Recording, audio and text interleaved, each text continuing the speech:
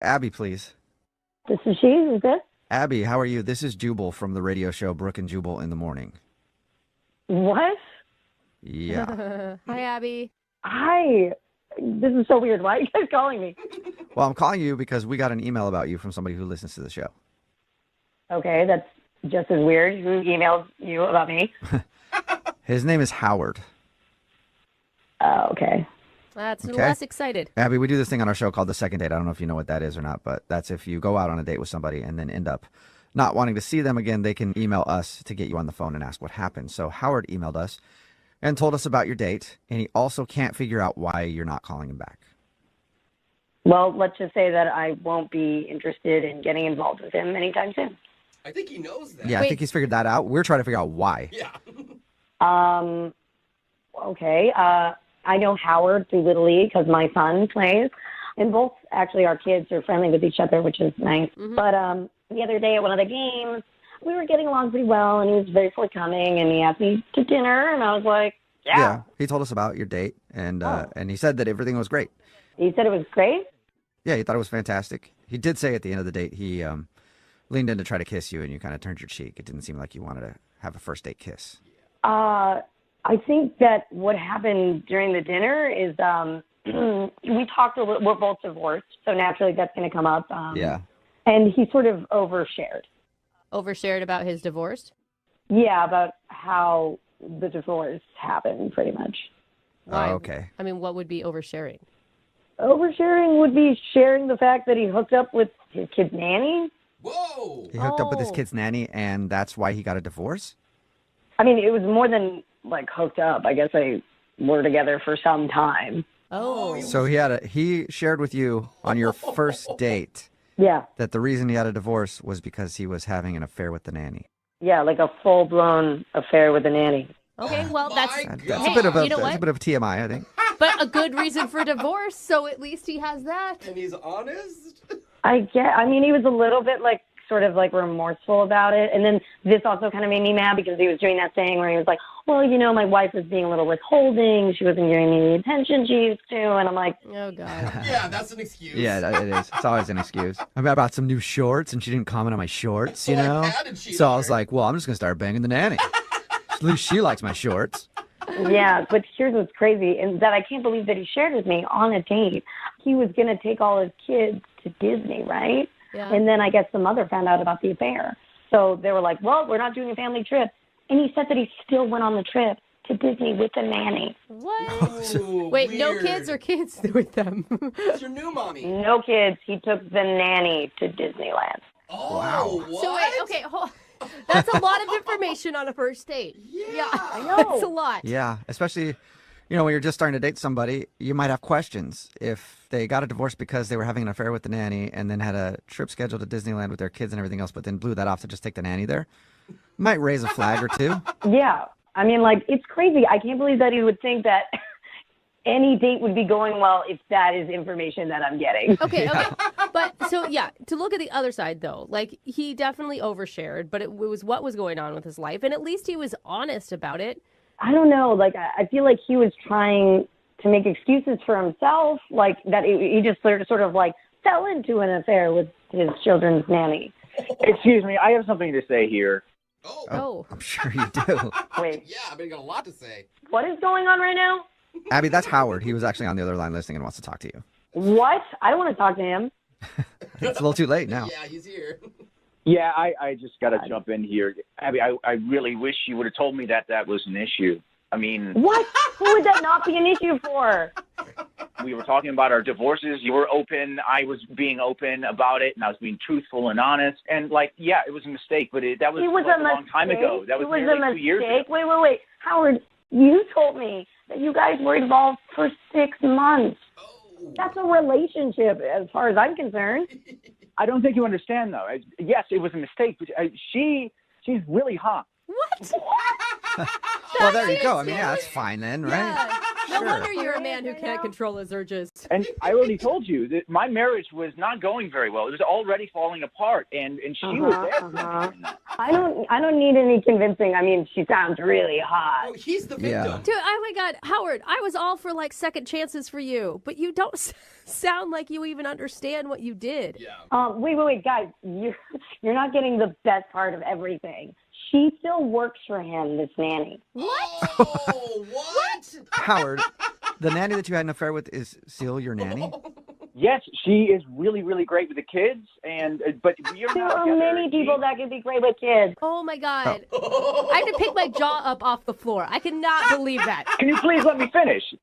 Please. It is no longer a thing. She works for me, and she is in her own thing, her own relationship, and I am not a part of that. Yeah. Okay. And I really don't think it's going to happen again. You don't think? I don't think it's going to happen again, but she is hot.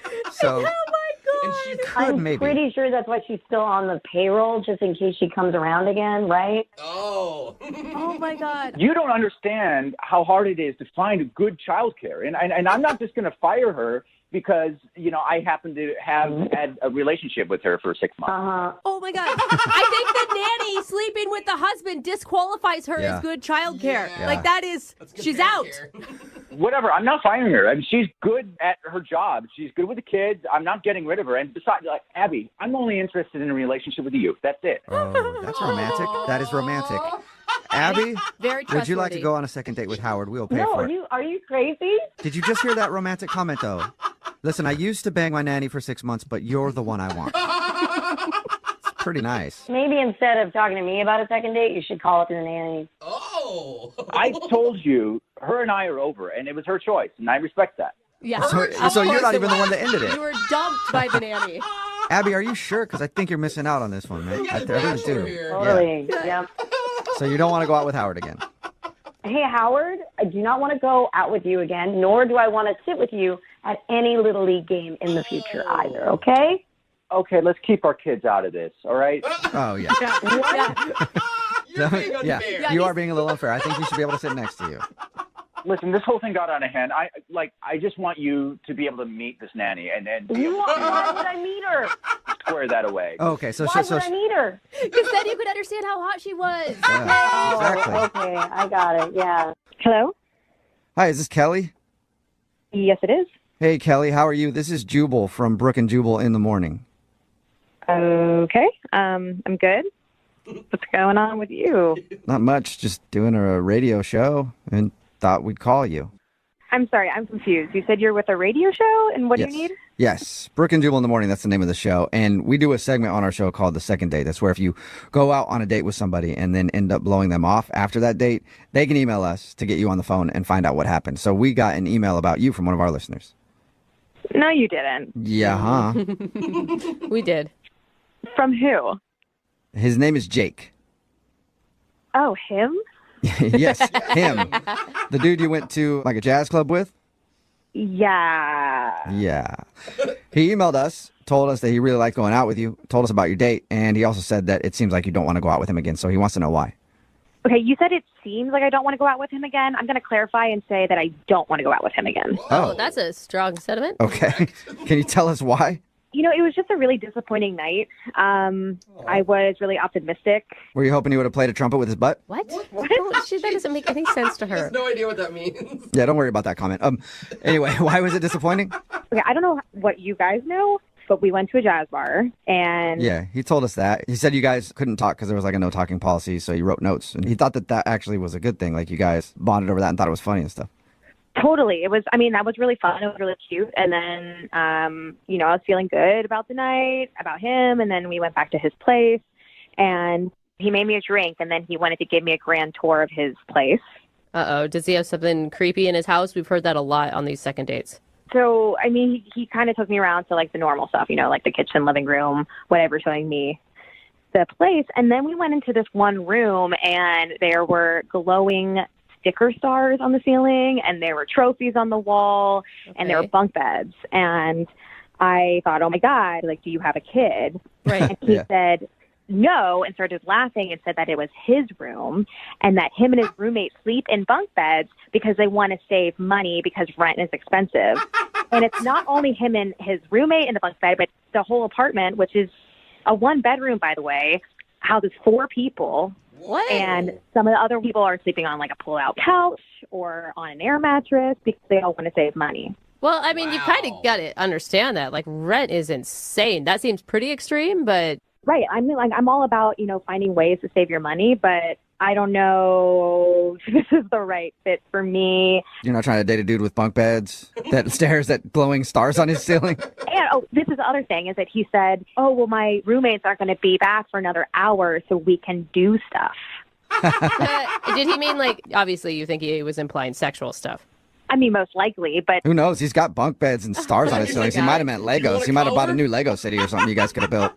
Yeah. I mean, it's just not the type of man that I see myself dating, because this apparently is a man-child, 12-year-old bedroom. How do you know? I mean, okay, the stars are one thing, but what if he's just really good with money and he's budgeting and he's saving for something? Like, I don't know, I feel like you're passing a lot of judgment. I mean, I have priorities, and I think dating someone who's sleeping on a bunk bed with his roommate underneath, like, I'm not really trying to spend the night over there. Yeah. So, but He don't could be you a have secret millionaire. Yeah. I mean, You like, Jubal's right. Like, don't you have a place that you can bring him back to? Sure, but I also like going to other places. Like, like all the other men I've dated at least have their own room, let alone their own bed. Well, he has his own bed. It's just on top of another. Yeah, it's just... Yeah, it's on top of his buddy's bed.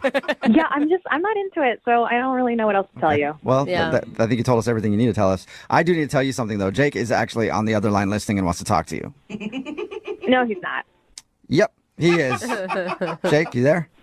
Yeah. Hey, I don't get it. Hi, Are you serious? Like, are you judging me for? dude. I Sorry. want to save money. I live in this bachelor pad with roommates. It's how we, get by. Yo, I don't know if I would call this a bachelor pad. Your bunk bed has a slide. Dude, that's kind of awesome. Sorry to interrupt, but... Yeah, it's totally awesome. You didn't even go down it once. Just because we're older doesn't mean that we can't have fun in our own room. Jake, that's a kid thing. They have those bunk beds with slides. As an adult man, you should have a more appropriate bed. Well, I mean, if you need me to take the slide off, I totally can. It's easy. It's just plastic. Yeah, that's not what I meant. The bunk bed is a really great idea. We can stay in one room. Past girlfriends I've had actually like it because it, we actually have to sleep closer and cuddle. You know what I mean? And it's been really great. Yeah, cuddling with you, me, and then your roommate below us. But my roommate is a really heavy sleeper. He won't wake up for anything. Yeah. You can go up and down that slide all night long. He won't even know. I didn't even talk to you when I was there about the whole star thing on your ceiling. Like, what is that even for? I'm on the top bunk. It helps me read at night. What do you mean it helps you read? Yeah, it glows for the first hour after I turn off the lights, and I can still read. Those are not Wow. bright enough to read by. Nice try, though. That was a good try. Okay, so what? I think they're cool looking. Yeah, there we go. Yeah. There's the answer. I just think that I should be judged on the time that we had and the connection that we had on that night, and not on just like a piece of furniture that I have. Yeah, he still saved up his allowance so you guys could go to that jazz club. Right, Kelly? I mean, you've got to understand from her point of view. I don't think it's necessarily just about the furniture. It's that, you're sharing a room with a dude still. Here's the thing. I've been saving a lot of money doing this, Yeah. and I have goals what to do with that money. I'm actually going to buy a condo in the next 5 years. So there you go, Kelly. He's not going to permanently be living in that bunk bed. I mean, the bunk bed might go to the condo, but who knows? But, So, Jake, you're telling me that I should trust you because you're saving money to buy a condo that maybe you'll get in 5 years. Exactly. It's going to be a really nice condo, too. How many roommates will you have in your condo? Hopefully just one. Hopefully it's going to be you, Kelly. all right. Well, Kelly, would you like to go out on a second date with Jake? We will pay for it. And who knows, one day you could be living in a condo with Jake, with a bunk bed, with a slide. I'm going to decline this one, but thank you so much. Are you sure? Not even a second chance? There are some things that I prioritize in my dating life, and bunk beds is not one of them. Okay. I guess I don't want to go out with someone who's going to just judge me for the furniture I have in my house. Sorry, I'm judging you, and honestly, I think that the rest of the girls that you're going to meet in the rest of your life are going to judge you as well, and that's just kind of how it is. Oh. Ouch! Burn! Sorry, Jake. No second date. But hey, one day you'll have that condo. And I then, will. Yeah, you will. And when you get the condo, ditch the bunk bed, all right? Yeah. I guess note taken. Go with the race car bed for that one. It's your own bed. That's what I'm talking about. I'm not gay. It's like an opposite. Guys, Yeah. don't laugh at him. Hello. Hi, is this Amanda? Yeah. Hi. Who's this? Hey, Amanda, how are you? This is Jubal from the radio show Brooke and Jubal in the Morning. Okay. Are you familiar at all? I think I've heard of it before, but I don't listen to the radio very much, to be honest. No, that's fine. That's how we like it. We like people to have just heard of it and not listened, so that you don't really know how to judge us. You know what I mean? Like, we prefer people just kind of know of us, but don't really actually actively listen to our show. So it's nice to meet you, Amanda. Yeah, you too. Can I ask why you're calling me? No. Yes, of course you can. Yes. Know my name. Bye. Yeah, that's all. I just want to see if you were familiar at all with us. No, Amanda, I'm calling you because we got an email about you from somebody who listens to our show. Oh, really? Yeah, his name is Dan. Oh, okay. Yeah, from and Tinder. yeah, you went on a date with Dan, Uh-huh. but now you're not talking to him, and he's wondering why. Is this like a normal thing you guys do? Yeah, it is. We do a segment on our show called the Second Date Update. That's where if you go out on a date with somebody and then blow them off, they can email us to call you and figure out what happened, and that's why Dan emailed us. All right. Did he maybe come across as ignorant, I guess you would say? He seemed really baffled by a lot of things, like Tinder and gay bars, and like maybe he said something that he shouldn't have. No, we had a good time. He's a great guy, actually. Oh, really? Okay, so you had a good time. He was a great guy, but you don't want to talk to him anymore. Yeah. Why? Come on. That doesn't give us a lot. I mean, it's kind of weird to tell you guys about it. Can you? And not even us. Can you tell us so that we can tell him? Because he's the one that's really curious. I mean, I'd rather you not tell him. Why is it something that he did? Kind of. All right. I'll just, I don't know how much he told you guys, but we went to a gay bar, and some of my friends were there, a few gay friends, and they're 100% sure he's not straight. Oh, really? Really? Like all of them collectively thought that? Yeah, and they're never wrong about this stuff. Really? Okay. Gaydar, huh? So you don't want to go out with him on another date because you think that he's not interested in you. Or women. Right. Or, yeah, that's what I mean. Women in general. Yeah, I mean, he seemed interested, and at the time I didn't actually think so, but the more I have been thinking about it since then, the more I agree with them, and I think he's probably gay. Well, I feel like if he is gay, he doesn't even know he's gay yet. Because Yeah. he seems pretty oblivious to most Girls. things in life. Yeah, that's what they were saying, is that he probably has no idea, but he was just way too comfortable. Like, he said it was the first time he's been to a gay bar, but he was like singing and dancing and like, I yeah, don't but know. don't they you said- think maybe he was just cutting loose? Like, He did say, I don't dance in normal bars, but anytime I've been to a gay bar, for some reason, the dancing takes over. Then I'll get hammered and dance. I don't know why. and he did say that he had felt more open and comfortable there than he Oh, he did say that. has Yeah. maybe ever. Like free. Yeah, at the time I just thought he was having fun and like we were having a fun time together. But like, for example, my gay friends pointed out like he was in the bathroom grooming his hair and like just being really meticulous about it. Obviously I didn't see that, but they were telling me about it. And they were saying like his mannerisms are like kind of stereotypically gay or effeminate, you know? Oh. Yeah, but that's, I mean, it sounds like they're even playing into the gay stereotype at this Yeah. point, you know? Yeah, I know it sounds like stereotyping, but like they were very insistent that they are all in agreement he is not straight. Wow. Every single one of your gay friends thinks this dude is gay. Dang. Yeah, there were like 5 of my friends there, 5 gay guys I know who all agree. Why wouldn't you go out on another date with them and just, I don't know, Find test out. the waters? Yeah. I just don't want to get involved if he's like discovering something about himself. I don't want to complicate that any more than it already is. You know what? We talked to him, and he did sound like he was discovering a lot of things. Yeah, Like the way that he everything. even talked about being there, he was like, I felt the most free. So I mean, I don't know if I can necessarily argue with you. Maybe he is, but you don't want to go out with him again just in case he's all of a sudden realizing that he might be gay. He's a great guy and we could be friends, but I just don't want to get romantically involved with him right now, you know? Well, maybe you can talk to him about being his friend because he's actually on the phone right now listening and wants to talk to you. Hey, Oh. Amanda. Oh my God. I'm so sorry, Dan. I did not know you were listening. Yeah, I'm a little confused here. I think so. I think that's the whole point of the phone call, Dan. No, I mean, Amanda, I don't know how to say this, but I'm not gay. It's like an opposite. Guys, Yeah. don't laugh at him. Amanda, I think your friends are mistaken. I think they're the ones that are a little confused because I'm super straight. Like Super duper. Look, Dan, I'm really sorry. I'm not trying to call you out or out you on the radio, but I just am going by what my friend said. your friends were so cool. Like, I would trust them also, but not about this. Like, we like totally hit it off. And I mean, if I was gay, would we have, like, that kiss kind of rocked, Yeah, right? that's true. Yeah, I mean, but gay guys can kiss well too. That doesn't mean anything. Right, but they usually kiss guys well. I mean, Amanda, I will say, I don't think that you're being fair. Like, he's saying he is attracted to you, and that's all that matters. Do you know what I'm saying? Like, even if down the road he's attracted to men, right now he's attracted to you. Wait, I'm sorry. Hang on. Yeah. I'm not attracted to men, so I'm not gonna like become attracted to men. Okay, well, what about my friend with the tattoo? You're like holding his arm, like admiring his tattoo for, I don't know, like 5 full minutes. Whoa. The ink work on his arm is spectacular. The shadowing is amazing. Look, I've been wanting to get like a really rad tribal for a while, and Charlie's work was amazing. Really rad tribal. I don't think he's gay.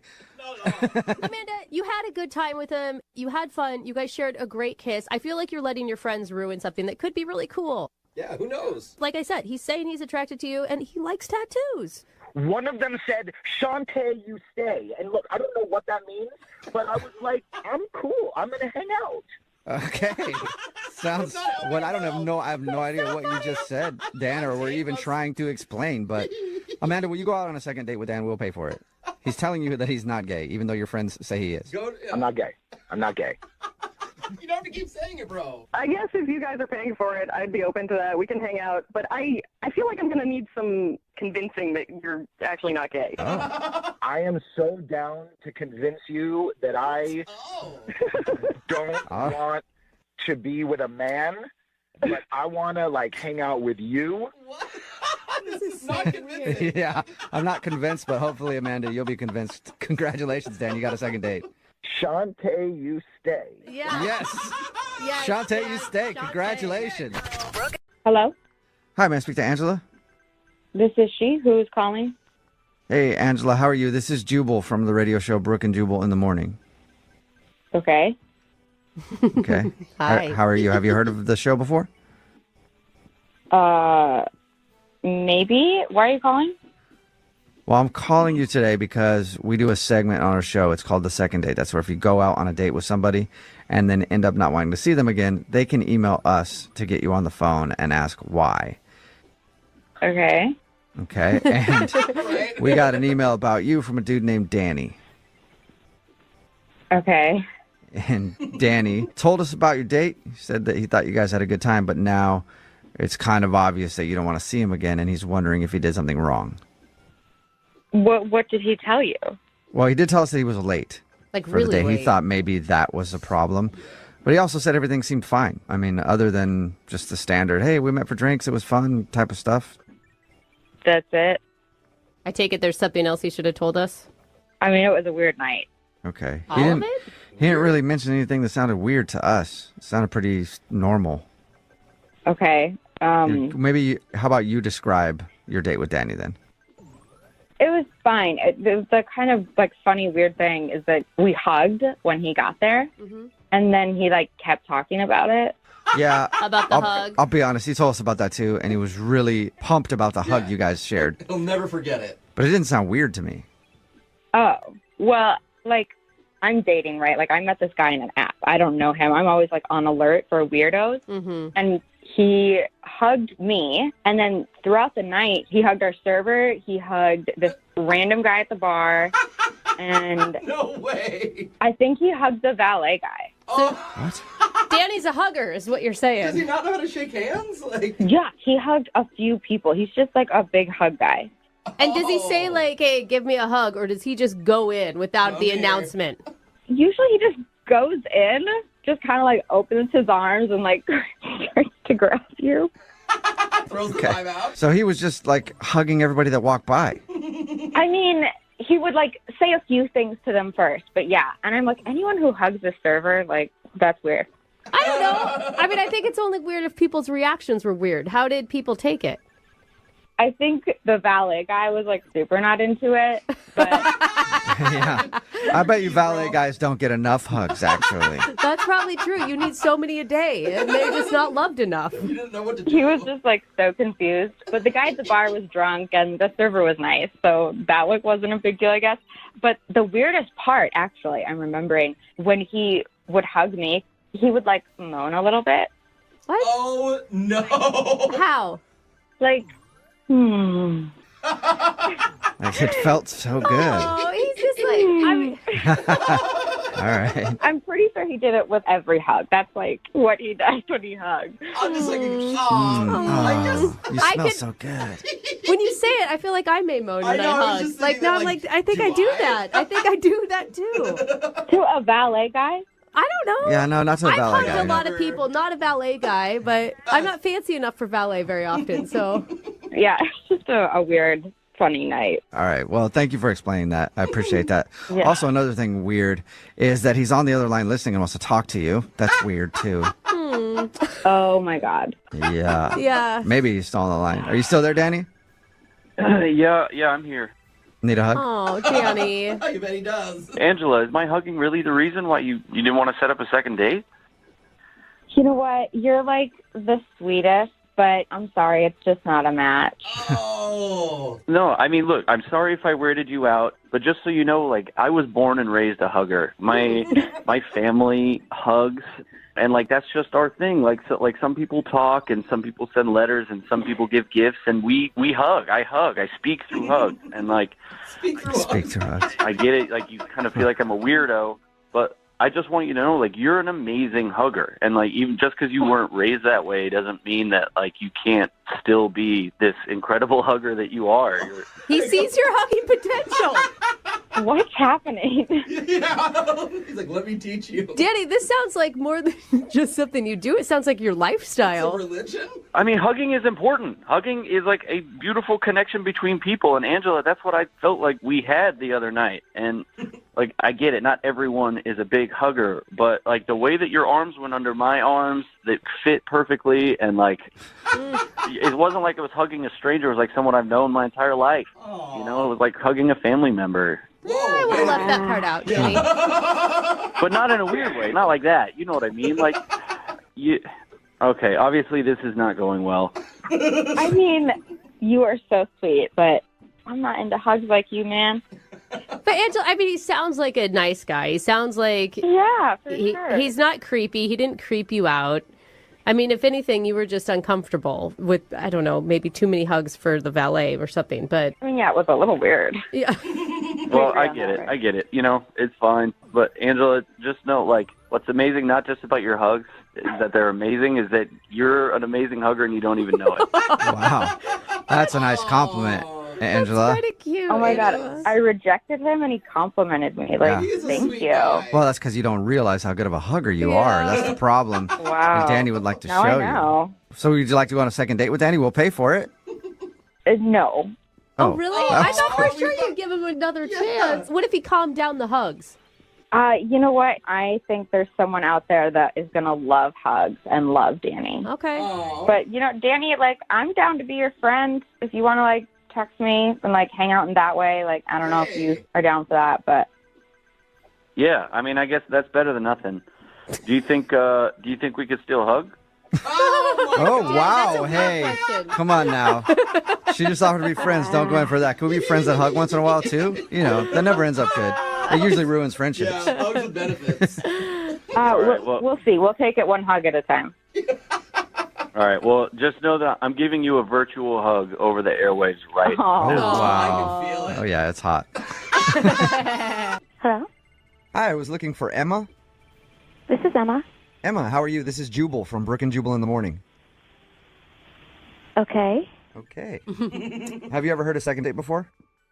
No, I'm not really in the car at that time, so. Okay. No, that's cool. It's all good. Well, you are about to be the star of a second date, so that's exciting. What does that mean? That means that you recently went out on a date with one of our listeners, and he liked you a lot. So he wanted me to call you, see if I could get you on the phone, and ask why you've been blowing him off since you guys went out. Okay, who told you that? His name is Dave. Oh. You know Dave. You used to work with Dave. We've talked to him, and he's a very nice guy. But he's just curious if he did something wrong on your date, and that's why you've been kind of blowing him off, giving him the busy excuse. He's a really nice guy, but I really didn't even know we were going out on a date. Oh, did you think it was a friendship thing?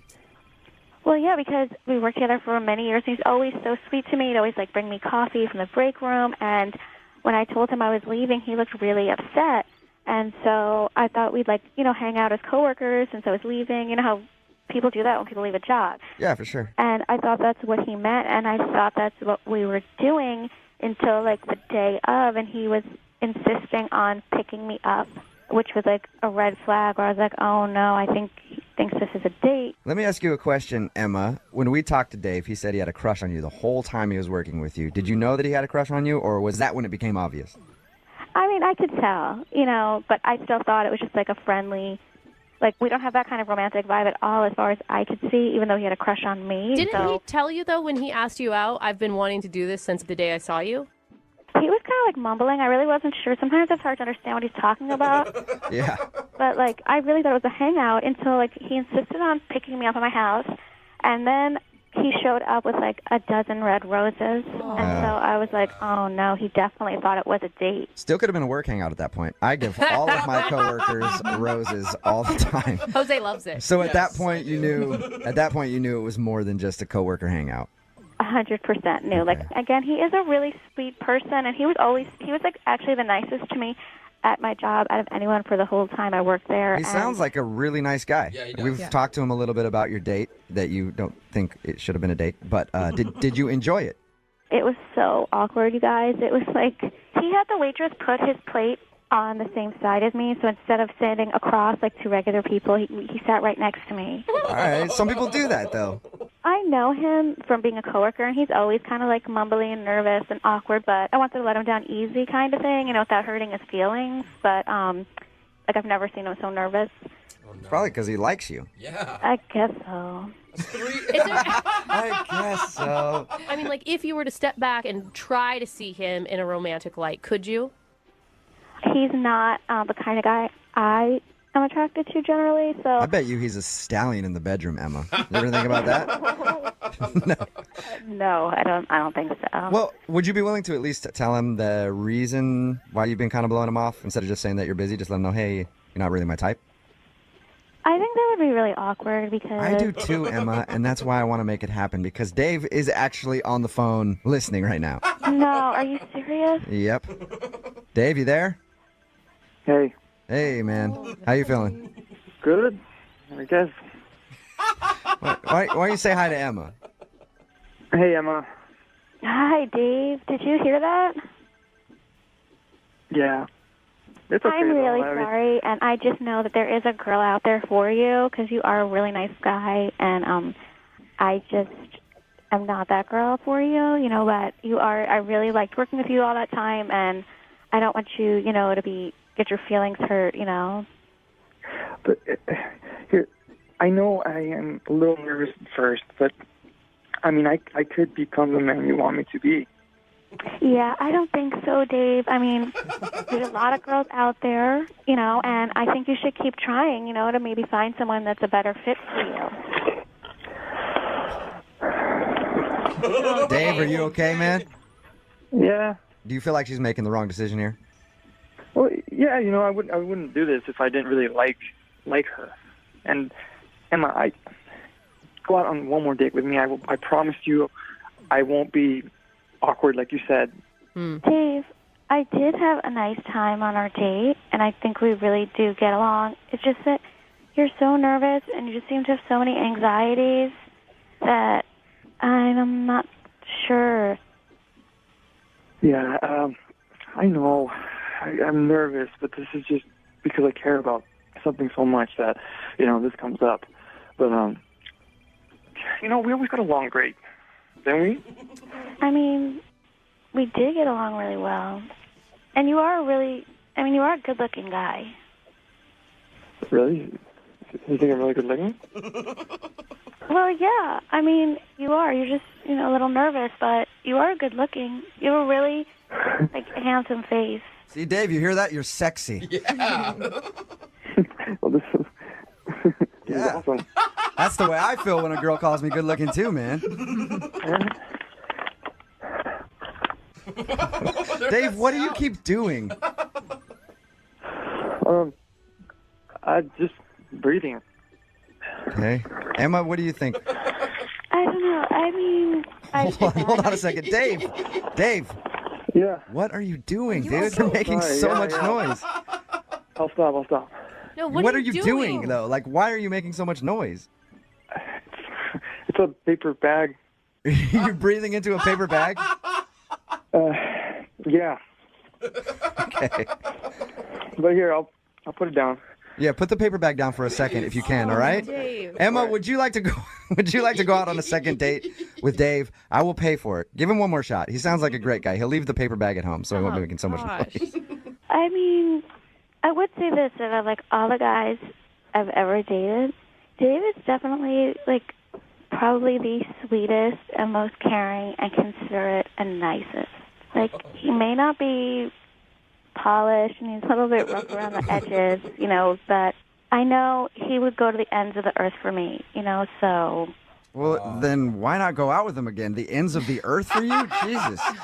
That sounds like somebody I'd want to spend some time with. Yeah, I would. I really like you. Okay. I will go out on a date with you, Dave. There you go. Congratulations, Dave. Dave. Yeah. Congratulations. You got a second date. Whew. You gonna be okay? Oh, Dave. Dave, are you breathing into the bag again, Dave? Well, now it's some excitement, man. All right, then keep breathing into the bag. And Hello? hi, is this AJ? Yeah, who's calling? What's up, man? How are you? This is Jubal from Brook and Jubal in the Morning. I don't know what that is. It's a radio show. It's called Brook and Jubal in the Morning. Oh, okay. Why are you calling me? That is a good question. I'm calling you because we actually got an email from one of our listeners about you. Wait, like me specifically? Like, you sure it's the right AJ? I'm pretty sure it's the right AJ. Is this the AJ that went out on a date to Panera Bread with a girl named Deanna the other day? Yeah? Yeah. Yep, that's why we're calling. But how do you know that from the email? How do you know that?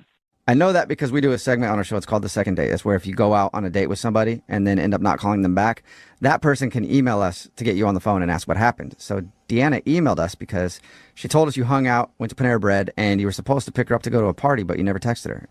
That's kind of weird. She emailed a radio station about our date? Yeah. I think it's more weird that you left her just stranded, man. Like, why would you commit to something and then not follow through? Even if you weren't going to go to the party with her, why wouldn't you just shoot her a text and say, hey, I'm so sorry, it's not going to work out? I'm not really comfortable talking about the details of our date on the radio. Well, when you say the details of your date, it doesn't sound like you guys really did much. Right, you were at Panera Bread. Yeah, we talked and it was okay, but I don't want to air out her dirty laundry or anything, but it freaked me out a little. She freaked you out? Well, all right, if you don't want to air out her dirty laundry, when we do this segment, everybody who agrees to do it knows that they might hear something that they don't want to hear. So she has agreed to have her dirty laundry aired. You're 100% sure it's fine? I have class with this girl. Yeah, I'm 100% sure it's fine. We've done thousands of these things at this point, but she knows that she could hear something that she might not want to hear.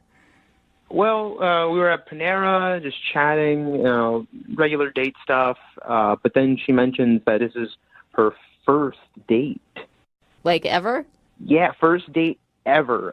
What? So what? She's in college. It's not like you're talking about a 45-year-old woman. But still, what? How has she not been on a date? Ever, yeah, I know. It's kind of surprising. Something wrong. No, there is not anything wrong. It could just be that either she didn't meet somebody, maybe she's been really shy, maybe no one's ever even asked her. Do you know her excuse for that being her only first date, AJ? I don't know if she has an excuse or not. It's just in my experience, I don't like going on dates with girls who've never been on a date before. Why? Well, from my experience, afterwards they get really clingy and attached. I guess they over-romanticize me or something. But, I'm in college. I'm not ready for that kind of commitment, and that much clinginess. You say, in your experience, have you had a lot of first dates with people who have never had first dates before? I mean, I guess back in high school, people are younger, don't really have that kind of stuff in their wheelhouse yet. Hey, wait, hold up, though. I feel like you're throwing out a huge stereotype about people who are dating virgins, basically. Well, actually, she could actually be a virgin, too, if she's never been on a date. Yeah, that's bad. Yeah, don't go down that road. You guys, yeah, for all we no. know, she's like 19 years old. Give these kids a break. I'm just saying, like, don't be her first, because it's the my God. worst. Like, it's not only worse in the moment, but then Listen. after you have to deal with the aftermath of being her first. It's not fun. I agree with you on that, AJ. No, all of you. That is awful. AJ, what did she do on your date at Panera that made you think she was clingy, besides just telling you it was her first date? Really nothing much. She was just seemed very excited for a first official date. And that just, gave me flashbacks to other first dates. And I was like, I don't know if I want to go down this road. So why blow her off then? Why not at least tell her that you weren't interested in seeing her again? Well, it was just a first date. If I had been dating her for a while, it would have been extra rude. But, once the semester's over, I might not see her again, so. Wait, no, it's rude to begin with to make someone think that you have plans and then never follow through. Like, that's rude. Well, I can't text her after her first date ever and say, "Oh, well, cancel." That would crush her heart even more. Crush her heart even more than making plans with her and then leaving her to sit home and wait for you. I don't know. Maybe she thought I got into a car accident or something. What? Even worse What than kind worse. of like alternate asshole reality are you living in right now, AJ? Like, you need to be respectful and kind with other people's hearts, and you're not doing that at all, man. I really don't know what to say to her because I just don't want to hurt her feelings. Oh, that Well, must AJ, I think we should give it a try. Don't you? Yeah, I'm not sure. Okay, well, you better get sure because she's on the other line listening and wants to talk to you. Wait, what? She's on the other line? Yep, she's there. Deanna, are you there? Hey. Oh, hi, hi, Deanna. Hey, AJ. Yeah, I definitely heard everything you said. Oh, well, at least you know how I feel. What? That's just my experience in the past, Uh-huh. You think I'll send you, 8,000 text messages or something after one date at Panera? Potentially, You really don't think very much of me, or it sounds like women and girls in general. No, it's not anything like that. It's just my experience in the past with, girls that they're not as experienced, and then they kind of think a little too much of me right away. So you think just because I haven't been on a date that I don't have experience? To be honest, I just don't know you that well, so I just Made a lot of assumptions. Exactly. That's exactly what he did. He made a ton of assumptions. Not having been on a date or been in a relationship actually means that I am much more independent than it sounds like you are. I'm just in college, and I'm not really ready for something super serious, super quick, and meeting parents and all that stuff. What? It's just experience from my past. It's just stuff. You think that I've we're dealt going to with go to before. Panera and then I'm going to be like, hey, you need to meet my family. I mean, AJ, I like you. I thought we had a really good time, and it's really too bad that you actually have so many assumptions about women that you're clinging to, and that you can't be open to other options, and that somebody actually is really independent. You see what you said right there? You said you like me after one date. Is that enough information to really know that you like somebody? I don't know. See, Deanna, you're being a little too clingy saying that you like him just after one encounter, Totally. I mean, emotional intelligence is really clingy. I am really not shocked that this dude was the dumbest dude in your study group. Wait, what? What'd you say about me? AJ, you were the one who wasn't getting it in the study group, and I was happy to hang out with you longer and make sure that you got it. And you did. You totally got it. Oh, she's really proud of you. Good job, buddy. I'm not some idiot with drool coming out of his mouth or something. Well, I didn't say that. Another assumption. Yeah, he kind of implied it. Oh, another assumption right there. No, he was talking about you. Yeah. You didn't get that? No, he didn't. I definitely thought that I liked you, and I did. I thought we were having a good time, and I was really open to dating you some more. But honestly, after this conversation, I think I know more about you, and this is not going to work. Well, let's make sure and ask officially. AJ, would you like to go on a second date with Deanna? We'll pay for it. I know she just said she doesn't want to, but I'm hoping that she'll change her mind if you say yes. I feel like she got really worked up over just one date and one, missed text. I think. Do I sound worked up? Clingy, but that signs of clinginess right there, being so worked up. How are you So still no, sticking to I'd that? say no. The clingy girl just denied you before you were even able to say no. Yeah, well, it's mutual. Okay. Well, sorry, Deanna, no second date, but it sounds like that you're okay with that. Totally. AJ, I know your deal. Wish you the best of luck. Hope you don't make assumptions about women in the future, though. Don't worry, Dan. One day there'll be a guy that's cool with your whole deal. Hello? Hi, is Mark there? Yeah, this is Mark. Hey, Mark, how are you? My name is Jubal.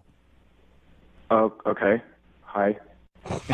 Mark, I don't know if you know who I am or not. I host a morning radio show. It's called Brooke and Jubal in the Morning. What's going on? Well, I'm actually calling you today because one of our listeners sent us an email about you. Okay. Her name is Denise, and you guys recently went salsa dancing together. Whoa. What? Yeah. It's a segment we do on our show. It's called The Second Date. So if somebody goes out on a date and then they get blown off, they ask us to get that person on the phone and ask why. So Denise wants to know why you're not calling her back. Oh, my God. She called a radio station? Yes, she did. I knew this was a bad idea. You knew what was a bad idea? Going out with Denise? Well, sort of. I feel guilty. There's just like really no future for she and I, I think. Why do you say that? Look, I'd really rather not like get into it, but if you talk to her or whatever, definitely tell her she's cool and great, but like nothing's going to happen. So you thought she was cool and great, but there's no future between you two, for sure. Yeah. Can you give me anything more than that?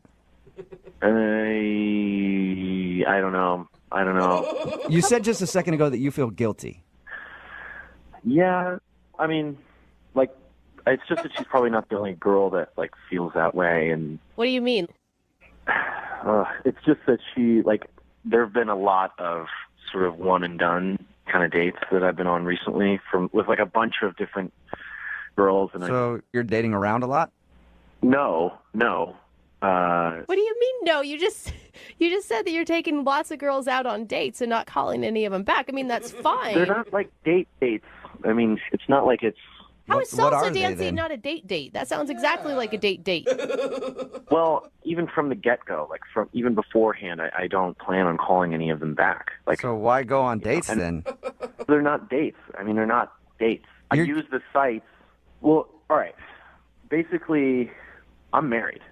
What? Whoa! What did you just say? I'm married. I'm very happily married. You are not obviously very happily married if you're on a dating website going out on dates that you refuse to call dates. Like, I promise you that my wife and I are very much in love, and I'm not cheating. Like, I don't kiss any of these girls. I don't hook up with them. You just lonely or something, and you want companionship when your wife's at work or something? Like, what's... No. So my wife and I, our 5-year is coming up, right? Your 5-year anniversary?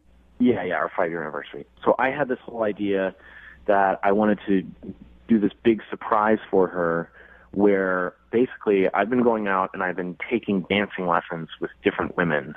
And these girls are helping me practice, essentially. They're like dancing partners. You are so full of crap, I can't even believe it. You're trying to tell us that you're just learning how to dance by being on a dating website. It's kind of smart. Yeah.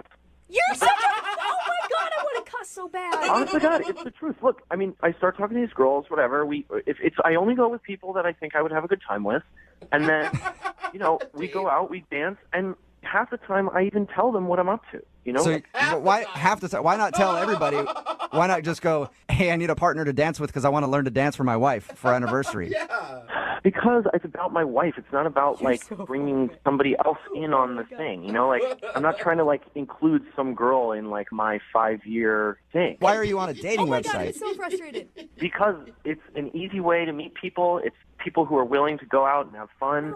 They want to engage with somebody. And, I could put up some ad on Craigslist, but I might get some creep or some, weirdo.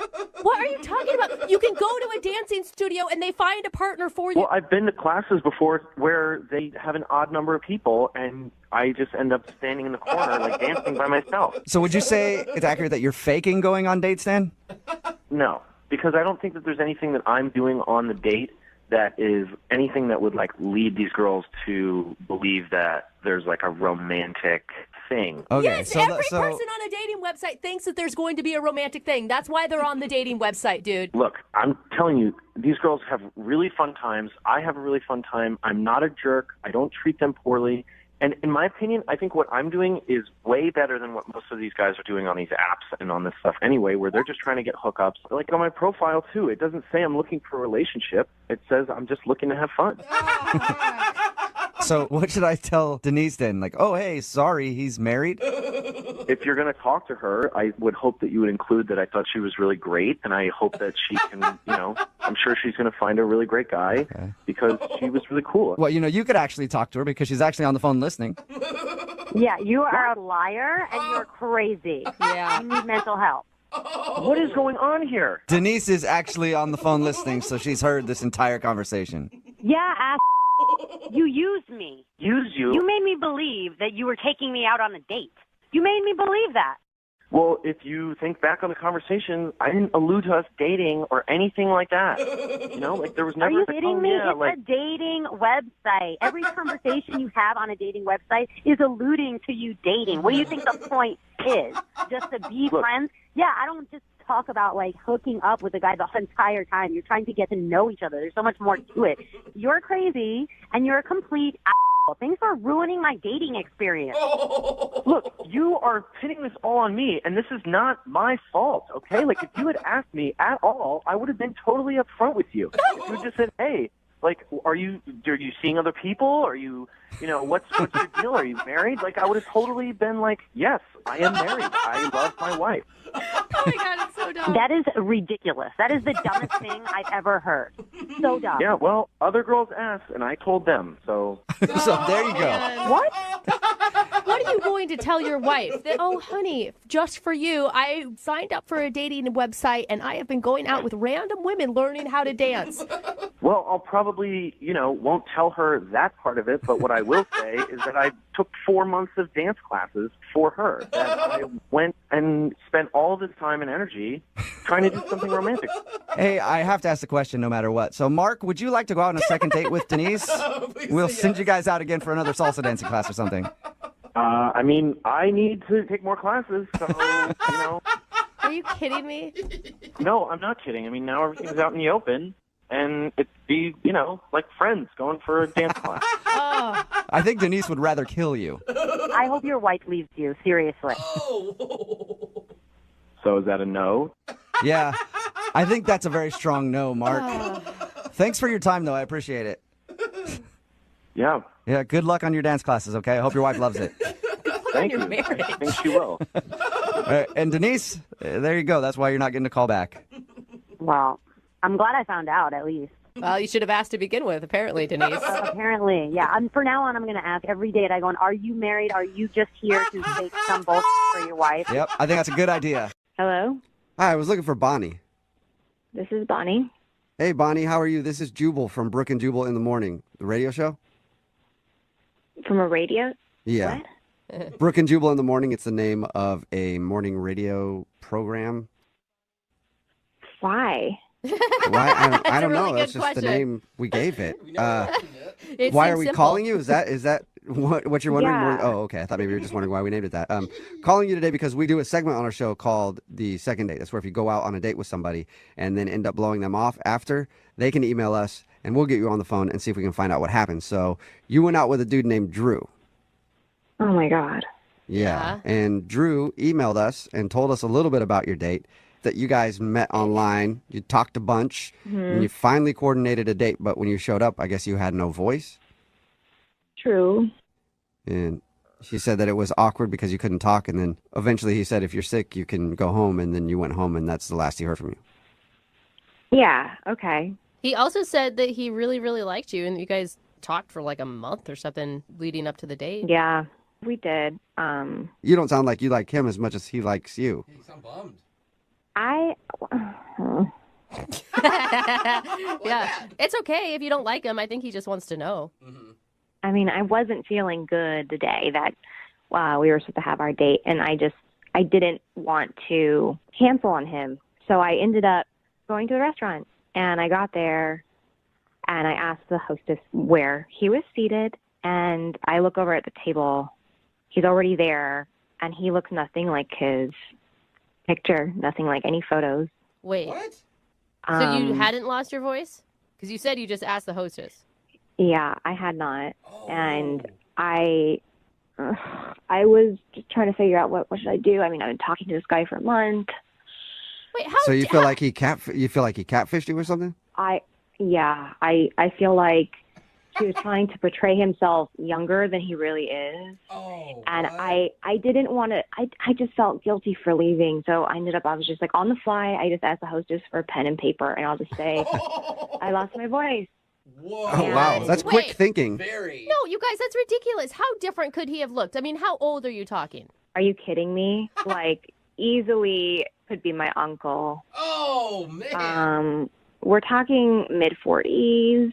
I'm in my mid to late 20s. Oh, gotcha. And the pictures on his profile were definitely in my age range. So when I saw him, it was quite traumatic. I was like, this is not what I signed up for. I don't know who this guy is. And he barely looks like his photos. I could kind of tell that it was still him. Why not just cancel on him instead of sitting there acting like you can't talk? Because all the time we had spent talking already, I felt guilty. I was trying to be nice. I didn't want to stand him up. Yeah, but you don't owe anything to somebody who's lying to you. I mean, did he outright tell you that he was your age, or is it something you just assumed? We never had the conversation, but his photos make him look younger. So. Yeah. It's weird that he wouldn't ever bring that up. Like, if he knows he's using photos from 20 years ago, he's probably going to get caught. Yeah, I don't know. I didn't stay that long on the date, if that's any consolation for you. He thought you might be faking. Yeah. Not having a voice. And I guess you were faking, but he did suspect that. I mean, it is what it is. He was lying. I'm not lying. You're lying, Bonnie. Drew, you're supposed to wait. What's going on? Oh, Bonnie, that's Drew. He's actually on the other line listening and wants to talk to you, but apparently he couldn't wait until I called him into the conversation, Drew. Yeah, no, I'm sorry, guys, but like she can't say that I'm lying. I'm not lying. But how are you not lying if you put... Those photos that were on my profile, yes, they were of when I was younger, but those were the best photos. I'm not going to put like a crappy photo of myself on the thing. It doesn't make any sense. Why did you guys not tell me that he was on the line? Why did you write on a note card like a sociopath and then say you couldn't talk? If that's what it is, then just say that. I don't know why you went around this crazy... You know, Drew, I was doing you a favor, okay? Oh, I great, stayed. I could have left. You could have just been stood up at that restaurant like an average 45-year-old man, but I stayed. Well, I might be I was be there. older, but I'm not like a Hannibal Lecter type of person that writes like a... Why couldn't you just say We don't know that. Drew, it is kind of weird that you brought up the whole point of how she was gorgeous in real life. Didn't you at any point think like, ooh, I better let her know that I'm significantly older than the photos that I used? Significantly. Yeah, just add it in again. Drew. Well, it does sound like you're just like fishing for younger women by tricking them online. No, I'm totally not doing that. What I'm doing is I'm taking the photos that I think best represent my personality. That's not true. I'm going to paint a photo. I'm going to paint a photo for you. If you were to walk into a restaurant, blind date, and you were going to go meet a woman. Don't interrupt me. I'm not done. Don't interrupt me. I'm not done. Okay, let's have and you were her supposed moment. to see a woman, and then this woman ended up being 65 years old. What would you do? What if she looked old enough to be your mother? 65 You look years old enough to be an uncle First of all, you're being mine. hyperbolic. Okay. Oh, big words. Oh, do you Big even know words. Do you know what I'm not a f***ing idiot. Yeah, I know exactly Are you sure what you're you're not talking an idiot because you sound like a raving lunatic that would actually go to a hostess and ask for a pen and paper and then write that like, sorry, I can't talk. Are you, like, I'm were the you raised by lunatic, wolves? Drew. You're the one who called me on the radio, you idiot. What else? What else do you have to do? You moron. Oh Because my God, both of you. I had called you, texted you, reached out, and you just thought you could just like do whatever the hell you want. And you, by the I will. greaterness of your voice, Yeah. I know that you feel like you're a very entitled person now. Drew, It's Drew, really just annoying. settle it. Drew, how old are you? How old are you, Drew? I'm not telling you. Oh, that means you are really old. Well, I sound a lot younger than you do, sweetheart. Oh, I think we have our answer here, Drew. I think you know why. I don't think we have our answer because you two sound like there's a lot of passion, and I would love to see you guys go out on a second date. Bonnie, would you like a second date with Drew? We'll pay for it. Why? Why not? Don't you want an older man? Why? Wait, now you're just mocking her? Yeah. He has exactly what I'm doing. nothing better to do. So you're actually 12, is what I'm hearing, Drew. Older, but he's not as mature. I'm happy to do Drew a solid, and I can set him up with one of my mother's friends. Okay, Bonnie, thank you for your time. Drew, I'm sorry you didn't get your second date, but maybe update your photos online. Maybe that will help. Shut up, ass. Why don't you update your photos? So you look so ugly. I've tried, but there's nothing that can really help that. Maybe I can borrow your photo. Hello, Hi, is Rachel there? this is Rachel. Rachel, how are you? This is Jubal from Brook and Jubal in the Morning. I'm sorry, what? This is Jubal from Brook and Jubal in the Morning, the radio show. A radio show? Yes. It is a morning show, Uh-huh. and we're calling you to see if you'll come on the air with us for a few seconds and talk to us. Why? Because you recently went out with a listener of ours. I did? Yeah. And he emailed us and wanted us to call you and ask why you're not going out with him on a second date. Okay. His name is Doug, and I'm sure you probably remember Doug because I'm assuming he's one of the only dates you could have gone on that made a list of things that he likes about you. Oh, yeah. Yeah, I know Doug. Yeah, you do. Okay, so Doug emailed us, right? And he told us about your date, said that he had a great time with you, but since your date, he's been getting like one-word responses from you, and it's obvious that you don't want to go out with him again. But Doug really wants to see you and is wondering if he did something wrong when you two went out, and if you wouldn't mind telling us what that is. He's fine. He was a nice guy. He's just a little different. Was he too much? Maybe came on too strong, too quickly? No, I mean, it wasn't that. It was just, if you guys talk to him, can you just let him know that I said thanks so much for the date and that he's a really nice guy? Okay. Yeah, we'll talk to him about this whole thing, and I appreciate you staying on the phone with us. I do. I just want to ask you, because he told us about everything, and he feels really bad about making a list of the 10 things that he liked about you. Doug, I don't know if he shared with you, hasn't been out on a date in a long time, so he's a little out of practice. You made him nervous because he likes you a lot. Was it the list? I mean, the list was weird. It was definitely one of my more awkward moments on a date. Okay. But, yeah, I was nervous and it was fine, and I understood it. And that was okay. That wasn't the main problem. Okay, well, do you mind telling us what the main problem is? Doug wants to know. I don't want to come off as sounding, like, weird and rude and petty, but he kept making really weird faces, like a nervous tick almost, like, I don't know, like Tourette's of the face. It's so hard to explain. It was so weird, and I wanted to ask if there was something wrong with him, but I felt it was too rude to do that. Yeah, that's understandable. Hey, what's wrong with your face? Exactly. And, I mean, he was so sweet, and he was clearly so nervous, and he's a good person. I really couldn't see myself doing that. We don't know much about Doug other than he listens to the show, and he seems like a nice guy when we talk to him. Is it obvious that he has a facial tick, or do you think, like, what do you think he was doing with his face that made you so uncomfortable? Honestly, you guys, I have no idea. It was so weird. What did it look like? Like he was in pain. Like every once in a while, it would do this weird, like, grimace thing. But it was just, like, totally random. Like, nothing was going on. Did you ask him if he was okay? Like, if he was honestly in pain, or?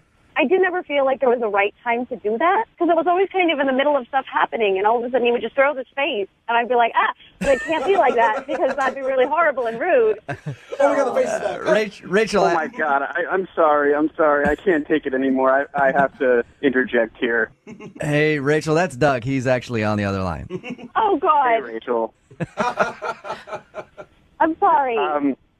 Oh, my God. This is so embarrassing.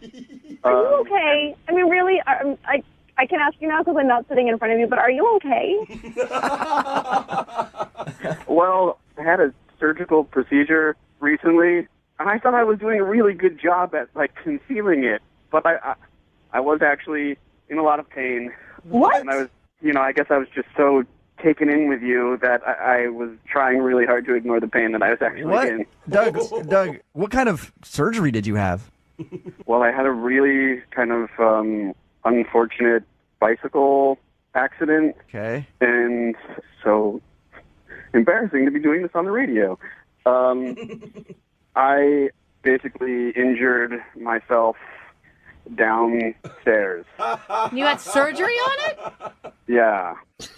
I was mountain biking with my buddy, and I went off a little jump, and it just landed wrong. Doug, you were... man, that sucks. I'm sorry, dude. You were talking to her for weeks. Why didn't you just wait? Well, because she's so wonderful, and I know that if I waited, that someone else would just snatch her up. Rachel, are you still there? Yeah. Okay. Oh, my gosh. What do you think about that? It wasn't a weird face thing it's a weird something else that he has making his face do that. Oh, geez. awful, and I cannot believe you went through our whole date without saying anything. If you were in that much pain, that's crazy. I was really just trying to focus on the great time that I was having and that I thought we were having.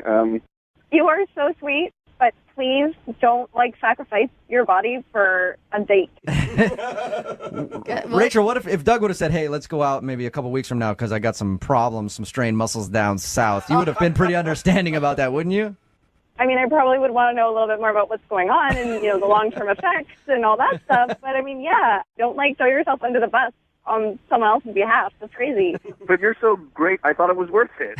Doug, is everything going to be working in the future in that department? I'm just looking out for her best interest. That's all.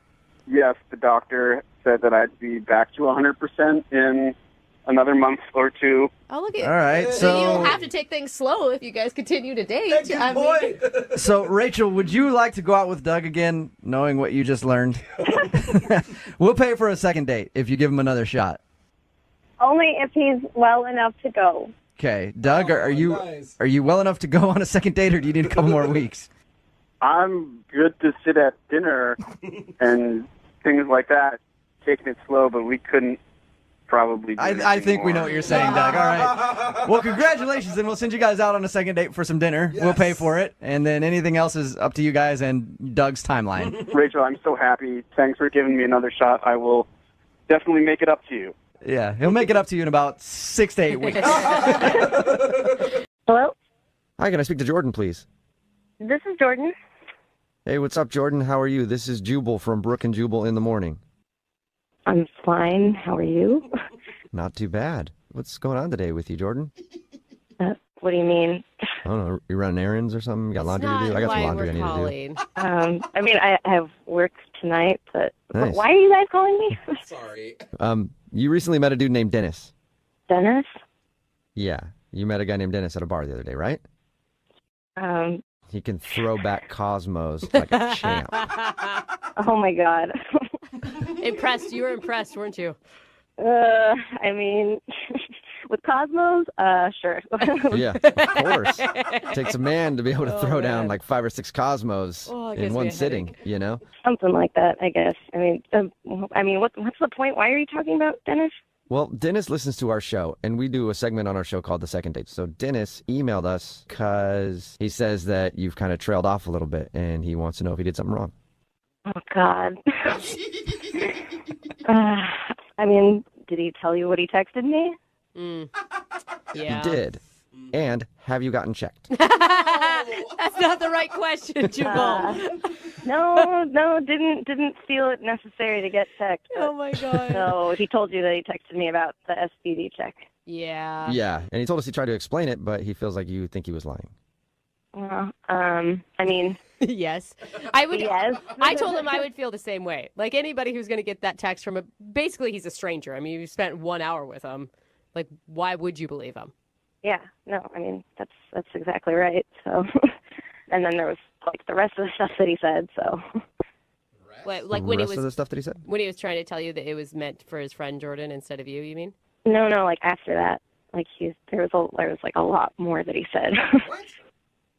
About what? He told us that he sent you that STD joke, and then he was like trying to over-explain. It seemed like he was lying. That's all he told us. Oh yeah, I mean it got like way worse after that. Like I don't know what is up with him. Like it was really weird. Wait, how can it get worse than you should go get an STD check that costs $75? Like that seems as bad as it could get to me. Oh no, like he kept going. Like he told me a whole bunch of stuff.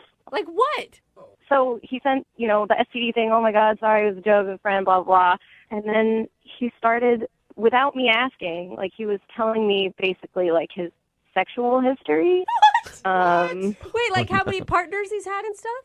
Yeah, like exactly that. Like he was like, oh, I like haven't really been with that many girls. And I was like, okay, like that's fine. And he was like, it was only like 3 women that I've been with.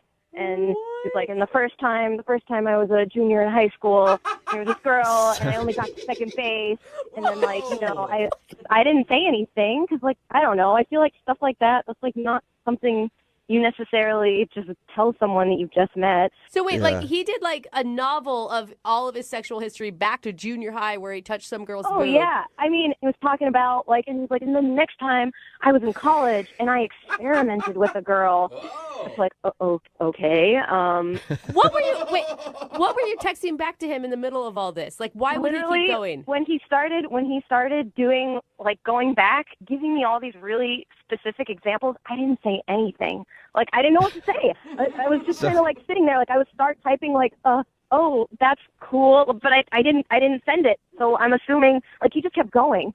Like and then he was like, and the only other woman that I ever did something with was she was much older, and we didn't go all the way. I was like really intimidated, and I didn't know what to do. Like what do you say to a person like that? I think he was trying to tell you that he wasn't experienced enough to get an STD, even though it only takes one person to give you an STD. But I think that, I'm guessing that was him trying to say, see, I'm innocent. Look how inexperienced I am. That's exactly what I was trying to say. Hang on, Dennis. You're not supposed to talk yet. Wait a second. Is that Dennis on the line? Yeah, he's on the phone listening and wants to talk to you. Yeah, Jordan, I'm trying to be honest and open. That text was so embarrassing that, I felt like I needed to explain myself. And, you responded with ... and I thought that just meant explain yourself. And so, I just wanted to put your mind at ease. I guess, I just wanted to, explain my entire history to say, the chances of me getting an STD are, next to none. In fact, they're none. Well, Dennis, you have to know how weird that is. It's very strange to give away that much specific information to someone you just met about your personal history. I mean, I'm very excited, You're very beautiful. You're definitely out of my league. So I just, I'm a little inexperienced, and I feel like I gave the wrong message with that initial text. Sounds like you gave the whole message. Yeah, it wasn't the initial text, Dennis. I think that's the thing, is it's all of the texts afterwards are, I think, the nail in the coffin for you. But I was very open and honest. You got to give me that. Right? You do have to give him credit for that, Jordan. That is missing, I feel like, in today's world. And I think so. And did you have fun with him at the bar? I mean, at the bar, yes, but it's just too much, man. It's just way too much. And Jordan, you got to give him credit, because I would be mortified if all of this information was coming out. And he seems cool with everything, you seem like you're pretty solid in who you are, at least, Dennis. I am solid. I'm nice. I'm honest. I'm very open. And, I'm just not very sexually experienced. I think we know that now. I'm nice, honest, and not very sexually experienced. That's the kind of dude that I think you should go out with again, Jordan. Would you like to go out on another date with Dennis? We will pay for it. I don't know. I mean, sure, I appreciate Dennis that you're an honest guy, but I'm sorry, he's just too socially awkward. He just doesn't know what to say. I guess in a romantic situation, and quite frankly, that's just not really something I'm looking for. I don't have a desire to be romantic teacher dating person for someone. I can see that, I'm sorry, but it's just not. It's not what I want. But if I got better at it, would you be open to revising that statement? Wow. So direct. And how do you plan on getting better at it, Dennis? Yeah. I think just practice. I can meet other people, but you seem really terrific, and if I just circle back. I feel like Dennis is going to get arrested in some prostitution ring. I mean, Dennis, very sweet of you. I'm very flattered that you've taken such an interest in me, but I won't pretend like I know the future, but I just get the feeling this is just not it for me. Okay. Oh. But maybe if you wanted to use me as a booty call or something. There you go, Jordan. Oh man. Hey, doesn't that turn you on, Jordan? Aren't you ready for that? The thought of a very inexperienced man in my bed. Dude. Sure, why not? If I ever felt like it someday, maybe I'll call you for a booty call. Hey! That's awesome. That's great. I mean, I am totally into that. If you ever want to call, my door is always open. Oh, man. And I bet he's good at dirty Sounds talk, like it. too. Yeah. Hello, Hi, can I speak to Teresa? this is she. Hey, Teresa, what's up? How are you? This is Jubal from Brook and Jubal in the Morning. You mean the radio station? Yes, I am the entire radio station. Yeah, I listen to you guys sometimes. What's up? Oh, nice. That's awesome, Teresa. Thank you. Yeah, thanks for listening. If you listen a lot, have you heard the Second Dates before? I don't know if I have. It's a segment we do on our show where if you go out on a date with somebody and then end up giving them the cold shoulder after that date, they email us to see if we can get you on the phone and find out what happened. Oh, yeah, I think I heard one of these, but it was a while ago. Okay, well, what if I told you that you are now the star of a second date? Ooh. You're kidding, right? No. No, not at all. Yeah, you recently went out with a dude who calls himself Gator. Oh, my God. So he wanted you guys to call me? Yep. Have you just been really busy and you haven't been able to get back to him? Yeah. I mean, can you just tell him that? Well, if you would have sold that a little more convincingly, maybe, but it's obvious that you were like, yeah, sure, whatever. Do you mind telling us why you're not calling Gator back? I mean, I don't want to really say it because it's kind of embarrassing for him. So I just feel like... If it's the butt shaving thing, he told us about that. Actually, that was really funny. We had a vent off. I don't know if he told you that, but it was like venting about your exes. Yeah, he did tell us about it, and he did say that he shared with you that he was mad at one of his exes because she wouldn't shave his butt. I know. That's ridiculous. I mean, I was a little, like, skeptical, but, you know, I got to call my ex an idiot. He got to call his ex an idiot, so I thought it was cool. Oh, you did enjoy it. Okay. Yeah, I actually did. You should actually try that sometime. It's pretty funny. I do it a couple times a week. I pay like $100 an hour, though, to do it with a therapist. But anyway, probably even more fun on a date. So if that didn't bother you, then why aren't you calling him back? Like, what's wrong with Gator?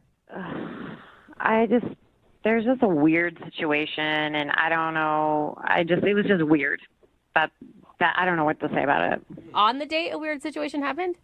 So briefly, I go to the ladies' room, and when I come back, there's like a big, or maybe not a big, but a noticeable piece of my food missing. There's like a piece of fish missing from my plate. Whoa, really? Yeah, and so I was just like, did this guy really eat off my plate? And it was just like bugging me. So I went to the ladies again. Oh my gosh, so you're going to test him? Exactly. So I asked the waiter to watch while I was away because he was like super friendly, and I just thought couldn't hurt. So I come out of the bathroom, and the waiter catches my eye.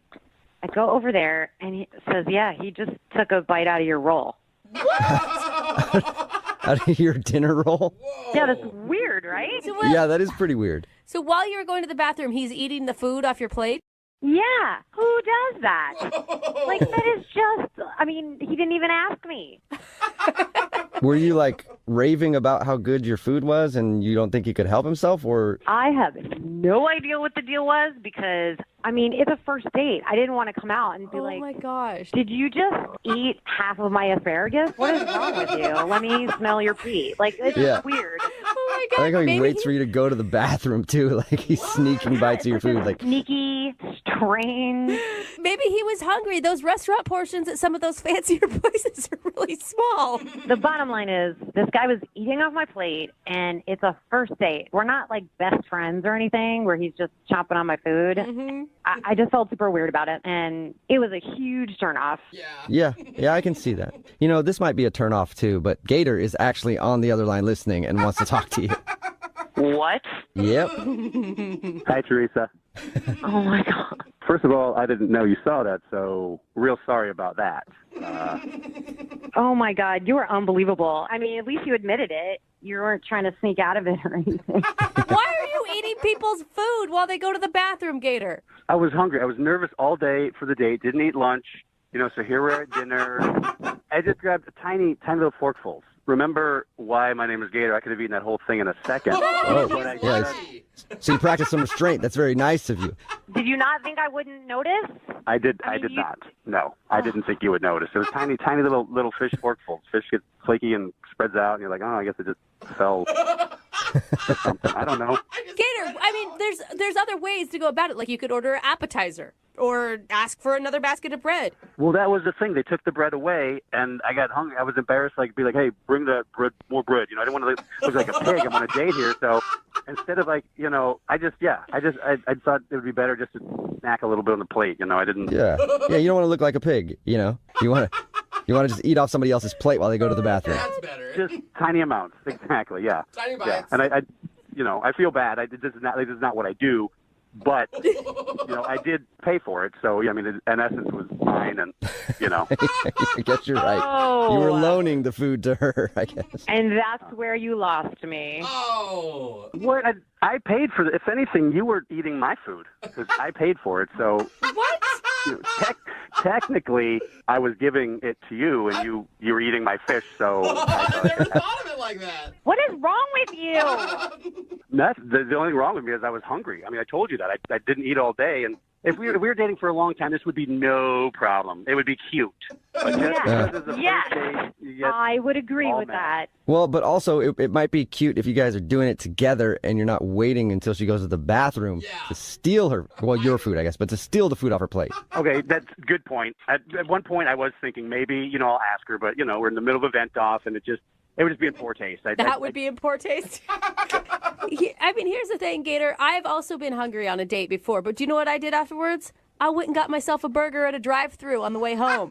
That's how you solve that problem. There you go. Well, I also did that, too, because the fish wasn't very big.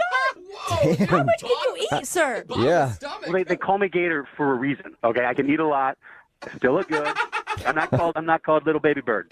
All right. Well, All right, well, I don't want to ask this question because I don't want to have to buy you food, but Teresa, would you like to go on a second date with Gator? We will pay for it. No, I'm good. Thank you, though. Look, I know you don't want to go on another date with me, but we did have a really good time. The vent off, we were laughing, and I shouldn't have eaten off your plate sneakily. I'm sorry. Next time I'll ask if I can have a bite. Hey. Will there be a next time, Teresa? I feel like you should give him just one more chance. You had fun.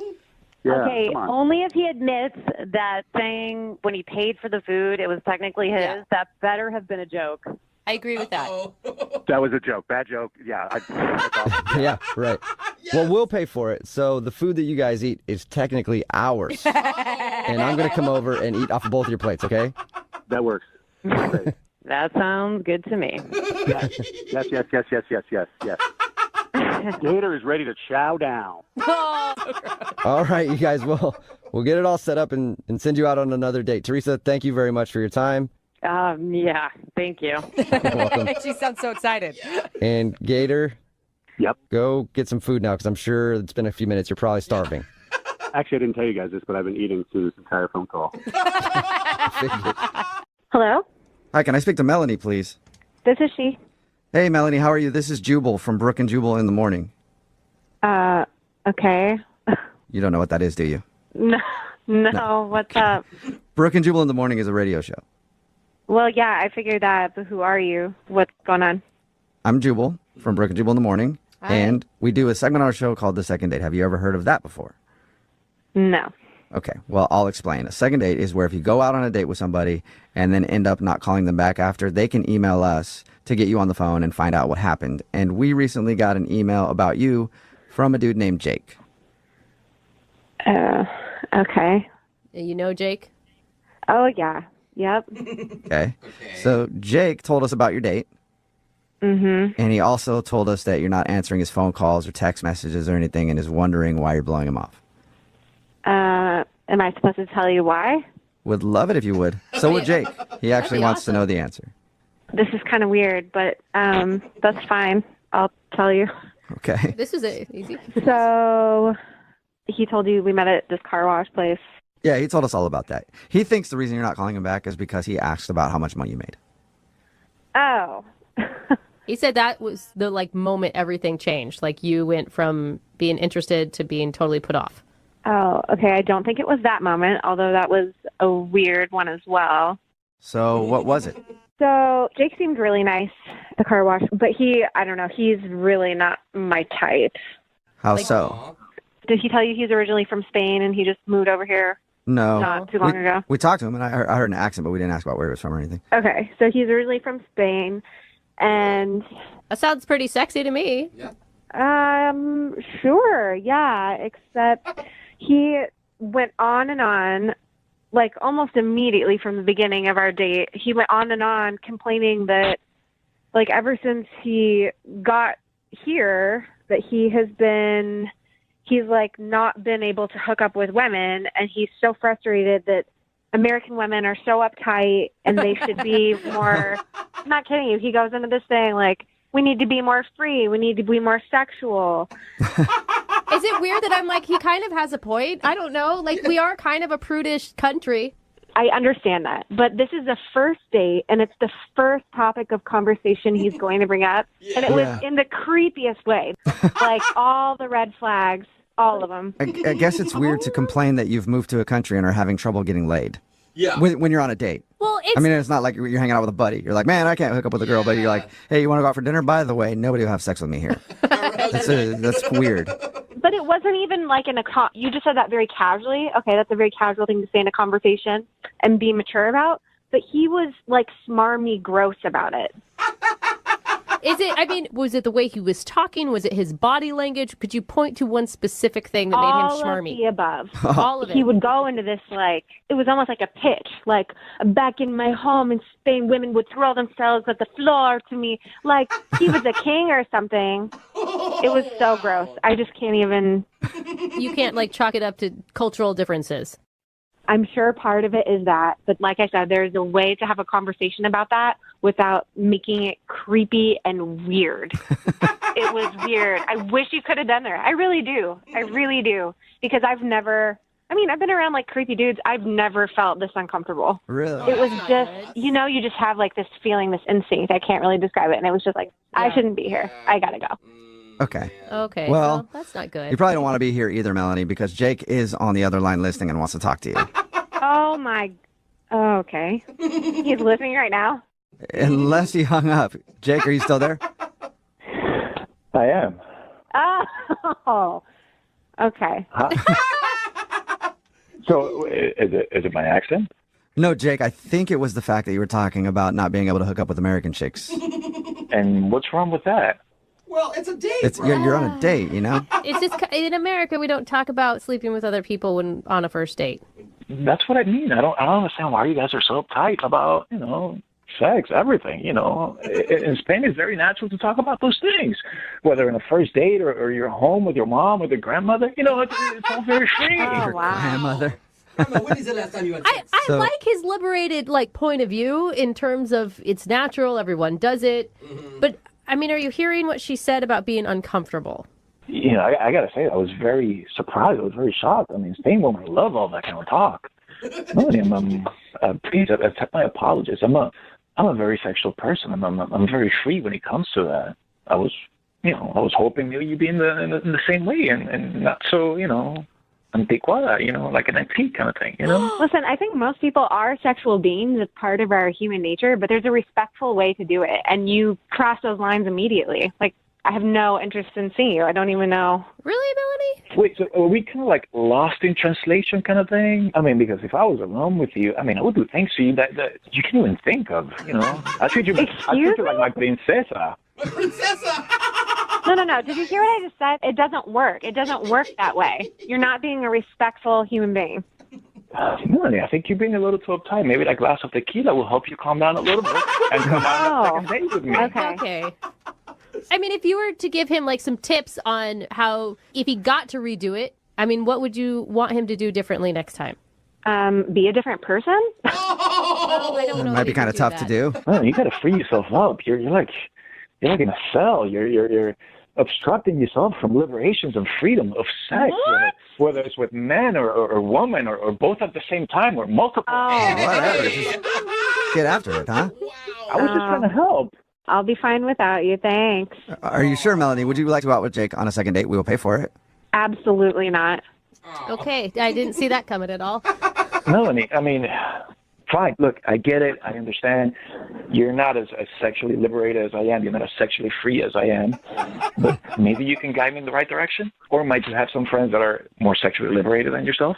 What? Now he's going to ask to meet my friends. You guys. Well, it's a little frustrating because no one will sleep with me here. Come on, Melanie, can you hook him up? You have any friends that might sleep with Jake since he's having I trouble? think I'm going to save all my friends the headache and just say no, absolutely not. Well, all right. So, Melanie, thank you for your time, Jake. I'm sorry no second date, but, we do have a lot of American women who listen to this show. Is there any last-minute plea you'd like to put out to them? Yeah, to all the beautiful women out there, a mí me gusta complacer mucho a las mujeres. ¿Tú me entiendes? I love to please women, and I'm having a hard time. Yeah. I actually Well, with feel- that Spanish you just dropped right there, Jake, done. I'll sleep with you. Yeah. It's good. We're good. Okay, thank you, but if there's any women that are interested, We'll send them your way, Jake. Take care, man. Hello? Hi, may I speak to Alyssa, please? This is she. Hey, what's up, Alyssa? How are you? This is Jubal from Brook and Jubal in the Morning. I'm good. I'm sorry, who is this? Jubal from Brook and Jubal in the Morning, the radio show? You're from a radio show? I don't understand why you're calling me. Yes, I am from a radio show. It's called Brook and Jubal in the Morning, and I'm calling you today because we got an email from one of our listeners about you. What? Yeah, can you think of any reason somebody would email our show to get a hold of you? Did they nominate me for like a makeover or something? Dude, that'd be sweet. No. I no. wish that was the case Yeah. for you. We don't really do stuff like that, so Yeah. no makeover. I'm sorry. I don't understand. Why would someone email you about me then? Because you guys went out on a date, and now you're not calling him back. What? Yeah, equally Yeah, his- exciting, right? His name is Ethan. Oh my God. Do you remember going out on a date with Ethan? Yeah, that I do. I totally remember that. Okay. Well, Ethan emailed us because he said he really enjoyed going out with you, but ever since your date, he's been trying to call you, and now you're not responding to anything, so he was wondering why. I don't want to see him. Is it because he plucked a hair out of your chin? We just went straight for it, did we? He told you that? Yeah, he did. He said that's the reason he thinks you're not calling him back is because he plucked one of your hairs on the date. Oh my goodness, no. That's so embarrassing. Don't be embarrassed. We all get a stray hair from now and again. I guess so, but why would he tell a radio station this and email you about it? Well, it was a well, big he- event for him.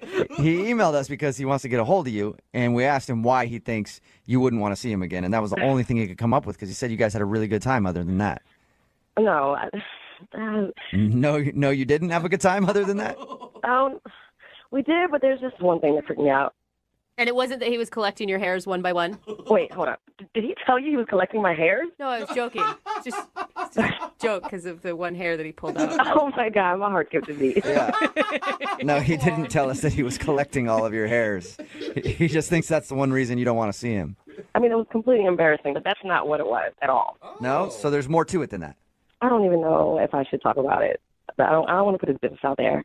Well, he wants his business put out there. Yeah. Like, he actually asked us to do this so that his business could be out in the streets. So he said he's willing to hear whatever it is. So if it's on him, then you mind just telling us? Well, okay, so what did he tell you about the date? Well, he told us that you guys met through a matchmaker, went to lunch, and you played a game where you show each other, like, the last photo you took on your phone to try to break the ice. Okay. Yes, the first photo. All right. Yeah, and we did that, and he showed me a picture of his nephew. Okay. And Is that a problem? Was his nephew kind of ugly? no, his nephew was cute. Deal breaker for me. Yeah. I never want to mix my jeans with that line. Yeah. No, but he kept going on for the next 30 minutes. He just kept talking about having babies and kids. Like he wants kids, like now. Yes, he is completely obsessed with having a baby. That's what I got from it. Really? Like, what did he talk about? Well, he said it was a dream of his. Anytime he's out and he sees something that he likes with baby clothes, he buys it. He has a stash. Yes, he has a stash in his house of baby clothes. Are you kidding? He's a single bachelor that has a baby clothes stash? That's what he said. He even knows the room that he's going to convert to the baby room. I mean, He's already like nesting like a pregnant woman, like getting everything ready at the house.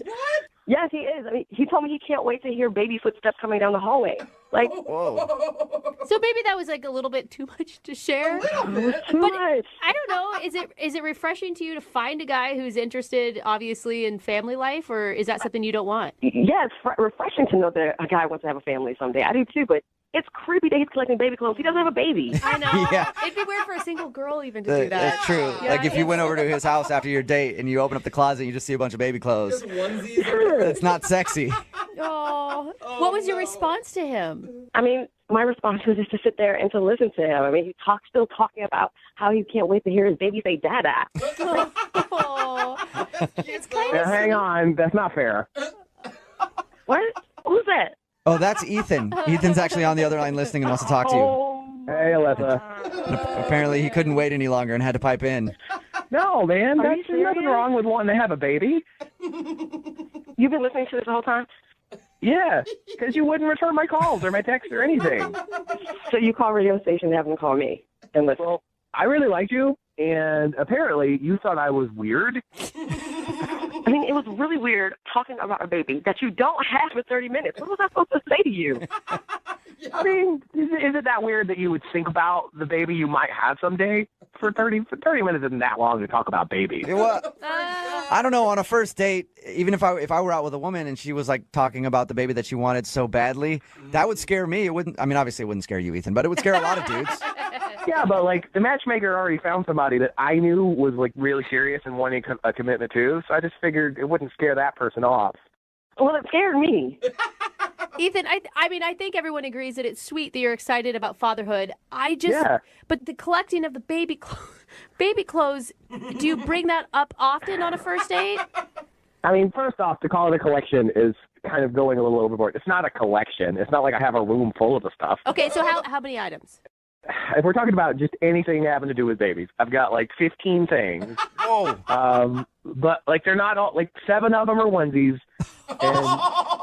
And the thing is, like, everybody thinks this is a big joke, ha ha ha, it's really funny, but I'm actually prepared for fatherhood. No, I think it's great. I just think it's great when you find out maybe like 2 months into a relationship that you're that into it. Ethan, you even told me on a date that you already picked out the names for your kids already.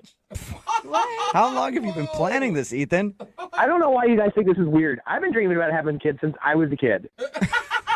You're so sweet. What are the names of your kids that you don't have yet, if I can ask, or is that a secret? Well, I mean, I want to have a boy and a girl, obviously. Oh, yeah, and you get to choose, obviously. He said for a boy would be Ken, and he would name this girl Sanctuary. Sanctuary and kin. Yeah. The kin kind of throws me. Yeah, it is. When you come up with Sanctuary, where it is. You know, you guys can say whatever you want to say, but I'm probably the only guy in this room on this phone that's actually preparing for childhood. I'm not embarrassed about that. I'm not ashamed about that, and I don't think that people should reject me because of it. I actually agree with what you're saying. I do, Ethan. I mean, he knows what he wants. He maybe gave you way too much information on the first date, and that's his bad for oversharing. I didn't plan on having a girl named Sanctuary.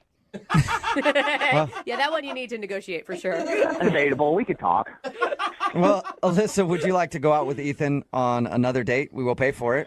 I don't know about all this. I mean, doesn't this seem weird to you all? It's crazy. It's creepy. No, not at all. Like every dude that I've known when we were kids, like we would just sit around the playground and talk about the kids we were going to have one day. And did they collect clothes? Yeah, of course. It's a totally normal dude thing. It's a little overwhelming, but I don't think that it's creepy.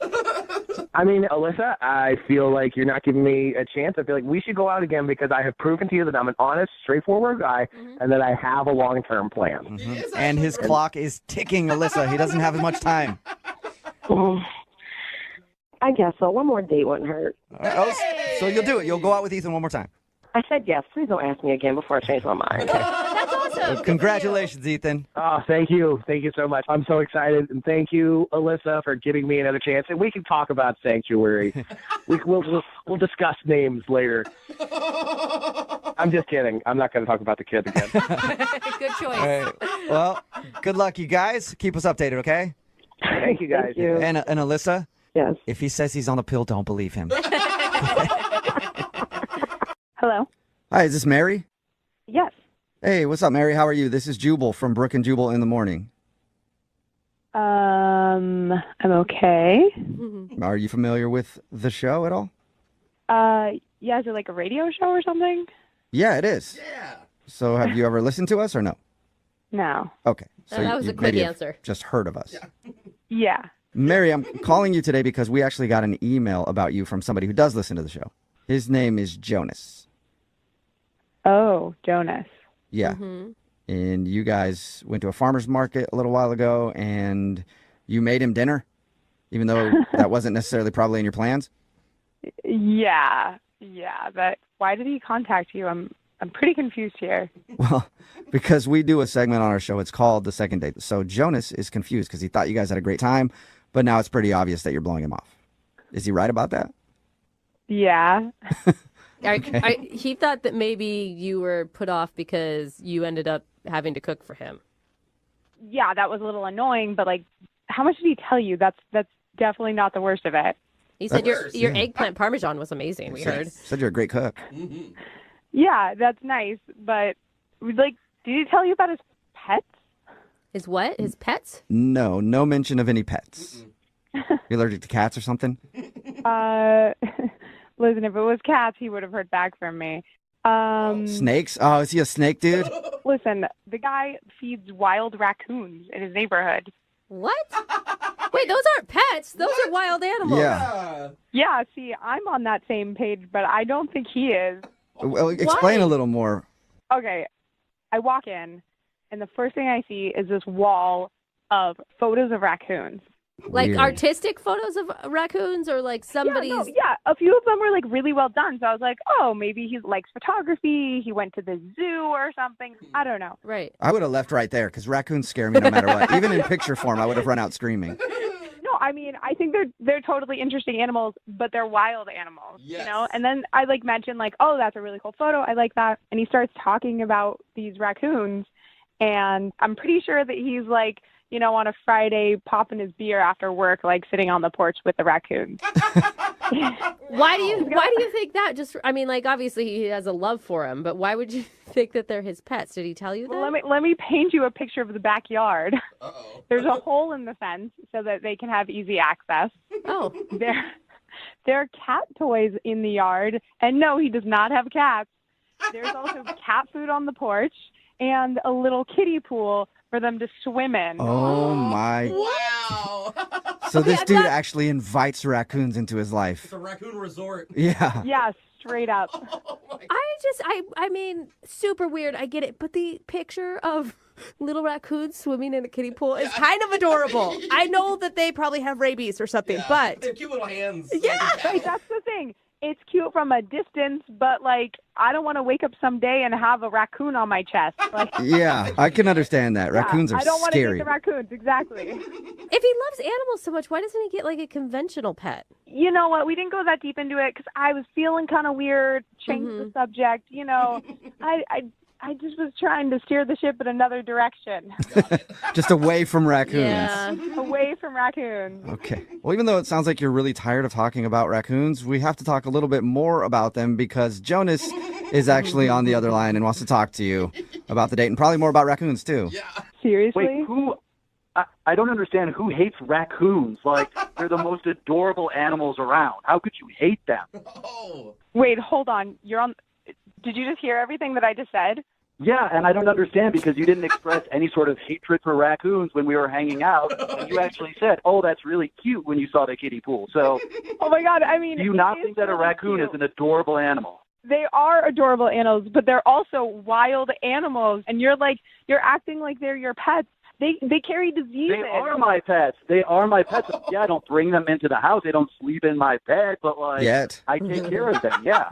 Do you give them like shots and like take them to the vet and like monitor where they go? No, I understand they're wild animals, but they sort of flock to me. It's a family. I take care of the little bandits. Like they're all good. The little bandits. Oh man. You just completely contradicted yourself. You said that they are your pets and that they're wild animals. They can't be both. That's the reality, my friend. Like seriously. They are, yeah, I have a hole in my fence. They come through that hole. I feed them. They're a loving family, and I see the new ones every year. So it's like that's what it is, and I'm happy to do it for them. And they're intensely loyal as well. Like they are always coming back to my place. That's because you feed them. Yeah, Jonas, that's all about the food, man. No, that's not about... They recognize me. Like, they can see my face, and they do have facial recognition. Like, they're not idiot animals. Like, they know what they're doing. Yeah, they know who they want to murder. They're not murderers. They're peaceful animals. I've been around my little bandits for a number of years now, and there has only been one time in which I've gotten bitten by one of them. That's enough, Jonas. Please tell me you've been to the doctor. Oh my God, I was, but that wasn't even. It wasn't their. It was not their fault. I was holding out an old egg, but I wasn't holding it properly. And so when they went to take it out of my hand, they bit part of my finger. Yeah, I went to the doctor. I was fine. They don't have rabies. They're not just like foaming at the mouth and crawling around my house. I think that everybody can agree that people who love animals are typically great people. However, I do think that maybe your obsession with raccoons could be hurting your dating life. I would call it a love, not an obsession, first off. And Well, it's just like, I've wait. never had an issue before with anyone disliking an animal. And that's basically what this boils down to. Listen, Jonas, I don't know how deep this goes. I feel like if I go in your closet, am I going to see a raccoon costume, when you go outside and like hang out with them for the day? I don't know. No, I do not have a raccoon costume, but if I did at one point have one and have since gotten rid of it, I would know that the raccoons feel comfort when they see another raccoon, and it's a sense of community. Even So a it's giant not- one. I'm not doing anything strange. You know what, Jonas? I feel comfort when I'm around humans that dress like humans and not animals. So I have nothing wrong with you having your friends, but I don't think it's going to sync with me and my friends. Are you sure, Mary? Would you like to go out on a second date with Jonas? We will pay for it. Just him. We can't pay for his whole raccoon family. That'd be an expensive bill. But Poor Jonas. we will pay for you to go out with Jonas again if you go on a second date. I don't know why you're even asking me this question. No, I can't. I'm sorry. I don't think there's enough room for me and all of Jonas' little bandits in the relationship. Mary, I hear what you're saying, but I'm going to give you another option before you give me a final no. Here it is. You and I go back to the farmer's market. We get a meal. I will certainly do my research beforehand so I can help you prepare it. And then afterwards, we can go outside. I can introduce you. You can get to know them. Before you make a decision as to whether or not you want to be friends with them, I think you should know them. Second date, he already wants to introduce you to the family. Oh, Mary, are you sure? Mary, I think that's a good proposition. I mean, what if the craziest thing happens and it's not as strange as we all think it is? Or one of them could jump up and scratch my face off. I think the likelihood is low. Mary, that's not going to happen. Again, they've only bitten me once. And that was because of a bad egg, Mary. There you go. You know what, Jonas? I just don't think so, but thanks so much for the offer. Well, Mary, thank you for your time. Oh, And Jonas, I'm sorry. It doesn't sound like you're getting another date. Hey, I don't want to date anyone who can't appreciate this friendship, so here we are. Okay, well, text in at 78592. Do you want to hang out with Jonas and his raccoons? Oh, the bandit. We'll see if we can find you somebody. I'm sure there's somebody out there for you, Yeah, Jonas. there probably is, and I don't want to meet him. Hello? Hi, I'm looking for Ryan. Yeah, that's me. Hey, Ryan, how are you? This is Jubal from Brook and Jubal in the Morning. From what? Brook and Jubal in the Morning? It's a radio show? Don't really know what that is, but okay. Well, it's a morning radio show. Okay, great. All right. And I'm calling you today because one of our listeners asked me to see if I could get a hold of you. What? Yeah. You recently went out on a date with a girl named Elise. What? Yeah. Elise emailed us and told us that she really enjoyed going out with you and then is wondering why Okay, you're... wait. Mhm. What? So this is like a radio show, and this girl, yes, I know who you're talking about. She called you? Well, she emailed us because apparently you're not responding to any of her text messages or phone calls. Yeah, no kidding, I'm not. But, this is just weird. Okay. I understand it's kind of weird. It's a segment that we do on our show called The Second Date. Do you mind telling us why you're not calling her back? It was just a frustrating experience. That's all I can really say. Okay, what was so frustrating about it? All I can say is we're not really compatible, okay? Why wouldn't you just tell her that then if it was that easy? Okay, listen, it was just a very frustrating experience. I really don't want to revisit it. Okay, but can you give us a little bit of why it was frustrating so that at least we can shed some light on it for her? She just made a comment that really pissed me off. What was it? She just said something that was like totally inappropriate, and it was pretty offensive. Did she mean to be offensive, or was she just saying something that was totally ignorant? No, it seemed pretty intentional. It was pretty cold and calculated, if you ask me. Wow, she didn't seem that rude. We talked to her a little bit about your date. She didn't seem like somebody who would be rude. Yeah, well, listen, I was surprised too. Like initially, I thought she seemed like a nice person, and then she like threw this thing at me, and I was like, "Wow, okay, wow, not who I thought you were." You got to tell me what it is. She's just a hater, and I don't want to deal with people like that. Oh my God. What did she do? Was she rude to the wait staff or something?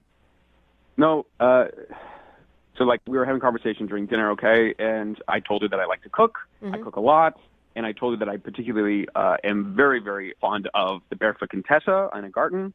Like I've seen all of her shows. I have all of her cookbooks. Is that a cooking show? Are you kidding me? Is this a radio show? Give me a break. I mean, Hey, this is barely a radio show. I don't watch the Food Network or when is it on the Food? I don't even know where that is. I've never heard of it. It's on the of course it's on the Food Network. Ina Garten, the Barefoot Contessa, she's in the Hamptons. She's cooking meals for like Spielberg and stuff. Hello.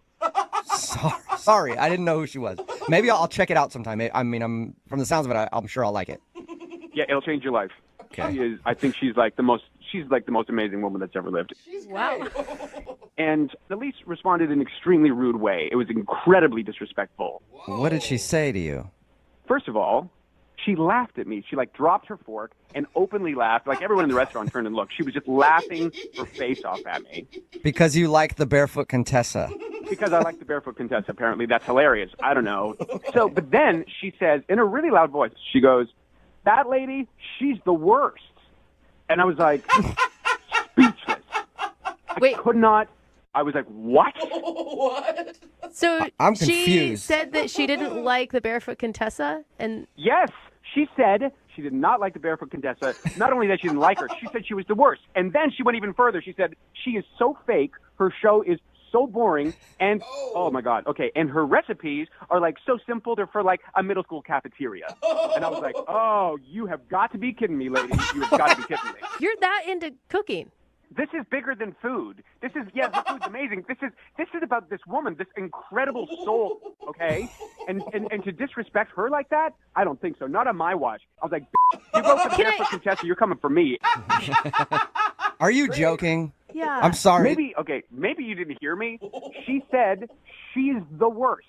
It's like she insulted not only Ina Garten, but she insulted me. I mean, like she just sort of said what I believe in, the thing that I care about the most, is a joke.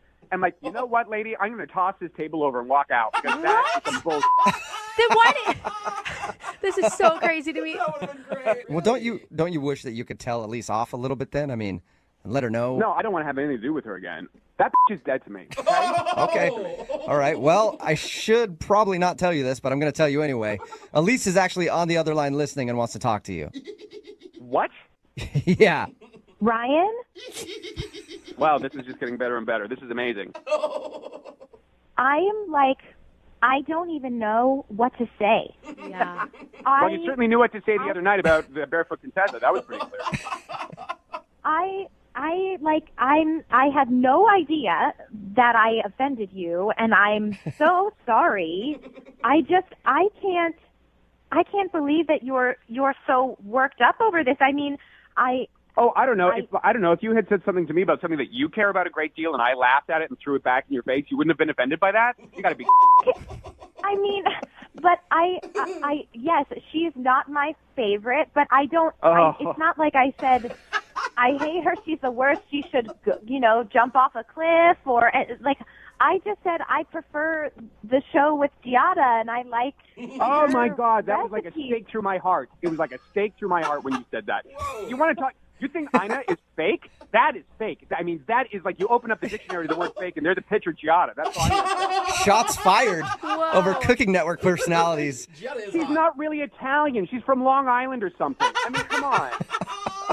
And then she does, like, the Italian accent when she says Italian words, and then the rest of the time she has no accent. It makes me want to puke. I'm just like, it's disgusting. That is like capital F fake. Okay. I don't understand. You just went silent, and then we moved on with the conversation, but we could have talked more about it if you were so upset. I just don't understand. I don't think I said anything that was so horrible. I just said, stop saying that. Please stop saying that. I mean, I can't even... Who would say anything like that about the Barefoot Contessa? Ryan, who would ever say something like that? People disagree on things every day. This isn't a disagreement, okay? This is about the thing that I care about the most in my life, and you just pissed all over it. You were just like, oh, what a waste of time. What a loser you are. Well, thanks a lot, lady. Thanks. Right, don't you think that maybe it's unhealthy to like the Barefoot Contessa that much? I don't even want to talk about this anymore. This is exhausting. Frankly, I'm surprised that this whole time we've been on the phone, Elise has not actually apologized to me. Elise, do you want to apologize? Well, I am very sorry that I offended you. Do not apologize. I'm not going to apologize for feeling the way that I feel or having a conversation and disagreeing with you. But it wasn't a disagreement. It was a full-on attack. It was an Oh, my attack. goodness. And if you think it was anything less than that, then you're insane. Oh, my gosh. At this point, I would love to ask you guys if you will go out on a second date. We will pay for it, You right? have got to be kidding me. Maybe you just need some more time together to talk about your favorite cooking shows in the Barefoot Contessa and get on the same page. Guys, I think I'm okay. Yeah. Absolutely not. I don't want to see her ever again, period. All right. Oh, okay. I did not see this turn of events happening. But Ryan, thank you for your time, and I'm sorry you had to endure Elise and her hatred of the barefoot contestant. Yeah, okay, whatever. Yeah. Elise? Well, thanks for clearing that up for me, guys. No problem. Hey, welcome back to single life. Oh, man, sweetheart. I can't wait to see what nut job I'm going to get set up with next. Yeah. Hello? Hi, may I speak to Skylar? This is her. Hey, Skylar, how are you? This is Jubal from Brook and Jubal in the Morning. I'm good. Nice. Um, I should continue I should continue speaking to you. Have you heard of the radio show Brook and Jubal in the Morning before? Yes, I haven't listened to it, but a friend of mine listens to that show. Okay. Well, that's where I'm calling from. And we do a segment on our show called The Second Date. You probably don't know what that is, so I'll explain it. It's where if you go out on a date with somebody and then end up not calling them back after, that person can email us to get you on the phone and figure out what happened. And we got an email about you from a dude named Ethan. Sorry, a scout named Ethan. Wait, oh my God, this is a second date? Yes, yes it is. So your friend has told you about those? Yes. Well, congratulations, because you're about to be the star of one, because Ethan is wondering why you won't call him back after what he describes as a great first date. What did he tell you about the date? Oh my God, he told us that it was amazing. Yeah, he told us that you guys really connected. You had a lot of Me Too conversations where it's like, I like this, me too. I like this, me too. And ended the date with he bought a Duraflame log, and then you guys had a campfire in the middle of an alleyway. And it sounded more romantic the way that he told it. But and you guys made out and everything else. He thought it was great, but now you're not calling him back, and he doesn't know why. Yeah, I mean, the fire was a really sweet sentiment, I guess, but... Even though you couldn't eat whatever you were cooking over the fire because of the chemicals from the Duraflame log? Yeah, also, I don't know how contained that was, so...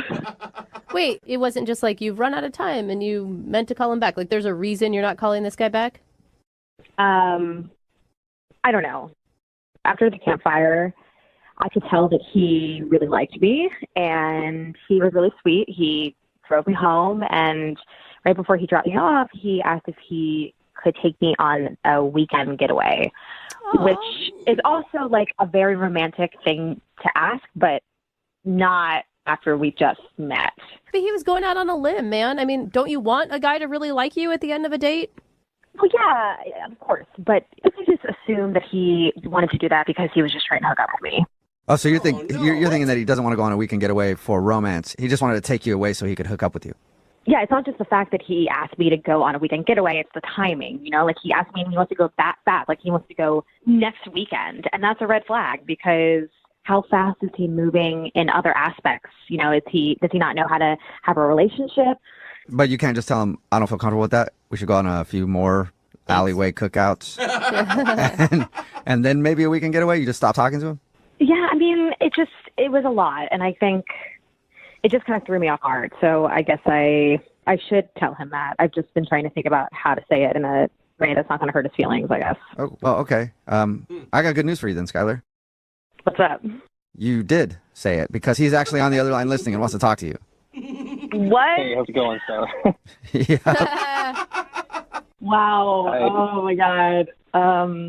I didn't know that he was already there. Like, I thought you guys were going to call him. No, that's the beauty. That's the beautiful part of these. We're big liars, and he's been on the phone the whole time. Are you embarrassed? Yeah, I'm embarrassed. You shouldn't be. I'm glad that you said all that stuff. It totally makes sense. I understand. What? But listen, I mean, like, I'm a very romantic person when something inspires me to be very romantic. Aww. Yeah, but Ethan, I understand that you have really strong feelings, but, like, do you usually ask people out on vacation right when you meet them? Because that's a lot. Like, I just want you to be in my shoes. Like, it's a little scary to go out of town with someone you don't really know. Yeah, I kind of see that now. I guess I was just wrapped up in the moment of being like, this is fun and silly, and what else can we do that is spontaneous like what we did tonight? And we don't even have to, like, stay in the same bed or, like, hotel when we go off and, like, go on a trip or something together. I guess I was just trying to find ways or an excuse to spend time with you. Mm-hmm. Again, you're asking me to go out on a vacation, and we've only been on one date, so I need you to slow your roll just a little bit. But Skylar, if he hadn't had said that, where were you at on the date? Like, all the way up until he asked you for a weekend getaway. What was your thought about him? I was having fun. You know, I want to take things slow, though. I want to get to know someone. You know, like, the date was great. We we got to do something weird and crazy and fun, and obviously a very memorable date. Maybe there's other weird, crazy, fun things you could do on a weekend getaway. Like super weird. You don't know. Super weird? Not really helping, Juice. Oh, my God. Look, the only reason why I feel like I am jumping ahead so quickly is I just felt like we had a really awesome time, and I don't know if you feel this way, but I feel like I'm actually kind of falling for you.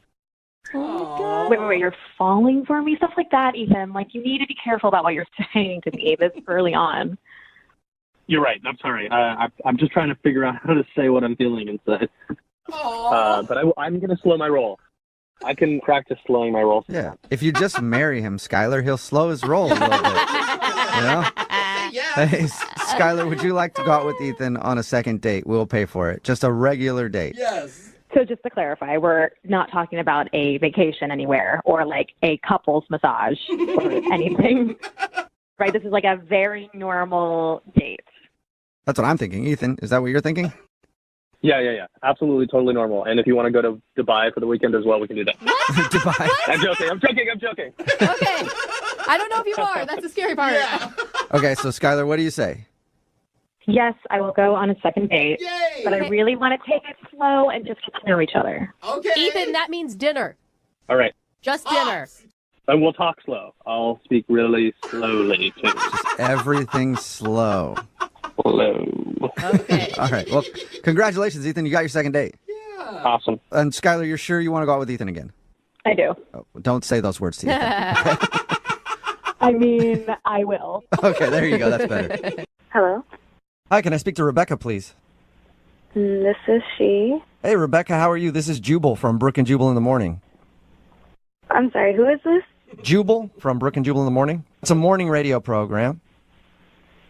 Okay. Okay. We play a lot of like crappy music and then sometimes talk in between that music. All right. Well, not all the music's crappy. Some music's decent, some's crappy. It's I just don't like think that music, you she know. needs It's like all kinds. I mean, we play music and we talk sometimes. That's basically what happens. Is this really a radio show? Yes, it is. It's quality, isn't it? It makes you want to listen. I'm calling you because one of our listeners recently emailed us about you. What? Yeah, his name is Jim. He emailed us and wanted us to get a hold of you because you guys went out on a date and now you're not calling him back. And Jim is very curious if you did something wrong. He really contacted you about our date? Yeah, he said he liked you a lot and was hoping to go out with you again. We talked to him about your date, and he said that you guys met on Tinder and then went to the park and hung out for a little while. And then at a certain point, you were just like, well, he told us that he offered to sketch you. And he thinks that might have creeped you out, but he meant it in the most innocent way possible. Yeah, well, that's the thing. He already did sketch me. What? What? What do you What mean? do you mean? I mean, he had several pictures, and they were all in, like, different scenarios, but it was me. Like, the girl was me. Are you sure it was you, or are you just, like, reading into it? Oh, my God. No, seriously. I mean, he had a headshot of just a girl, definitely me. There was a girl riding a bike, a girl crying. Crying? And, oh, the creepiest one, there was a girl at a dinner table with a guy, and I was the girl, and he was the guy. Wow. And that's the creepiest one. I would think the crying one would be even creepier. He never said that it was me, but, I mean, it looked exactly like me. Did you ask him? I mean, did you confront him? No, you don't confront someone like that. Yeah, no. I would have done the same thing. I would have just been like, all right, well, look at that. Look at the time. Time flies, huh? And I would have been out of there, too. Are you sure that it was you? Like, no question in your mind. No question, yeah. It was definitely me. Is there any, like, distinguishable feature that you have? Yeah, I have freckles, and he drew the freckles on the girl's face and everything. It was creepy. I thought it was really creepy him asking to sketch him in the first place. And then actually showing you pictures that look like you is way worse. Oh, come on, give this guy a break. Like, obviously he's nervous and he didn't go about it the right way, but he was probably just trying to impress you. In a park? With sketches of me? He sounded well-intentioned. Yeah. Yeah, the whole thing was just way too creepy for me, and I couldn't handle it. That's understandable. You know what else is creepy, Rebecca? Jim is actually on the phone listening to this conversation and wants to talk to you right now. What? Yeah. I'm so sorry that you thought that was creepy. Oh, this just I'm isn't so normal. sorry. This is not normal. Those are not sketches of you. I'm so sorry. What do you mean they weren't me? They looked exactly like me. I mean, a lot of those I drew before I even knew you or like met you or saw you or anything. I mean, if there's a resemblance, it's totally a coincidence, I swear. The freckles? What about the freckles? Yeah, I don't know. I mean, maybe like I think freckles are cute and I was drawing a girl with freckles and then I saw you and maybe like you looked like something I had in my head already or whatever, but... Jim, are you sure you didn't sketch pictures of her before meeting her? Be honest. No, definitely not. I mean, you know, like you see images and like if I had seen her face, maybe that worked its way into a drawing or whatever, but I swear I was not sitting at home like full Silence of the Lambs, like sketching from your Tinder picture. Like, I swear to you. Come on, give him like the benefit of the doubt here. I think he sounds like a nice guy, and obviously he'd be attracted to you if he was drawing women who kind of looked like you before he even met you. I don't think I think the same way. This is just too much of a coincidence that we're on our first date and he shows me pictures and the girl looks just like me. Listen, Rebecca, I'm really sorry. Now I feel horrible that you thought that I was some kind of like sketchy, sorry, pun intended, like this guy that was drawing you. I swear that is not what was going on. And I know the radio show thing is a little weird and the whole thing is really weird, but I had a great time with you and I think you're really cool and I would love to just like reset and like hang out somewhere of your choosing. We can do something. No sketchbooks, like just hang out. I'm really sorry about this whole thing. It's so weird. I'm sorry. Yeah, I just can't get rid of the image of me looking at myself crying in the picture. I mean, what was I even crying about? It wasn't you. It's just it's an image. There's no like story or context. It's just a random person. It's just like a circumstance. There's no story behind it. Hey, Rebecca, would you like to go out with Jim again? We will pay for a second date. Oh, give him a second chance. I don't think so. I'm sure he's busy drawing other girls on Tinder. Oh my Are God, you sure? you're Is so there any way? Is there any way that he could prove to you that these drawings aren't of you? Maybe you want to see him again. Like you guys could go out to a restaurant. He could show you the pictures again. You can look at them and maybe dissect them a little more. Maybe it was just in the moment.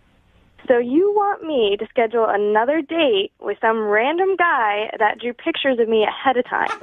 That's what you want me to do right now? Oh my Yeah, God. you know what, Rebecca, you're right. Never mind. Forget I Put it asked. that way. Jim, Poor Jim. I'm sorry you did not get a successful second date. I knew I should have left the sketchbook at home. It's Yeah. like Yeah, Maybe in the future do that. Leave the sketchbook at home. there will be a woman out there that appreciates your talents, Jim. I'm sure there will be. Thank you for saying that. And you're probably drawing her right now. It's brutal. You guys are brutal. Hello, Hi, may I speak to Danielle, please? this is her. May I ask who's calling? Yeah, how you doing, Danielle? This is Jubal from the radio show Brooke and Jubal in the Morning. Okay, from where? Brooke and Jubal in the Morning. It's a radio show. Okay. How can I help you? Well, it's a good question. Well, we do a segment on our show called The Second Date. That's where if you go out on a date with somebody and then end up not calling them back after, they can email us to get you on the phone and find out what happened. And we got an email about you from a dude named John. Okay. Yeah. John. So John emailed us because he told us a little bit about your date and also said that you aren't calling him back or responding to any of his text messages. He's wondering why. I'm not sure why he's wondering why. Is it obvious? Yeah, I mean, he told us about it, and he said that he did some things on the date that he thinks might have ruined it. But I want to hear it from your side first. Like, describe the date with John. Sure, like it was fun at first, but he's just like way too extreme for me. What do you mean by that? At one point he like leaned over and like whispered in my ear that like I was wild. Yeah. It was yeah. weird. He told us that too. I can't believe you didn't walk out right there. Honestly, I just kind of wanted to see where it was going to go because I figured my friends wouldn't put me in like danger, but then the date continued and I realized danger. Yeah, no, really. We sit at the table before real conversation even starts. Our drinks are brought to us. He shotgunned a Red Bull. What? Shotgun a Red Bull. Yeah, just a Red Bull. What is he? What a nice mellow date you're on. Cool. He shotgunned it? yeah, I just like didn't understand.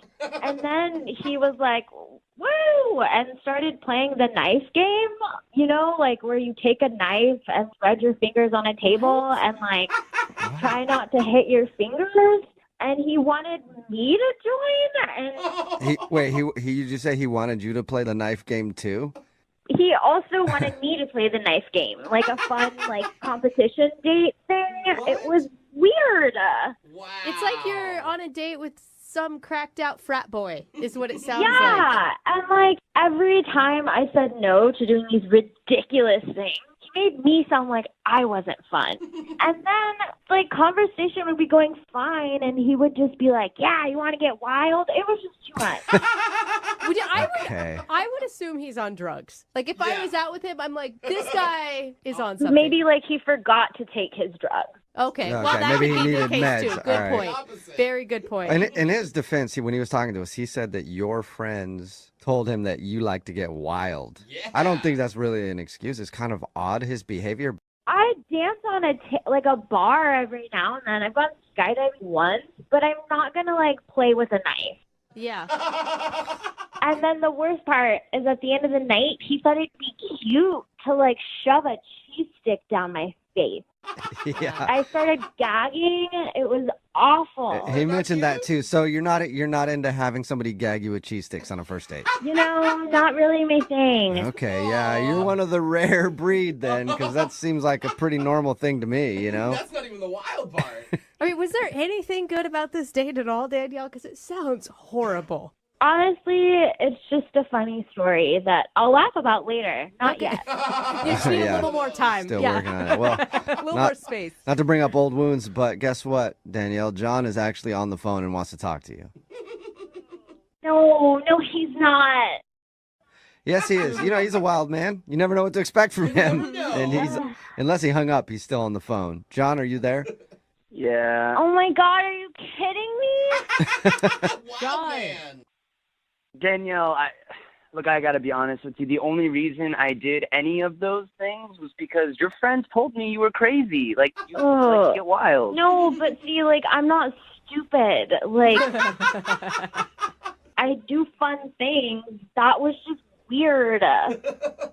I don't know what I was thinking. Like, the knife thing, like, terrified me. I practiced that at home in my apartment with a straw for, like, 3 hours. Wait, you actually you were practicing the knife thing in preparation for your date, or just in general you were practicing? In preparation for the date. So wait, it was a planned event on the date? You trying to stab yourself? It seemed like a good idea at the time. I don't know. I'm an idiot. I don't know what I was thinking. Like, it wasn't fun or exciting. It was actually scary and terrifying. I was concerned, and so were all the people sitting around us. I mean, I practiced a lot. I had it super dialed, but I understand. It didn't look like it, not gonna lie. The point is, I just was like that because I heard you were. I thought I would impress you. I mean, elevators scare me. Don't get me started on planes. I don't even like to go over the speed limit. I don't like big dogs. Even medium ones kind of scare me. Okay. Whoa. Wow, you're saying a lot. John, why weren't you just yourself on the date? I'm sure that would have worked a lot better. Because her friends told me she was wild, and if you think that this girl's going to be super wild, you got to step it up. Otherwise, she might get bored. I don't know. That's just how guys think. Okay, so, like, none of that was really you. So I didn't get to see, like, you at all on the date. No, not really. You got to see his wild side. Pretty crazy, huh? Danielle, look, I promise I'm a totally normal, boring, everyday guy. I like playing Settlers of Catan and Netflixing all day, and yeah. What's Settlers of Catan? It's a really awesome game. You play it with your friends, and yeah, I think you would really, really like it. You develop little like colonies, and it's great. Yeah, we should. It's awesome. Did you say ew, Danielle? Or oh? Yeah. Oh. I definitely said ew. You're not into Settlers of Catan either, huh? That doesn't sound like too much fun. Danielle, the point is I promise I'm not the crazy person that I acted like on the date. I'm totally normal, and I really like you, and we never have to play Settlers of Catan together. Maybe that's just my thing. That's totally cool, but I would love to go on a second date with you. What do you think, Danielle? Would you go on a second date with John? We'll pay for it. I mean, can we go somewhere that doesn't have knives? Absolutely, sushi, chopsticks. Totally. Okay. So now there are no knives involved, no weird board games, and no cheese sticks for sure. Thank God. This does. Yeah, sound don't like- shove a sushi roll down her throat if she says yes, John. Please. I promise. Will you do it, Danielle? Give John, like the real John, another shot. I mean, why not? It couldn't be any worse than the wild John. I feel like those are famous last All right. words. Well, congratulations, John. You got a second date. Thank you so much, you guys. Danielle, you won't regret it, I promise. Don't make promises you can't keep, John. Hello. Can I speak to Denise, please? This is she. Hey, Denise, how are you? This is Jubal from Brook and Jubal in the Morning. Okay. What's going on? I'm calling you because we recently got an email about you from somebody who listens to our show. I'm sorry. What's going on here? I don't understand. It's a segment that we do on the show called Second Date or Ditch. Okay. John asked us to give you a call and find out what went wrong on your date, because I guess he's tried to get a hold of you a few times and you won't call him back. Okay. I'll tell you what John told us, because we talked to him, and he says he thinks that you're not calling him back because of a moment at the end of your date when he complained about the bill and like the manager had to come over, and he says he felt really stupid after that point. Oh, no, he lost me before that. Whoa. What did he do before that? I mean, God, I don't know if I want to talk about this. Was it where he asked if you wanted to go back to his place and you said no? He told you a lot about our date, apparently. He did. He told us all about it because he's really curious what he did wrong and why you don't want to go out with him again. I wouldn't blame you if you didn't want to go out with him. I'd feel like an hour into the date and he's asking to go back to his apartment. It sounds like a booty call almost. I mean, I didn't even want to be there after the first 15 seconds of talking to him. What? You didn't like him that Whoa. like that soon into the date? Yeah. That doesn't make any sense to me because you hung out with him for an hour or so still and had drinks with the guy. If you didn't want to be there at all, why didn't you leave earlier? I don't know. I guess I felt kind of stuck. Like I needed to keep going through with it. So you were looking forward to it, and then 15 seconds into the date, he turned you off. Yeah. So what happened? So I walked into the restaurant, and I had butterflies because I was excited to see him again. And he was already there. He had a table for us, and he had pulled out the chair for me. He told me I looked beautiful. He kissed me on the cheek. Oh, What that a monster. jerk, I Yeah, gosh. Jeez. Wait. So we sit down, and I asked him, I was like, hey, how's it going? How have you been? And he answered, oh, God. He says, this is going to sound bad, but I forgot your name. Oh, that's the worst. What are you doing? How did he not know your name? I mean, I don't know. We talked for like an hour, and I laughed. I thought he was kidding. Yeah. But he wasn't joking? No, he says, no, I'm serious. And he said, look how I saved you in my phone. And he showed me his phone. And he had saved me in his phone as hot girl from the club. I have done that before, too. I currently do that. Yeah, and you'll be like texting with somebody like, I have no idea what her name is. I hope she says it at some point. I mean, I don't know any girl that wants to be known as the hot girl from the club. I don't Yeah. know. I don't think it's that bad of an I mean, Yeah, but if the guy's sitting down with you on a date and then has to go, hey, I know we've been talking back and forth, planning this whole date, but I don't know your name at all. It means he doesn't care about your name. Yeah. was wasted. So what did you say to him after you found out he didn't know your name? I don't know. I kind of felt a little like caught off guard. It's like, oh, okay, cool. Well, I'm Denise. I didn't know how to respond. I wanted to be mad. Were you just like disappointed because you really had this crush on this guy and then he didn't even have enough energy to put into knowing your name? Yeah, I was really looking forward to this date, and then that's how it starts. And from then on, I was like, oh, well, I guess I'll just order a bunch of drinks and have him pay for it. Smart girl. Yeah, it's a good way to do it. She didn't care about the bill. Can you put the tab under Denise, please? named Denise in all caps. Wouldn't you like to just tell him, though, like, hey, this is why I didn't call you back was because you didn't know my name. Maybe in the future you should know somebody's name before you got with them? I mean, I just figured maybe that's something he should know, but... The good thing is he knows it now because he's actually on the other line listening. What? Yeah. Denise, I couldn't hear you at the club. It was really loud. That's why I didn't. I'm so sorry. I swear I just couldn't hear you that night, and I was too embarrassed to ask you that night what your name was, and I should have just asked then. Yeah. When you put me in your phone, ask me my name and put it in your phone. That is a very good point. Yeah, you have to do that. You don't go an entire week and then think it's funny to show me that you've given me the nickname Hot Girl from the club. Well, I was just trying to be honest and tell you I thought it was kind of funny. I thought you'd take it as a compliment. I put you in as Hot Girl. I am more than just a freaking hot girl. What did you want, though, Denise? He's not going to put in very smart, intellectual woman. He's got to get to know you first. I mean, it's not like it didn't come up in conversation when we were at the club. We told each other our names. And I mean, I am more than just a person with a body. I don't want to... It means something about him that's all he's thinking about, that he couldn't remember my name from the conversation, but all that he remembered was what my body looked like. Okay, so that's all I knew at that moment about you. I'm really, really sorry. And if I had had the chance to put in a different sort of thing after our date, I swear that I would have put in the most amazing woman I've ever met, or the beautiful girl who I'm lucky to have gone on a date with. God. That's cute. Come on. Pouring it on a little thick, don't you think, John? Give him some credit, Denise.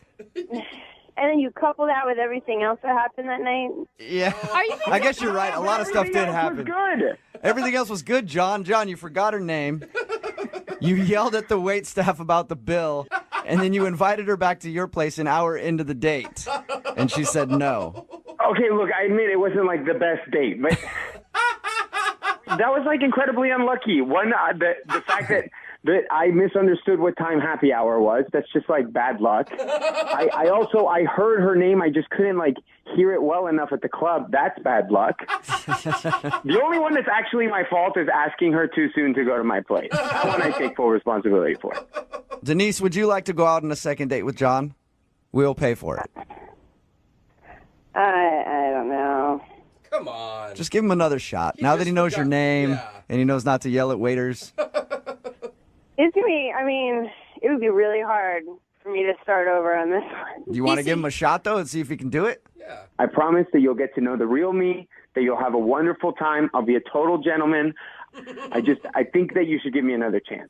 And I'm going to pay for the date so he can't complain about the bill. That's my job at this point. Yeah, we won't even go to happy hour.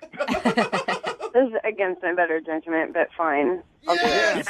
You'll do it? You'll go out with John again. Yeah. Awesome, John. God, I can't believe we're celebrating a response like fine. Congratulations, John. You got a second date. Thank you, guys. Denise, I promise you will not regret this. Yep, we'll send you and whatever her name is out again, and you let me know how everything goes, okay? Hello? Hi, can I speak to Jillian, please? Yeah, this is her. Hey, Jillian, how are you? This is Jubal from Brook and Jubal in the Morning. Who? Jubal from Brook and Jubal in the Morning. It's a radio show. A radio show? Yeah, like the kind that's on the radio. That's a really good descriptor. Thanks. Yeah, I get what a radio show is, but why are you calling me? Oh, I'm calling you because we recently got an email about you from one of our listeners. About me? Yeah, it's a guy that you went on a date with. What? Mm-hmm. His name is John, and he looks pretty damn good in your yoga pants. Oh, my God. Oh, no, that's not good. John emailed us about you because you aren't calling him back. He emailed you and told you about me? Yeah. And told you about the photos? A little bit, yeah. Yeah, he told us that you met at a spin class, went back to his house and had dinner, and then after you left his house, you also left your yoga pants there, and that's when he took it upon himself to put on your yoga pants and text you a pic. Oh, my God. I mean, from his description, your guys' date sounded dreamy. The date was fine. I'm just not really feeling him. Why is that? Is it because he texted you a picture of himself wearing your yoga pants? It was definitely the picture, yes. Dude. I mean, it was risky, right? It could border like funny or super creepy. And apparently it went super creepy for you. Yeah. Why wouldn't you just think it's funny that he's wearing your yoga pants? I mean, he was trying to joke around. You can at least see the humor in that. Yeah, no, definitely. I see the humor in the pants, but did he send you the photos? Have you seen them? No, he's only sent them to you, I think, or maybe some friends. I don't know. But I'd like to see him. If you got him, you want to shoot him to me? I'd like to see. Yeah.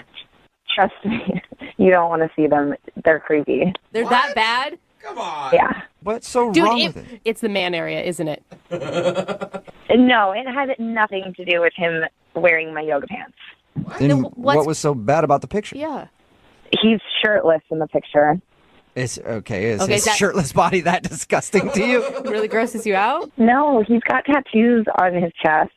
Oh. Okay, and? Well, on one side of his chest, he's got a gun.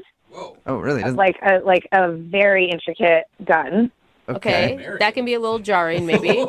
And then on the other side, he's got the words kill count. Kill count? Yeah, with a bunch of tally marks underneath it. Whoa. He's a murderer? What the hell? That is creepy. All right. No wonder you didn't go to retrieve your yoga pants. Yeah, no, I know, and I want nothing to do with that. Okay, I'm sorry. Can I interject? Can I step in now? Sure, I guess. I'm scared, Oh, so early. go ahead. What's that? John is actually on the other line listening and wants to talk to you, and so that was him. Are you kidding me? John's on the phone right now. Hey, sorry. Please don't freak out. Can I explain this to you? I cannot believe this is happening right now. I can explain this. It's not at all what you think. I swear to God. A gun with kill count isn't what she thinks? Okay, first of all, it's not. I didn't kill people. I hunt deer. I've hunted deer with my dad since I was a kid. That gun you saw is actually the tattoo of the rifle that I got from my grandfather. It's a Remington deer rifle, and the kill count is the number of deer that I hunt. And I'm a licensed hunter. I drive a pickup. I got barrels of shelled corn in my truck. You're not helping your case. I just hunt deer. I don't kill people. I'm not I'm not a gang guy at all. I just hunt, and and I'm a very responsible hunter. I prepare the venison. I store it. I use the whole deer, and that's all it is. Oh. John, how do I know that you're telling the truth? How do I know that this is about deer hunting? I don't have a criminal record. That just means you've never been caught. Yeah. You're a really good murderer. Do I look like a murderer? Sure. I mean, would a murderer be in a spin class? Really? You know what? No, murderers like to stay healthy too, okay? This is just getting out of hand. This is super strange to me. I don't like guns. I don't know you. I don't know who you are. Anyone can be at the gym, and I don't know. I have a bad taste in my mouth. I totally understand that. But just to let you know, I'm a sane human being, and what's strange to me is how the yoga pants did not repulse you. Yeah, no, I mean, the yoga pants thing was funny, but it's the fact that you have kill count written on your chest with a huge gun. You can't just send photos like that to people. I mean, you got to explain that. Plus, it's a really mixed message with those yoga pants on. Yeah, okay, I get it. I didn't really think of the optics on that, and I get your point, but I am not creepy. I will not hurt you. I am a good cook. Yes? Yeah, you are a good cook. You have that going for you. And did you like my bolognese? Yeah, it was good. Okay, that was with venison. That's with venison that I murdered. And Are you sure you're a hunter? Bad joke. My sarcasm is not coming across. It's just part of how I grew up, and there's no threat. I swear. Even still, can you still be attracted to him if every time you guys hook up, you have to look at a gun and kill count on his chest? What if I take a Sharpie and just put an S in front of the kill? Skill count? That sounds much more refined to me. Hey, Jillian, would you like to go out on a second date with John? We will pay for it. I don't know a lot of serial killers that make a good bolognese. And I know a lot of serial killers. They're usually bad cooks. Would you like to go out with him on a second date? We will pay for it. Okay, as long as we don't talk about guns or anything like that. No, I promise you, I will not bring it up, and I want you to be able to at least go back to the gym and hang out. I don't want to take that away from you. I feel bad about that. Okay.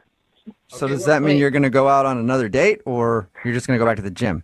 Yeah, no, I'll go on another date with him. Okay, make sure to call someone beforehand just in case. Yes, thank you. Jillian, are you glad to know that John's not a murderer? Absolutely. I don't want to see what other tattoos he does have, though. Actually, John, do you have any other tattoos that I should know about? Why don't we get together and talk about that? Yeah, he definitely does then. Hello? Hi, may I speak to Diana, please? This is Diana. Who's it? Hey, what's up, Diana? How are you? This is Jubal from Brook and Jubal in the Morning. Wait, are you serious? Yeah. Hey, Diana. You actually familiar with the show? Yeah, I love you guys. Oh, nice. Oh, Okay. thanks. A lot of That's times awesome. we call for second dates and people have no idea who we are, so that's Most refreshing. people don't, Oh, wait. So you're calling about second date? Yes, Uh-huh. we are. Okay. Who is it? Is it about Dylan? Dylan? Yeah, Dylan. I went out with him a couple days ago. Was he asking about me? Not asking us about you, because no, it's not about Dylan. Oh, God. Anybody else you can think of who might want to do a second date with you? Is it Eugene? Yes, sir. Oh, God. That's Eugene. That wasn't as excited as you were about Dylan. Yeah. Yeah. So Eugene's calling about me, okay? Yep. Eugene told us all about your date, and he said he really liked you, but now you're not getting back to him. So is there a specific reason? Well, I mean, so he did tell you what happened? Like he told you what he did and everything? Yeah, I'll tell you what he told us. He said that you came over there. I guess the weather wasn't that great, so you guys decided to just hang out at his house, played some Yahtzee, watched some Game of Thrones. Oh, flip through photo albums. Can't forget that highlight photo from albums. the date. And then I guess at the end of your date, he made a joke that he told us, and we told him didn't sound like it was that funny, but he said you should come back and binge watch Game of Thrones, and also he's going to binge do you. Wow, I'm honestly really surprised that he just told you all that. So embarrassing. We were too. Pretty honest guy, I guess. You're surprised because he should be embarrassed, right? I mean, yeah, he should be embarrassed, but apparently he's not. He thought it was a funny joke. Did you not think it was funny? No.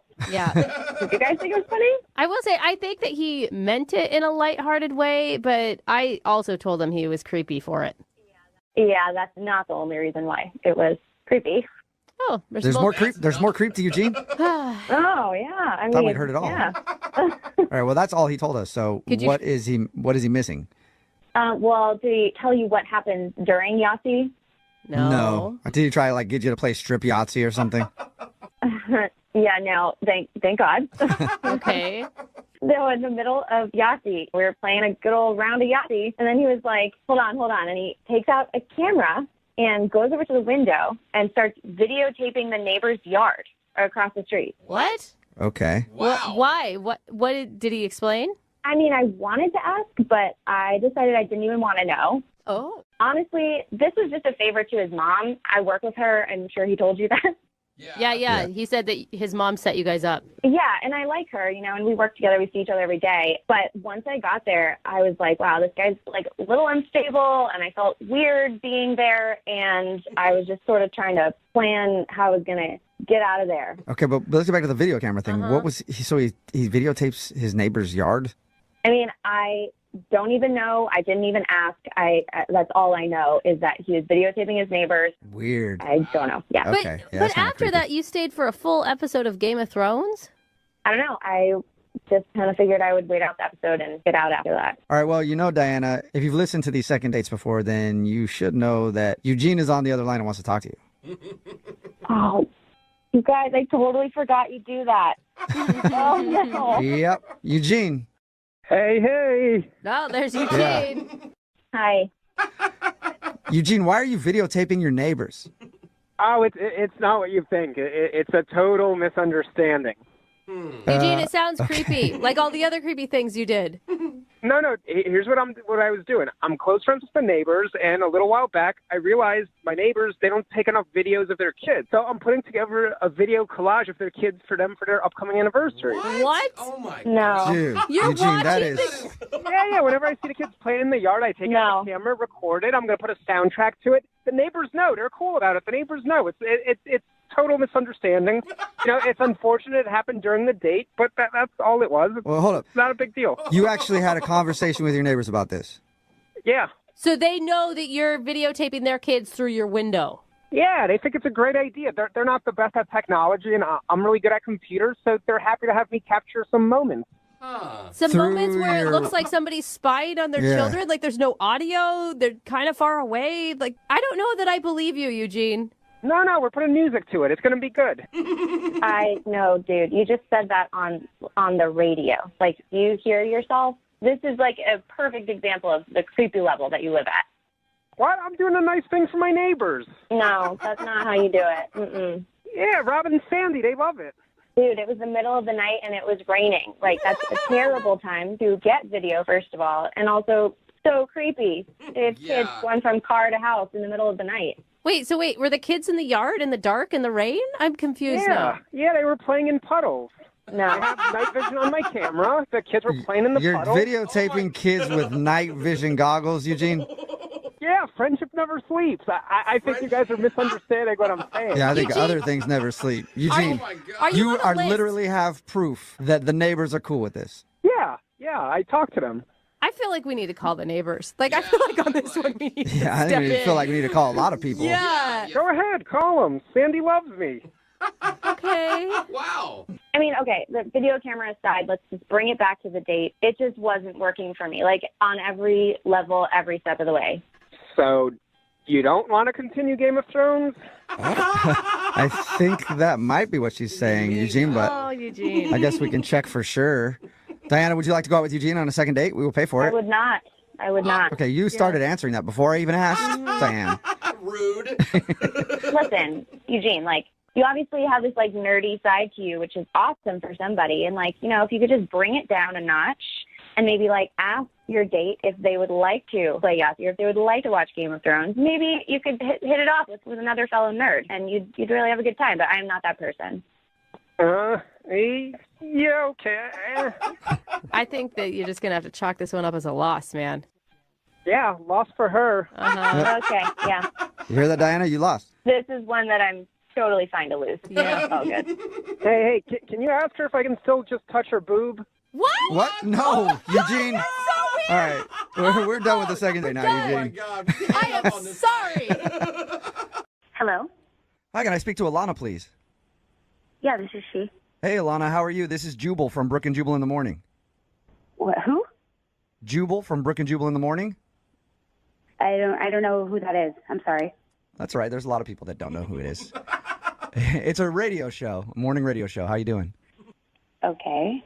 I'm calling you because you recently went out on a date with one of our listeners, and they wanted us to get a hold of you. Okay. What's their name? He's a southern gentleman who just kind of moved to town. Do you know what I'm talking about? His name is Jeff. Yes, I do. He actually emailed us and told us a little bit about your date and is confused as to why you're not calling him back, so he asked us to see if we could get you on the phone and find out why. I don't know. I just didn't really work. You didn't really work? The whole date was just weird. There were little things that happened the whole date, and it just didn't really go well. Okay, can you put it so that we can tell him, can you describe in your own words the date then? Because it sounds like more happened than what he told us. Yeah. I mean, we're just really different, really, really different. I think during dinner, I went to use the restroom, and I got back, and I heard him pass gas. At the table? Like, were you sitting back down, or were you just coming up to the table? I was coming back to the table, and as I was sitting down, I definitely heard him pass gas. Oh, bad timing. So you were did he not notice that you were there yet and you were walking up and he farted? Right, basically. He didn't say a single thing about it, and I just kind of sat there and thought, okay, well, I guess we'll just let this go. Did you guys have that awkward moment where you both know that the other one farted and you kind of sit there in silence for a second, like, is somebody going to bring it up? And then you go, I did, but he kind of seemed like it was totally fine. Oh, but what is he going to say? I mean, you'd have to pretend like it didn't happen on your first date at dinner. Yeah. Well, I kind of tried to just forget about it, but then we get to paying for the check, and he tells me that he thinks he left his wallet in my car, and whatever. I mean, I get it. Like, maybe it just fell out of his pocket or something. So I gave him my keys, and I was praying that he wasn't going to, like, steal my car or do anything. But he came back, and he paid for the bill, and everything, everything was fine. And then, I really thought maybe I would go out with him again. But then I got home, and I was getting my bags and everything from my car, and I realized that the change in my change box in my car was completely gone. No way. Wait. So you're accusing him of stealing the change out of your car? 100%. Oh my Are you? 100%. Really? I had quarters in there. I know I keep my change there as like my little, thing where I just throw my change. It was completely gone. Why All I would could you think was steal? that this hillbilly from the South took my change, stole from me. So I wasn't even gonna, he tried calling me, he texted me a couple times. I did not even want to respond. I don't even want to see him again. I don't want to hear from him. I can't even believe that, like, the audacity he would have to call a radio station knowing that he stole from me. Oh, man. You said you don't want to hear from him ever again. Never again. Okay, well, that's going to be tough because he's actually on the other line listening. You actually noticed a change was gone for your car? What is going on? That's Jeff. Oh, my God. Hey, Alana, it's me. It's Jeff. I've been here the whole time. I mean, I don't want to talk to you. Like, you know what you did, and I don't want to talk to you. Alana, don't you think you're being a little paranoid, accusing Jeff of stealing the change out of your car? I highly doubt that Jeff took the change out of your car. I took it. What? You did? You actually stole change. Alana, just listen for a second. I mean, first off, it was a couple bucks, and it was a tip. It was a tip. You actually stole it? I checked my wallet. Cash was a little bit low. This is a joke. I needed a little extra for the tip. It was only a couple bucks. Like, that's something I learned in the South. You tip good when you go out. Yeah, but Your own money. I was going to pay it back on a second date. It totally slipped my mind to even mention A it. second date? You really think I would go on a second date with you after you stole from me? It's not stealing. I was borrowing it, and I was going to pay it back on the second date. We do that all the time in the South. It's no big deal. you do, Jeff? Like, that's a common Southern thing to steal each other's car change and use it as a tip? No, it ain't stealing. I'm not stealing nothing. I'm borrowing change. It's change. Jeff, it's... How often do you notice change in your car? It's I got only- change in my car. It's been there for a long time. Oh, my God. I It's was only borrowing borrowing it. if you actually ask somebody for money and then tell them you're going to pay it back. You can't just take it. I forgot. Oh, my God. This is just all ridiculous. Jeff, I think you're a dumb hick. Oh! I don't understand why we're even having this conversation. I don't have any more time for this. Our conversation's done. That was quick. Oh, wow. Jeff, you still there, man? I don't get it. I was going to pay her back. It was a couple of bucks Yeah, but from a car that I was going to use for the tip. Jeff, you should probably ask before you do that, you know? Look, man, it was my first date with her. I was nervous about everything else anyway, and I forgot. I forgot. All right, well, And my advice to you would be next time, if you're ever in that position, don't steal somebody's cash from their car, man. you keep saying stealing. I've heard it enough. I didn't steal nothing. Hey, man, listen, I'm just telling you that you probably shouldn't take money from people's cars, even if it's like a Southern thing, like you said. It's definitely not done here. Stop talking to me about all this. You DJ radio high school rock. You don't know what the you're talking Jeff, about. that's the first thing I will agree with you on. I am a radio host. I know that. Don't be so mad. I'm just trying to help you out. Yeah, well, a lot of help you are. Did that just really happen? We just got hung up on twice, Wow. which is impressive. And Not that bad. might be a first time for that. I didn't even get to ask if they wanted to go on a second date. I guess I'll have to email them. See if I can get them to go out again. Hello? Hi, is this Naomi? Yeah, this is her. Hey, Naomi, how are you? This is Jubal from the radio show Brooke and Jubal in the Morning. What? This is Jubal from Brooke and Jubal in the Morning. What's going on? Not much, just hanging out. What's going on with you? How you doing? What you up to today, girl? No, I mean, like, why are you guys calling me? Yeah. Oh, Yeah, we know. okay, I missed the point. Sorry. We got an email about you from one of our listeners. It's a dude who wants to do a second date. You have any idea who might have emailed us? I mean, I went on a date recently, but I don't know why he'd email a radio station. What was his name? Justin? That's it. Justin emailed us because he said he really enjoyed going out with you, but now you're not getting back to him. Yeah. Okay, so that's true. So I guess there's a reason. It wasn't Yeah. just like, oh, I let him know that I ran out of time. No, there's definitely a reason there. Is it because he proposed to you on your first date? I mean, I'm just taking a wild guess. Okay, awkward. Yeah, right? Did you think that was funny? Because he said he meant it as a joke, and you were laughing. I mean, at first, but then the whole restaurant kind of started looking at us, and it was not comfortable. Yeah.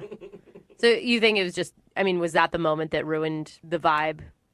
Before that, I honestly, I was having a good time with him, and he seems like a funny kind of guy. Okay, so the wedding proposal thing didn't completely kill it for you. Well, it's kind of complicated. Can you mind explaining so we can tell him? Well, later that night, I went home, and I had this vivid dream. And Was I wearing pants? Was I wearing pants? She doesn't even know who you are, Jubal. Not about you. Oh, Yeah. my bad. Okay. Wait, so I'm wait. assuming again. Sorry. Get back to No, your dream. What was your dream about? So Justin and I were actually getting married in my dream. And like it was really, really vivid. And we went through the whole ceremony. Yeah, and I mean, then- I could see how you would have a dream about that, like the night after it happened. Of course, it's gonna be top of mind. Yeah. But then afterwards it went straight to us in court getting divorced. So you got married and divorced all in your dream. Weird dream. Yeah. Quick dream. So, I mean, when I woke up, it was really unsettling, and I felt kind of weird, and I didn't know how I really felt about it. But the more I thought about that, that's definitely a sign from the universe. Like, I should not go out with him again, right? Wait, So- hold on. Whoa. You dreamt that you got married and divorced, and you think that that's why you shouldn't go out with him again? Oh, definitely. Wait, sorry, I'm going to hop in here. Wait, what? Yeah, Naomi, that's Justin. He's actually been on the other line listening and wants to talk to you. Oh, my God. Wait, are you joking? No, okay, look, I understand that this is a little extreme, maybe a little overkill to call, and Oh, my God.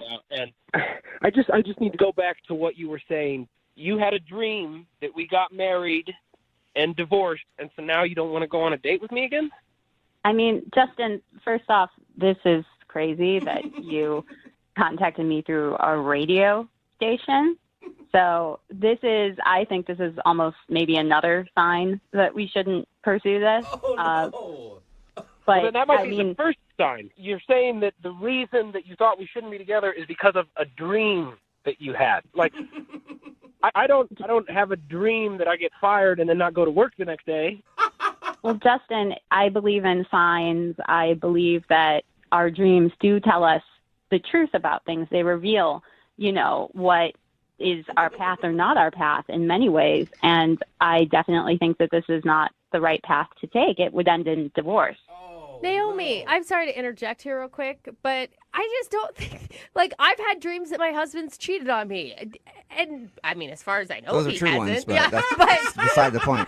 I didn't wake up in the morning and say, oh my God, we've got to get divorced because of what you did. It's just your subconscious. It's not a sign from the universe. Yeah, but it's not just a dream. I mean, we had the couple propose next to us, then he did the fake proposal, then in my dream we get married, then we get divorced. It's too much.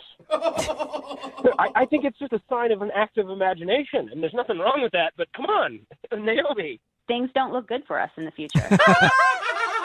So you're convinced, Naomi, that you shouldn't date Justin because of this dream? Yeah, I mean, we got married and we got divorced. That's as clear a sign as any in the universe that we should not be together. I don't even know how you battle that, Justin. Naomi, I'm sorry, but this sort of sounds crazy to me because it was a dream. It was one dream. You can't make all your decisions in life based on a dream. I mean, obviously you would dream about that we had the proposal thing happen that night, and so you would be dream. I mean, I think we even talked about divorce at dinner that night. Justin, I don't think you get it. I know plenty of people, for instance, my grandma, she had a dream where she got sick and she was sneezing, and then she got pneumonia. Whoa, was it like the next day or like a year later? No, it was within a week. Whoa. Well, that probably means her body was already ill. Yeah. I don't know. Exactly. Okay, so Naomi, you're starting to sell me on this whole dream thing. you guys. I dreamt I was a wizard in a Harry Potter book once, but I wasn't.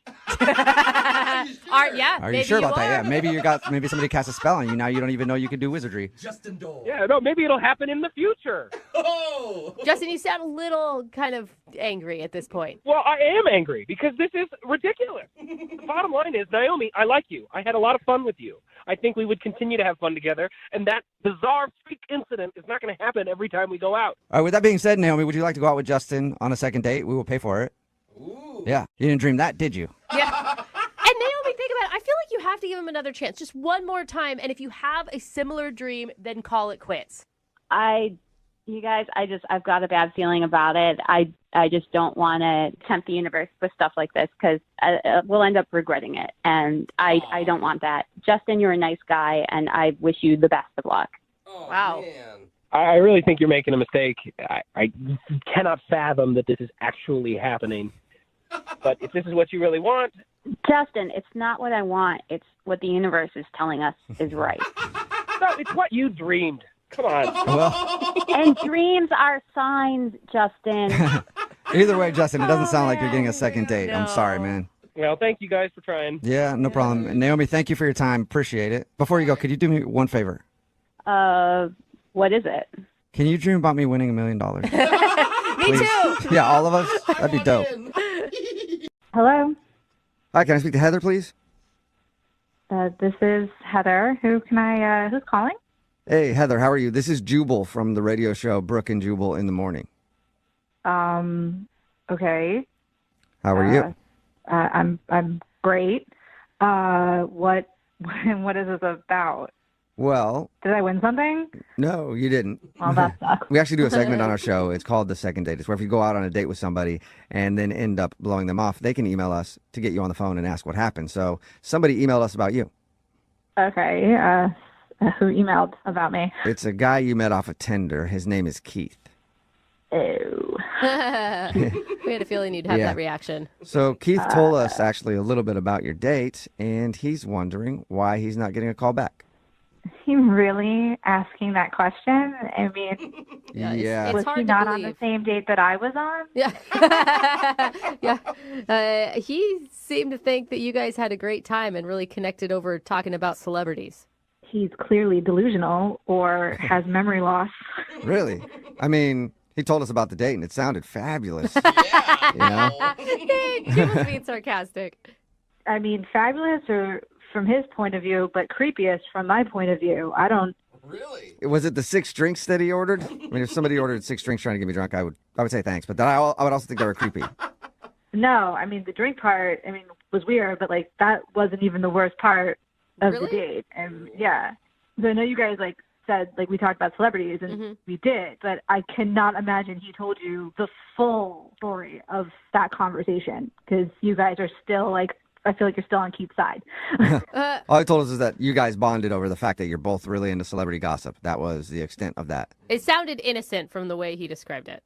It's not innocent. So yeah, we're into celebrity. I mean, I'm into celebrity gossip. I read all those magazines, and I love the E! News Network.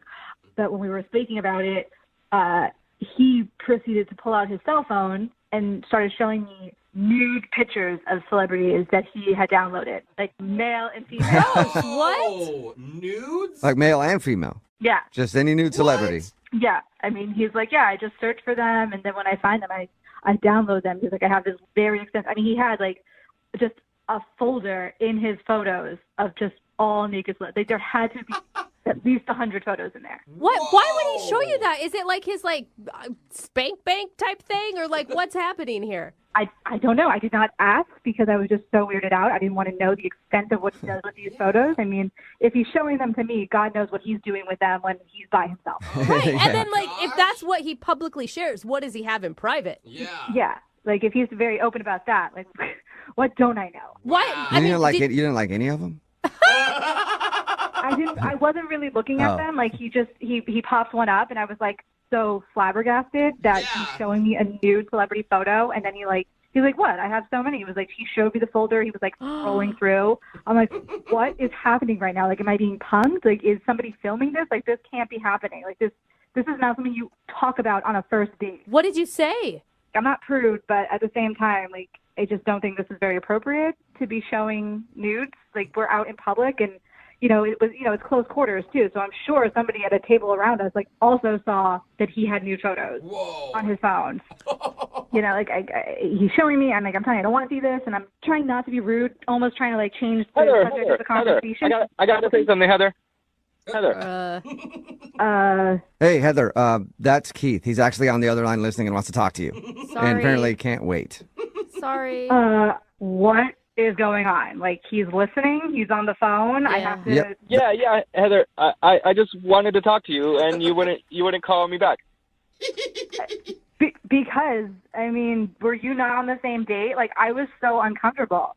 Like, Yeah, we I barely but I even didn't. hugged goodbye. But Like, I basically why gave were him you a pat on the uncomfortable? shoulder. We were having a good time. What? Why? Kate, did you not hear anything she said? You're like a sicko, dude. Like, why are you carrying around folders with naked celebrities on them?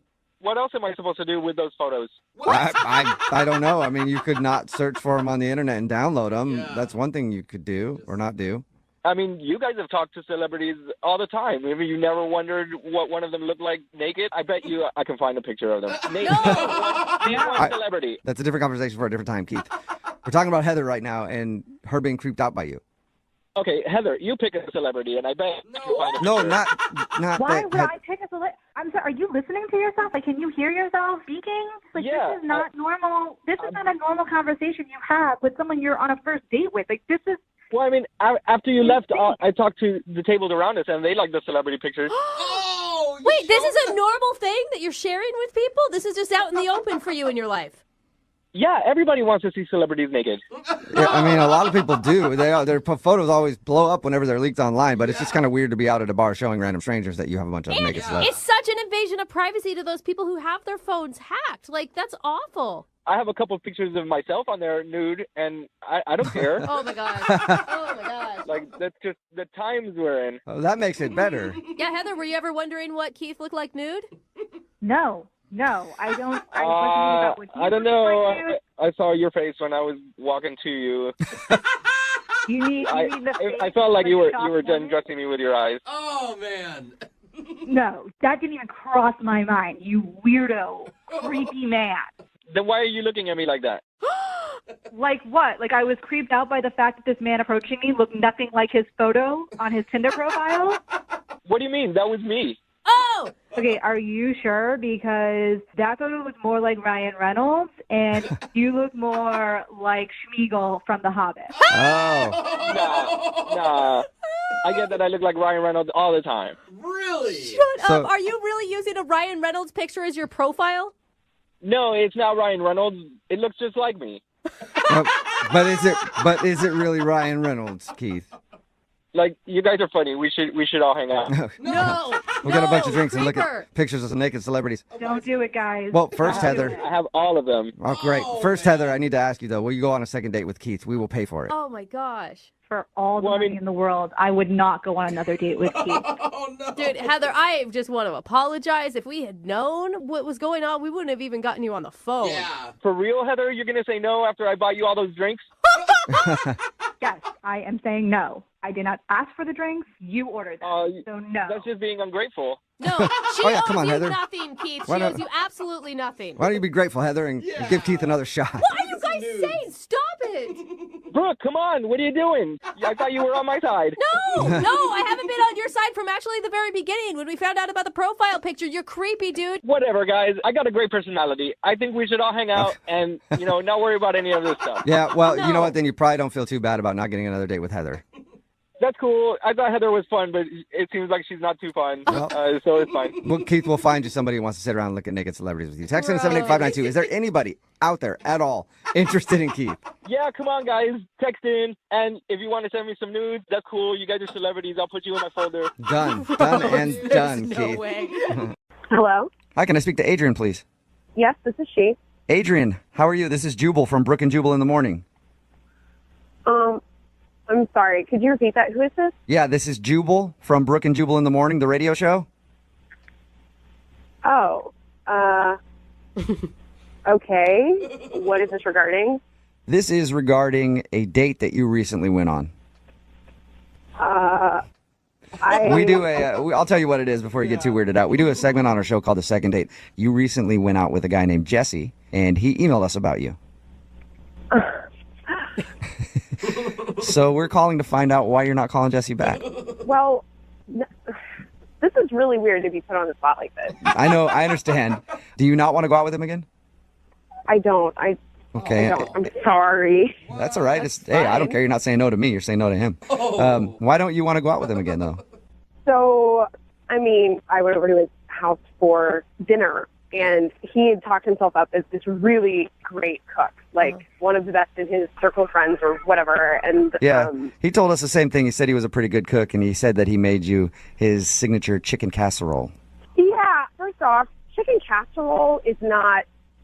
That's not a food. That's something you take to a potluck. That's something. I was actually kind of thinking the same thing. Really? Yeah. Come on. I mean, it's a casserole. It's like a throw-to meal that you do when you're like a working mom. See, I don't cook. I heard the word casserole, and I was like, wow. That sounds hard. But, you know, you got to give the guy a break. He's like a single dude, so. Yeah, I thought it was great. And like, I'm a huge foodie, but you know, if it's good, if it's delicious casserole, like by all means, you know, change my mind, like prove it to me, you know. But it was, I mean, it was the worst thing I've ever tasted. Really? It was that bad? Oh, no. It was so bad, and he had talked it up so much. He said that you ate it and seemed to like it. Well, I was brought up in the Midwest. I have certain manners that I try to, you know. AKA, So you were being polite. Was it like can of mushroom soup bad type of casserole? Oh, it had to have cream of something soup. Like, Again, I'm not tracking with you guys because cream of anything soup sounds good to me. No. Sounds delicious. No, that cream of mushroom soup that like you get at the dollar store and you pull it out and it's like this gelatinous mass. Like listen, my grandma used to make that. Dude, that cream of mushroom soup. I love that stuff. Okay, well, if you like it so much, fine. But personally, I would not give that slop to my dog. All right. Yeah, it sounds like he made a delicious meal to me, but I guess I don't get it. So is that the only reason then that you just didn't like his cooking? It's one of my deal breakers. You know, one of my priorities is that if I'm going to date someone, he needs to be able to cook. He needs to know how to cook for a woman. He needs to know how to set a table, present a meal. All right. Wow. The comic book thing have anything to do with it? I know that you voiced your concerns about the food. He thought the reason you didn't want to go out with him was his big comic book collection. Actually, I mean, we looked at that stuff after dinner, and I felt physically ill. So I was just trying to, like, keep it together. It couldn't have been that bad. Oh, no. No, it was. And I don't understand how, I mean, I'm really worried because if that's his signature dish, right? And it's cold in the center. It hasn't even cooked all the way through. I mean, if that's his pride and joy, then, like, what does everything else taste like? Like, I'm completely terrified to think about that being inflicted on another woman. I feel like the second date has turned into a Yelp review. Yeah. And you're just destroying him. It's like Food Network right now. Yeah, well, one of his friends needs to sit him down because they've clearly, like, let him think that he's good at this. Well, Adrian, I do have to tell you that you kind of have already told him because he's actually on the other line listening. You're kidding me. No, I'm not. Jesse, you there? You really didn't like it? Oh my God. I mean, I've made that for people and they love it. Like I don't understand. I hate to be the bearer of bad news, Jesse, but they were just being nice to you because it tastes like trash. Oh. Wow. That's disgusting. It's unconscionably disgusting. Are you Jesse, nobody's ever told you that your food is bad before? I mean, the way Adrian is describing it, it's the worst thing on the planet. Like nobody has even said anything remotely like this at all. Dude, Jesse, she is being so mean to you. Even if your food is that bad, like, I don't know why you're still, like, even being nice to her at all. Well, I mean, if she's right and my cooking's that bad, I mean, I can't fault her for being upset about it. I mean, they could, like, nobody's told me this before. Listen, someone needed to tell you, and someone told you, so you can move forward now, I guess. You need a class. You need a class. You said class? I thought you said slap. I heard that. I thought you were like, you need a slap. I was like, you want to physically assault him, Adrian? No. I mean, maybe someone could, but no. Just take a class. You know, if you like to cook, you can get better. I'm sure you can. You can't cook for another woman like that. Like, you just can't. It's not right. What if I just had an off night? Like, I just wasn't up to snuff. Maybe you just didn't like that particular recipe. What if we have a do-over and I make you baked ziti? Ooh.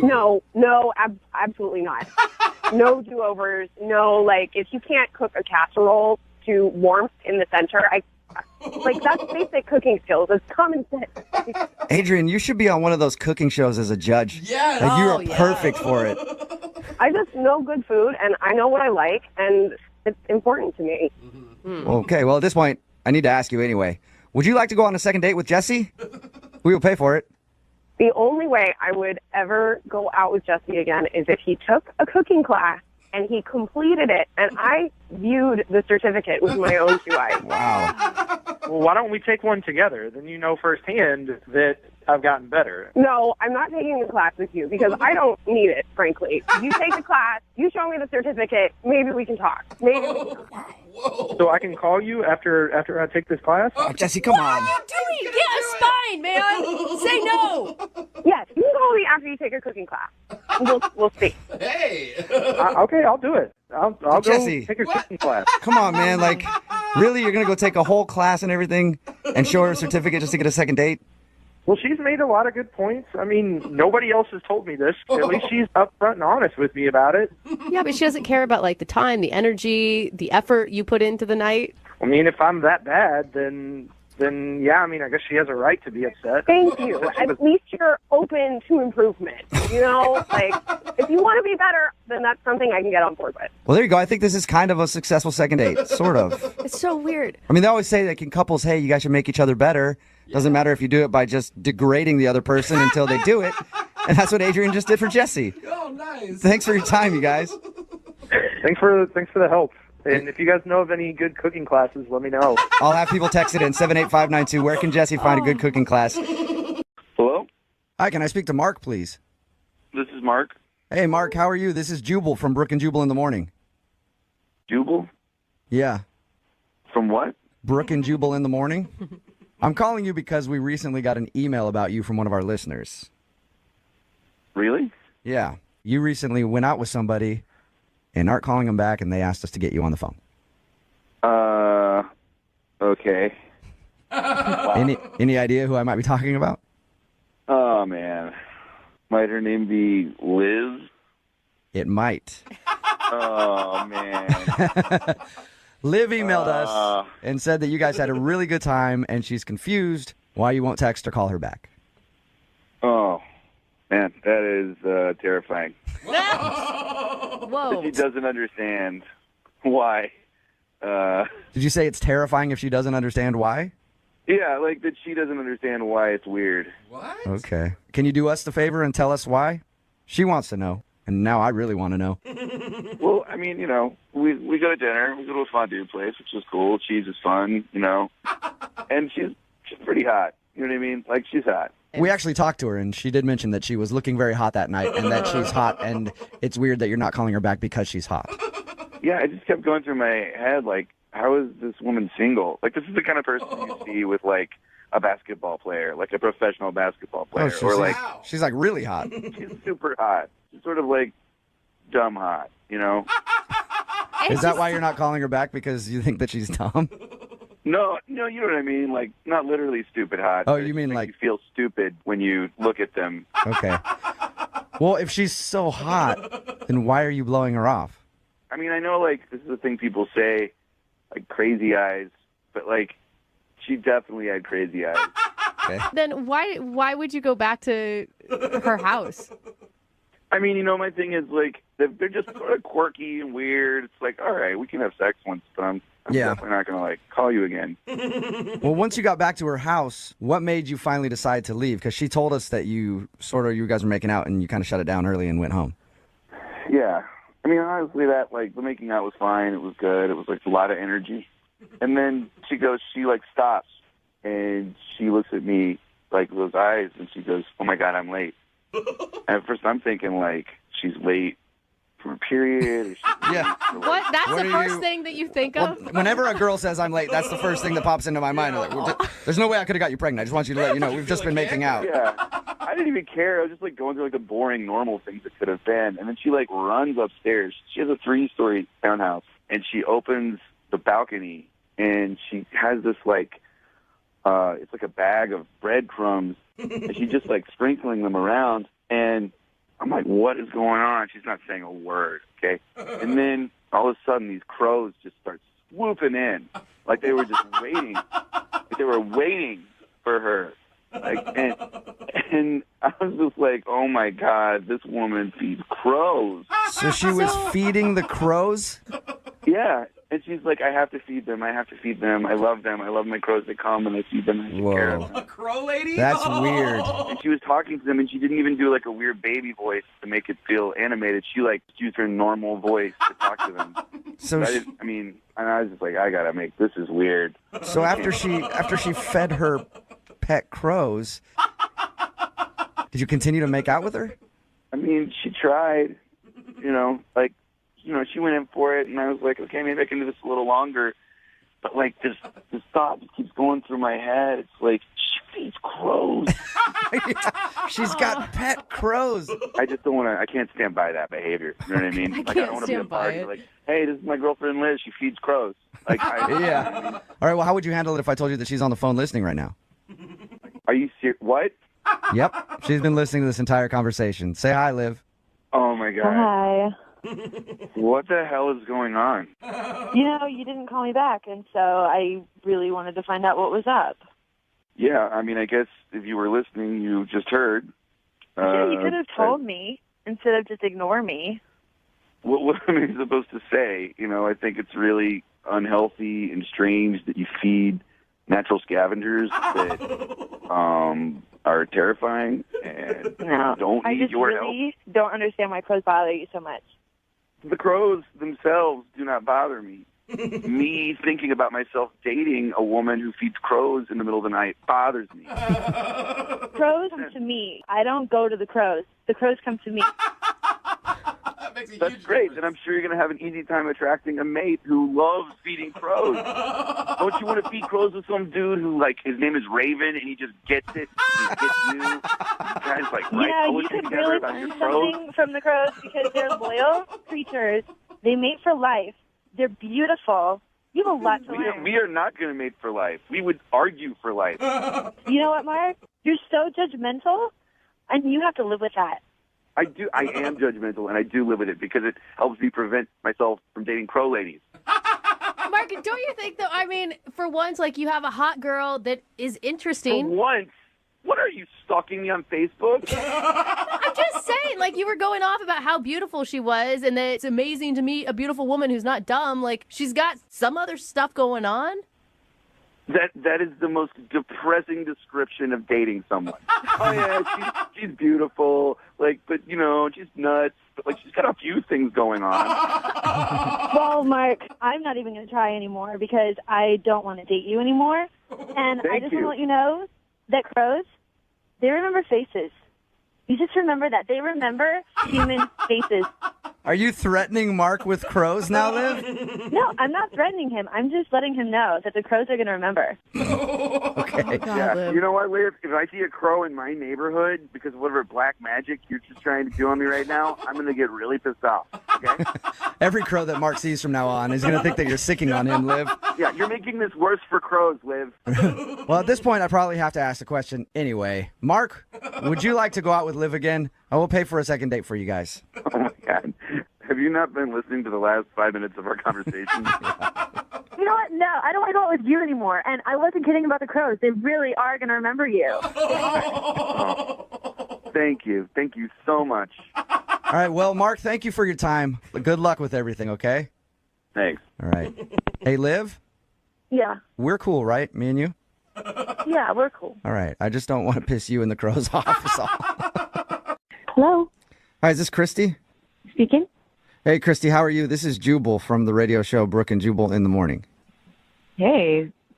Hey. What's up? Like, what's up? Not much. You listen to the show ever? Yeah, I've heard it sometimes, but why are you calling? Well, have you ever heard a second date before?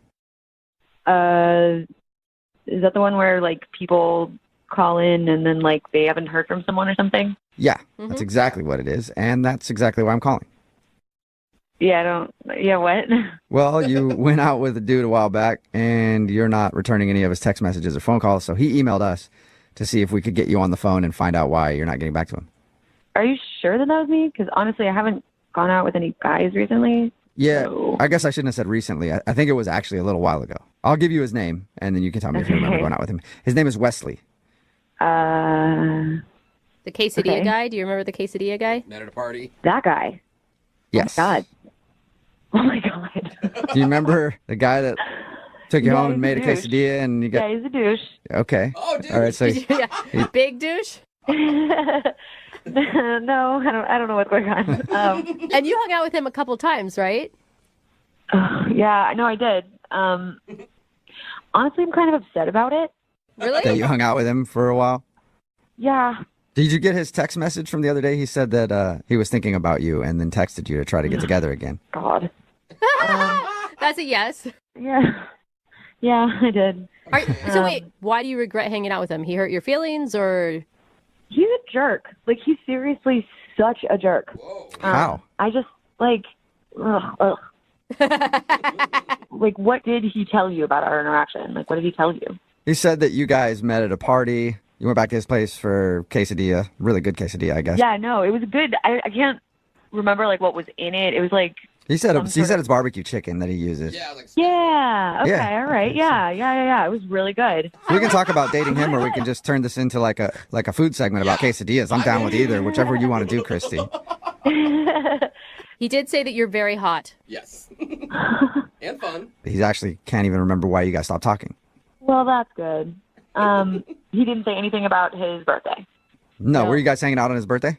We'd hung out a few times, and he's like a doofus, but he was charming. Mm-hmm. So we were like hanging out around the time of his birthday, and a couple days before, I decided that I liked him. I thought he was cool. So I made him this birthday card. I like made it by hand. That's cute. Yeah, I mean, I liked him. I wanted him to know that I liked him. And when I gave it to him, he laughed and said, "Oh, whoa, you obviously care way more about me than I care about you." Whoa. Wow, dude. Ouch. So yeah, all that bad. And then he kissed me on the forehead. Ooh, ouch. Yeah, that sucks. That's not cool. That's Yeah. like saying bless your heart, but Honestly, it was it was not great. But quite frankly, like, even though it was like harsh, he was being honest about it. Yeah. He even, like, we had a conversation afterward, and he was like, you know, I save my feelings, so you may want to save yours for somewhere else. It was like really harsh, but in a weird way, I had some respect for him because he was at least being honest. So Totally. quite frankly, the fact that he's calling in now because he can't remember pisses me off. Oh, does it? Do you want to talk to him? What? No. Well, he's on the other line listening and wants to talk to you, so you could talk to him if you want. Christy. He's What's up? Are you kidding me? What's up? You didn't text me back. Did you hear anything? Did you hear anything Yeah, that I just did. said? You heard I all think of it's this hilarious. and you're still saying, Christy, what's up? Are you kidding me? You think this is hilarious? You think it's hilarious that you can't remember why we're not talking to each other? I don't know. I just think I think it's funny. I'm sorry. What? Oh my God, you are such a jerk. You have Maybe a so little little respect hard. for me that you can't even remember? I mean, now that you mention it, yeah, I guess I remember. Okay. Oh my God. No. So what do you even want from me? Like, I don't really understand what you want from me. I mean, you think we should go out again? I want to see you again. I really do. No, you don't, dude. No, you don't. What makes you say that? Dude, you already tried texting me, and I ignored your text. Get a clue. Yeah, I figured maybe you just forgot to respond. I didn't forget to respond. What you did on your birthday was inexcusable.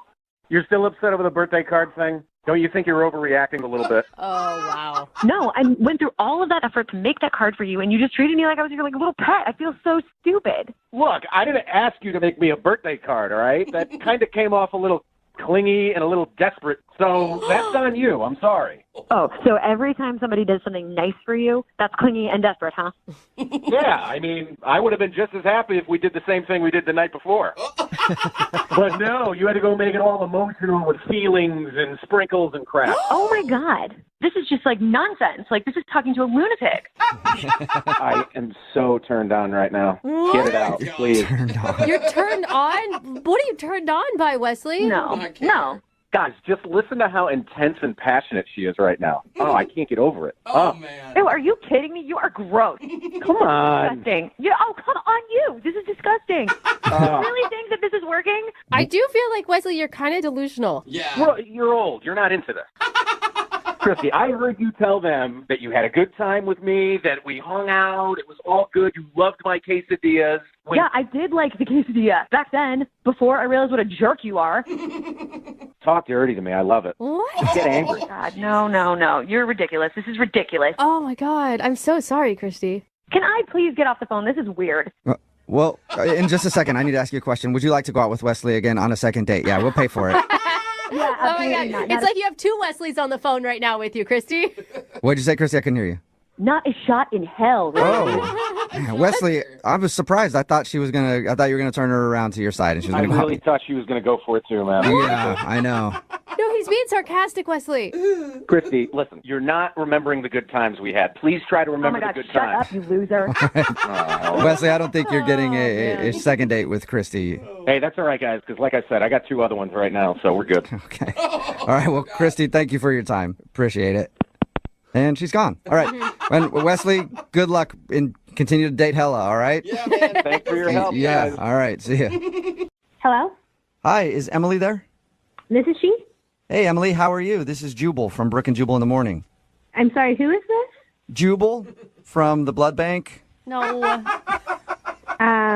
What's that laughing in the background? Laughing? I don't hear any laughing. Are you feeling okay after donating blood? Because I don't hear any laughing. Give her a break. Now there's a woman on the phone. What's going Yeah, on? there's Emily. 3 people on the phone. Yeah, hi. How are you? I'm a little confused. Okay, that's normal. This is Jubal from Brook and Jubal in the Morning. It's a radio show. Okay. Why are you calling me? Well, I'm calling you because you recently met somebody. His name is Miles. Uh-huh. And Miles sent us an email because he told us how you guys met at the blood bank, and he told us all about having coffee after, and he said that he really liked you and he was hoping to go out again, but now you're not returning his phone calls. Yeah, I'm not returning his phone calls. But why are you guys calling me? Well, because Miles listens to our radio show, and we do a segment called the Second Date Update. So Miles asked for our help figuring out why you don't want to go out with him again. Okay, I guess it's as simple as I'm not interested. I'm just not interested. Yeah, but why would you? I mean, he sounds like a pretty nice guy. Well, okay, honestly, like he was nice when we first interacted before we gave blood, but it just went downhill from there. And so I'm just not interested. He's just not the guy for me. How you say it went downhill? How did it go downhill? Because according to him, everything was fine. Well, he asked me out for coffee afterwards, and I was like, yeah, sure. So, you know when you give blood, how you've got that little cotton ball, like, wrapped around your arm? Yeah. So we're walking down the street, and, like, literally every single person from, like, the 5 storefronts from where we're giving blood to the coffee shop, he's like, check out my arm. Isn't that look cool? Aren't I so great? Look, I just gave blood. Wait, he's saying that to people that you're passing on the street or to you? Yes, to everybody. He's just shouting at people that he gave blood. Right. Like, it just came off as a braggart. Yeah. Like, you know, it was just using every excuse to be like, look how great I am. I've donated blood. All right. I'm a saint. So you don't feel like he was donating blood to actually help out? He was just donating. Right. It was more to get attention for himself. Gotcha. Oh, no. It's not even that. It gets worse. So we go into the coffee shop, and he orders his coffee. And I'll be all honest with you, like, he paid for mine, which was nice. You know, I'm going to give him props for that. Sure. But when the barista's like, what name can I put on here? He's like, the donator. No. He did not say that. Yeah, and the barista's like, I'm sorry, what? He's like, the donator, and then points to his arm where the little cotton swab is, and is like, I just came from donating blood, so I'm really going to need this coffee to help get my energy up because, you know, I need to help people. The donator. He had to have been, I mean, it had to have been a joke. Well, that's what I thought. Like, I was just like, you know, because he was kind of like going on, and so I was like, well, this is just a joke. Like, he's just doing this because he knows that I was nervous, but it, like, was relentless. Like, he's talking to all these strangers on the street. He's telling the barista to give him the name The Donator on his coffee cup. It sounds like a superhero. Yeah. The donator. Kind of is. Jubal saving lives, maybe. Well, clearly he thinks he's a superhero. Yeah. And you know what? I wonder how we talk to the donator. I don't Is know. it like some sort of a syringe signal or something we put up in the air? I don't know. Well, that's why I'm avoiding talking to him, because I just don't know how to talk to the donator. Okay, well, I can tell you how to talk to the donator, Emily, because he's actually on the other line listening and wants to talk to you. Are you serious? Hi, Emily. Yeah. That's the donator. All right, guys, can I explain that? Yeah, I think everybody wants you to. I want to hear it. I'm doing good here. I'm helping out people. Like, I want to let people know that, I'm doing a cool deed, If I don't talk about it to everybody, how will they know to do it too? Huh? I mean, come on. Spread the Good word. question. So it's kind of like a PSA. Yeah, like I'm a superhero, the donator. It's kind of a joke, but it's also like, there's facts and jokes too, So I just want to help people out. Okay. Miles, that is such a turnoff, and it. How's that a turnoff? Because you're putting people in a position of then all of a sudden have to be like, wow, congratulations, way to go for being a good human being, instead of you What's just wrong with that? being, because it's cocky and it's arrogant. Like, It's confidence. What's wrong with confidence? What's wrong with confidence of doing a good confidence deed? and cocky. You know what? Do you remember you asking me? I will never forget this. This is so disgusting, you guys. Do you remember what you said? You asked me, where do you want your blood to go? You're like, well, I hope my blood goes to some f***ing sicko so he can turn his life around. What? Exactly. Do you say That's not psychotic? I don't get it. To me, it sounded like he was probably wanting to help some drug addict, and he thought that his blood would somehow morph this person into being sober. No. See, you don't get it. I meant a sicko. Like someone who's sick out there that needs blood. I don't know. There's all these types of diseases and all these sickos out there. They need healthy blood. Like a good red-blooded American like me. A good red blood. Oh God. Hey, I'm not trying to offend anybody, all right? I'm just trying to help people, all right? What's wrong with that? I don't get it. Because I'm trying to help people with my healthy blood. I just want to help out a sicko, okay? That's what I do. That's what I try to do. That's what I do. I help out sickos. Be healthy. But I feel like the choice of words is not the best, Miles. You make it sound like you have magic blood in your veins, like this super healing, wonderful power that is above regular human beings, that your blood is so much better than anybody else's blood, and therefore if anybody gets your blood in their body, oh my goodness, all their woes are fixed because Miles donated blood. That's crazy. Yeah, I do believe that. I do have great blood. Last time I donated blood, they're complimenting me, saying that my blood was probably the best blood they had all day. Do they actually say? I haven't been able to donate blood because I've had tattoos, but I think so. Do they compliment your blood? If you have a universal blood type, it can go to help a lot of different people. That's what he said. My red blood cells were through the roof. My white blood cells are amazing. So I just want to help out sickos out there, okay? People need good blood cells. Emily, I gotta say, there's something kind of lovable about Miles. Really? I mean, if why you don't guys you go out with him? Well, I don't want to go out with him. I could see where the blood thing got a little obnoxious. But if you guys had met under different circumstances where he wasn't praising himself the entire time, do you think that you would have still been attracted to him? I mean, is he even capable of not praising himself the whole time? I mean, we had this great interaction up top before we gave blood, and then it just all went downhill. And even talking to him now, it's still all about him. And it's been 5 minutes of knowing this guy. I think it's a lot about sickos too, personally. But hey, it's not just about me, Emily. It's also about you. You should take pride in your blood. Your blood is good. It's healthy. You're in the same blood as me. So don't act like you're better than me. I'm not saying that I'm better than you, but I don't need to brag. You just do a good deed because that is the reward in itself. Wait. This is your first time donating blood, right? It's your first time donating blood? I've donated blood over 12 times. Whoa.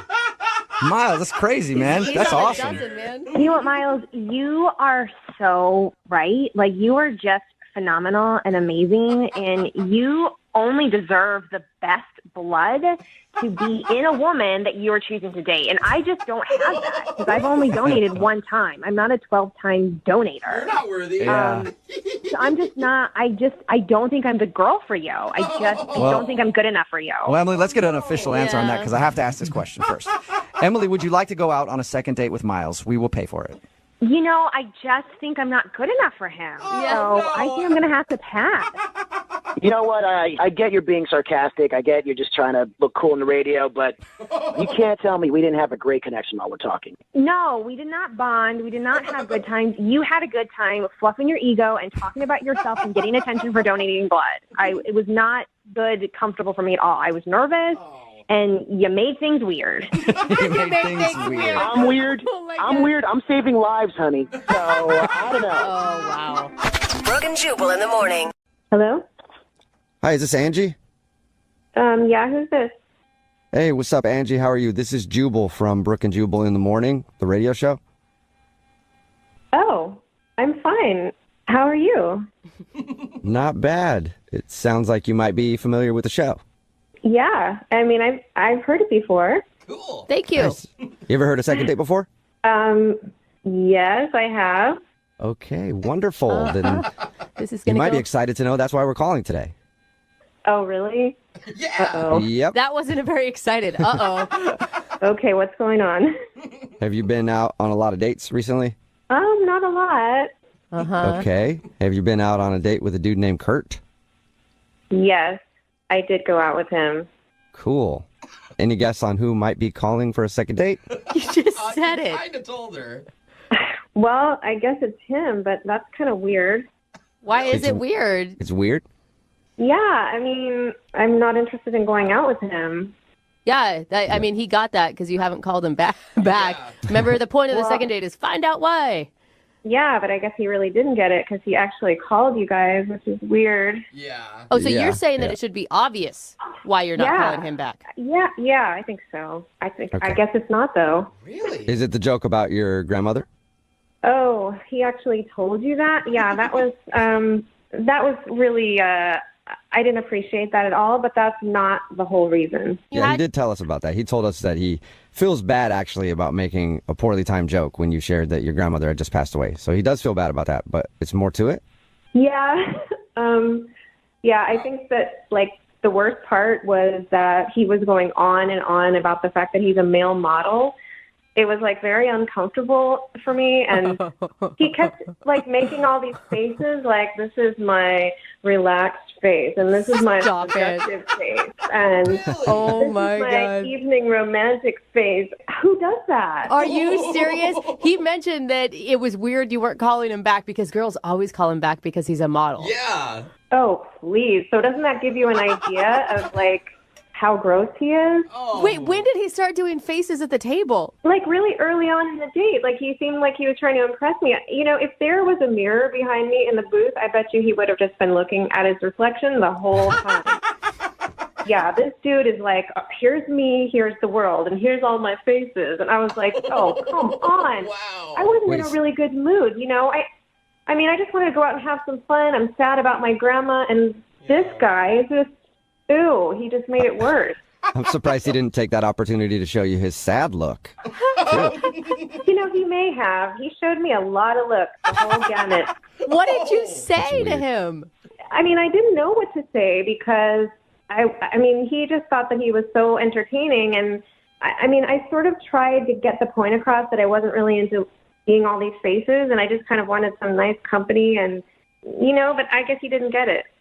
Okay, so long before the dead grandma joke, you were over this guy. Yeah, I mean, that sure didn't help matters, but it's not the kind of guy that I want to hang out with, no. Well, Angie, thank you for being honest with us. Also, I want to let you know that I haven't been fully honest with you. What do you mean? Well, I mean that Kurt is actually on the other line listening to this and wants to talk to you. Oh. Angie. Oh my God, you're on the phone. Great. Yes, I'm on the phone. And first of all, I know you're trying to bash male modeling, but it's, you know, really insensitive. And, you know, I was just trying to show you, you know, kind of like my talents and hoping that you would show me your talents, but you don't really have any. So. Oh, damn. Whoa! Somebody got their feelings hurt, Kurt. I mean, maybe I don't care that much about your talents right now. I have other things going on in my life. I just wanted someone normal to hang out with, but that's not you. Oh, wow. I cannot believe you didn't come in with an apology, Kurt. Like, oh my God, I was nervous. told I'm you. sorry. See how he is? I mean, why am I going to apologize if, like, everybody in the station, including yourself, is, like, making fun of what I do? Like, that doesn't make any sense. I'm not going to apologize for anything. Yeah. Okay, well, I know that you think your modeling is really great, so why do you care what anyone thinks of it? And like I said, I have other things going on right now, so I'm not so interested in your bragging about your talents. I was just trying to have a good time. Kurt, I don't think you get it. Like, nobody's making fun of your career. They're making fun of you being so self-absorbed. Well, I mean, whatever, like, however you want to spin it, you know, that's, like, on you. But I was just trying to be outgoing, trying to show, like, a little bit more of my personality on the date, but it's being spun around. Like, I'm just sitting here as, like, some self-indulged guy on a date, and that's not who I am. That's not what I do. And That's what it sounds like. I mean, how many faces did you show her? for your information, I actually have 15 to 20 different faces that have all made me over $1,000. Whoa! Whoa, that's good. I wish I could get paid for my face, Kurt. I do think that's a talent, but Yeah, maybe just not on a date. Maybe save that for when you're actually working and not across the table from someone at dinner. Yeah, It's like Jubal going out on a date and doing all his phone tap voices. Like, no one wants that. They don't? They don't. They don't. I'm sorry. For the future. I think a lot of people give male models a bad rap, and just so you guys know, I mean, I know most of you are in the radio or in, you know, whatever Angie does. Male modeling is very hard, and we grind every day to make our careers possible, okay? And you have to work on your diet. You have to work on your wardrobe. You have to keep up with what's going on, and obviously you need to practice your faces. I mean, as funny as it sounds, it's a very important part of what I do. Makes Kurt, sense. one very important thing that you just said, though, that I think probably makes it seem like you're a little self-involved is you said, I don't even know what Angie does. And you went on a date with her and you didn't take the time to figure out what her career is? Yeah, Kurt, you never even asked me what I do. Well, you're too sad looking to really even talk to you. Like, I was scared to ask you. So it's her fault that you didn't take any interest in her? Yeah, she was just way too sad and just way too down. I just didn't know what to say to her. I just didn't feel like I could ask her anything. Oh, my God. You thought I could cheer up with some of your faces. I get it, dude. Well, Angie, would you like to go out with Kurt on a second date? We will pay for it. Absolutely not. Yeah. I thought you were going to pause after absolutely. Damn. And if you guys are wondering, I'm making this type of face. Disgusted. No way. Never again. Dude, you nailed it. I can't Thanks see it. anyway. Yeah. Yo, stop making fun of my faces. They're real and they very much get me paid. Okay? All right. So, Oh, my God, he's Yeah, miserable. keep grinding, Kurt. Angie, thank you for talking to us. And, you know, You're welcome. hopefully you can find a lady out there, Kurt, that will appreciate you for all your different looks. that's great. Thank you so much. I appreciate your feedback. No problem. Hello? Hey, is this James? Yes. Hey, what's up, James? How are you? This is Jubal from Brook and Jubal in the Morning. Who are you? Jubal from Brook and Jubal in the Morning. It's a radio show. Hi. Hi. What's going on? Not much, man. What's going on with you? Just working and. Yeah, me too. Yeah. Yeah. Work sucks, huh? Did I win anything? No, I'm actually calling you because we got an email about you. Oh, okay. Is something wrong? I don't know. I'm hoping to find out from you. We got an email about you from somebody who listens to our show. Her name is Caitlin. Oh, okay. And you hung out with Caitlin the other day. And by hung out, I mean everything hung out. Okay. Okay. Is that right? Yeah. Yeah. I know who she is. I'm not sure if I really want to get into that situation again. We do a segment on our show called The Second Dates, where if you go out with somebody and end up not calling them back, they can email us to get you on the phone and ask what happened. And Caitlin told us how you guys met. She told us you guys spent the night together. She also said she's been trying to get a hold of you, but you won't call her back or text her back or anything. Yeah, I don't know if I want to get more involved than I already am with her. Do you think she's just like drama? I mean, she told us how you like pushed a guy at the club that was bugging them. Yeah, those guys were douchebags, but she was like sending me these photos that were like risque. And well, first off, she was wearing a sweater and she sent me this photo with a sweater on. Yeah, she told us that you left your sweater there. And she tried to be cute and text you a picture with your sweater on. And you didn't even respond to that. I know, I felt really bad for her. Like, you're so vulnerable when you send pictures like that and then to get like zero response. I know. The thing is, I didn't go out with a sweater that night, so it's not my sweater. Oh, okay. Are you sure? Yeah, I went out with a jacket and I came home with my jacket. So you think she sent you a picture in another dude's sweater thinking that it was yours? Yeah, that's what I'm getting at. I'm saying that she sent a text wearing the sweater, and she said she found it in her sheets. And so I'm just thinking, I don't know whose sweater that is, or how many other sweaters she has. Oh my God, that is so I could embarrassing see- for her. I could see being like, whoa, that's kind of a little too And, much. like, whoa, those were dirty sheets. Yeah, I don't even want to think about that. Oh man. Before the sweater picture happened, did you have every intention of seeing her again? I mean, yeah, we had a great time. I can't complain about the night. I didn't like that I was getting texts with other dudes' sweaters on. Yeah, I can understand that. You might not like this as well, James. Caitlin is actually on the other line listening and wants to talk to you. Hey, James. Oh, no. So are you telling me that that was not your sweater? That was that my Oh, dog? Lord. I didn't know you were on the phone, so, I shouldn't have maybe said what I said, but yeah, no, I didn't. That's not your sweater. No, that's not my sweater. Okay, so whose is it then? Who think You he think knows? yeah, I mean, How would he I know? think you probably know better than James. I don't know whose sweater that is. Maybe you know. I would hope you would know whose sweater is laying around in your sheets. Look, I swear you were wearing it. I even remember hugging you, and it smelled really good. It smelled like your cologne, and it had to have been yours. I mean, there's no doubt in my mind about that.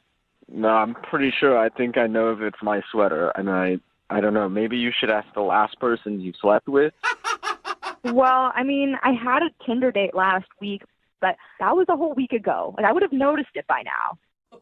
Okay, so that was the last time you hooked up. Was like a week before me. Yeah, I mean, there was another guy the weekend before that, but we didn't really even get to anything that night. So Listen, it is fine for Caitlin to be an adult woman who enjoys sexual experiences. That is a totally fine thing. Yeah, no, that is fine. She's fine being whoever she wants, but maybe make sure when you're texting the guy a picture of his sweater, make sure it's the actual owner of the sweater. Yeah.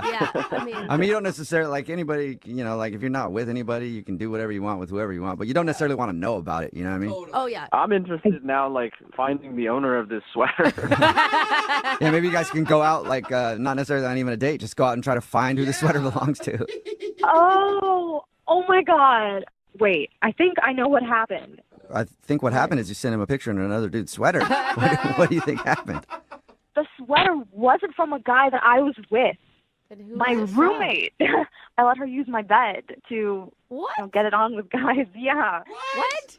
No, Caitlin, don't do that. Stay with stay that's with almost the truth. That's The almost truth is worse than if better. it was like actually a dude that you hooked up with. No, I mean, my room is a lot cleaner than hers. Like, I let her get away with it once in a while, but Caitlin, don't do this. And how gross that you're letting her do that and then like not cleaning things up afterwards. Like all Yeah, of wash it. Like the that is a sheets. much worse situation for you, Caitlin.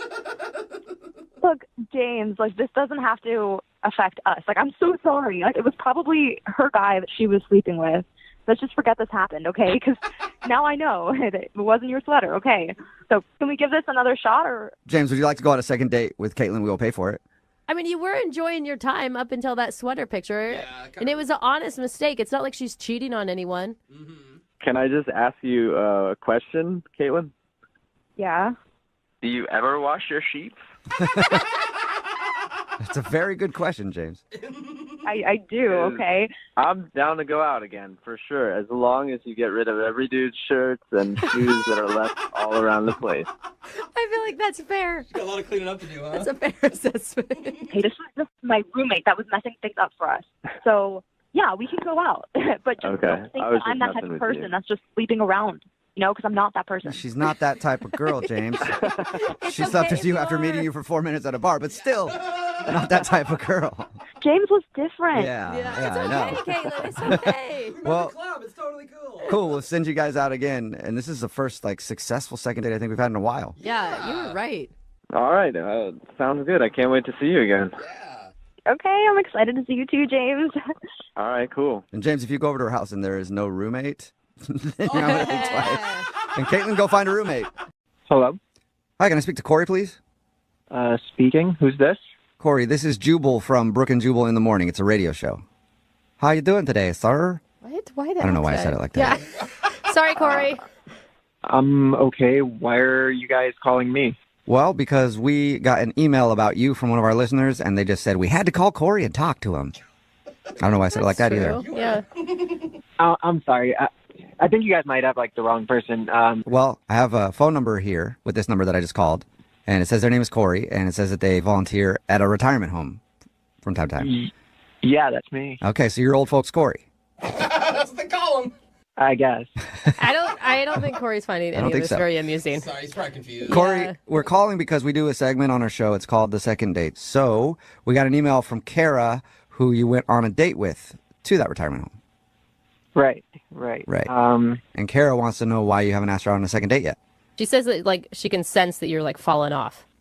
Well, to be honest, I think if I was to go out with her, it would be more casual than a relationship. I don't know if she's exactly the right girl for me. So wait, is it you're not looking for a relationship, or it's her? Well, I am because I am single, but at the same time, like, gosh, how do I say this? Just the ladies at the old folks home, I volunteer there a lot, and they're like a big part of my life. They just don't think that she was right for me. Oh, wow. Wait, what? So they're hating. They're blocking her? They just noticed a few things, and they just didn't think that it was in my best interest or that it would work out. Like, over the years, I've been volunteering there a lot, and it's kind of like having numerous grandparents, like, looking out for you and giving you hold advice. on. And Why? What specifics did they give the old ladies on why she isn't right for you? some of the stuff they said was like her outfit. It might have been a little inappropriate. All right, Judgy Betty. Her outfit? And did you tell them that she didn't know she was going to a retirement home? She probably would have dressed differently if she knew that that was what was on the agenda. I did, but... What was she wearing? Like a Yeah, miniskirt? seriously. She was wearing a skirt and, like, had her midriff showing a little bit, you know? Okay, so she's just kind of sexy? Yeah. Yeah, she dressed like for a first date, you guys. Like, They kind of didn't like that her skirt was so low and that her belly button was showing. I can kind of see that, you know? because not everybody has a belly button in the world. You mean but they don't dress whatever. like that in a retirement home? That's Yeah. how I pictured it. I mean, everybody has a belly button, but you don't go around flashing it, you know? Okay. Besides that, did they name other things? Well, now, these are their words, not mine. But remember their words. They said the makeup was too hookery. What? Hookery. Who are these judgy old women? Okay. Sounds just like old women to me. I'd take the judgy off it. That sounds like how they would talk, I think. Guys, not, She's no. hookery. Why did you not defend her or stand up for her? I'm just saying these old ladies, they give me good advice, you know, and I can't have them disgusted by my significant other, like the girl that I'm in a Disgusted? relationship with. Now we've moved on So- to disgusted? You said earlier it's like you have a bunch of grandparents, so if you date her seriously, you feel like you'd be letting down your grandmas, basically. Yeah. Yeah. Okay. I just feel like you really need to school them in how a woman's dress does not indicate whether or not she sleeps around. I mean, like you've been around old people, it's hard to change their minds. And also, who am I to argue with them? Like, they have so much experience, you know? Like, Yeah, who knows how many hookers they've been with? Probably a lot, you know? You have no idea. They might be very schooled in that. Well, guess what, Corey? You know who might find this information interesting? Kara, and she's actually on the other line listening to this conversation and wants to talk to you. Are you kidding me? No, I'm not. Are you still there, Kara? Yeah, I'm here. Are you pissed, Kara? I'm pissed for you. Well, first of all, this was a surprise. You said the date was a surprise. So I'm thinking we're going to a bar. And, like, it's you know my pictures. You know what I look like. You didn't think that maybe it would be a good idea to let me know, like, I don't know, like, dress like you would if we were going to church. Of course, that would have been an interesting, like, text back and forth. Yeah, that would you probably wouldn't have gone on that date. Okay, I think you need to calm down a little bit, all right? Just calm down. Calm Yeah. down? Hookers don't calm down. Those weren't even my words. Those were their words. I'm just explaining what had happened. Also, like, my outfit wasn't a big, like, it was a skirt and, like, midriff, like, kind of shows, but not really. Like, it wasn't even, I mean, you've seen my pictures. Like, there's crazier looks than what I had on that day. So, So she could be way more hookery if she wanted.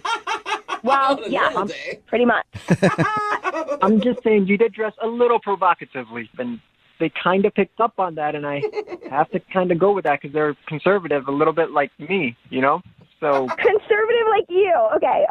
So they think you're, like, pure as the driven snow, right? Is that the thing? Like, what if I told them that we had phone sex? And what if I told them all the filthy things you said on the phone? Oh, whoa.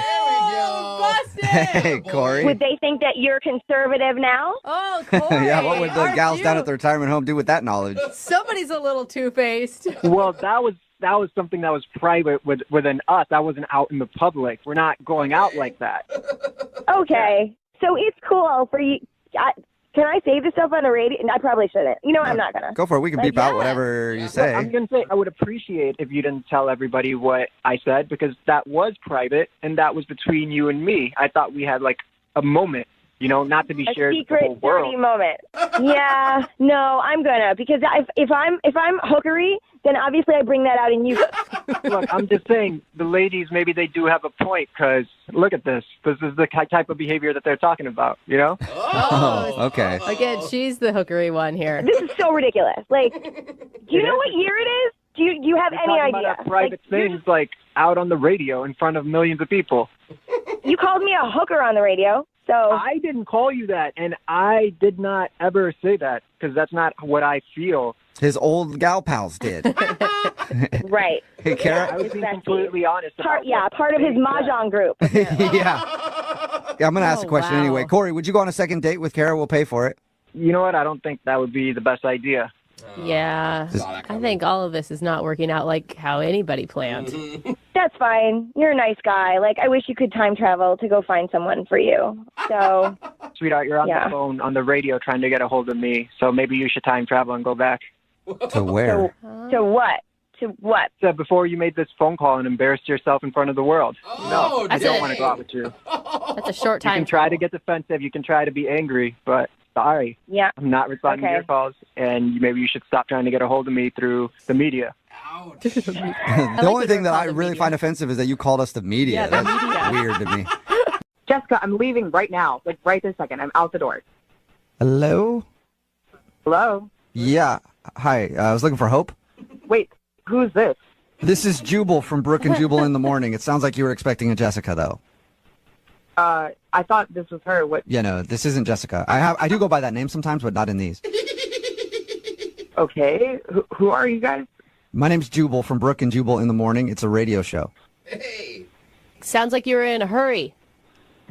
A little bit, yeah. But can you tell me what's happening? We'll try to make this quick, okay, Hope? Like I said, it's a radio show. We do a segment on our show. It's called The Second Date Update. And we got an email about you from a dude named Tommy that you went bowling with. Okay. And I know that you are probably pressed for time, so can we just have a few minutes to ask you what happened with Tommy and why you're not calling him back? I mean, that's that's a long story for me to tell someone I don't know right now. Okay, well, how long is it? I promise we won't keep you on very long. We just want to know the reason. He's confused because he liked you. Okay, I don't know you guys, but if you need to know, like, I didn't like him. I found out he's a flat earther, and I didn't like that. Wait, what did you just say? I'm sorry, I couldn't understand you. He's a flat earther? Like, he thinks the earth is flat? Shut up. He is not a flat earther. Yeah, we went bowling together, and when I got my ball, it was a bright blue ball, and, I was just like, oh my God, it looks like a globe. It looks like the earth. Yeah. And he goes, yeah, that the earth is flat.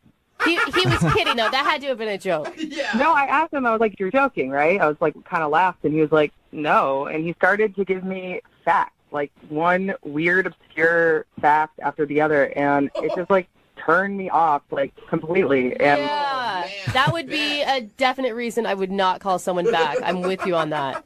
Yeah, I'm just, not trying to date a conspiracy theorist right now. But wait, you could go on another date and talk about chemtrails. I don't even know what that is, but I'm not. I'm sure Tommy does. I'm sure Tommy knows all about it. Probably, sure.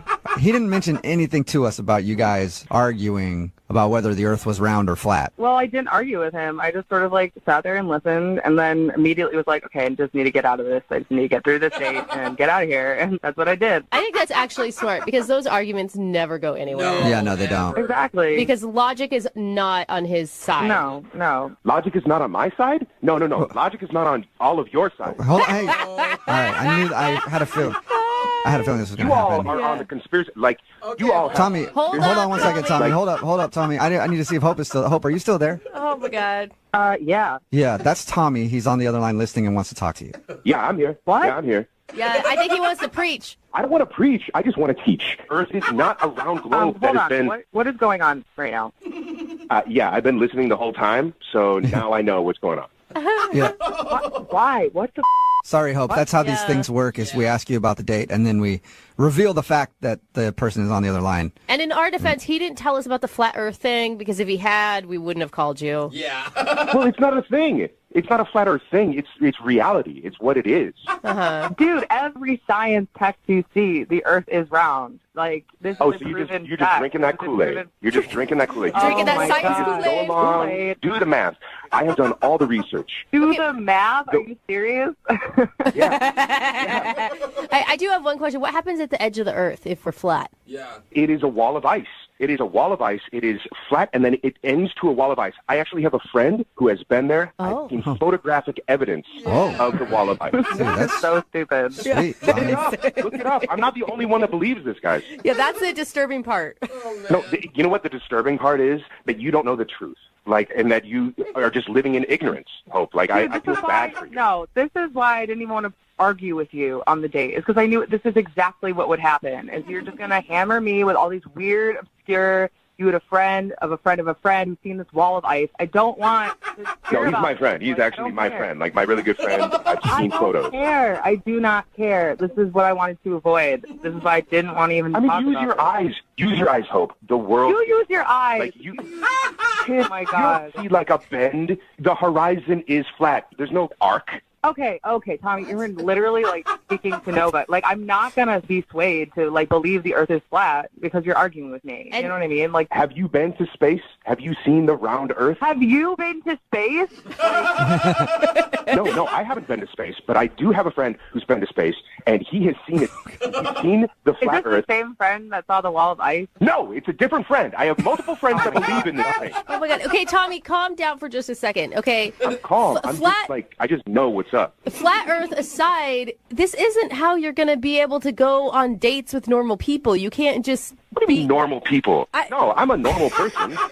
But you're just arguing. Like, you're arguing for these conspiracy theories. This is never going to get you any success, right, Hope? I feel like you guys are the conspiracy theorists. I'm the one that just knows what's up. You guys are all Oh my conspiracy God. about like this round Earth thing. Okay, you know, I'm I looking- didn't want to I'm go looking- out. Every footage you've ever seen of this whatever round Earth, it all comes from NASA. It all comes from government stuff, right? So the only thing that proves the fact that we are on a round Earth is NASA, government. Don't believe it. That's the conspiracy. This is just like silly. Like, I didn't want to go out before, and I really don't want to go out with you now. Like, if you're just gonna hammer on about how you don't trust the government, like, Hey, it's not just me. Oh there my are like God. A-list celebrities that actually believe this thing too. It's not just me. Then you should like go there are other bowling people that with are in them. the know. Bowling with them. There's somebody from Bon Jovi that I think, like one of the members of Bon Jovi. Oh, well, dude, I'm sold then. That's all I needed was Bon Jovi to sign off. Hey, if Bon Jovi co-signs something, I'm all in. I'm not a weirdo. You just need to realize that I have the knowledge. Okay. Yeah, well, you know All right. what, Tommy? Maybe it's because we're all in the Illuminati. Yeah, who knows? We're all part of it. Oh, don't get me started. All right, I do not want to get you started. The point of this whole thing is not to argue whether the Earth is round or flat. It's to see if you can get a second date with Hope. So, Hope, would you like to go out with Tommy on another date? We will pay for it with money made up from the government. what? Mm-hmm. Absolutely not. No? Absolutely not. Oh, man. No. Yeah, I couldn't either because you know what? I don't want to waste my time with closed-minded people. You know, like I just want to spend my time with people that know what's up, that that are actually thinking and can look behind the scenes and know what's actually going on in the world. So you know what, Hope? Have fun living in your fantasy round world, and I'm gonna be in reality over here.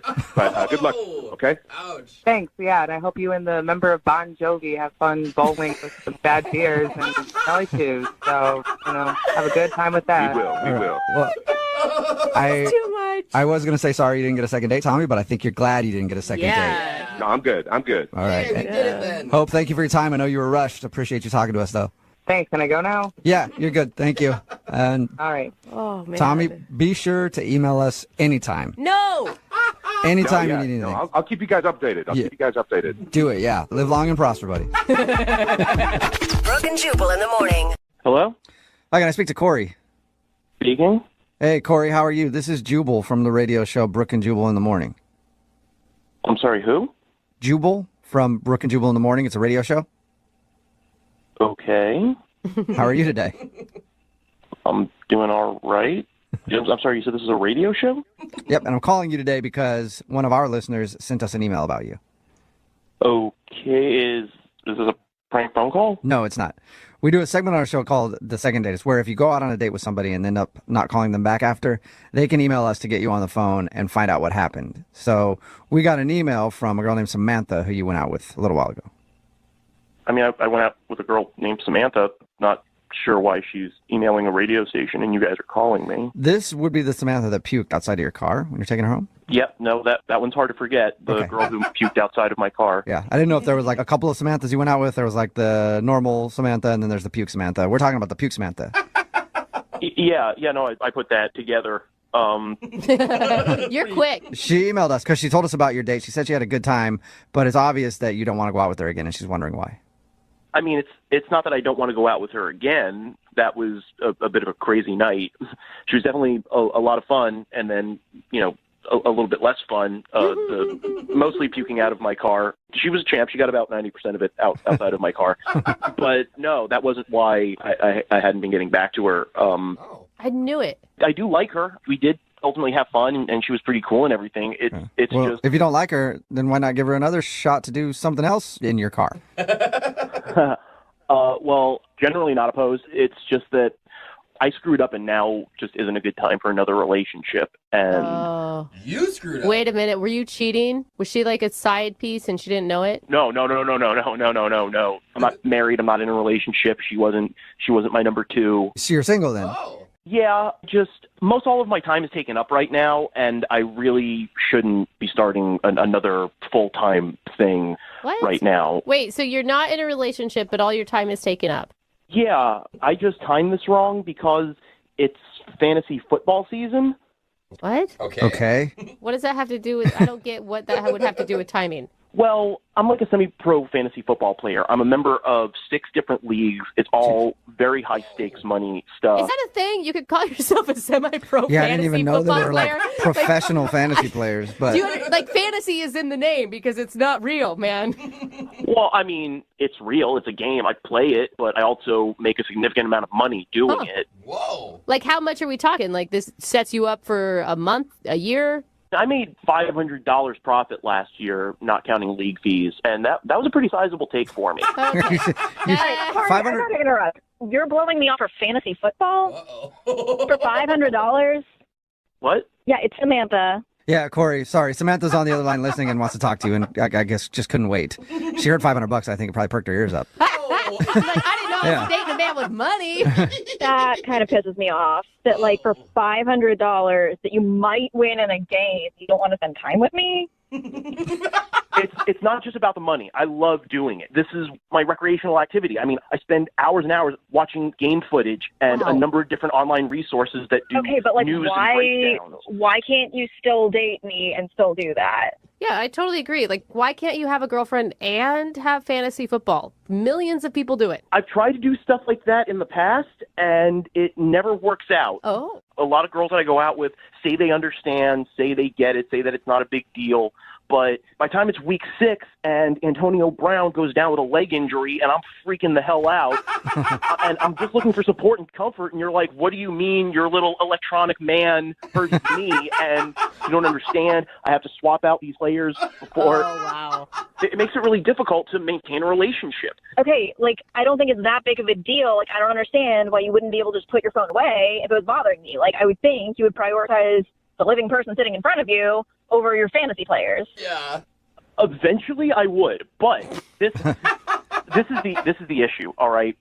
I made a mistake. When I saw you that night at the party, I knew that the season was starting in 3 weeks, and I should have known better than to approach you and try to start something up knowing that I wouldn't be available, and I apologize for that.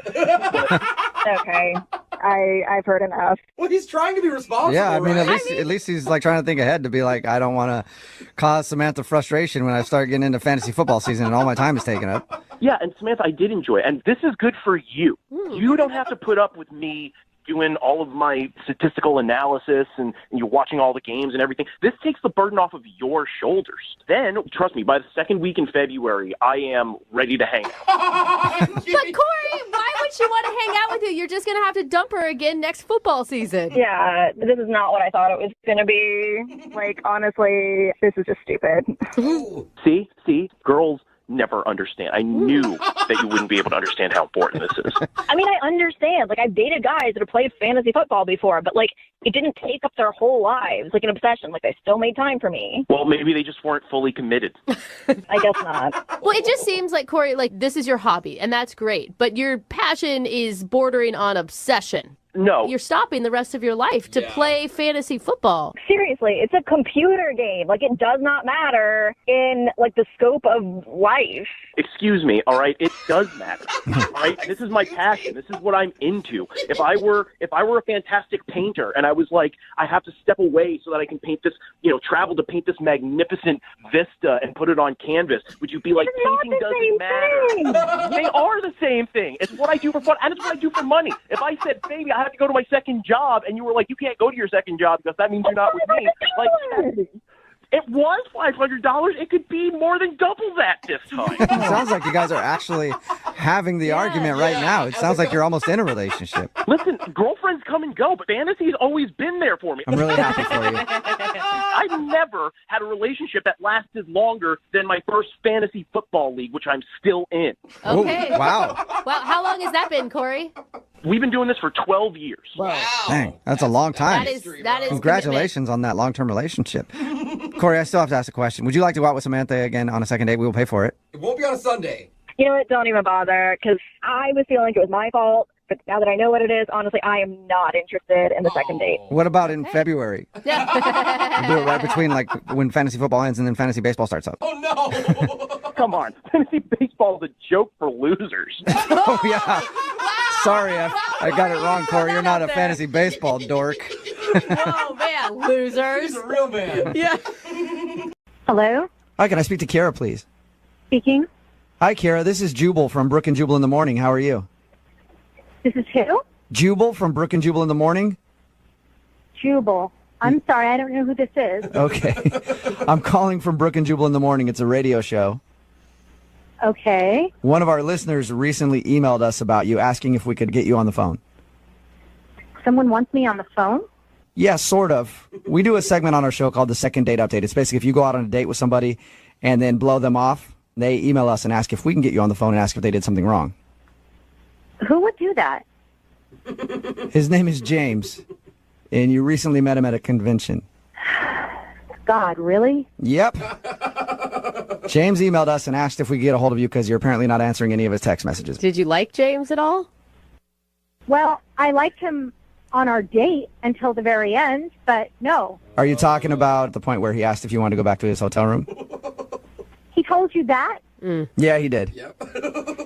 He told us because we asked him about your date and about meeting you. He said that he really liked you, but he also felt like he kind of overstepped his bounds there, and he felt bad about it. He kind of overstepped his boundaries? I mean, did he tell you everything? That's all I know is that you guys met at a convention, went out for dinner, and he asked you to go back to his room, and that's the last he heard from you. That's all he told us. Okay, so did he tell you towards the end of dinner, and I understand we both had a couple of drinks, but did he tell you that he said to me, hey, you know, I'm in town every couple of weeks, and I would love to have you as my friend with benefits? That is seriously what he propositioned you?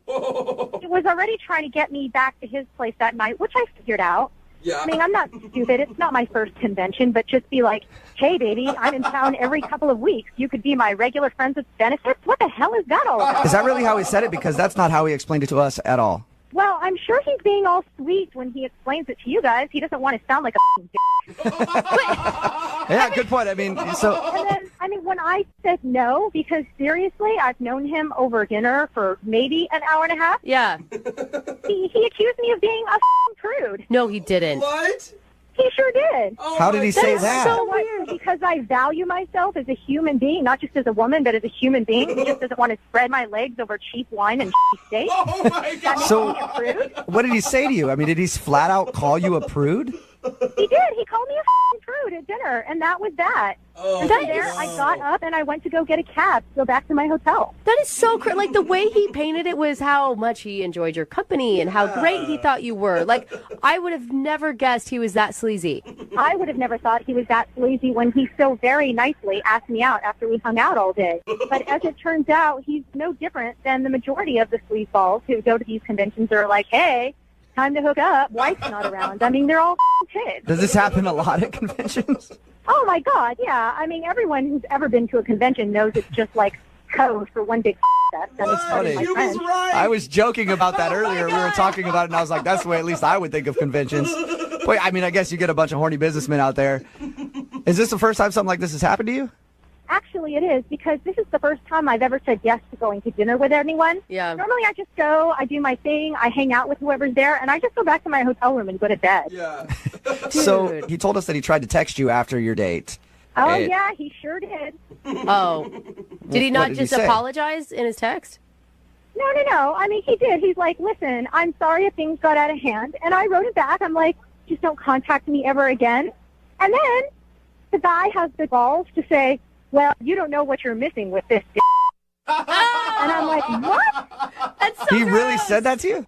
He really? I still have the text message. Wow, my gosh, that is he so- left all of that out. It didn't. From his side of the story, it sounds like he was very sweet to you after, like, I really apologize for asking you to go back to my room. That was so wrong of me. Mm-hmm. Wouldn't you love to just kind of talk to him about it, though?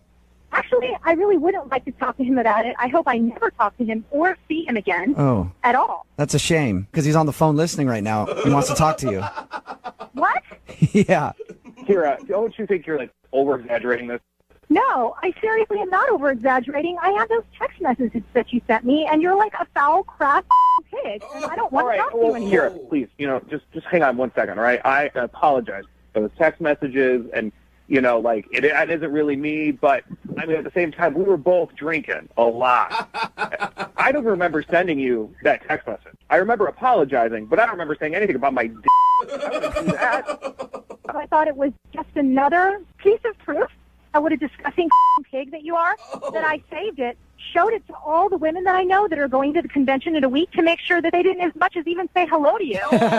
So awesome. But you know what? You were the one that went out with me. Didn't you just say that you knew that's what these conventions were all about, and yet you came out to dinner with me? You can't play this on me. What? I went out to dinner with you. I didn't go back to your hotel room with you and then suddenly become a prude. There's a big difference when you learn it. Well, but here's the deal. You got me going. We were there together, and then all of a sudden you're going to walk away? That sounds like a prude to me. What? We were drinking, you were flirting, you were trying to get me going, and you got me going. Oh my gosh! James, why do you have to say it like that? Stop! It's true. You did it to me. You got me. Oh my God! Seriously, you guys, I'm so sick of this guy. He's a pig. If you can't tell that, all of you are delusional. No, I don't think anybody doubts that. Everybody's on your side with this one, Kira. Once I heard the phrase "got me going" Oh, God. a few times in there, So I'm on board. Hey, Kira, regardless, would you like to go out with James again on a second date? I'd love to pay for it. No. Huh. No? Hell no. What if we don't get him going as bad on this date? Oh. I would sooner go out with my dog. Yeah, whatever, you prude. You need to learn how to throw your signals out. Yeah, it's definitely Kira's fault. Go get a prostitute next time, honey. Well, you know what? There's another convention coming up. I'll see what I can do. Now you guys got me going with that whole prostitute thing. And when you got me going, you got me going. Brooke and Jubal in the morning. Hello? Hi, I was looking for Mike. This is Mike. Hey, Mike, how are you? My name is Jubal, and I host a radio show called Brooke and Jubal in the Morning.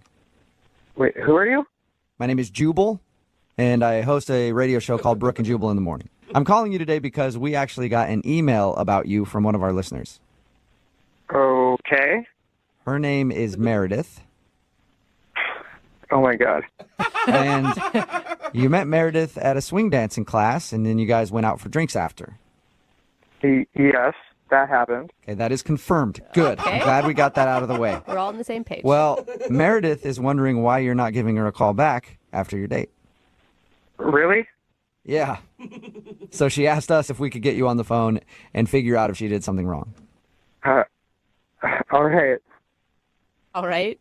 Well. All right. What? All right. You can tell us what happened, or? Is this whole thing just a joke? No, it's not at all. It's a segment we do on our show called The Second Date. That's why I'm calling you today. I'm wondering if Meredith did something wrong on your date. I don't know. Not really. I just don't think we're a great match. Is it because she called you Matt instead of Mike the entire time? How do you know that? Oh, because we talked to Meredith about your date, and she told us everything that happened. She also said that there was one awkward moment where she kind of compared you to her dad, and she thought maybe that was the reason that you didn't want to go out with her again. That's what I think. Yeah, that was definitely a little weird. Yeah. Well, I mean, a lot of people like their parents, so that was probably... Well, I mean, just in general, that was maybe a compliment. Mike, you ever think about that? It's a weird thing to say. So was that it? Is it those two things then, calling you the wrong name and comparing you to the dad? Yeah. Those are pretty big things. It was that and something else. Well, what else was there? Even more? I don't know. She just kind of ticked off a pet peeve. It's like, it's more me than it is her. It's like, it's not her fault. She's a sweet girl. That's like the worst breakup line ever, though. It's me. it's not you. What is it? She was doing this weird thing when we were at the bar, and maybe she was doing it all night, but I only noticed when we got to the bar. But I was telling her a story and she goes, "Oh my God, are you smurfing serious?" Are you Smurfing serious? Is what she said? Yeah. Like the cartoon show Smurfing? What? Yeah, I guess so. I was just like, "What do you mean?" She responded by saying, "Your story is forking crazy." Forking? Oh, God. Yeah, she said forking. It was like every single time she went to swear, she just replaced it with a nonsense word. You got to give her a break. Like maybe she was just trying to be ladylike or watch her manners on a first date. I guess, but this isn't like the 1950s. You know, you can. It's okay to swear. Was it just that instance, or was it more than that? Yeah, like, you know, I'd be telling her a story, and then she just, like, cut me off and yelled something like, "Holy heckle specs." Ooh, wow, she said that? Jeez. I don't know. Bleep I don't that think out, we man. can air that on the radio. That's edgy stuff. Cheese and rice. Goodness gracious, Mike. Poor thing. I think she sounds kind of cute. Hey, Mike, I do need to let you know that she's actually on the other line right now listening and wants to talk to you. Wait, are you serious? Yes, I am. Meredith, you there? Yeah. Hi, Mike. This is pretty weird. Yeah.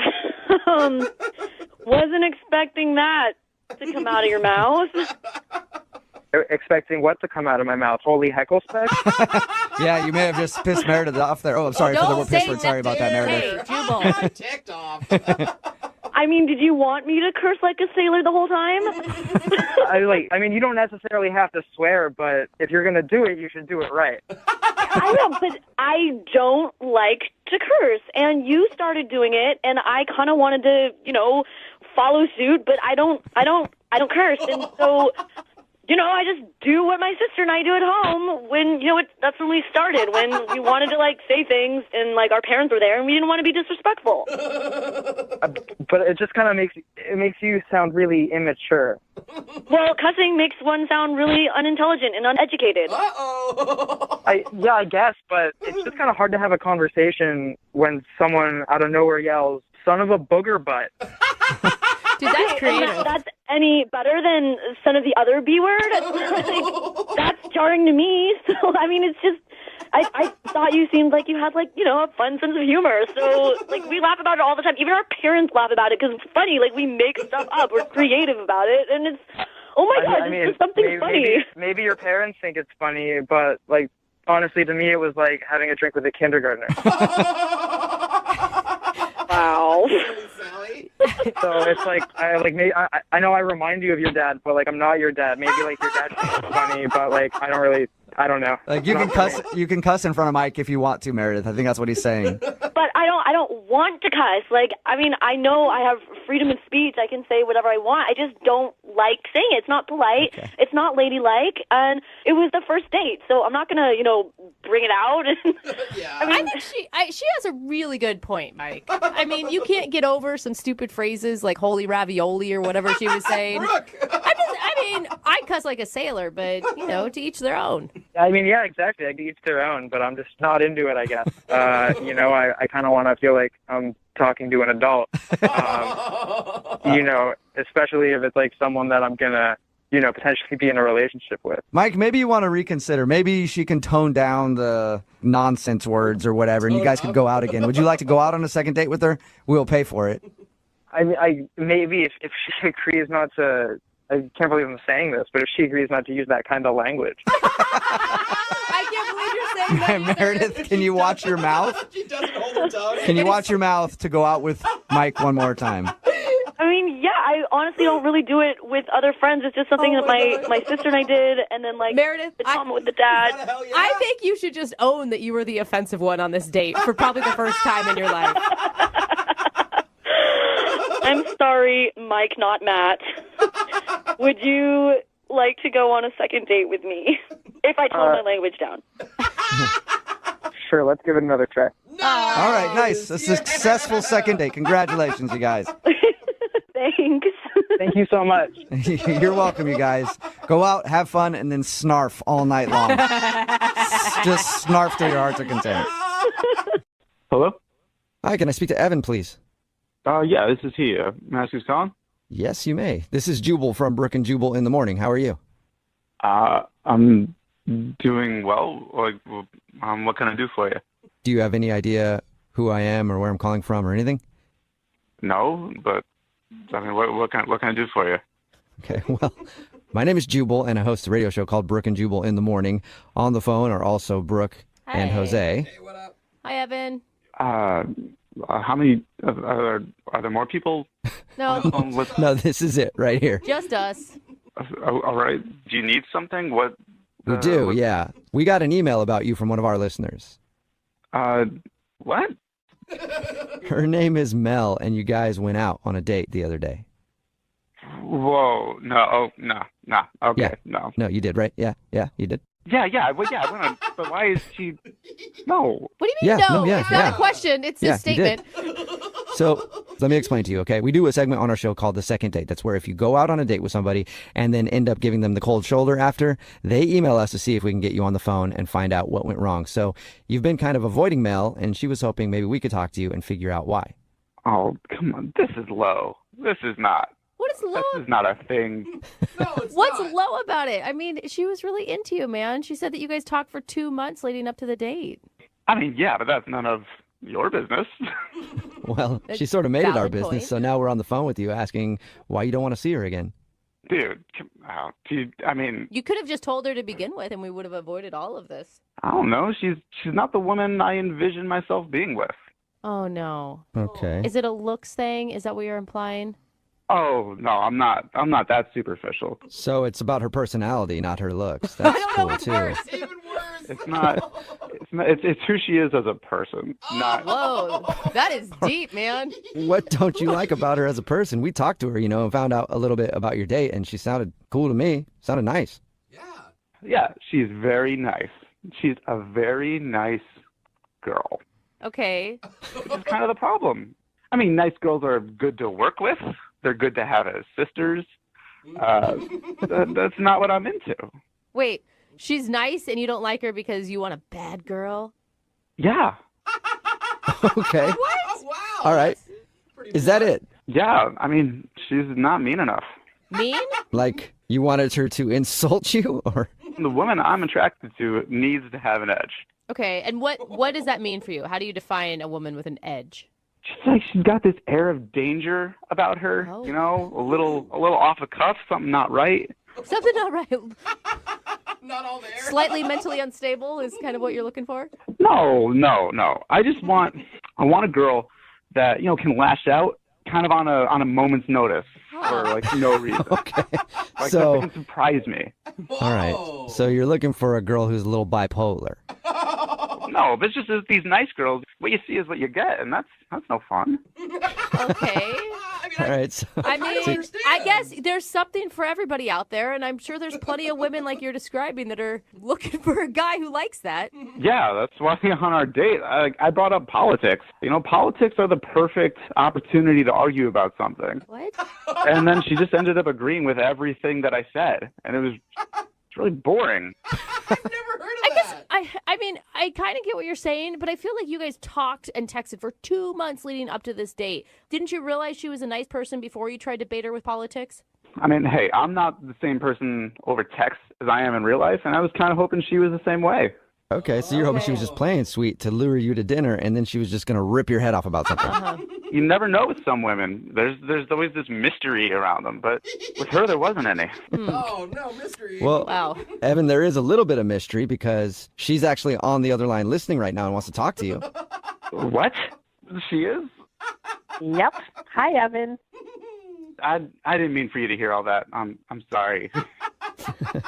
This is the absolute dumbest reason I have ever heard or could even imagine to not like someone. I'm too nice. Yeah, it's just what I like, and I just wasn't that into, how nice you were being. You weren't mean at all. There was no fire there. That sounds so ridiculous. Well, this is officially the stupidest thing you have ever done in your entire life, and I'm starting to really kind of question that. I thought you seemed so intelligent and thoughtful and rational, and you're really turning that around for me. I'm not quite so sure about your IQ anymore. I'm not sure how many intelligent conversations we could have. Is that more what you like? Is that what you're after? Look at it. She's so nice at the end of it. Wait, Yeah. does that satisfy you? No, I'm not gonna lie. That turned me on a little bit. Oh my gosh. I could be a mean girl. You're like a masochist. I'm not like that, guys. I just like a girl with a little bit of edge. And, like, I know she's trying right now, but that's the point, is she has to try. Yeah, Mel, you should not have to try to be a horrible person. You should just be a horrible person. Seriously, because we agree on like politics, we can't sit and watch cable news and get riled up and yell at the TV. We have to yell at each other. Good point, Mel. Maybe you guys have things that you can get angry on together. I just want someone to go after, like, me a little bit. Call me out on my stuff. I don't need anyone to be yelling at Anderson Cooper for me. You want to be yelling for Anderson Cooper, and you want them to be behind you about to hit you over the head with a frying pan because they disagree. I'm starting to think it could be easier and easier to yell at you, Evan. Mel's like, maybe I could become that person. You know, you say that, but I don't think it's actually in you. I think when push comes to shove, you're just going to be very pleasant. Oh, too bad. Mel. Why didn't you man up and just tell me that? Oh, there you go, Evan. She's questioning your manhood. Are you questioning my manhood? Yeah. Whoa. Yes, I am. Thank you very much. Well, I don't like it. Well, apparently that's what you do like, and you're going to sit there and take it like you should. Oh, Mel. I don't know. I feel like we're getting in the middle of something now. You know, this is kind of riling me up. It's not a bad thing. Well, now that you're all riled up, Evan, would you like to go out on a second date with Mel? We will pay for it. Yeah, bro. You know, if she can keep this up, yeah, definitely. Oh, Mel, don't Really? go out with him. I mean, it's not bad that what he wants, but, like, you don't need to change who you are, Mel. I think you're right. I don't think there's a thing as being too nice, and no, I'm not interested anymore. Oh, really? What are you talking about? You called me. You had these people call me. So now you're into it, Evan. Well, it's a good thing I did, because I found out what you're really like, and now I won't keep thinking you were so amazing. I know the truth. Oh. Well, I just found out what you were like, and I like it. You like it. So now Mel, Evan is officially interested, although man. now you don't want to go out with him, right? No, yeah, I'm done. Oh, Okay. man. Okay, That well, came full circle. It really did. Mel, thank you for doing the second date today. I'm sure you can find a guy out there who likes a nice lady. Thank you. You're welcome. And Evan, Yeah. you can keep trying for a date with Mel. And if that doesn't work, I got some ex-girlfriends' numbers for you. You would love them. Oh, my God. Hello. Hi, is Trisha there? Yes, this is she. Hey, Trisha, how are you? My name is Jubal, and I host a radio show called Brooke and Jubal in the Morning. Okay. I'm calling because one of our listeners sent an email about you. His name is Matthew, and he sent us an email saying you guys were supposed to go out on a date, and then you stopped responding to him, and he wants to know why. He sent an email about that? Why would he do that? Because he liked you and he would like to go out again, but you just stopped talking to him, so he thought maybe we could help him out and figure out the answer. Look, I am not comfortable discussing this. If it's something way too personal, you don't have to tell us, but if it's not, I mean, he wants to know. He liked you a lot. You got to put yourself in his shoes. You know how frustrating it can be if you feel like you connected with somebody and then they drop off. I mean, yeah, I get that. And he's a good guy. I totally got that sense from him. Okay, so if he's a good guy, then why aren't you calling him back? Look, he was really cool. He's just not marriage material. Why is he not marriage material? Did you guys get into that conversation on your first date? No, we didn't, talk about it, but, you could just tell from the date. Is he immature or something? I mean... Well, here's where I am. I am not getting any younger, and I absolutely want to get married someday. And he's just not going to be that guy. That is a really quick judgment to make after meeting someone just one time. Yeah. Actually, we hung out twice. Oh. Okay, so 2 times is enough for you to know that? Now you know everything about him. How can you possibly know that he's not marriage material after 2 hangouts? Because after the second time we hung out, he took me back to his car, and his car was full of stuff, piles and piles. Wait, and are you saying that it was just messy? Like there was garbage and stuff in it? Well, I didn't know. So I had asked him, I was like, what's the deal with all your stuff? Are you moving or something? And he said no. And he said that he lives out of his van. He lives in his van? Yeah, and he does it by choice. What do you mean? It's not that he's homeless, it's that he wants to be homeless? Yeah, he chooses this. Really? What did he say to you to make you think that? He said, look, it's this really great situation. I choose this. I feel it's better. I'm saving money. And I look in there, and there is a mattress, there's a jug of water, hot plate. It's really weird. Yeah. Normally, when you see a van with a mattress in it on a first date, that's a good sign. No, always bad. So you're saying you didn't want to see him again because he lives in his van? No, I don't know. I've been going back and forth over this, like, for the past few days because, like, he lives in a van. Yeah. So you're saying you don't want to move into a van if you guys ever got more serious? No, well, no, I don't know. That's the thing. You don't know if you want to move into a van. You might be willing to move into a van? No, I definitely don't want to live in a van. Like, that's the problem. But don't you think? Okay, granted, this is a kind of an odd situation, but he has like a regular job, right? He has a really good job, and he makes like a ton of money. He just chooses to save it. All right, so the guy just likes to live in a van. He seems really in love with his living situation, and if that's the case, I don't want to mess with it. I have so many questions. You don't want to make the guy give up his house, you know? Exactly, his green van. Well, Trisha, I do need to let you know that Matthew is actually on the other line listening, maybe in his van right now, and he wants to talk to you.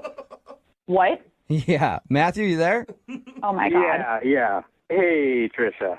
Oh, my God. I am not in my van, just to clarify. I'm in my office. I'm at work right now. Well, that's good to know. Yeah. I'm just really surprised because, like, when we went out, I mean, you seemed to think it was really kind of cool what I was doing. Yeah, I said it was cool when I was looking at it because I didn't just want to tell you it was weird right off the bat. Okay. Oh, now you're just 180 on this. So I'm confused. Matthew, think about it.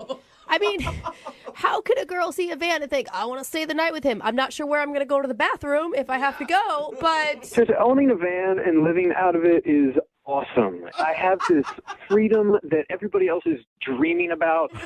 I save all this money. It keeps going in the bank when everybody else is spending and going into debt on these houses that they can't afford, and they're never in because they're always at work all day for them. I mean, what's the point of it? The point is to actually have a place where you could hang out, not something that you could, like, drive from point A to point B, like you're home traveling everywhere.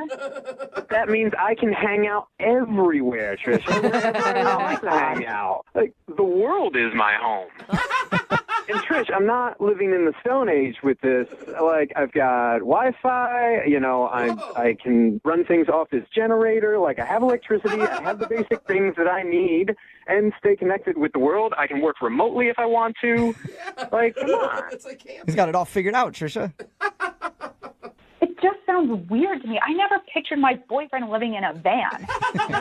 On purpose. But it may be fun, Trisha. I mean, it's definitely an adventure. Yeah, that's a word for it. It is an adventure. That's what I've been trying to tell you.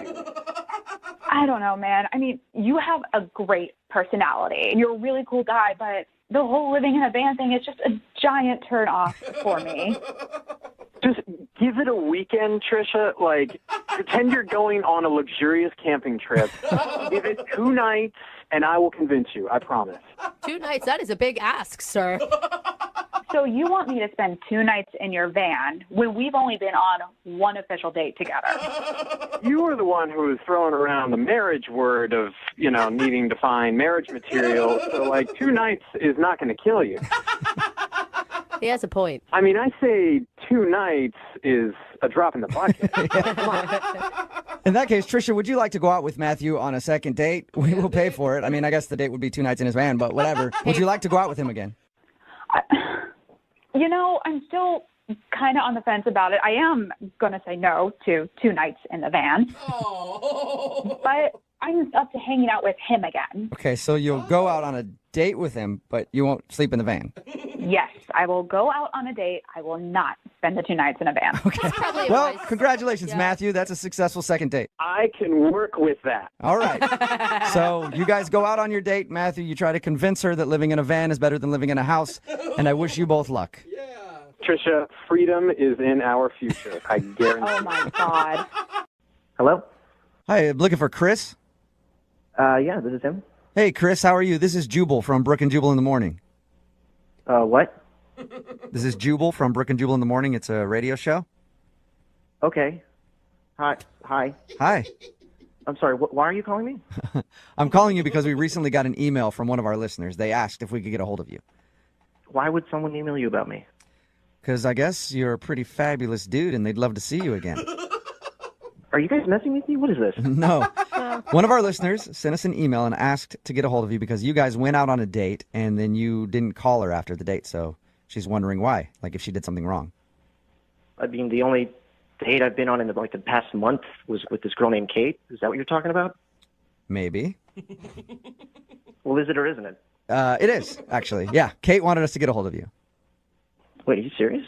I am 100% serious. Kate emailed us and is wondering why you haven't called her after you guys met up. That's awesome. Okay. Awesome in a good way or awesome in like a, oh, that's a great awesome. way. Okay. No, that was, I got to tell you, hands down, that was definitely the best date I've ever had. Really? What? Oh, no. Yeah. The best date you've ever had, but you haven't called her. So usually I follow that up by calling the person or texting them and asking them out again. Why haven't you done that? No, I did. I sent her a message on OkCupid. Oh, you did? On the dating website. Yeah. Okay. She had just opened the email. She'd know that I was working on something, you know? Okay. So is that what you want me to tell her then? You're busy with work and you'll get back to her when? Well, as soon as I'm finished. I think it's going to take a few more days. I'm not sure. I mean, I would rather talk to her myself, but... So you just you're working all night long because your job is that demanding or something? No, it's not. I just think that I want to finish something, you know, that's a really nice gesture before I reach out to her. A nice gesture? What do you mean? Like some pics? Like a photo shoot or something? No, It takes all day, multiple days to get one of those right. What kind of gesture are you talking about?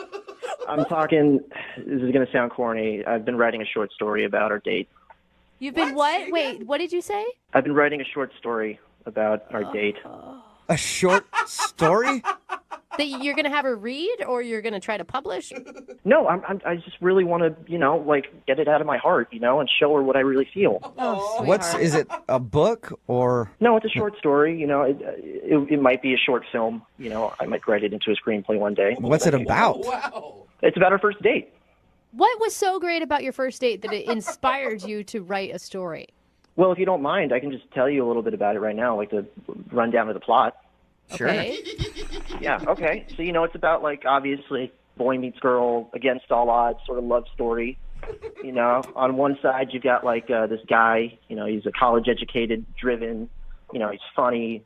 People like him, you know, he's charismatic. And that's the you character, obviously. Obviously, that's me. Okay. Oh, all right. And on the other side, you know, you have the girl, you know, this beautiful, beautiful mess, you know, that's... Beautiful mess. No. She just kind of looks like, if I'm going to be honest, like she's been around the block. Okay. What does that even mean? How does a woman look like that? It's against all odds, you know? It's like two sides of the track. It's like two opposite faces of a coin. Like, Right. how much more different can someone be? So you're saying that you are a very successful, smart man, and she's just a mess who's been around. She sounds like a hooker from the way you're describing her. A beautiful hooker. Like it's Pretty Woman all over again. I mean, I guess it does have, you know, shades of Pretty Woman, you know? But, the good parts only. But, you know, I do have a title, a working title. Really? What is it? Dirty Girl. Dirty Girl. And this is a romantic gesture that you've been planning on giving her.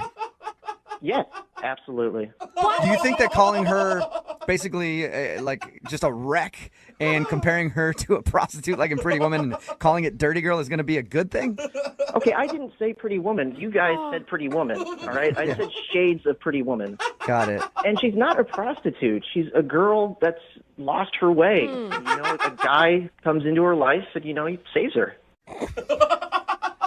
And I'm really glad you guys reached out to me because, you know, I wasn't sure if she was going to get back to me or if I should reach out to her. Yeah. Well, you actually kind of have reached out to her.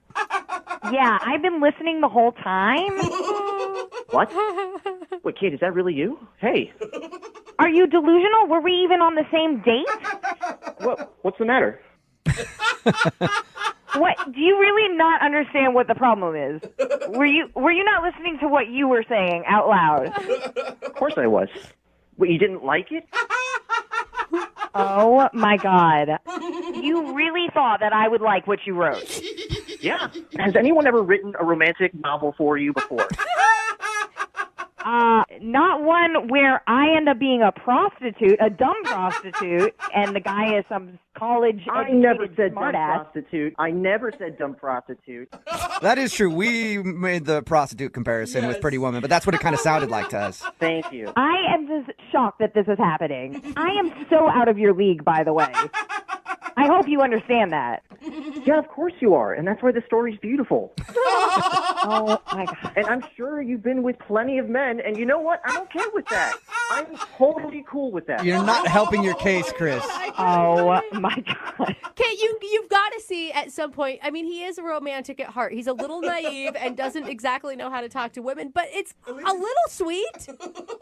I am just so offended right now. I don't know what to do. No one has ever talked to me like that before. No one has ever said those things to me before. I think what you have to do is go out on another date with him. Chris, would you like a second date with Kate? We will pay for it. Yeah, absolutely. No second date. That's not happening. But Kate, you're the one that wanted us to call him in the first place, so this could be a successful second date for you. I don't want to give him any more material for his novel about me being a dumb prostitute. So, no way. Listen, I just need you to read this story, okay? I think if you read it, everything will be explained, and you'll understand everything. Chris, I'm sorry, man. I don't think Kate is going to see your point of view on this one. Kate, I want you to know that no matter what happens today, you will always be my dirty girl. Lovelier words have never been spoken, have they, Kate? Hello? Hi, may I speak to Austin, please? Yeah, speaking. Austin, how are you, man? This is Jubal from Brooke and Jubal in the Morning, the radio show. Brooke and what? Brooke and Jubal in the Morning. It's a morning radio show. Okay. I kind of don't listen to the radio, so I've never heard of you guys. Sorry. But... No, it's all good, man. I'm calling you today, though, because we actually got an email into our show about you. What? Yeah. Weird, I know. It's a segment we do on our show. It's called The Second Date. That's where if you go out on a date with somebody and then end up blowing them off, they can email us, and we'll get that person on the phone and hopefully find out why they're not calling them back. And you recently met a woman named Olivia. Oh. Yeah? Yes. Yeah? Okay, wait a minute. She emailed you about me and her? Yeah. Yeah. She told us about how you came over to work on her house because you do landscaping, right? Yeah, but... Yeah, apparently you do more than that. Yeah, we Full heard, service. What? We heard you are hot. Yeah. Look, but like, why would she call the radio show? I don't know, because she wants to see you again. Yeah. She said she really enjoyed your initial experience with her when you came over to work on her house, and then she said she liked hanging out with you at the bar, but you just disappeared, and she hasn't heard from you. I mean, yeah, but I just don't get why she would want to make this business public. She needs our I don't think that she's ashamed by any of it. Okay, no. That's not what I mean. What do you mean? I mean, I just don't know why she would want that out there. But all right. Sounds like it was fun. I mean, it was until we were at the bar later on. And we were shooting some pool, and I went to go get some another round of drinks, and this guy comes up to me. Never seen this guy before in my life. Okay. But he bows up on me, and he says, "I know you slept with my wife." Wait, what? Wife? Yeah, exactly. I'm like, what? I don't know what you're talking about. This guy says that he followed her to the bar from the house, saw her hanging out with me, knew that something had happened. Whoa. And, like, I was... like, I was questioning it. Like, is this guy messing with me? So I asked him some questions. I asked him a little bit about the house. He knew everything about the house. He knew everything about the lawn. No. And I... Wow. But that's... So That is you really think weird. Olivia is married? Yeah. So why would she call us? I now have the same questions that you do. Yeah, why would she want this out there? What the... And that's what I'm saying. I have no idea why she would want this out in public unless she, I don't know. But there's got to be more to the story because she would have seen, I mean, if she is in fact married, I don't know for sure that I even believe that yet. If she is married, she would have seen her husband at the bar talking to you. Thing is, the pool is in its own area in the bar, so it's like in another room, so she might not have actually seen him. That would be Oh, wow. so weird for him to just approach you and not approach her. Like, what kind of self-control do you have to have? Now, I don't know. Maybe he did but he was basically just talking to me, and yeah, he threatened me. He basically said, you know, you're not seeing her anymore, you're not talking to her. What? He basically said that I couldn't like landscape at the place anymore. Oh, damn, you lost a client too. You know, after all that, like I don't want to get in any more trouble with my job, so I took off. I was out. Yeah, understandable. But why didn't you respond to her text messages like, hey, I'm not writing back because you have a husband? I'm not getting in the middle of that. Again, like I didn't mean to get in the middle of it in the first place, but you know, after I met the guy, it's like, no, I'm not going to be texting with his wife. But she can't be. Austin. I feel like she can't be married if she's willing to do a second date with us and everything else. There's got to be more to the story. I don't know. I know who does know. It's Olivia, and she's actually on the other line listening and wants to talk to you. You wanna talk to her? Unless she's hung up. What? Olivia, are you there? Yeah, I'm here. What are you doing? I'm not married. I don't know what you're talking about or who you're talking about. Are you 100% sure? Are you sure? I mean, yeah, I'm not married. Why would I call them? If I were married, that would be stupid. I mean, it's pretty stupid unless you think you're getting away with it. I mean, your husband knows. I don't have a husband. I'm not married. Okay, wait, are you divorced? Do you have a crazy ex-boyfriend? Have you hooked up with anyone else? I don't know who this guy is. But he knew everything about you. In the house. This dude is 5'10". He's got brown hair. He was wearing a plaid shirt. He's got a tattoo on the forearm. Does it say Olivia? Like, literally, you're describing every guy at the bar. I mean, that's like, I'm not married. I have no idea. Well, I don't know. It just seemed legit to me. Look, Austin, didn't we have a good time? I mean, that's what you should be thinking about. Like, it was good, right? That part of it, yeah, but your husband also saw that too. What? What? Hmm? What? He saw? He was watching. What? When he was talking to me at the bar, he said, "I saw what you did." How could he Whoa. see? Apparently, they got some sort of drop cam in the house, and he saw it. Olivia, are you married? He set up a camera? What do you mean he set up a camera? It sounds like you know something, Olivia. Yeah, who's he? No, I mean, that's not what I meant. You are lying. You're married. No. You are cheating on your husband. I just meant, like, who's going to set up a camera in general? I mean, like, he set up a camera? Like, who does that? That's what I Okay, meant. it sounds, Olivia, like you just slipped. That's what it sounds like. And how dare you put Austin in that position? And us. It's not what you think. It's complicated. Oh, is it? Okay, so now things are starting to come out a little bit because you misspoke there. You cheater. Olivia. Don't try to paint me as this bad person. You don't know me.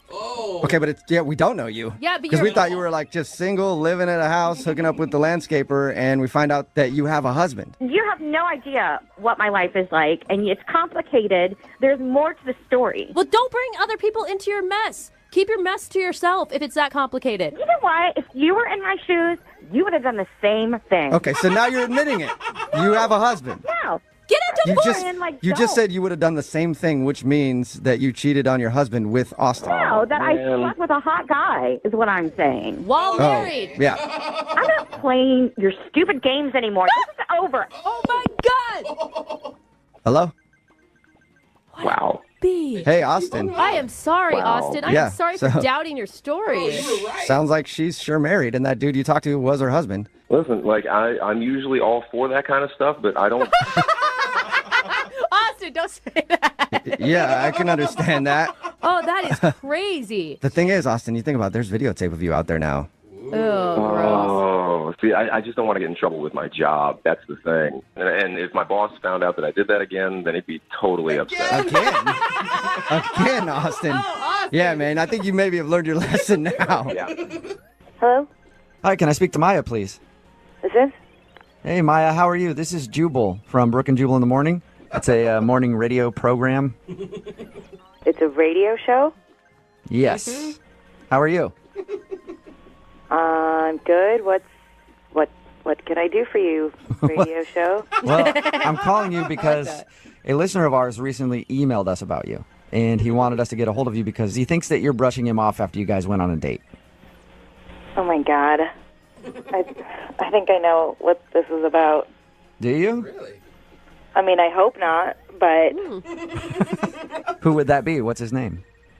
Oscar. Bingo. Oscar emailed us about you, and he said that he really enjoyed going on your date, and he's been trying to get you to go out with him ever since, but you're always like, I'm busy or whatever. Well, yeah. Okay. Do you not want to go out with him again? Correct. Yeah. I mean, I don't know. I can't believe he thought it would be wise to contact a radio station about this, but Well, he said that he just likes you a lot. It's a thing we do on our show all the time called Second Date. So let me ask you, was it weird actually meeting a guy off of Xbox Live? I hadn't met anybody through Xbox Live before, so I mean, like, I feel like it's just as weird as anything else, but you know, it was a public place. You know, that wasn't that wasn't the problem. What was the problem? So he's dropping me off at the end of the night. We're, you know, in my parking lot of my building and, like, just chatting and, like, honestly, like, I'm feeling it and I'm kind of waiting for him to go in for a kiss. Right. And instead of that, he goes, can I show you something right now? That's something that could go one of two ways on a first date, either good or very, very bad. Exactly. What was it? He starts to take off his shirt. What? Dang, bro. I mean, I couldn't make it up if I tried. Like, he starts to take off his shirt, and I'm like, whoa, not that kind of girl. Like, what are you doing? And he's like, no, it's cool. Like, just trust. Like, I'm not being creepy. Like, just trust me. And shows me on his arm this huge Iron Throne tattoo from Game of Thrones. Wow. Okay, so like that iconic Game of Thrones chair like thing. The Iron Throne. Okay. Okay. Cool. Like, whatever. Why couldn't he just roll up his sleeve to show you an arm tattoo? Why did he have to get half naked? Well, just you wait. Because that was just the tip of the iceberg. Then he shows me on his pec Gollum from Lord of the Rings face. My precious. Okay. Okay, so you turned like off the by that? ugliest character of all time. Yeah. Do you not think that's weird? Like a Gollum tattoo on someone's chest? I don't know. For most people, I would think it was weird, but we talked to him, and the way he was talking about being into Dungeons and Dragons and stuff, I could see him having a tattoo like that. Have you seen Gollum? Yeah, I have. It's one of the ugliest faces. Okay. You're just saying maybe you couldn't want to make, eye contact with... Think about missionary with that. That's exactly where I was going. Mm-hmm. I mean, come on. And then that's not even it. We're not even done there. Oh, no. Then he goes, oh, but wait. You haven't even seen the, what did he say? Pièce de résistance. Oh, whoa. What is that one? That is his entire back, which is the entire cast of Harry Potter. Shut up. Harry Potter back guy? Yes, you may be familiar with the children's novel series Harry Potter. I'm a little familiar. Yeah, I've heard a thing or two about it. Yeah, all over my date's back. So yeah, I haven't called him back. I've been polite to him. I haven't completely blown him off, but like, I can't see getting frisky with Harry and the crew. But you gotta understand, I mean, from his point of view, you're a girl who's like a 12th level elf. Like, he probably thought that you would be into all of those. I'm also a woman with Okay. All right, so you just couldn't get down with all of the tattoos that he had, the Harry Potter tattoo, the Game of Thrones tattoo, and the Lord of the Rings tattoo. And busting them out on the first date in the car. Hey, Maya, thank you for being honest. I appreciate it. Now I feel like I have to be honest with you about something. Okay. Oscar is actually on the line listening and wants to talk to you. No! Are you kidding me? Sorry. No, I'm not. Oh my God! I had no idea that was going to freak you out. Oh, I'm sorry. I didn't mean to make fun of you on the radio. Well, in hindsight, I could see how taking my shirt off in the car could have been weird. In hindsight. Well, and it's not only that. I mean, it's like all the tattoos, like Gollum on your pec. Like, that's a lot. That's a lot. Well, I mean, not all. On first date. I do have a lot of tattoos, and I felt like, I don't know, we were having such a good rapport, I thought the Game of Thrones thing might impress you a little bit. I don't know. But I don't have just nerdy ones. I've got, like, a Thor tattoo, too. That's pretty badass. I like how that's a badass one. It is. Are you feeling insulted, Oscar? I know, like, it seemed like you were really... I don't know. The implication that the Harry Potter thing was creepy is a little weird to me, because we discussed the books, so I thought you'd be a little more... I mean, like, reading the books and enjoying the books is different than, like, permanently putting the characters of the books on your body. Yeah. I mean, I thought you'd think that my dedication to all the stuff that we liked would be a turn-on. And it would show you that I'm not just some geeky guy, that I'm man enough to get, tattoos and not just some ogre. I mean, in hindsight, like, busting out the tattoos is probably more of a second or third date move. But, No, I don't ever want to see those tattoos again. Oh, Maya. But Maya, you said that you really liked him at one point. I mean, it's only the tattoos that turn you off? It was a weird thing, you guys. You weren't there. Like, the date was cool, and I liked him, but, like, long-term down the road, there's no way I could date a guy with these kind of tattoos for the rest of my life. why do I get the feeling I'm going to spend my evening researching erased, regrettable ruins? Maya, I don't really meet people like you, especially on Xbox Live, and so... I mean, if I got rid of the Gollum one, would that be, Are you actually thinking would that make a difference to you, or I mean, I really, we only went out one time, and I don't think you should change who you are for that. Okay. I appreciate the thought, but, I'm sure you're going to find the girl who loves the Gollum. Man. All right, I know what that means. All right. Are you sure, Maya? Hey, Maya, we'll pay for a second date if you go out with him again. We won't pay for the tattoo removal, though. I mean, I think we could probably be great friends. I mean, we really did have a great time, and, I'd hang out again. But... Yeah. Oh, my God. Well, Oscar. Hey, Oscar, it's not a successful second date for you, man. I'm sorry. I think I'm going to just pick up my staff and go home. Yeah, you should. Hello? Hi, may I speak to Craig, please? This is T. Craig, how are you, man? This is Jubal from Brook and Jubal in the Morning. I'm sorry, who'd you say this was? This is Jubal from Brook and Jubal in the Morning. It's a radio show. A radio show? Uh-huh. Did I win something? No, not yet. You might have. I'm calling you today because we do a segment on our show. It's called The Second Date. It's where if you go out on a date with somebody and then end up not calling them after, they can email us to get you on the phone to try to figure out what happened. And we got an email about you the other day. Really? Mm-hmm. You've been out on any dates recently? No, not in a long time. Okay. You go on a date about 2 years ago? Almost 2 years ago. Maybe. Any dates and times of all of the dates you've been on in the last 3 years, just to make sure we're safe. Are you guys messing with me right now? No, I'm not. Well, that part he was kidding about, but... We got an email from a girl named Nova. Do you remember Nova? Yeah. You went out with her probably about 2 years ago. Do you have a good memory of who she is? Yeah. Sounds like you don't at all. Sure. You remember her? I remember Nova, yeah, but I mean, we went out on one date and then she kind of ghosted me. Yeah, she told us that, and she feels bad about that. She's actually thought about you a lot since then, and so she emailed us to see if we could get a hold of you and ask if you'd go out with her again. So, let me get this straight. She emailed you, and now you guys are calling me on her behalf 2 years after we went on our date. Yeah. To ask me out on a date. Yes. A lot can happen in 2 years. You're not, I mean, you said you haven't been on a date in a while, so you're not like, you don't have a girlfriend or anything now, do you? Actually, no, not right now. Okay. So that's good timing. I'm just kind of curious as to, why she's calling me now. Because, I tried calling her. Were you mad after she ghosted you? Yeah, I mean, I wasn't happy about it. I thought we had a good time. What she told us is that she just wasn't ready for a relationship. And, I mean, I think that maybe it scared her almost a little bit, that there was potential between you guys. Okay, so it seems a little weird to call somebody up after 2 years. Yeah. She thought about me after all that time. It just doesn't... It proves that she's been thinking about you a lot. Yeah. You know what, Craig? Why don't I just let her tell it? Because she's actually on the other line listening and wants to talk to you. Good idea. Are you serious? Yep. Mm-hmm. Hey, Craig, it's a blast from the past. Nova is on the other line. Nova, are you still there? Yeah. Yep. Hi, Craig. Hey. How are you?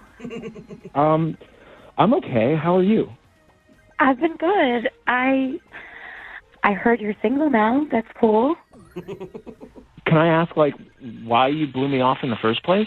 I know that back then I didn't do the right thing. I really liked you, and I could feel that you really liked me too, and I just felt like I wasn't in a place in my life to give what the relationship could have deserved. Right. I know that I should have at least said something to you, but I just didn't know what to say. And, it was the wrong thing. And I'm sorry. And I was hoping that you would go out with me again. So you didn't feel like it back then, but now you do feel like it. Right. You know how it is, Craig. Like, you might stop talking to somebody, and then you just get this feeling in your belly, like, oh man, I gotta talk to him. Like you just think about him, you get butterflies, you get funny feelings in your stomach, and then you think about it for a long time, and then you might reach out to him later. I think that's just what's going on here. She's been thinking about you for a while. Doesn't want you to get away. I think that we went on one date, and the fact that you're still on my mind could mean something. Well, I mean, if it was like a week later or like even a month later, but like 2 years and you don't even reach out, like I called you, I texted you, and you just like you could have at least been decent and you could have just told me that you were in a different place or something. You could have just told me that at the time. Right. I know. I did not do the right thing. And I know it's only been 2 years, but I have matured a lot and been through a lot. And I mean, I think about all of the guys that I've dated, and there have been a lot. And you were the nicest, sweetest guy that I came across, and I just felt like I had to take this chance and reach out. So you dated a lot of people. Does that mean like you hooked up with a lot of people? Wait, is that a bad thing, Craig? I mean, you guys weren't dating. I don't know. Like somebody goes out, they start dating a bunch of people, and then they just want to go through the cycle again. Like I don't want to just be somebody that just gets used and disregarded. You don't want to be like a booty call every 2 years? 2-year booty call? Yeah. If it helps, it's been over a year since I've dated. And Craig, I mean, you got to give her credit. She admits that she handled the situation wrong. Mm-hmm. She didn't try to play you and bring you down a path and then dump you. Like, you got to have some respect for her there. I mean, I know it sucks to be ghosted, but she's owning up to it. Yeah, is there a problem? Are you seeing somebody else, or? I mean, honestly, no, I'm not seeing anybody. I was dating somebody for a little bit, but we broke up a couple of months ago. So, I'd be interested in catching up and seeing what's been going on, over this last year with you. Oh, you would? Good. That's good. Okay, well, Craig, I'll officially ask then, would you go on a second date with Nova? We will pay for it. Just the date. Yeah. Just the date. Yay. I mean, yeah, we did have a connection that night, I felt, so I would be interested in seeing you again and see if it's still there. Who knows? Maybe this one could end up like your last one back at your place. Yeah. Wait, hang on a second. I never told you guys that she ended up coming back to my place. Did she tell you that? Yeah, she told us that. She said that, you guys hooked up the time you went out. And it was so good, it stuck with her all this time. Yeah, I mean, did your number change or something? Like, you want to text me or call me and we, figure it all out? Yeah, I have your number. I gave it to the radio station. Oh, right, duh. All right, sweet. Well, oh, my God. We did it. Congratulations, Nova. You got your second date. Craig, I think it'll be cool for you guys to reconnect, Good luck. Oh, my gosh. And you guys have to give us an update of how it goes. Please, God, yes. We will. Okay. All right, Craig. Well, thank you for your time, man. I appreciate you talking to us, and good luck on your date. Yeah, have fun. Thanks. All right. Bye. See you. Okay, Nova. Oh, my God. Shut You're up. in there. It's You got your happening. date. We did it. Now, you have to promise us that you'll give us an update if you tell get us how you did his it. DNA and get a Yeah. paternity test done, okay? I will. All right. This is Seriously, you have. If I see you on Maury Povich before this show, I'm gonna be so mad. Oh, my I would never. Hello? Hi, can I speak to Veronica? This is she. Hey, Veronica, how are you? This is Jubal from the radio show Brooke and Jubal in the Morning. Oh, hi. Hi. Hi, Veronica. How you doing? I'm good. I'm a little confused why you're calling. Okay, well, let me clear that up for you. We do a segment on our show called The Second Date. That's where if you go out on a date with somebody and then end up not calling them back after, they can email us to get you on the phone and find out what happened. Okay. Okay, and we got an email from a guy named Michael. Michael. Mm-hmm. You And he have told to. us all about your date. Very memorable. Oh, the cat guy? Yep. He told us about your date. He said that he brought along his cats, and it was unfortunate because one of them got sick, and just it made the whole thing kind of disgusting. And he also said that you're not getting back to him, and he would love to see you again. So we're on the phone asking you if it was the cats that ruined your date. I mean, the cat thing was strange. I don't know what to tell you guys. I don't know how much you know. I'll tell you what he told us. He said that it was like a blind date, and he heard that you liked cats, so he thought he would bring along 4 of his cats. And then on the way there, one of them got sick. And you guys went to dinner, and then came out to the car, and the car stunk really badly, so you decided to just leave in an Uber.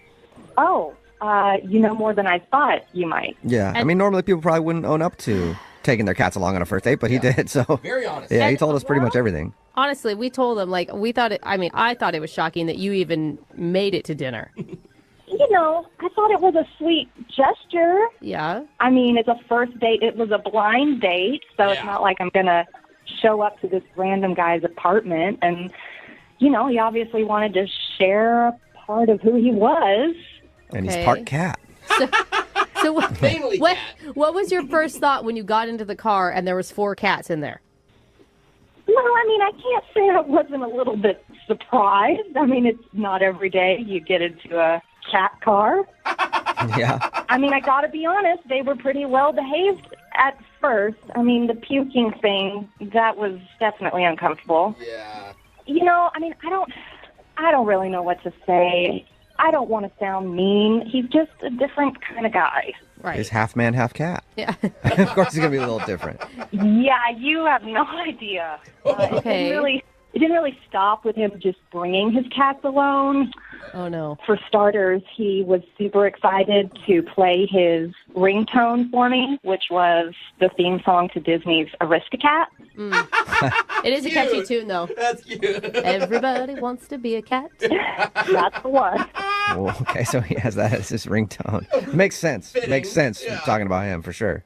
It was just a little awkward sitting in the restaurant with him playing the song and singing along at volume. It was embarrassing, to say the least. I feel like that's got to be the least shocking thing, though. I mean, if a guy shows up with 4 random cats in his car, you're going to expect him to be really into cats. Yeah.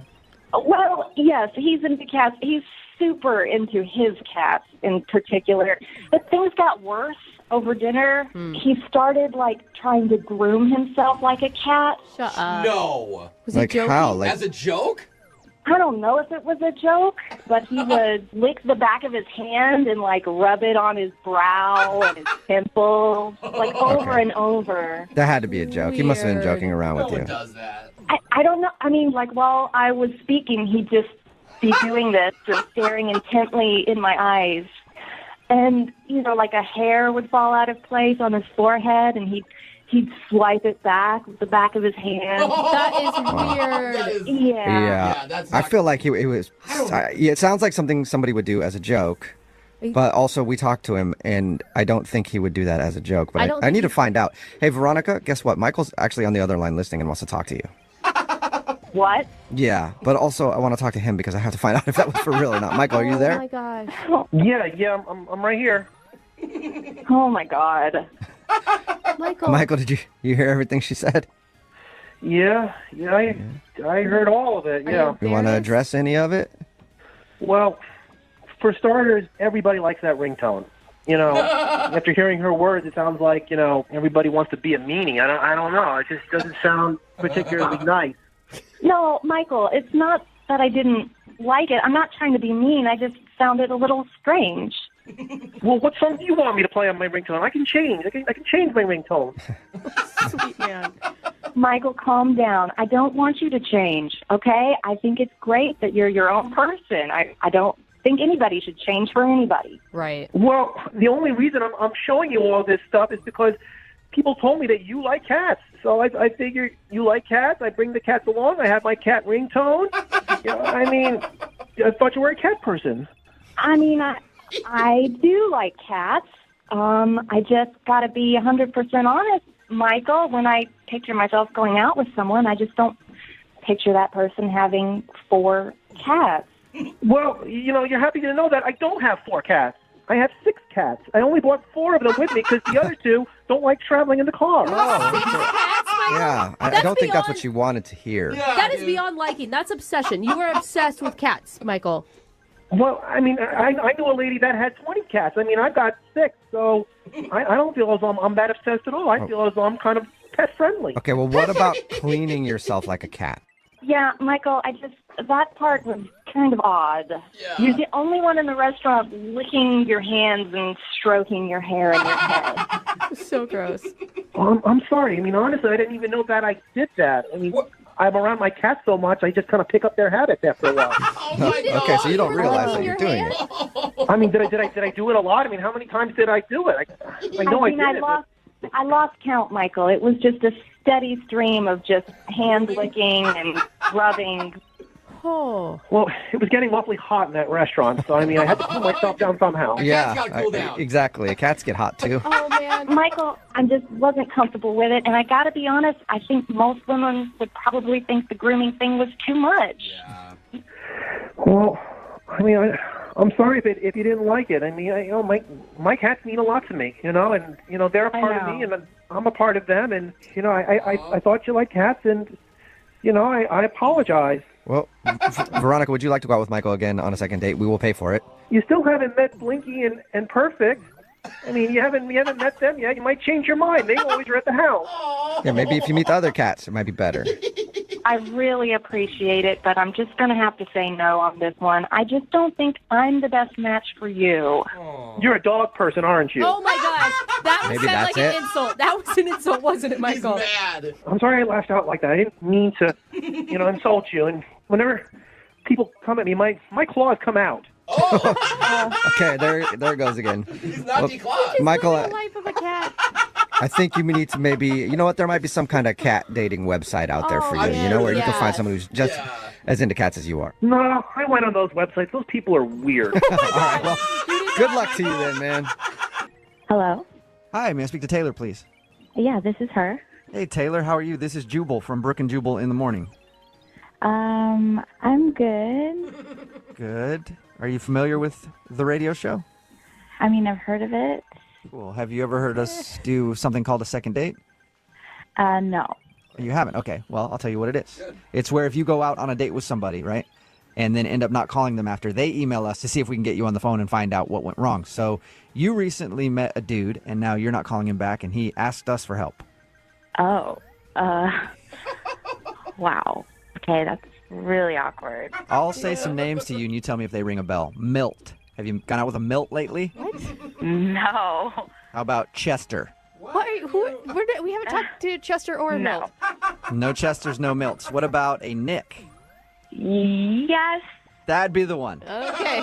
Surprise. Nick. It would be more shocking, actually, if it was Chester. I know. Nick told us about how he met you at that escape room and shared some drinks with you and thought that he was going to see you again, but now you're not calling him back, and he's wondering why. Oh, wow. This is very weird. The way he painted the picture is that you guys had a delightful time together. Yeah, I guess so. That doesn't sound like a ringing endorsement. Yeah, I suppose it was fine. Was there something that Nick did wrong? No, there's nothing he did. He told us about your friends getting into a fight in the escape room, the boyfriend and girlfriend. Was that the awkward thing that somehow made you not want to go out with him? Oh, he told you about that? Well, he said that a couple of your friends got into an argument, and then the two of you went over to try to help smooth things out. Like you talked to his girlfriend, and he talked to his friend, and then everything was good. That's all he said? Yeah. Yeah, it's just like a really awkward situation. I don't know if I should talk about it. Is it awkward for your friends or for Nick? Mostly for my friends, yeah, and me. Oh, and you. It was awkward for me. So awkward for everybody, and you know what? Our show specializes in awkward, so I think that you should tell us. I don't know. Well, more importantly than us, how about Nick? Because Nick really wants to know why you're not calling him back. Okay, the thing is, like, I kind of lied to Nick when I was out with him. You lied to him about what? About why our friends were fighting. Well, didn't he know why they were fighting? No, he did not. So why were they fighting? Like, for real, not the lie part. Basically, they were fighting because the guy was texting me, and his girlfriend found out about it. Wait, what? You mean like texting you like he was trying to make you a side piece or something? Like, what do you mean? He was just sending me, like, really flirty texts. Whoa. And when you guys were in the escape room?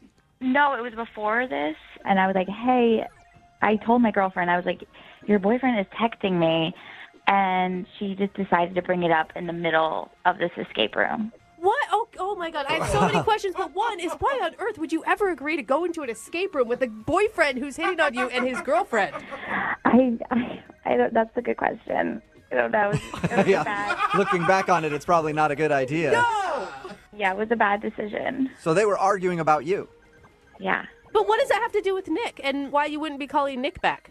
I just don't want to get in a relationship where our friends are like arguing and I'm the cause of it. I just want to stay away from all of it. Oh, it sounds like so much good drama, though, doesn't it? Not for me. I'm kidding. Speaking of good drama, Nick is actually on the phone listening to this conversation and wants to talk to you. What? Are you serious? Yeah, I am, unless he's hung up. Nick, are you there? Hey, Taylor. Hello. Hey. How's it going? Fine. Yeah, everything's fine. You knew why they were fighting? And it was all because of you? Yeah, pretty much. Yeah. Why did you feel like you had to lie to me? I feel like we had a good time. Like, I just didn't want to involve you more than you already were involved because it was just so weird. And Nick, don't you think that's a positive thing? I mean, for once, she was trying to tamp down the drama instead of bring it up. yeah, I guess. It's just still a little suspicious. Yeah. Suspicious? What do you mean suspicious? I don't know. I mean, I don't know how you guys met. Like, are you guys still texting at all? And, is it still happening? No, we are not texting. No. Snapchatting? I do Using that None one? of the above. Oh, okay. And you were never texting with him, right? You were just a recipient. Yeah, I in no way encouraged him. Well, how can I know that you're telling the truth about all this? My buddy wouldn't just come on to you for no reason. Like, you would have had to have done something or encouraged it. What? Right? Okay, we're talking about Dan.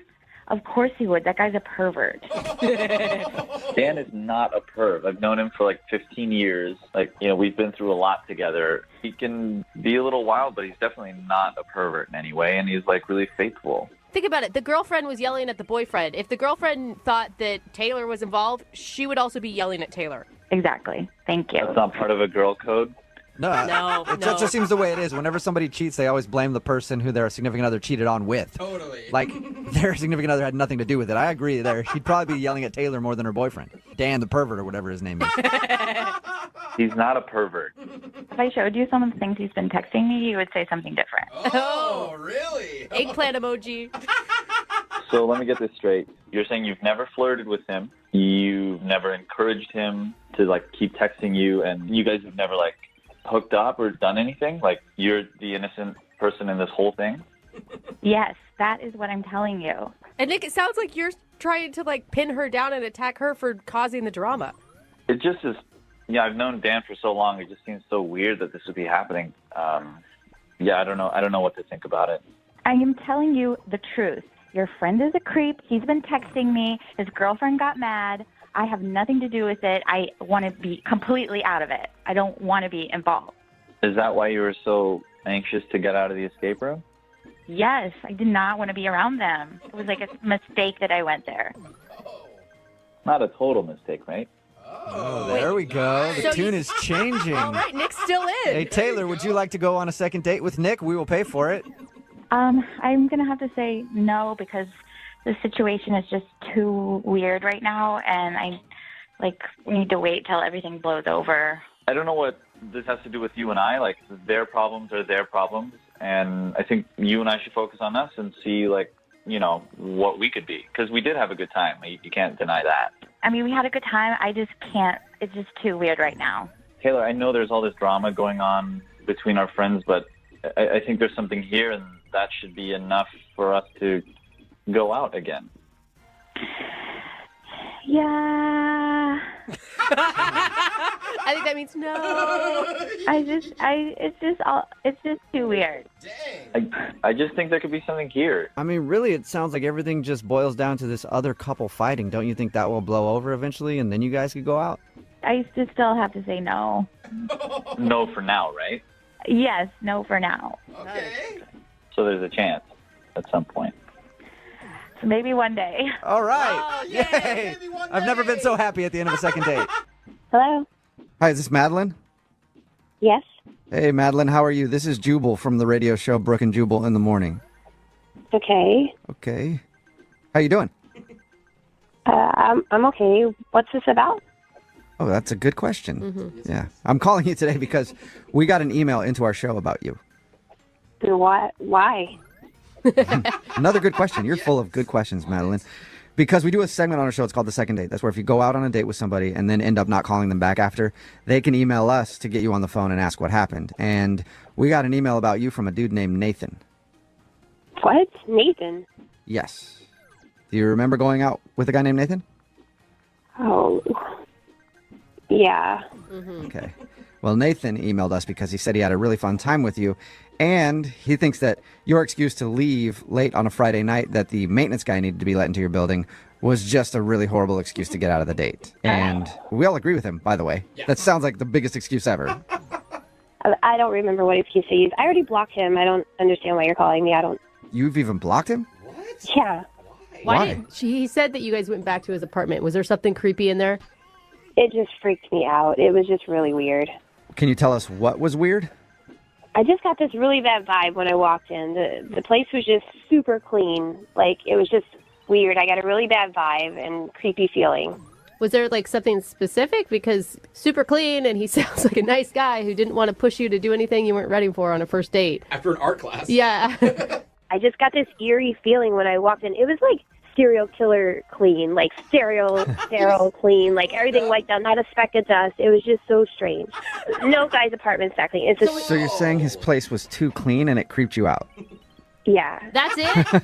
He had a clean place and that's why... No, you got to understand, though, it wasn't just clean. Like, it was like a team of people came and wiped this place clean of fingerprints. It was just weird. And you know, when you just get that feeling inside, it's like something bad happened here. What? I need to go. It made you think what? Do you think he's a serial killer or something? No, I don't know, but I'm just saying it was way too clean and... Something's wrong with that. Maybe he's just, one of those OCD types that really like a clean house. Or maybe he read the decluttering book that everybody reads. And it's not that clean unless you just moved in and took the plastic off of everything. There was nothing out of place. It's like a museum. I think he All sounds right. dreamy. Can he move into my house and improve some things that I've got going on? Go for it. That's on you. Be my guest. I don't want to be anywhere near him. What about on the phone with him? No, I don't even want to talk to him. Oh, that's a shame. Because he's actually on the other line listening right now and wants to talk to you. You're kidding. No, I'm not. Unless he hung up. Nathan, are you still there? I'm here. Oh, my God. Oh, my God. Hi, Madeline. Hi, Nathan. I guess you heard all that. Yeah. I don't see a problem with my apartment being so clean. It might not be a problem. It's unusual, and I'm just not used to that, and so, yeah. Madeline, you're being really nonchalant when you were basically just accusing the guy of scrubbing his house because there was maybe dead bodies earlier in the evening. She didn't know he was on the phone. Wait, but that's what it sounded like. Like you're getting rid of all fingerprints. Nathan, have you killed anyone in your apartment? I have not. I'm sorry. I just got a weird vibe when I came in, and Madeline, why would you want to be dirty? Why would you want that? What? I don't. I'm just saying your place is, like, so clean. It's just freaky. I mean, I have had people comment on how clean it is, but I don't like dirty things. Dirty things really upset me. Okay, so now that did sound a I'm little starting crazy. to get Okay. a little bit on Madeline's side now, Nathan. See? I'm not crazy. Nathan, He meant it like yeah. that, you guys. Did you mean it in the way that it sounded? Because it sounded super creepy the way you said that, Yeah, Nathan. he said upsets you instead of a noise. No, I didn't mean to be creepy. You guys, give this guy, Madeline, I feel like you're missing out on possibly a really good guy because you're making a lot of implications on just a clean house. I can clean my own house. Seriously. Why? I mean, would you rather have a dirty boy? Because I've known dirty boys, and I refuse to be a dirty boy. Are you just messing with us now, Nathan? Nathan, are you like doing this on purpose? Doing what? Nothing. Nothing. Yeah, never mind. I mean, I've told you, if dirt is bad, it's the enemy. And if I see dirt, I will get rid of it. I like a clean apartment. Get rid of it. See, guys, what happens if I come in and my shoes are a little dirty or something like that? Like if we did. There will be no dirty shoes in my apartment. Whoa. Okay. Because I would ask you to take them off. I just don't like dirty things. Okay. But Nathan, what happens if we're eating and I drop something or spill something or make a mess? Then what? Then we'll clean it up right away. Okay. Are you going to get angry at me? I do not get angry. I just clean the dirt. This is so strange. Huh. Talk about a meat freak. Yeah, I mean, Nathan, you're obviously passionate about cleaning. Very. Madeline, listen, if you come over again, I will show you that we can make something dirty together, and then I will clean it up. Okay. Sounds like a great second. Yeah, it does. On that note, I'm just going to ask you, Madeline, would you like to go out with Nathan on a second date? We will pay for it, even if it's cleaning supplies. As tempting as that is, I'm okay to not go. Yeah, You I sure? feel like trusting your gut may not be a bad choice for you. Well, you know, Madeline, I'm really bummed that you'd rather date a dirty boy than me. You're making a mistake. Stop saying dirty boy. All right, Madeline, so take care, because the dirty will be judged. Goodbye. Oh my God. Okay, I think you need to do more than just block him. Madeline, are you still there? I'm a little freaked out and scared. I got rid of him with the blocking, and here you guys opened that back up like freaking Pandora's box. He doesn't know anything about you other than your phone numbers and stuff, right? Yeah, he doesn't know anything. He probably doesn't even know my last name. I blocked him on everything. Okay, good. All right. Yeah, you are safe. And I feel sorry for all the dirty boys out there right now because Nathan sounds like he might be fired up to do some cleaning tonight. I hope not. Hello? Hi, can I speak to Deanna, please? This is Deanna. Hey, Deanna, how are you? This is Jubal from Brook and Jubal in the Morning. Brook and Jubal. In the Morning. Brook and Jubal's the first name, last name in the morning. Don't listen to him. What are you calling me about? What's happening? It's Brook and Jubal in the Morning. It's a radio show. And we got an email about you from one of our listeners. About me? Yeah. His name is Mike, and you guys went out on a date the other night. Oh. Why did he email you guys? That was a tone change. Because we do a segment on our show called The Second Date. So Mike had a really great time. He says he thought you had a good time too, but now you're not calling him back. So, well, that's interesting. That's interesting. You don't think that he had a good time? You could say that, yeah. His description of the date is like picture perfect almost. Like you guys were laughing, you're high-fiving, you gave hugs. Oh, that's true. I thought we had a really good time. I had fun, but apparently he didn't have, good enough time. Why do you say that? I mean, how much do you guys know? Well, we know that you guys went to a bar and then played a game where you would guess people's occupations and stuff. Uh-huh. Then went and talked to people and found out if you were right. Yeah. That's pretty much all he told us. Was it the poor joke? He told us about the poor joke, how he tried to make fun of somebody and it didn't really work very well. No. The whole thing was us judging people. That was fine. Okay, so you're into that. All right. Yeah, I mean, I was even joking about somebody saying that they were probably a professional, like, hamburger eater or something. I mean, we were just joking. It was all in good fun. It was fine. Okay, so if that didn't bother you, then why don't you think he had a good time? Okay, so did he tell you, like, we made some friends? He told us that you guys talked to a lot of people, yeah. Yeah, there was this one group in particular that, like, we kind of ended the evening with. We were sitting at the table and, like, you know, having drinks and having laughs, and, like, we got along really well. Okay. All that sounds good. Like, you haven't told me anything that sounds bad yet. So the point is, I had to work in the morning, he had to work in the morning, so it was time to go. You know, we give each other a hug, we say, you know, had a great time, like to see each other again. And at this point, you think that you guys are going to go out again? I thought so, yeah. So we say goodbye. And I get home, and one of the girls from the table sent me a friend request on Facebook. So, you know, I accepted her friend request.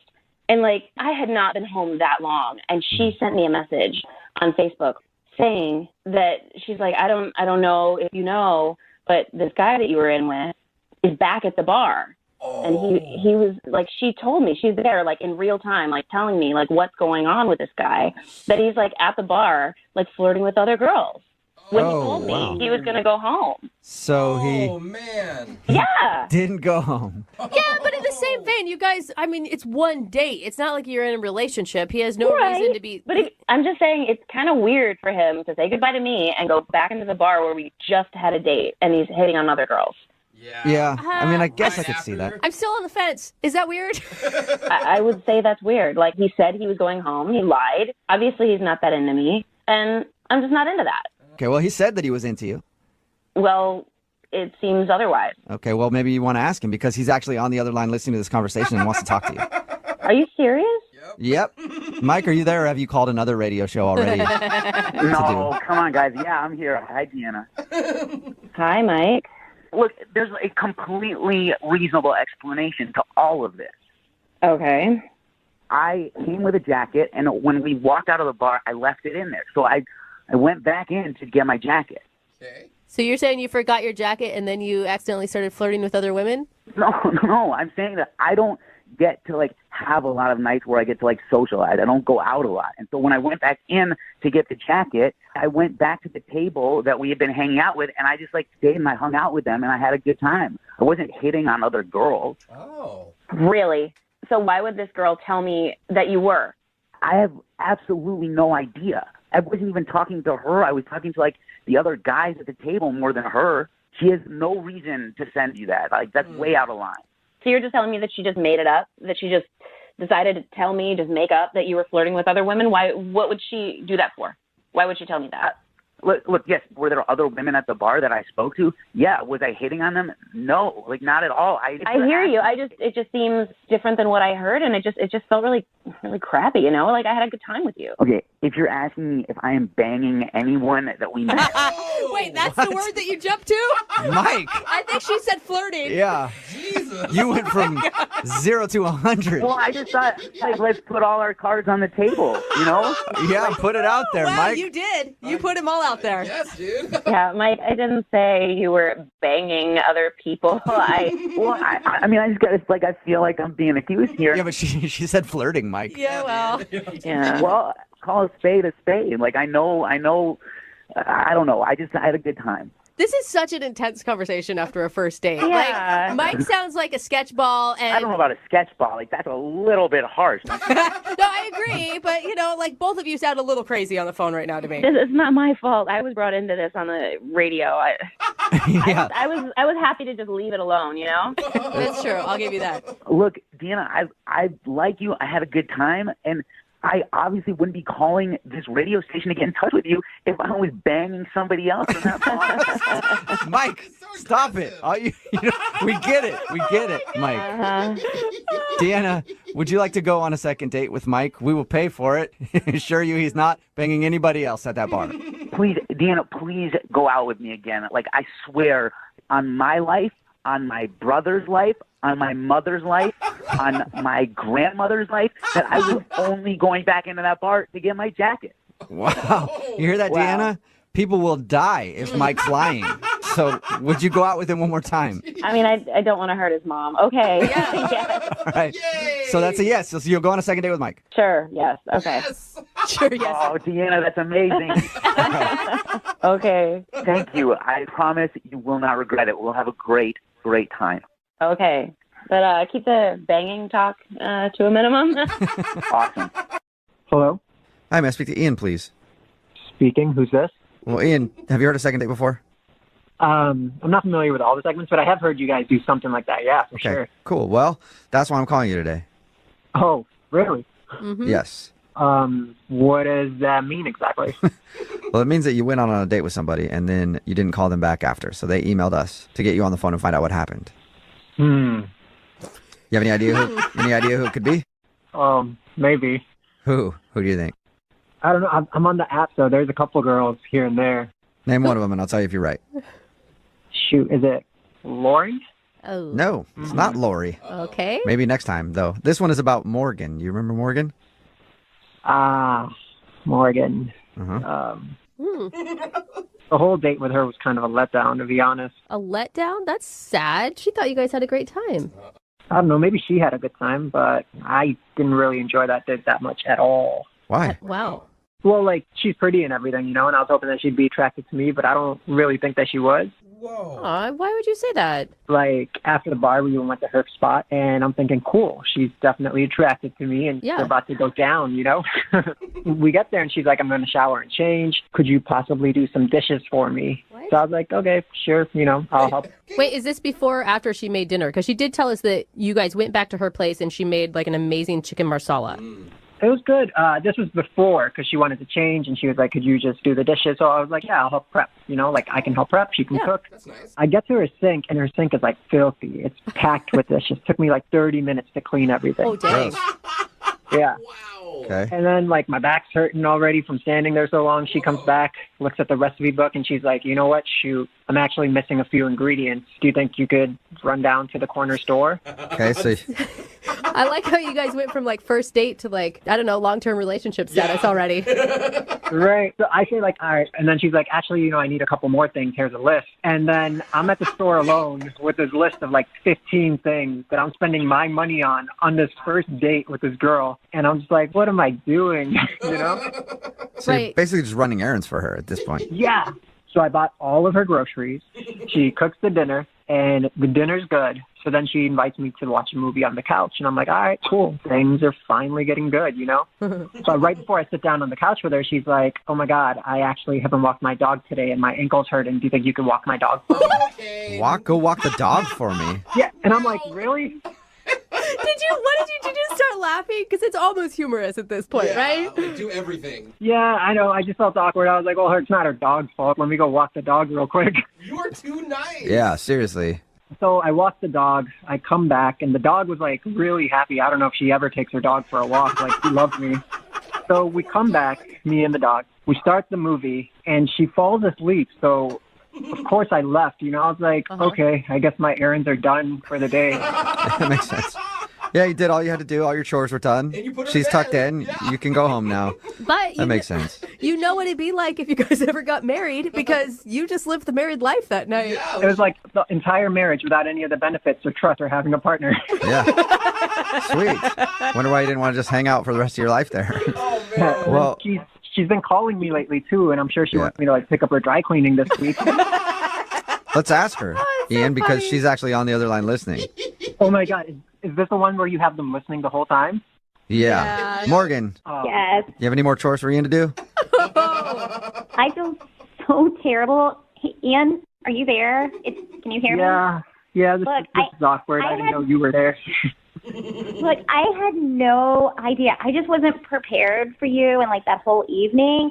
But when you string it all together, yeah, it sounds really crappy. And God, that was not my intention. And I was not trying to make you an errand boy. I am so sorry. And look, I will pay you back for the groceries. I really liked you. No, it's okay. It's not even that I mind the groceries that much, but it's just, to be honest, I felt a little used. Like, here I am doing your chores. Like, you say you weren't prepared for the date, but, like, we planned our date. That's why we met up. No, I didn't think I would like you so much and want to come back to my house and that I'd want to actually cook for you. And I needed some help getting all that stuff done so I could do that. And I really just thought you liked my dog and wanted to hang out with him. So I'm surprised to hear that you thought I was like trying to pawn that off on you. But Morgan, like, you sound very apologetic and that you didn't see what was happening until someone pointed it out to you. But it's also kind of like, weren't you embarrassed? Like, you had a messy kitchen and you're inviting somebody over. Like, why didn't you guys just do a restaurant or something if you were going to go get something to eat? Like I said, I didn't actually plan on bringing him back there. It just kind of organically happened. And so then I needed help to actually make the night happen. Right. I know. Dog need to be walked. Yeah. Furniture need to be moved around. Pictures need to be hung. Things like that. Yeah. Yeah, so literally I did like all of your chores for the week. It was like a bit much, That's all I'm saying. Okay, Ian, you made your point. Not like I asked for that much. I think you're being a bit dramatic. I mean, are you serious? I did your groceries and walked your dog. Honestly, you should have tipped me at the end of all this. Look, you were going down to get the ingredients for our dinner. What was the problem with picking up just like a few more things if you're already at the grocery store? What about walking your dog? He's quite overweight. I don't even think you walked him ever. The guy loves me, and Oh my I God. hardly even I knew him. actually thought that was something you were interested in. It was almost like you suggested it. I wasn't trying to get you to walk my dog for me. I'm very capable of walking my own dog, thank you. Yeah, you're capable of it, but your dog's like one milk bone away from having a heart attack. Oh, well, now we're All getting right. real personal, guys. Well, Ian, would you like to go on a second date with Morgan? We'll pay for it. It sounds like you want to. I'm just making sure. No. No? I don't think I'm interested in dating someone who is not appreciative of me cooking their dinner for them. And you know what, Ian? If I want to be mad about something, I don't even think you said thank you. I feel like I thanked you by doing your groceries for you, walking your dog, doing all of your chores. That seems like a pretty good thank you to me. And then you fell asleep. What do you want me to do? Go out and buy you a blanket? Just so that you know, Ian, the paper towels you bought were the completely wrong paper towels. They were the brown ones that don't actually absorb anything. Oh, wow. That's because you don't deserve the good ones, honey. Wow. That's probably the biggest slam I've ever heard in a single day. You don't deserve good paper towels. You know, I was actually thinking of going to second base with you, but forget it. After this, no way. What is second base? Some kind of home goods store I don't know about that I have to pick more stuff up? Get your hands all over those things. Hello. Hi, may I speak to James, please? Yeah, speaking. James, how are you, man? This is Jubal from the radio show Brooke and Jubal in the Morning. You're a radio show? I am not one myself, but I am on a radio show. I'm calling you because one of our listeners actually sent us an email, and they wanted to see if we could get you on the phone. Okay. Who is it? Well, it's somebody that you met this weekend at a Halloween party. Met a lot of people. It's a big party. Can you just hurry up and tell me who it was and stop trying to be like Mr. Radio Man? I would love to do that. I like your new title, though. Yeah, I do. Mr. Radio Man. I like it. Thank you, James. Appreciate it. I'm going to guess that you remember her because you guys hooked up. Yeah, I know who you're talking about. All right. Well, we do a segment on our show called The Second Date. That's where if you go out on a date with somebody or hook up with somebody at a Halloween party and that person doesn't call you back, you can email us and we'll get them on the phone and ask what happened. So Haley, she wants to know why you won't answer any of her text messages. What do you mean, why? She's taken. She's She's what? definitely not taken. No, she's very single. She's like as single as they come. But no, she is taken. I trust me, she's taken. 100%. So wait, you think she's in a relationship is what you're saying? I know she's in a relationship. How do you know that? Because her boyfriend came up to me afterwards and was giving me crap. That's why we had a scrap. We had a full scuffle about it in the backyard. What? Wait, what? You had a fight with a guy who said that he was Hailstorm's boyfriend? I don't know, the hailstorm, whatever that is. But yeah, after I went downstairs and I had a fight with a guy in the backyard dressed like the Incredible Hulk. You were dressed like a pirate and you almost had to fight the Incredible Hulk. No, I did fight the Incredible Hulk. Oh, That's the thing. He started swinging at me. Okay, this sounds like a bad memory for you. I think this is a really cool memory. Sounds like a cool movie. Sounds like something cool that happened. Yeah, seriously, I want to see it in theaters. Okay, I know you guys are amazed at the costumes, but like Haley is a person that calls into our show every so often, and although she's wild, a little wild child, I get that, but like she doesn't have a boyfriend. Like there's no way she has a boyfriend. Well, if she doesn't have a boyfriend, then why did the Incredible Hulk try to fight me and tell me that I was messing around with his girlfriend? I don't know. Maybe he got confused? There's something missing here. I don't know what happened. He came up to me afterward. He said, "Why are you messing around with my girl?" I said, "What girl?" He said that she was his, and he was drunk. Next thing you know is we're swinging. And I was pushed him off. Everybody was coming around being like, "Hey, break it up," everything like that. And I was like, you know what? This isn't worth it. I'm out of here. This is not even worth it. I already got humiliated by getting walked in on and come downstairs and having this big old green guy try to get up in my business. It just wasn't worth it. Some people like when a big green guy got to get up in their business. Side note. Anyway, sorry about that you had to deal with that. But she's been texting you. Why wouldn't you just text her back and say you have a boyfriend, you're a cheater, or whatever you want to accuse her of? I don't even want to encourage her. I'm out. That's it. I am out. Yeah, it's understandable. I mean, you were just like, you met her what? Like an hour before you guys started messing around? Yeah. Besides, I mean, I didn't even get her number or anything, so I've just been getting like random texts from this number. I didn't know who it was. I just ignored it. Okay. Well, you're not going to be able to ignore it now, James, so much, because she's actually on the other line listening and wants to talk to you. Are you kidding me? No, I'm not. Hey, James. Oh, my God. Excuse me, I do not have a boyfriend, okay? Then explain to me why this guy tried to fight me. Yeah, that's Luke. He's like a sad puppy that I gave a biscuit to once or twice, and he's obsessed with me and won't stop calling me and texting me. He's not my boyfriend. So you know who it is, though, Hailstorm. Yeah, I know Luke. He's like the saddest thing I've ever seen. Haley, that's just mean, man. It's mean to start fighting boys that I'm interested in and calling yourself my boyfriend. Like, Yeah. sorry, no. Do you believe her, James? I don't know what to believe, honestly. Like, I met this amazing girl, and then the Incredible Hulk's coming after me, and now I'm getting punked on a radio station. I don't know what's going on. There's a lot going on in your life right now. Yeah, it's kind of hectic. Oh, but you did think that she was amazing. Yeah, I heard you say that. I thought you were cool. I mean, I didn't really know you that well, but I would have liked to, and I thought you were cool. Excuse me, you just said amazing. You used the word amazing to describe me, which, guys, I know we haven't met because we only talk on the radio, but, like, I am amazing. I've never doubted you, Hailstorm. I've always known that about you. You have cornered the market in self-confidence. That's for sure, girlfriend. Thank you. Thank So, Hailstorm, do you know that this Luke dude thinks you're his girlfriend? Like, do you know this? No, I had no idea. He's just doing this so that I'll reach out to him and talk to him. I've been ghosting him for a while, and he's following me around. I didn't even know he would be at that party. Ugh. Wait, was he your boyfriend and then you ghosted him and that's how you No. broke up with him? Are you No. sure, Haley? No, we're talking about a guy I hooked up with one time, okay? He is nothing to me. We need to be focusing on me and James and the hot time we had last Saturday because I need to get back in that saddle. You know what I'm saying? James, are you still there? Yeah, I'm still here. What do you think? Yeah. I think there's a lot of drama going on. Okay, let me here. stop you right there. Hold on. Let me stop you right there. I'm sorry that I'm an amazing person and I'm beautiful and people are obsessed with me. Okay, that's not my fault. Please don't punish me because I'm amazing. Your words, not mine, right? Good point. And we didn't get to finish what we started, so I don't think you should make a decision until you've had the whole experience. So why don't we just get back together, and then if you're still feeling like there's drama or whatever, then you can go your merry way. But don't dismiss this so quickly just because we have the radio calling you and like the Incredible Hulk like trying to take you down. Okay? don't dismiss it right away, James. That was a good sales pitch. You can- I will give that to Haley for sure. Yeah, you can overcome adversity, James. Would you like to go out with Haley one more time? We will pay for it. At this point, it's probably going to be a Motel 6, but we'll pay for something, whatever you guys are going to do. She's classier than that. I mean, I don't want to get cornered in a parking lot or beaten up by the Incredible Hulk again or anything like that. Oh my gosh, I'll protect you. It'll be okay, I promise. Okay. And because we didn't get to finish what we started, on our date, I'll dress up like that naughty librarian again. Oh, so you're going to put on your Halloween costume. It's not really a Halloween costume anymore, just because I get so many compliments. It's made its way into my regular wardrobe. Okay. Oh my gosh, there's So- no guy that's going to turn this offer Yeah. down, Haley. It's James- just not going to happen. Do you want to meet up with Haley one more time and she will wear her sexy librarian costume that she was wearing when she met you at the Halloween party? If he And you can says- dress like a pirate if you want Oh to. my God, if he says no, I'm going to have a heart attack.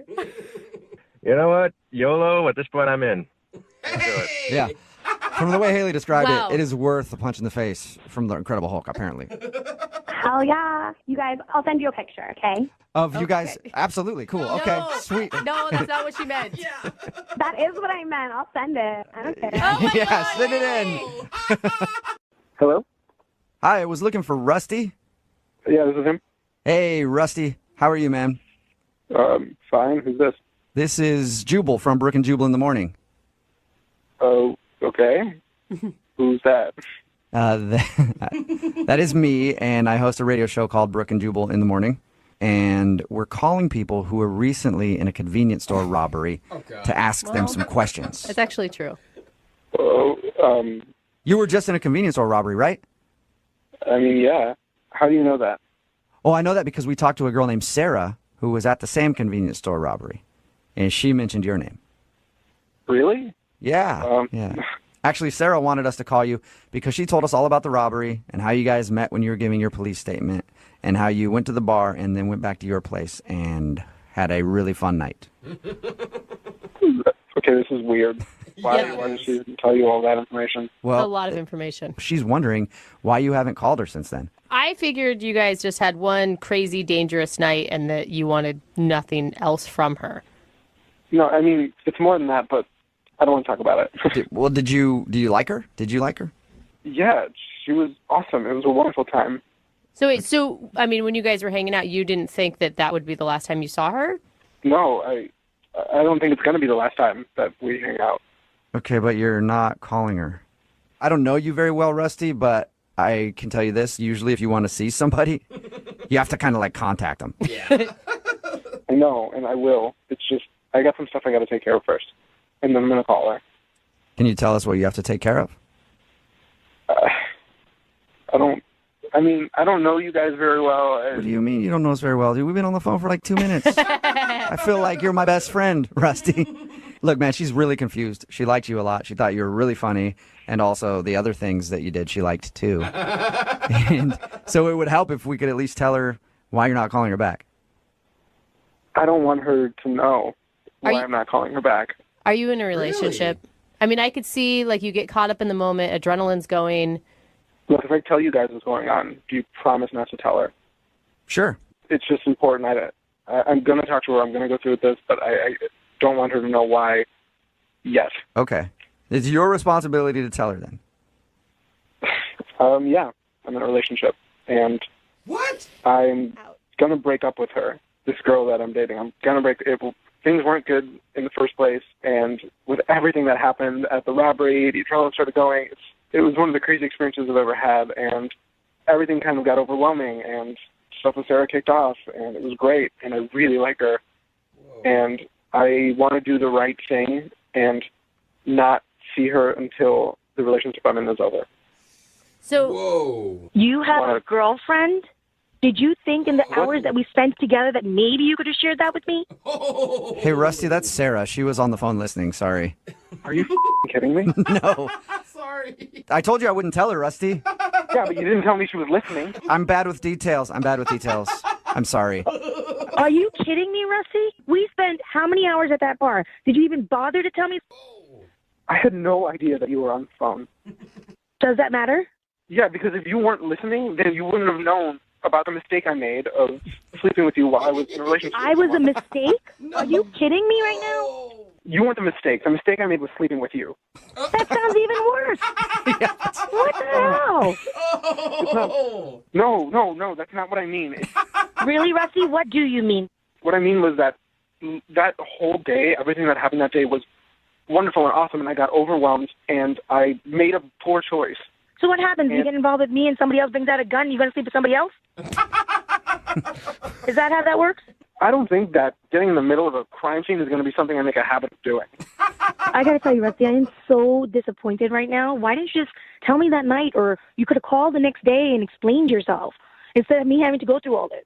Well, you didn't call me either, and I was going to take care of the situation myself and then get back to you the appropriate way and then tell you everything that happened. When I left that morning, I gave you my number. I said, give me a call. How much more explicit could I have been? Well, I wanted to take care of the situation I dug myself into, and I wanted to do it the right way. Right. So the situation's taken care of now. Yeah, is it? Are you still with your girlfriend, Rusty, or? I haven't told her yet, but I plan to do it in 2 days. In 2 days? Why 2 days, Rusty? Yeah, do it now. My buddy's going to lend me his car so I could get some stuff out of her place. And I was going to do it all in the same day, and he wasn't available to help me out until a couple days from now, so I was just waiting till then to do it so it could be all taken care of as cleanly and smoothly as possible. So let me get this straight. You want me to wait like 2 days and 3 hours and 45 seconds till you break up with your girlfriend, and then you're going to start a new relationship with me. That sounds so promising. I mean, yeah. Really? I think she was being sarcastic, Rusty. Are you being serious right now, Rusty? Yes, I'm being serious. That was my plan. I can try to, if I can try to speed things up, like 24 hours, I will. You know what I'll do? I'll set my timer right now. How about that? Sarah, I can't believe I'm saying this, but I'm kind of like rooting for Rusty a little bit. We've all been, okay, granted, the sleeping together thing, not cool at all. Cheating, not cool. I get that. But he sounds truly remorseful, and he's not trying to play you, and he's actually trying to now fix it and go back to being honest, I guess. Yeah, you should listen to her. I mean, I'm trying to be honest right now and do the right thing in the situation because I made a mistake. And I'm trying to fix it. And he just needs 2 days or maybe 24 hours. if you need the process sped up. Sarah, I mean, we already know Rusty's answer. Sarah, do you want to go out with Rusty again? You called in for the second date, but we will pay for another date for you guys in maybe a day or two. I guess I need to wait the 24 hours first. I think so, yeah. It's like a waiting period, layaway almost. All joking aside, are you serious? Will you go out with him again if he breaks up with his girlfriend? You know, I'll give him 24 hours to get his taken care of. But if not, I'm out. I'm sorry, I can't. Okay, Rusty. Reasonable. You're on the clock, Rusty. You got 24 hours. Okay. I'm going to call my friend right now and make sure I can get his truck. All right. Well, Sarah, sort of a congratulations. We don't know yet. It's a congratulations. You got a second date based on the fact that he can break up with his girlfriend in the next 24 hours. Rusty, get to work. I'll do my best. I know I'm on the clock. Okay. Well, Rusty, if your buddy falls through, you know that there's companies like U-Haul and stuff, right? You don't have to wait for him. Yeah, but that costs money, and this guy is free and reliable. Oh, my God. Sounds super reliable. Hello, Hi, may I speak to Madeline, please? this is she. Hey, Madeline, how are you? This is Jubal from Brook and Jubal in the Morning. I think I made my payment this month already. Are you sure? Because I'm checking my records and I don't see a payment made. No, I mailed it like 2 days ago. I'm not a bill collector or anything else. This is Jubal from Brook and Jubal in the Morning. It's a radio show. Oh. You have some weird bills, Madeline. I'm sorry. I get lots of weird phone calls. But if you'd like to submit a payment to me, I would be more than willing to give you my information. You can send a check. No, I give away too much money as it is. So what's up? I'm calling you today because we do a segment on our show called The Second Date. That's where if you go out on a date with somebody and then end up not calling them back after, they can email us to get you on the phone and find out what happened. And Michael actually sent us an email wondering if we could get you on the phone and ask why you're not calling him back. Michael? Yeah, that's a pretty heavy sigh there, Madeline. Yeah, I'm a little frustrated with Michael at the moment. Oh. Really? Can you tell us why? Well, it was just one of the most frustrating dates ever. Frustrated? Yes, frustrating. I don't know how else to describe it. Frustrating. He said you guys laughed, you had fun, you connected. Yeah, I really didn't have the opportunity to connect with him because I was like panicking the whole time. You were panicking? Yes. Why were you panicking?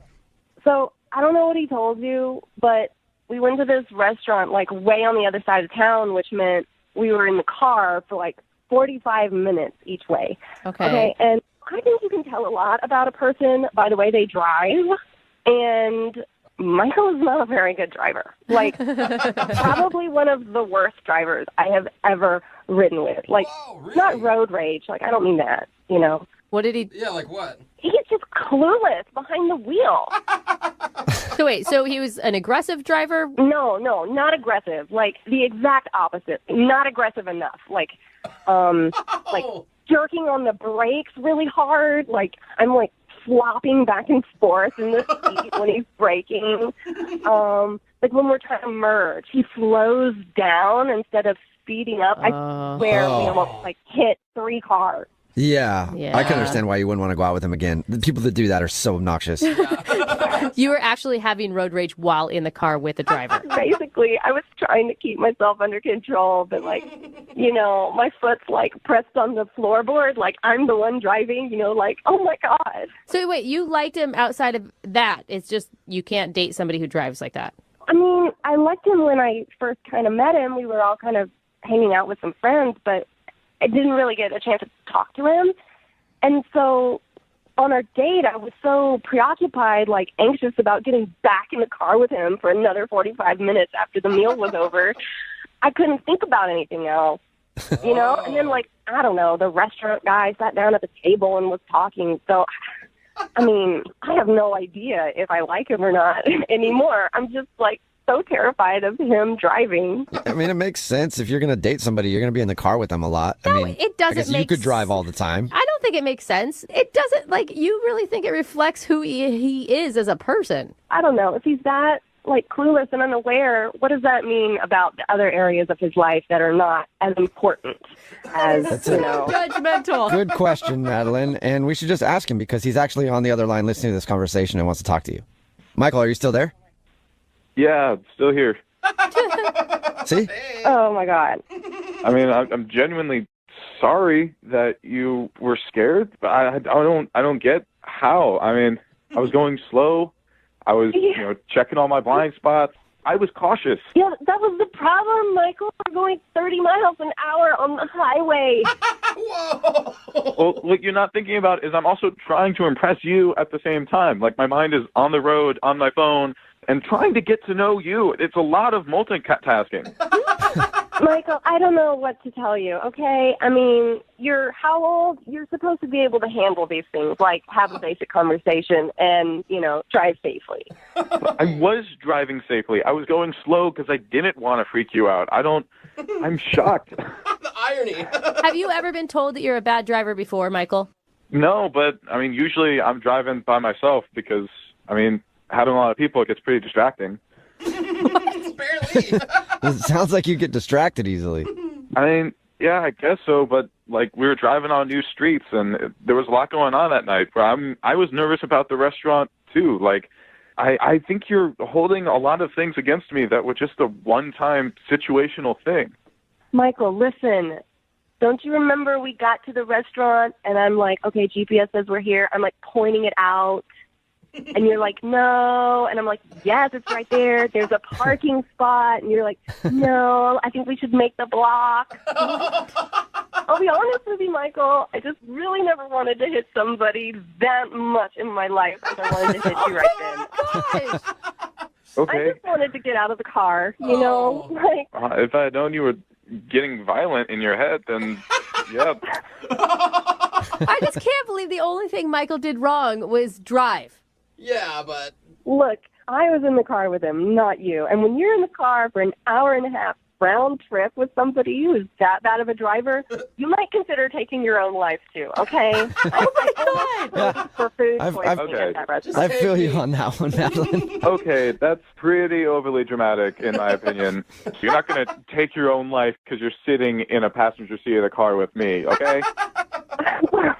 Okay, right, all right. But I'm just trying to make a point. It was terrifying. I mean, I'm still shaken up about it. Still. All right, then how about we go on another date and you drive? Oh. That is a good solution. Hey, let's Yeah, see how Madeline, would you like to go out with Michael again for a second date? We will pay for it. Not your gas money, though, but we will pay for it, the date. I mean, you said yourself that you were so distracted by his driving that you weren't even able to get to know who he was. That's true.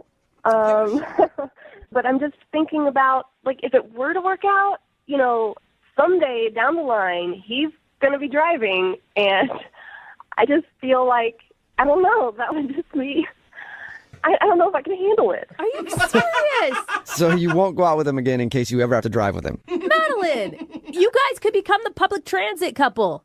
You could just do Uber everywhere you go. You could just drive literally everywhere you go. That's what I do in my relationship. Look, his driving just makes me a terrible person, apparently. And I don't want to be that person. So I just don't want to risk it. Okay. All right. Wow.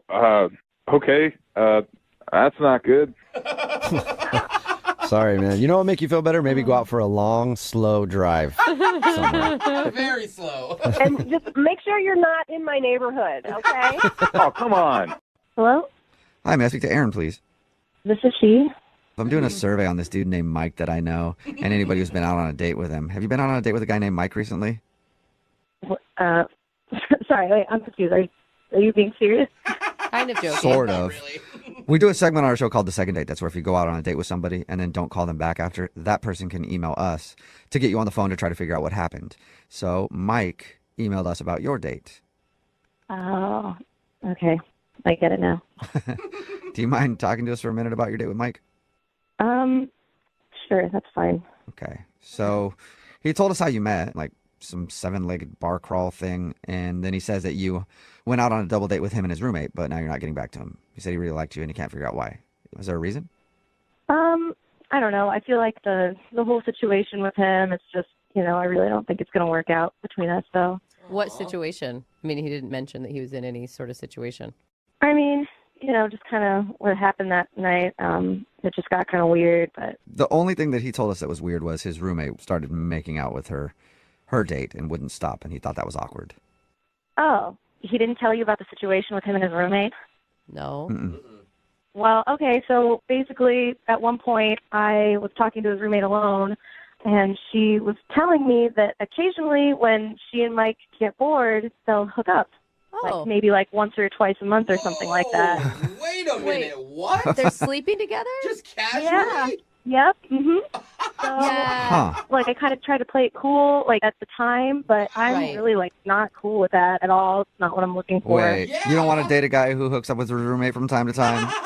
No, and especially not someone he, like, lives with. Like, anyway, so I just kind of, like, the rest of the date, I was kind of like, oh, okay, just gonna try to sit here and let the time pass and get home. And there's no way, like, she wasn't joking, right? There's no way it could have been a joke or something? No, I think she was being very sincere. Oh, wow. Oh, my God. Just from what I could tell. Yeah. And she was like, it's not a big deal. It's totally fine. I just want to let you know. Like, how is that not a big deal? Well, you would think that would be a big deal. I think what's happening is the roommate likes Mike, and she was trying to sabotage your date with him. Well, either way, even if she's not the one who has feelings, then they're sleeping together and they live together. So it's kind of like I don't really want to get in between that. No. I mean, he probably wants you to get in between it. That's probably what he's really hoping for.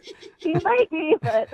What if she's making it up, though? She's not making it up. You don't make up something like that. I don't know. You're roommates, dude. That is...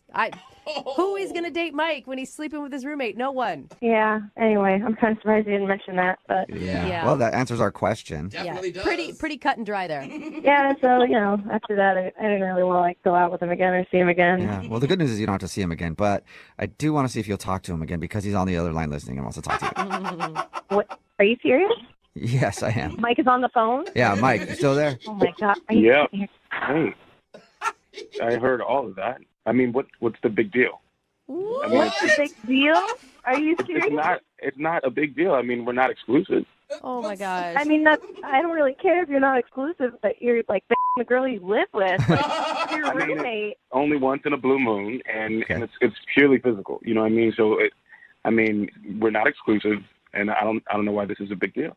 For real. You don't know why that's an issue. You're sleeping with somebody that you live with. No, I mean, are you trying to pressure me to be your boyfriend? Is that what you want? Oh, my God. Women always trying to, like, ruin your life right away. No. I mean, it seems like you're trying to pressure me to not see other ladies.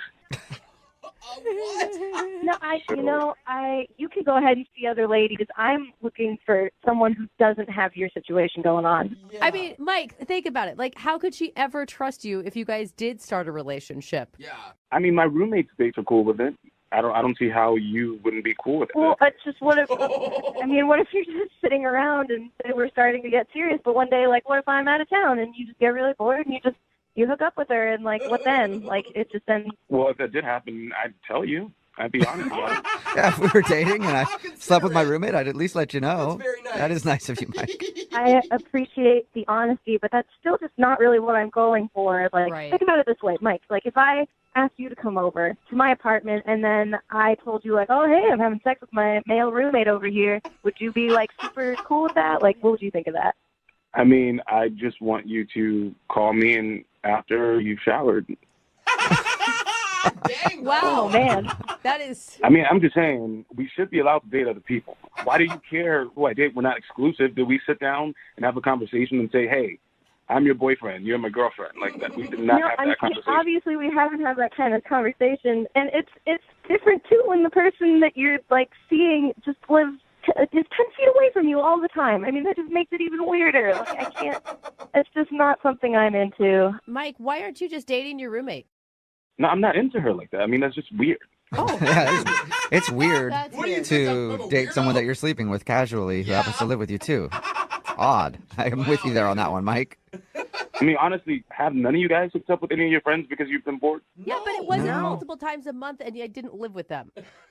I mean, I highly recommend it because it's pretty fun and it's pretty convenient. Very convenient, too. So hear that, Aaron? It's convenient. Yeah. Oh, yeah, I'm sure it is. Wow. Well, I mean, keep it on, Mike, but I don't think I'm going to have any part of that. Well, hold on, Aaron. Before you get to that, let me just ask you, would you like to go on a second date with Mike? We will pay for it. No, I'm sorry, no. Oh, shocking. Oh, man. Aaron, how about this? How about you come over one night with my roommate? We can all, like, have dinner and talk this over. Uh-huh. Sounds like something Yeah, else. it sounds like you got something else planned, Mike. Yeah. Have some drinks. I think, Mike, you guys just have different boundaries, right? I think so. Yours are a little bit more open than hers. A lot more open.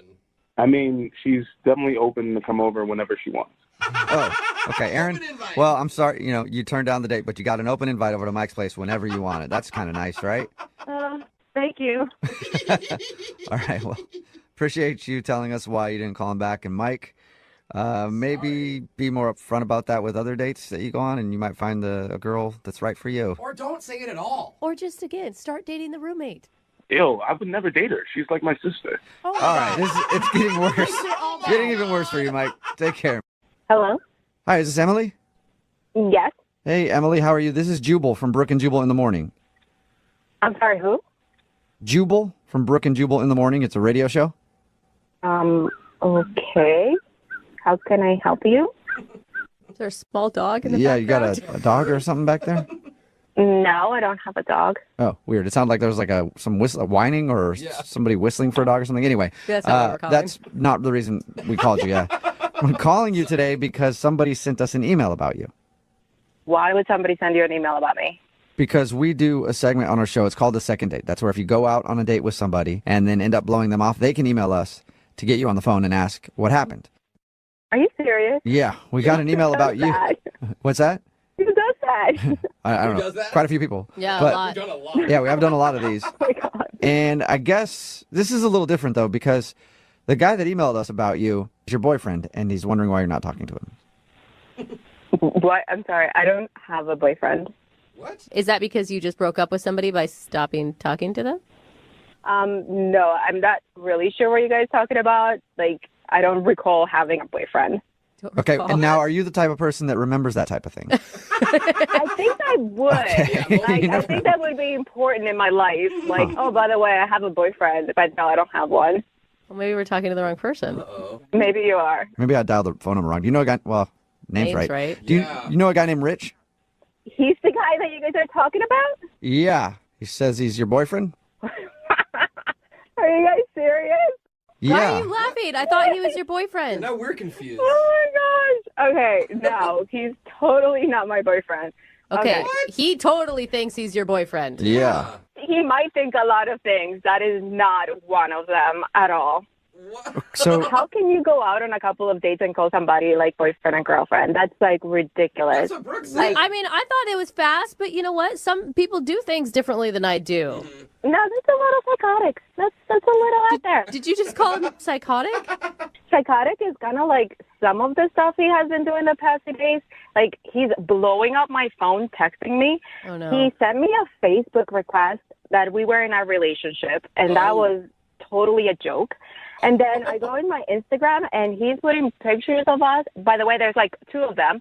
But on the captions, he's putting me as his girlfriend. And Like, after 2 dates. you don't sound like you're about that. No. He's a really nice guy. Like, don't get me wrong. He's a really, really nice guy. But there is no reason for me to, like, be boyfriend and girlfriend with anyone after I just, like, made out with them one time. Yeah. he's also actually on the phone right now and Oh, wants God. to talk to you. So there is that, too. Oh, are you serious? Yep. Rich, are you there? Yeah, I'm here.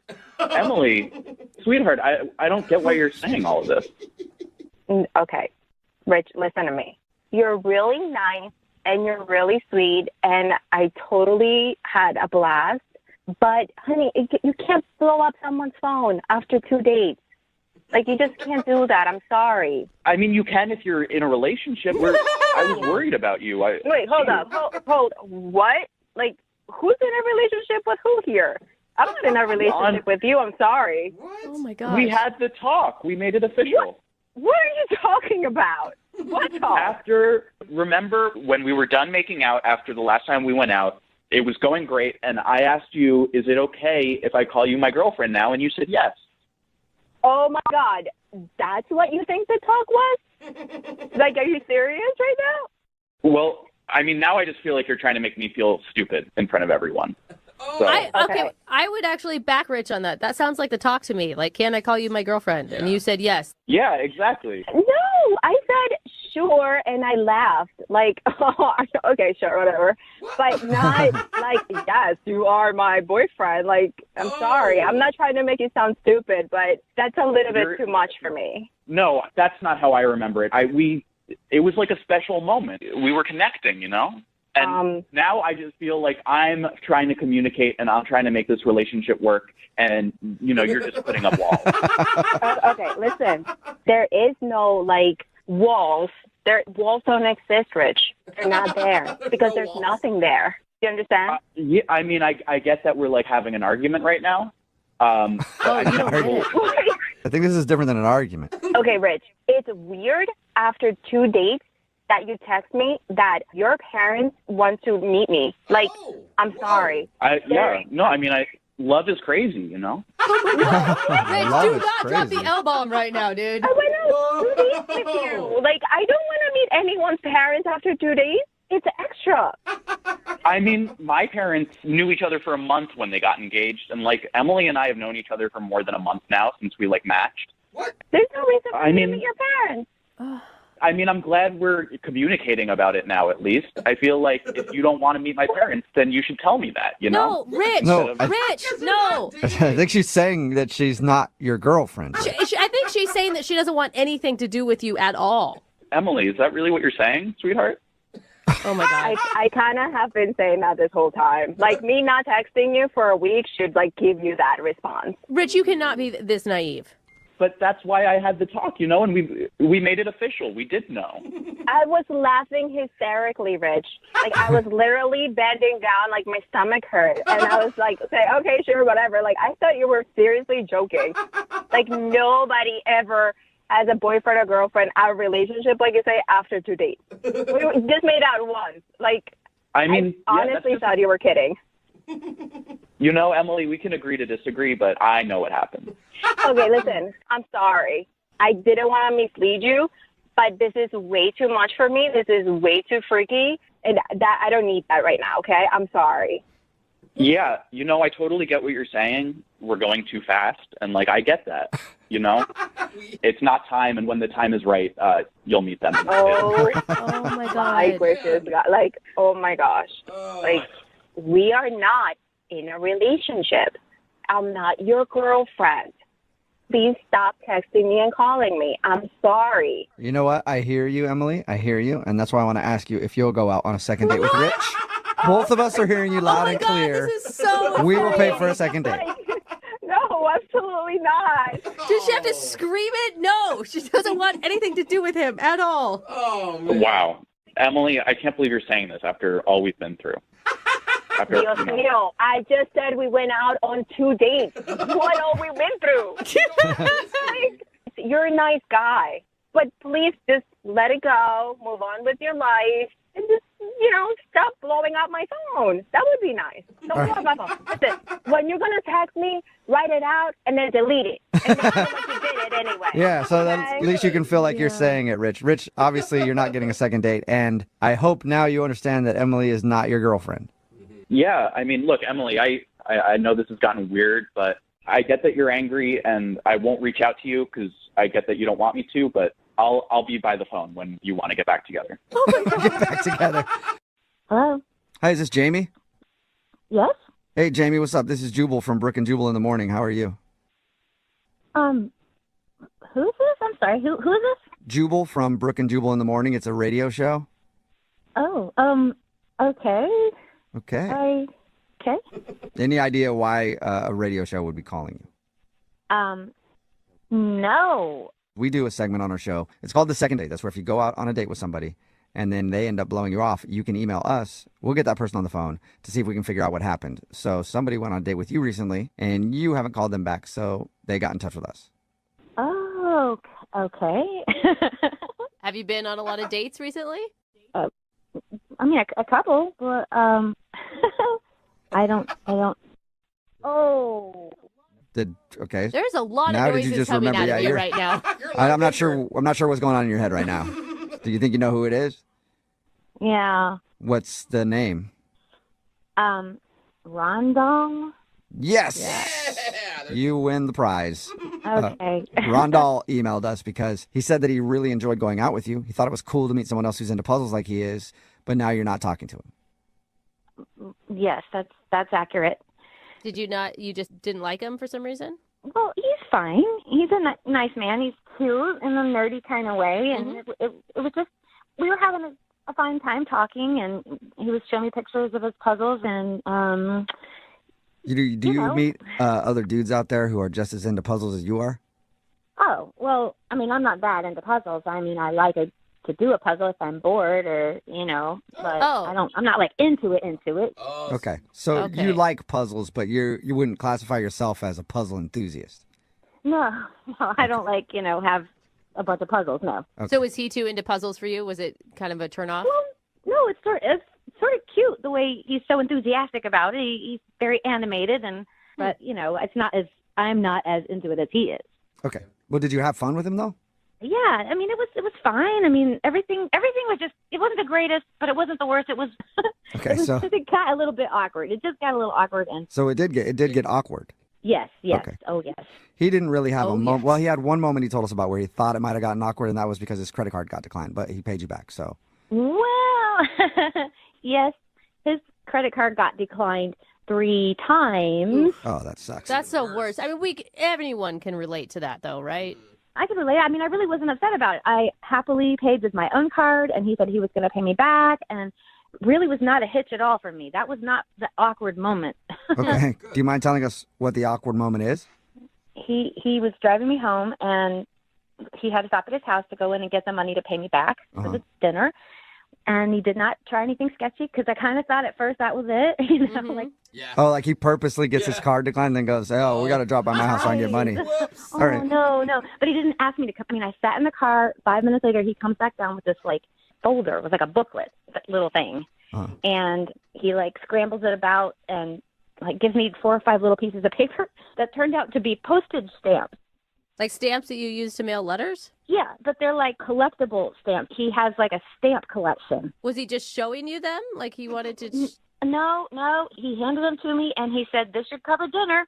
So he tried to pay you in stamps?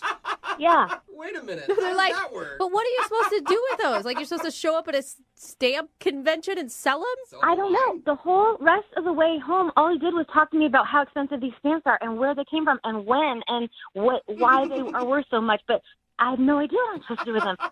So you never got the how you use them for money lecture. I guess you just go to dinner with somebody and then hand them to them to pay them back. I don't know what to do with them. I don't know a lot of restaurants that accept stamps as currency. Oh, where? I know it could probably help you out though. Rondell probably knows how to get your money for those stamps, don't you think? If he had told me, I would have taken the advice, but I'm certainly not going to call him and find out, Well, how about you just talk to him right now because he's on the other line listening and wants to talk to you. What? What did you just say? I said he's on the other line listening and wants to talk to you. Yeah, right here. Oh, my God. Hey, Jamie, it's me, Rondell. Hey, how are you? Well, I'm a little confused, actually. What would you possibly be confused about, Rondell? I'm just not quite sure why you're upset about this. I mean, I've never, ever showed anyone my stamp collection, much less a girl, and I've never given someone a stamp. I don't think you understand how valuable these stamps really are. Was I not very clear? Well, yeah. I mean, I understand that they're valuable to people that collect stamps, but for people that are just need their money back from paying for dinner, no, I don't. They're not that valuable to me. Yeah. Well, these aren't just some kid stamps. And, it's never too late to start being a collector either. That's really not an excuse to me. Oh, my God. It's not an excuse now. He's mad. Rondell, how much are these stamps worth? Oh, gosh. Well, I gave her some midway ones. Well, I gave you that 1949 the Wright Brothers stamp. Oh, that's a good one. That one was at least $60 on some platforms. Wow. That's expensive, actually. That's pretty good. How much was the meal? It was like $85. Okay. So you almost have all of your money back in one stamp. That's good. That's pretty good. No. It's the effort. I'm not going to sell stamps to get my money back. You're right. You shouldn't sell it. It's a collector's item, and it will only appreciate in value. Yeah. One day, your $85 meal, you could get millions back. You guys, we're making fun of him, but Yeah, you're investing in your future. I will say, I think that what he is trying to say here is that you were really special to him, and he gave you something special to show you that. It kind of got lost in nerd language, but I do think it was a nice gesture on his part. Thank you. Finally, somebody who understands, because those stamps were close to my heart, and I kind of missed them since I gave them to you. You're missing your stamps. Rondell, I will be happy to send them back. And, I would have appreciated looking at your stamps without the whole monetary exchange thing going on, without all the this is the payback, like money spent, money returned kind of thing.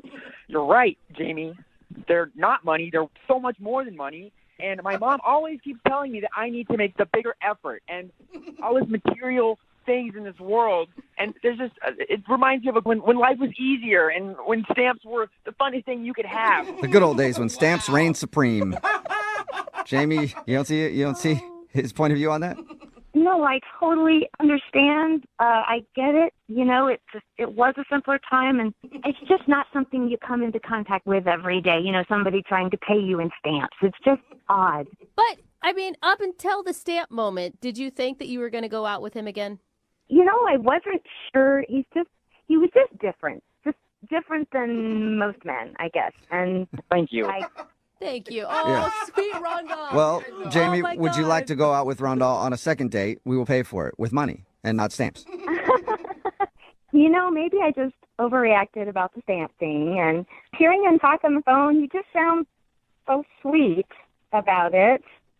Yes, I will give him a second chance. Oh, that's Wow. awesome. Rondell, what do you think, man? You got your second date?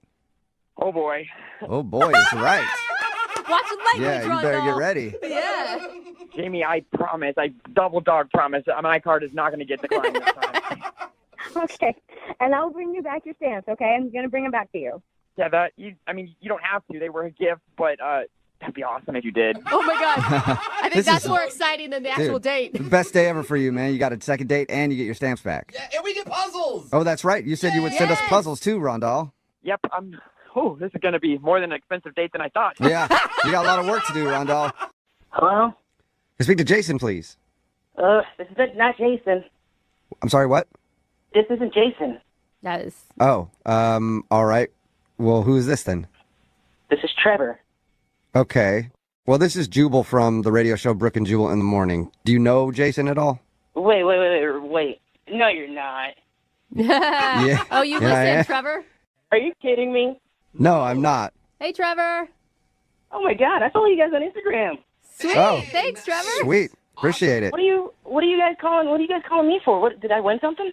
No. No, you didn't. I'm not even trying to call you, Trevor. I'm trying to call a dude named Jason. Well, that If hurts. you don't remember the Got beginning it. of our conversation. Oh. Well, this is my number now. Oh. Okay, so you just got this phone? Yeah. I've been getting calls all week for this Jason dude. Okay. Okay. Well, that's what happens when you get a new phone. Yeah. I got a new number a little while ago. I keep getting, I don't speak fluent Spanish. Whoever had the phone before me, obviously a fluent Spanish speaker. So when did you get this phone? Like a week or so? A week. All right. Okay. Well, that sucks because Yeah. we're trying to do a second date, and this girl, Rachel, was looking for a dude named Jason, who apparently used to have this phone number. Oh, Rachel, is she kind of hot? Wait, what? Now you're I just don't trying know. to get with the girls that want Jason? I mean, I don't know. I mean, I'm just curious. Is she a hot girl or, I don't know if she's hot. She probably is. Jason, according to her, Jason was like the hottest man on the planet, and Jason was interested in her, so we don't get to see her. She just called us. So wait, I listened to the second dates that you guys do, and does that mean she's on the line like right now? Yeah. She is on the other line, Trevor. Oh, well, what's up, Rachel? Trevor, you're funny. I'm like trying to get a second date from Jason. That's what's up. Oh man, that sucks. I mean, why did he ditch you? Did you do something, or like did you do something weird? Trevor, I don't even know how old you are, and I don't know how you took over this segment, but good work, man. I mean, he's kind of doing our job right now. Seriously. I don't really know. I didn't do anything. This is weird. I mean, you must have did something, or maybe he just, maybe he was just staring at other chicks or something, Trevor, he doesn't have his phone number anymore. She can't get a hold of him. You obviously have his phone number. I mean, yeah. I mean, I have the phone number now, but I mean, that was a week ago. That's old news. Jason's old news. All right, no, this is really cool. This is cool. So, Rachel, tell me what happened. Tell me what Tell happened. Trevor. Let Trevor fix it for you, Rachel. I mean, it's like, why? I mean, I don't know. It's not that. Why am I talking to you about this? Like, like this guy Jason and I met at a party, and we really hit it off. I'd like to talk to him again. I mean, did you guys hook up at all? What? That's none of your business, Trevor. Oh, that totally sounds like you did. He totally did. Oh my God, Trevor! Trevor, I love you. Rachel, you're being trolled by this dude. I mean, I'm a single guy. Oh my God, what is happening right now? You want to go on a first date with me? Oh, well, Trevor, I mean, give her some stats. What do you have to offer her? What do you look like, man? I mean, I'm pretty handsome. I just got a job. And yeah, you got some. I mean, I'm like that. Those are good qualities to have, a job and handsome. I think that you might be. I'm just guessing, a decade younger than me. I think maybe. I mean, I'm old enough to at least have a phone now. So I'm old enough to have a phone. Yeah, he's got a phone, just got a job. Oh my God. Yeah. But he's in high school. What do you think, Rachel? I think, I can't really believe that this is happening. I mean, you better believe it, baby. I mean, baby. Just, listen, you got ghosted by him. I'm not trying to ghost you right now. Yeah. Right now. Right now, though. Uh-huh. Who knows? Rachel, are you considering this at all? He's charming. I mean, I really don't think so. Oh, come on, Rach. I mean, listen, we can even just hook up later. Yeah, I'm not going out with you. You sound like you are in high school. I'm not in high school anymore. Like currently, because you're on the phone with us, but later on, you probably have to go to school. I mean, yeah, I've got classes later. That's about it. Okay. This is not exactly what I thought was going to happen with this phone call. Come on, Rafe, give me a shot. Let's just hang out, Just maybe there's a reason that we have our numbers now, each other's numbers. Maybe there's a reason that this happened. Ooh, kismet. Rachel, would you go out on, I guess, a first date with Trevor, who I think is a high schooler? Yeah, and we will pay for it. I don't think it's legal. I just want to throw that out there. I think I'm going to pass. I mean, Yeah? you sound like you're very charming, Trevor. But, I think maybe in a few years, when you get out of grad school, let me know. You don't want me to Google the age of consent in the state and then make your decision after that? I mean, I'm flattered. I think, I don't think so this time. Well, I mean, good luck with that Jason dude or whatever, that jerk. And he still got my number, so if you ever want to talk about it, I'm here. I'm here for you. I'm here. He's persistent. Yeah, he is. Hello? Hi, can I speak to Ben, please? Yeah, this is Ben. Hello, Ben. Hi. How are ye today? I'm doing okay. Ye is Spanish for you. Huh? I'm sorry, what? Oh, sorry, I should have introduced myself. This is Jubal from Brooke and Jubal in the Morning, the radio show. Okay. Okay, cool. Well, I'm calling you today because one of our listeners actually emailed us asking if we get in touch with you. I don't really know why that's happening, but Well, okay. That's what we're here for. Do a segment on our show called The Second Date. That's where if somebody goes out on a date and then the person doesn't call them back after, they can email us to get that person on the phone and ask what happened. So you went on a date recently with a girl named Tara. Yeah, I did. She wants you to call me? Yeah, because she's been trying to get a hold of you, but you haven't answered any of her texts or Okay. phone calls or anything. And I mean, she's a bit of a weirdo. That kind of makes sense. What? She's a weirdo? A little bit, yeah. Wait, a weirdo that you made out with? What? No. Weirdo that I absolutely did not make out with. Well, she told us that you did make out. That you kissed her? I don't know where that idea came from. Wait, did you go to a concert with her? I did go to a concert with her, yeah, that's true. But there was no making out at this concert. Okay, well, her story doesn't really match yours then, other than the concert thing. Okay, so she's telling you that I made out with her? Yeah, she says that you went to a concert, you guys made out, and then shortly after that, you went to the bathroom and disappeared. Okay, no. Wait, no on what? I mean, you already said no on the kissing. Did you ditch her, though? Did you go to the bathroom and ditch her? I didn't go to the bathroom. I guess, strictly speaking, I ditched her because she was hardly paying attention to me, and I just left.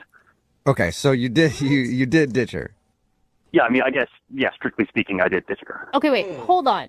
Go over the night. I want to hear what happened in your words.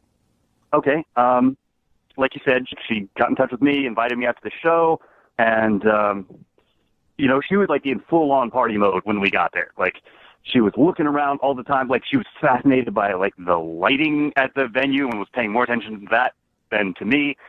Well, in her defense, did they have good lighting? Because I'm a big fan of lighting. I mean, it was cool, but it was like a moth to a flame, man. It was just the intensity of the focus was just. But you're at a concert. Like, what do you expect her to do? Just talk to you the whole time? You're supposed to listen to the show and pay attention to the show.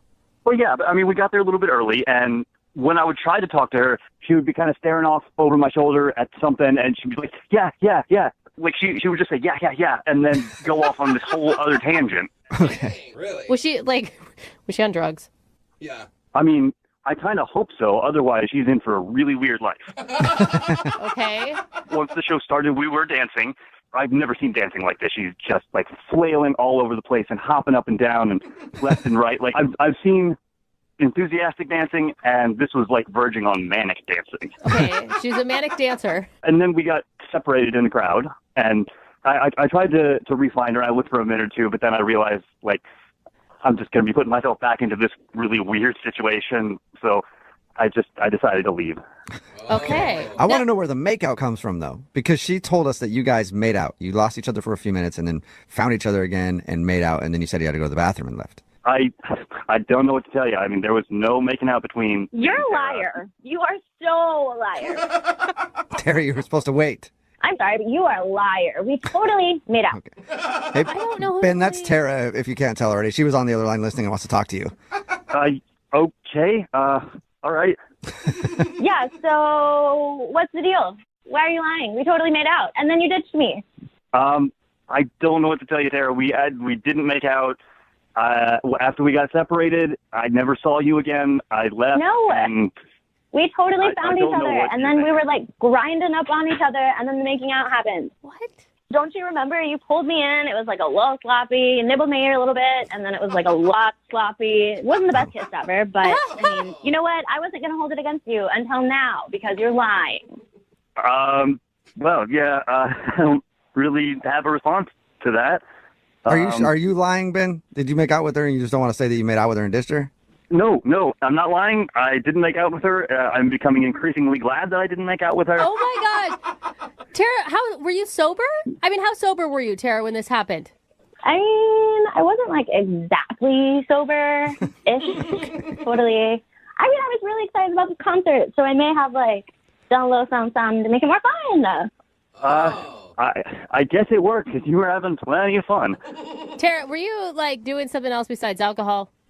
Yes, I was. Oh. Okay. I'm going to be totally honest. All Just right. wanted to make sure we were all clear on that. I mean, I think we all thought it, but... Yeah, I mean, my friend and I had this whole plan, and it was ruined when she bailed, so I figured I would still go through with my half of the plan, just with, like, Bumble Dude. But don't you think it's weird? Like, it's kind of weird to, like, go out and do that on your own when the other person you're with isn't in the same state of mind. I'm not going to say I totally thought it through, no, but I regret very little. I had a blast. Okay. Do you see, like, the possibility, at least, that when we got separated and then you found me again, that it wasn't actually me that you found? I mean, maybe. Tara! But I swear he looked like you. You were wearing a blue shirt, right? It was more of a green, but no. All right. We're wearing a shirt. Wait, hold up. Does that mean, Tara, that you think that there's a possibility you made out with some random dude thinking it was Ben? I kind of, maybe it's possible. I was having a fun night. Hey. It sounds like you were. Okay. Well, this is definitely making a little more sense. I get it. Well, Ben, would you like to go out on a second date with Tara now that she's, not high? It's really fun. I think fun is subjective. I was not having all that much fun. Wait a minute, Ben. Hold on. So, like, I'm sorry. I'm really sorry that I thought I made out with you, but it was another guy. And, it got out of control, but we could definitely still, have fun. I'm not always that, out there and, high. I don't know, Tara. It was really strange. I don't know what to make of it, really. Maybe next time we could do something, a little more chill, like coffee. Yeah, what do you think, Ben? Pop a Molly and go to Starbucks. If that's just a little bit out of control, I don't want to be around for the day when things get locked out of control. Yeah. All right. That is a good thought. You're planning for your future, Ben. Hey, man, you are totally missing out. I'm a blast. Okay. Well, you're lost. Tara, I'm sorry you didn't get a second date. And Ben, thank you for your time. I appreciate it. Yeah, no, definitely. This was interesting. Yeah, and I bet the random dude that she made out with wants to thank you, too. Yeah, seriously, who was that guy? Tara, if you ever find him, call back. We'll do a second date of Awkward Tuesday or something like that, okay? There we go. Hello? Hi, is this Ben? Yeah? Who's this? Ben, what's up, dude? How are you? This is Jubal from the radio show Brooke and Jubal in the Morning. Sorry, who is this? Jubal from the radio show Brooke and Jubal in the Morning. You guys trying to sell something? No, I'm not trying to sell anything. Selling radios. No, not trying to sell you anything. It's a radio show, and one of our listeners emailed us about you. That's why we're calling. Okay. It's somebody that you went on a date with. That's weird. Okay. We do a segment on our show. It's called The Second Dates, where if you go out on a date with somebody and then end up not talking to them after, they can email us to get you on the phone and find out what happened. And we got an email from Tara the other day. From Tara. Okay. Yeah. Mm-hmm. You remember going out with Tara? Yeah, I mean, it's just like a one day thing. Right. Yeah, she told us about your date. What did she tell you guys? Well, she told us that you guys hung out, had some drinks and tacos, and then went back to her place and you started messing around a little bit. And then she got up to go to the bathroom. And by the time she got out, you were like putting on your shoes and seemed kind of sketched out and were leaving. Yeah. And she said that she thought you two were having a great time, so she doesn't understand why you bailed and then aren't calling her back. So she emailed you guys about that? Well, you weren't getting back to her, so, I mean, you could probably understand if someone bails with no word in the middle of a makeout session, you're going to wonder what happened. So she went through all that. She emailed you guys. And I mean, I don't know. That sounds kind of desperate, right? I mean, yeah, maybe she is a little desperate, but regardless, she liked you a lot. Did you not like her? No, I'm not really into her. What? Any particular reason? I mean, it just kind of, we got weird when we got back to her place. So everything was good up until her place. Yeah, I didn't have any idea about, I don't know, I don't really, I don't feel safe, telling y'all. You don't feel safe telling us? You're safe, bro. Yeah, I mean, I don't know if it's, the smartest thing for me. Why? What? I mean, I left for, a really, specific reason, It was Yeah, that was the thing that was confusing to me about her story was you're hanging out with her for so long, you go back to her place, you guys are messing around, clearly you liked her at a certain point, and then you just bounced. Yeah, I mean, it's kind of hard to, say. Is it? Should she know what it is? Are you baffled that she doesn't know why you left? I mean, I think she has some idea. I doubt I'm the first person to, kind of not be into that. Not be in? Oh, okay, so she's into freaky stuff. I don't know what she's really into. I don't know. I don't feel really comfortable talking about it. Okay, well, look, whenever anybody agrees to do one of these second dates, we always tell them that they might hear something that they're not going to like. So she's prepared to hear whatever the reason is. I don't know about this one. I don't know if she wants me telling everyone this. Well, God, I mean, was it but something we that you- told her, she knows that her dirty laundry could be aired. So if you're telling me she's into some weird stuff, she's fully prepared to put that out there. I mean, we warned her. Okay, yeah. I mean, if she's okay with hearing whatever, then yeah, I'll tell you. Sweet. Gosh, I'm dying to know. Yeah, me too. So I was just sitting there while she was in the restroom, kind of looked around. I saw on her nightstand, there's this thing that looked like it was kind of half under her lamp. and it looks like she was trying to hide it. So I grab it, and it's this checklist. Okay. And on the top of it said things to get. Things to get. Like her grocery store list or something. Yeah, it's real different than that. Okay. What are the things that she needs to get that freaked you out? So you had like long blonde, and it had like a check mark next to it. Uh-huh. And then it like said short black, and it had like another check mark next to that. Uh-huh. So I'm looking at this thing, and I'm thinking that this is weird. Like, what's happening here? Like, and then the next one was said short men's brown, and there was like nothing after. It was just like blank. She doesn't just talking about hair. Brown. Yeah. So you know that's what I was thinking too. Right. Like maybe she's a hairstylist, or there's like a wig that she's, I don't know. She's just collecting hair? I don't know. It's because I have short brown hair. So I was thinking, okay, and there's like weird coincidence. And then I opened the nightstand, and it's like these bags of hair. So it got me She thinking. had bags of hair in her nightstand? Like how big? Like gallon-sized bags. Oh my Wow. God! You think she was going out with you to try to harvest your hair? She's gonna shave you in the middle of the night, Dude, bro. I think she was trying to get my hair. What? There's no way. There's got to be some logical explanation for this. You think you went out with a psycho hair collector? I mean, that's what those bags were, right? So yeah, it just really freaked me out. She was obviously hiding that list, and then like these were, these bags of hair were just sitting there. And like, I don't know, I kind of got some creepy vibes from her just as a person, but I thought she was hot, so I went back to her place. And that's how she gets your hair. Which happened to all the Yeah. other men, too. If I went back to a chick's house and there were bags of human hair there, I would have a few questions. I feel you on that. Yeah, so I kind of just got out of there. I can't believe you didn't ask her about them. No, you don't want to Yeah, you don't want to make her angry. Yeah, that's. I wouldn't be able to hold that in. I would be freaking out and yelling at her from the bedroom to the bathroom. Like, what is going on? I wanted to live another day, so I left. Okay. Well, Ben, I do have to tell you something, though. She's actually on the other line listening to this conversation and wants to talk to you. What? Yeah. Oh my and now we're all scared. Tara, are you still there?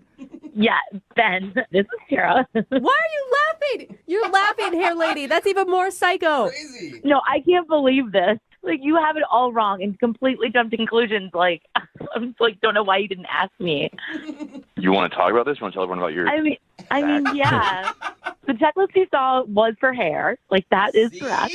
Okay, so you do collect hair. The bags in the nightstand are hair. Okay. Yeah, it's sounding worse. And you're so happy about it. No, it's funny. It's funny to me because I sound like a murderer on the radio. I am not a murderer. What are you doing with bags of hair? No, I make hair dolls and I sell them on Etsy. Hair dolls? And I know that's What? weird. So I have a couple friends who work at salons and was thinking like, okay, they're just throwing it out. What if I use them to like kind of be artistic and make art and make like a silly thing? People ended up loving them and I make pretty good money doing it. So you make dolls out of hair, just hair dolls. Real hair. Yeah, and people are obsessed with them. Wait, hold Okay, on. now it's still sounding creepy to me. It just got creepier, actually. Somehow you went from being a murderer creepy to now you're just somebody who sits in your house and makes hair dolls. I mean, if you make the money I make doing them, you do it too. So maybe You people were are trying to doing get my hair for a hair doll? That's not a list for you. That was not you. You just happened to have short brown hair. Like, I just needed like a shorter hair for the doll I was making, and I needed to tell my friend that I needed that. I mean, it just seems weird that you keep all this hair in your drawer and that you're collecting it and selling it. I mean, yeah, that does sound really weird, but like, I'm not lying about it. You know, like, I can give you my friend Shannon's number. She's the main girl I get the hair from. Oh my gosh. I mean, I'm not like trying to take your hair and, you know, put voodoo spells on you. I promise you, I'm not doing that.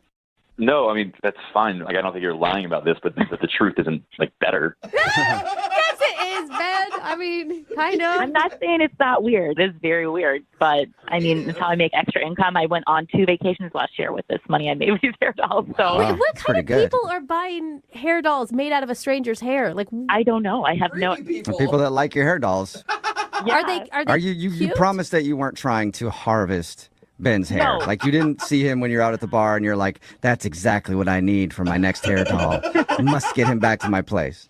No, I'm not a creepy hair witch. I don't try to find hair victims. I literally just tell my friends from the salon, like, hey, if you have this, let me know. I've never, ever gone out with anyone that specializes in making hair dolls. Well, why don't you expand your horizons a little bit, Ben? Would you like to go out with Tara again on a second date? We will pay for it. No, I think I'm good, guys. This whole thing's kind of creeping me out. It's weird. Come on, Are you Ben. sure? It's a hobby. Everybody has weird hobbies. I can give you my Etsy shop, and you can look at them and see how ridiculous they are. No, I get what the hair dolls are. I'm really cool if I don't see these hair dolls. I don't really want a hair doll. I don't need to know any more about these hair dolls. I think I'm good. Thank you. Aw, boo. Okay, well, then I will ask you, since we're kind of friends a little bit now, maybe you could donate. Let me know when you get your next haircut. See, you are still trying to get his hair. Now, You're still trying to get my hair. No, absolutely not. You have a great set of hair, Ben. Deal with it. Thank you. I'm going to keep it. Maybe Brooke and Jubal would want to donate, Ben. absolutely. I've been hoping somebody to make a doll on my hair for years. Nobody's ever taken me up on it, though. Sweet. I'll give you a 10% commission. All right. Sweet. I'll send you all my hair, all of my body hair. You get it, Tara. Hello? Hi, I was looking for Cecilia. This is Cecilia. Hey, how are you? This is Jubal from Brooke and Jubal in the Morning. Hi? Hi. Hi, Cecilia. How are you? I'm fine. How are you? Yeah, I'm not too bad. I'm really tired lately. Also, a lot of heartburn lately. I don't understand why, Cecilia. You got any heartburn problems, or it's just me right now? Who is this again? This is Jubal from Brooke and Jubal in the Morning. It's a radio show. Oh, okay. Can I help you? Well, I don't even know if you can help us, but you can help somebody who emailed us about you. Someone emailed you about me? Yes. We do a segment on our show. It's called The Second Date. And you went out to an outdoor concert with a dude named Steve a little while ago. Oh, God, Steve. Uh-oh. That's what this is about? Yep. Steve said that he really had a good time with you, and he told us about the date, even the part where you guys got ambushed by some crazy dude with a knife, and then Steve ended up, fighting him off. And Steve's wondering why you won't text him or call him back. Is that really what Steve told you? Yep, that's what he told us. Does that not sound right to you?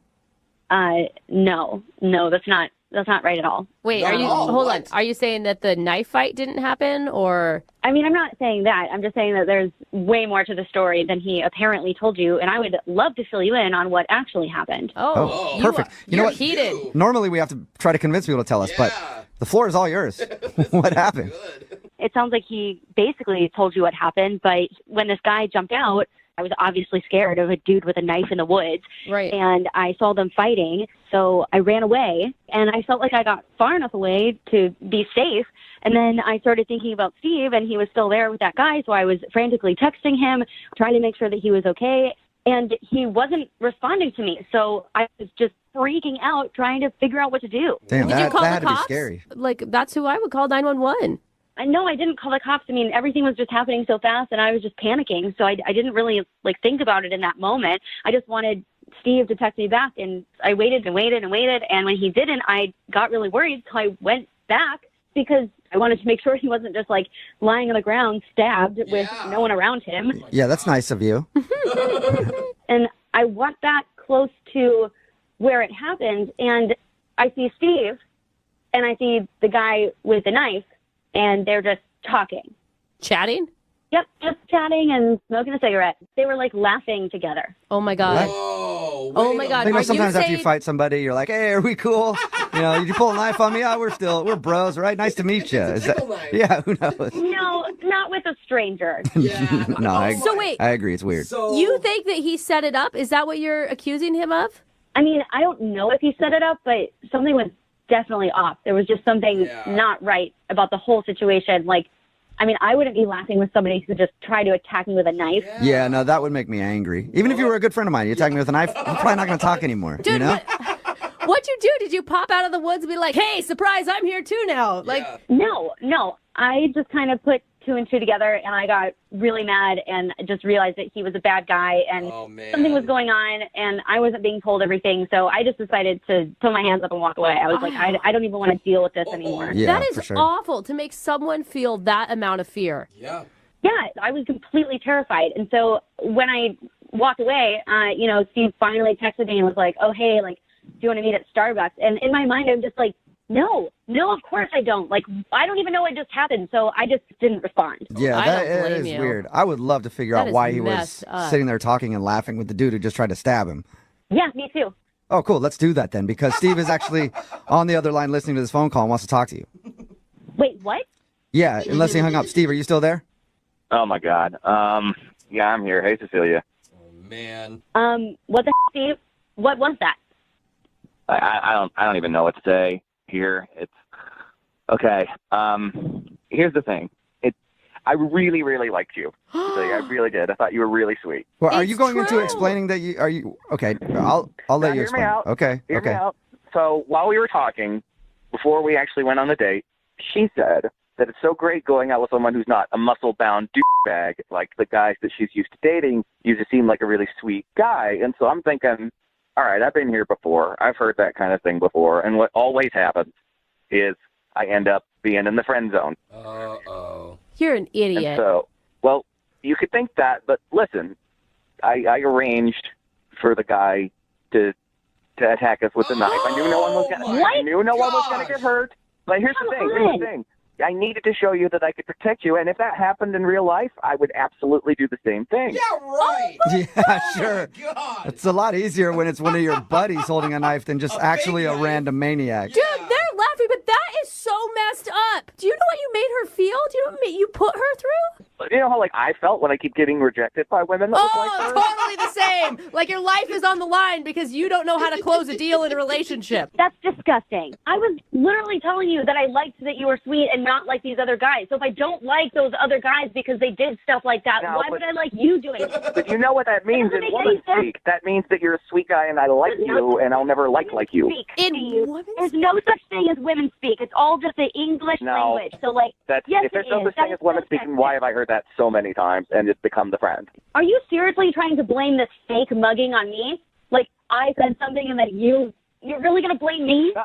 No, not you individually, just women in general. I'm blaming all women for you setting up your friend trying to stab. You know what I mean. You know what I mean. No, you are so lucky you're on the phone right now and not in real life. Well, in according to Steve, he'd person. be able to protect himself against you. So. I mean, here's the thing. What are you supposed to do if a girl thinks you're weak? You got to stand up and show her that you're not. And, I couldn't depend that somebody would just accidentally mug us. Just hope for a mugging. I never said you were weak, Steve. This is an You said you'd only dated muscle-bound guys. What was I supposed to think? maybe that it didn't work out with those guys. I'm looking for something completely different. Yeah, and just because those guys have muscles doesn't mean they're weak. Like the strongest men I know are actually comfortable with who they are and don't have to prove anything. I'm comfortable with who I am. No, you're not. You are setting up muggings in the woods because you don't think that you're a strong enough man on your own. I do. I know I'm a strong enough man. I wanted to show her how strong I was. You're so confident, Steve. Like, have you done this with other women before? Like, set up fake mugging? No, but you know what? None of the other girls I've ever dated kept throwing at my face that I'm not muscular enough for them. What? I was never saying anything like that. I was answering your questions about what my exes were like. Now, because women don't say what they really mean, they've always got subtext. Steve, you're disgusting. It blows my mind that you think that you have to do this kind of stuff to impress girls. You know, Okay? it blows my mind that you don't get that women want a strong guy. You don't Yeah. get that. You don't get what women want. Seriously, dude, stop with the mansplaining. Yeah, mansplain us what women want. Is that what you want to tell us? What we want? Cecilia, I think I know what women want, and women want another date with Steve. Would you like to go out with Steve on a second date? We'll pay for it. Maybe you could go on a date with that fake nice guy. I'm sure you have a lot to talk about. So what you're saying is you wouldn't want to go out with me again. What in the world makes you think that I would ever, in my mind, think about saying yes? I mean, I'm being honest with you. Oh, my gosh. He really doesn't get it, Cecilia. That's the most delusional thing anybody has ever said. Yeah. You know what's delusional is the fact that women always say they want a nice, funny guy, and then they never go for him. Oh, my God. They just don't go for you, Steve, because you're crazy. Sure. It's not nice to set up a fake mugging. Even if it was fake, you didn't know it was fake at the time, and I never even got a thank you. Good point. Who doesn't thank somebody for saving their life? Shut up. You know what, Steve? I think you're the one who dodged a bullet on this one. She's rude. Yeah, she is rude. Oh, my God. You guys are awful. Hi. Any idea why I'm calling you today? I can't say I do. No. Do you want to know, or should we just hang up? I would love to know what's going on. Well, we got an email about you from one of our listeners. That's why I'm calling. Okay. Her name is Suzanne. Suzanne. Yes. Okay. And you guys went out on a very long date recently. Is that what she said? That is what she said. She emailed us. So we do a segment on our show called The Second Date. It's where if you go out on a date with somebody and then end up not calling them back, they can email us to get you on the phone and find out what happened. So Suzanne told us about how your regular date turned into like a 24-hour thing. Mm-hmm. And she told us that she couldn't really make it the full 24 hours. And then you guys got in an argument after. And she tried to text you and apologize and would actually like to go out with you again, but you haven't responded. So she's wondering if she did something wrong. Well, she didn't make it the full 24 hours, what she did wrong. Wait. That's it? Are you joking, right? I'm not joking. What? So because she wanted to leave after, I mean, I don't even know what hour you guys were in. I think it was like 11 o'clock in the morning, she said. Yeah, it was around 11:30. And that's why you're upset? Well, I mean, we made a pact. We did the whole pinky promise thing, and she broke the pact. So, no, I don't know if I would like to see her again. Whoa. But you can understand it. I mean, 24 hours is a long time to stay up. Well, yeah, 24 hours it's a long time, but I've done it before. Okay.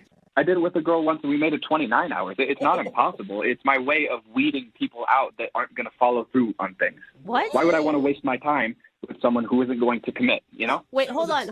It's like a test that you do with all dates or some dates. What's the story here? Not all dates, but if I feel that there is a lot of potential in somebody, then I say, okay, well, maybe we should try the 24-hour date. And it's worked before. Unfortunately, that relationship did not end up going so well. But I figured, Suzanne is really good. I like our connection. We watched Parks and Rec. We could totally make it 24 hours. Clearly, she could not. Okay, so that's legit. The reason why is that she didn't make it an entire 24 hours. It sounds like she got close. Yeah. It's more than her not making it 24 hours. She is a quitter. What? Quitter. Dang, I feel like here's the thing. She really likes you, and you obviously liked her enough to put her through whatever weird test you have. Well, yeah, that's why it was really hard for me. That's why we got into such a big argument, because I really did have a wonderful time with her. Sure. And I mean, if you like someone enough to hang out with them for 24 hours, your body can do it. Your mind is stronger than your body. I was able to do it. I was going to do it. She clearly did not like me enough to be able to do it. That is really, I'm married and I couldn't do that with my husband. Do you two have commitment issues? Yeah, they do, man. Yes, for sure. I mean, anybody who can't stay up for 24 straight hours, definitely. Committed. So it's a character flaw for you that she wasn't able to make it the 24 hours. Exactly. How am I supposed to trust in her and commit to her if she can't even commit to 24 hours of being together? I mean, I don't know anyone else that has this test, and they all seem to be able to stay in a committed relationship.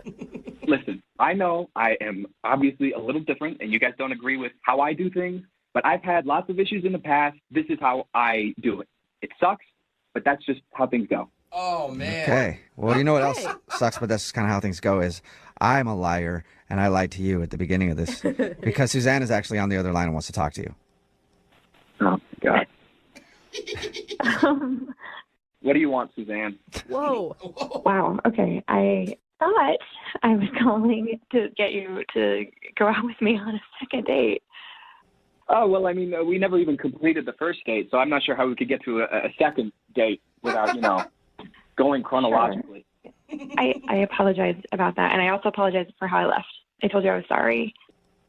So sorry that you're having to go through a radio show. Come on, Suzanne. You're more committed to getting attention through a radio show than just, committing to 24 hours a week. Wow. You know? Okay, no, that is not, no, I was very committed.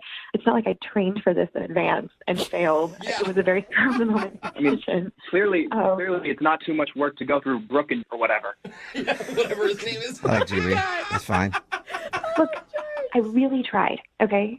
It just wasn't fun anymore. I just was tired, and I wanted to go home and take a shower and rest. You were going to. There was an end in sight. What's it going to be like if we ever got into a relationship? Is it okay if I just, try not to cheat but end up slipping up? Is that, oh, sorry.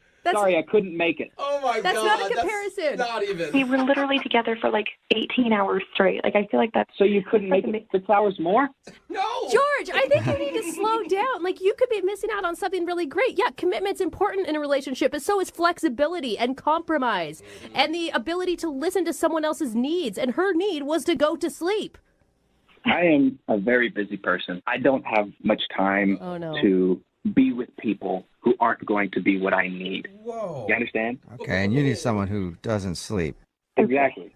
I mean, look, Suzanne, I was having a wonderful time. That's why it hurt me so much. We were having a great time, and then all of a sudden, out of nowhere, you just start yelling at me, calling me a liar for some reason, and it broke me. It was like you were stabbing me in the heart. I saw a real future with you, and then you just completely shattered that dream. Okay, that's not exactly how it happened. You don't really operate in the middle on much, do you, George? It's kind of extreme on everything. You might call it extreme. I call it definite. I don't want to date a quitter. What? Okay, you know what? Fine. Then maybe we should just not do this. Or we could ask George. George, would you like to go out with Suzanne on a second date? We will pay for it. You know what? No, it sounds like she's quitting on the call, too. So I think I'm fine. Oh, my gosh. Suzanne, I All think right. you dodged a bullet. Yikes. I think so. Yeah. Wow. Oh, look, she can't follow through on anything. She can't follow through on the phone call, can't follow through on playing Frisbee. What's next? Through on playing Frisbee. You are a horrible Yeah, person, Suzanne. I know. I forgot about the Yeah. Frisbee. Suzanne, you know, I'm sorry that you didn't get a second date, and well, hopefully you can dig deep and find some kind of work ethic and not give up on things, so easily. Look, George, I'm sorry I didn't live up to your expectations, but maybe you can find someone who's I don't know, addicted to Adderall or There you go, George. You know what? If that's what it takes. That's what. All right. If there are any Adderall addicts out there who want to date George, text them 78592. Hello? Hi, I was looking for Veronica. Yes, this is her.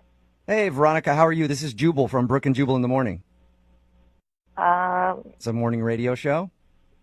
Oh, I'm sorry. I don't really listen to the radio. Oh, why exactly are you guys calling?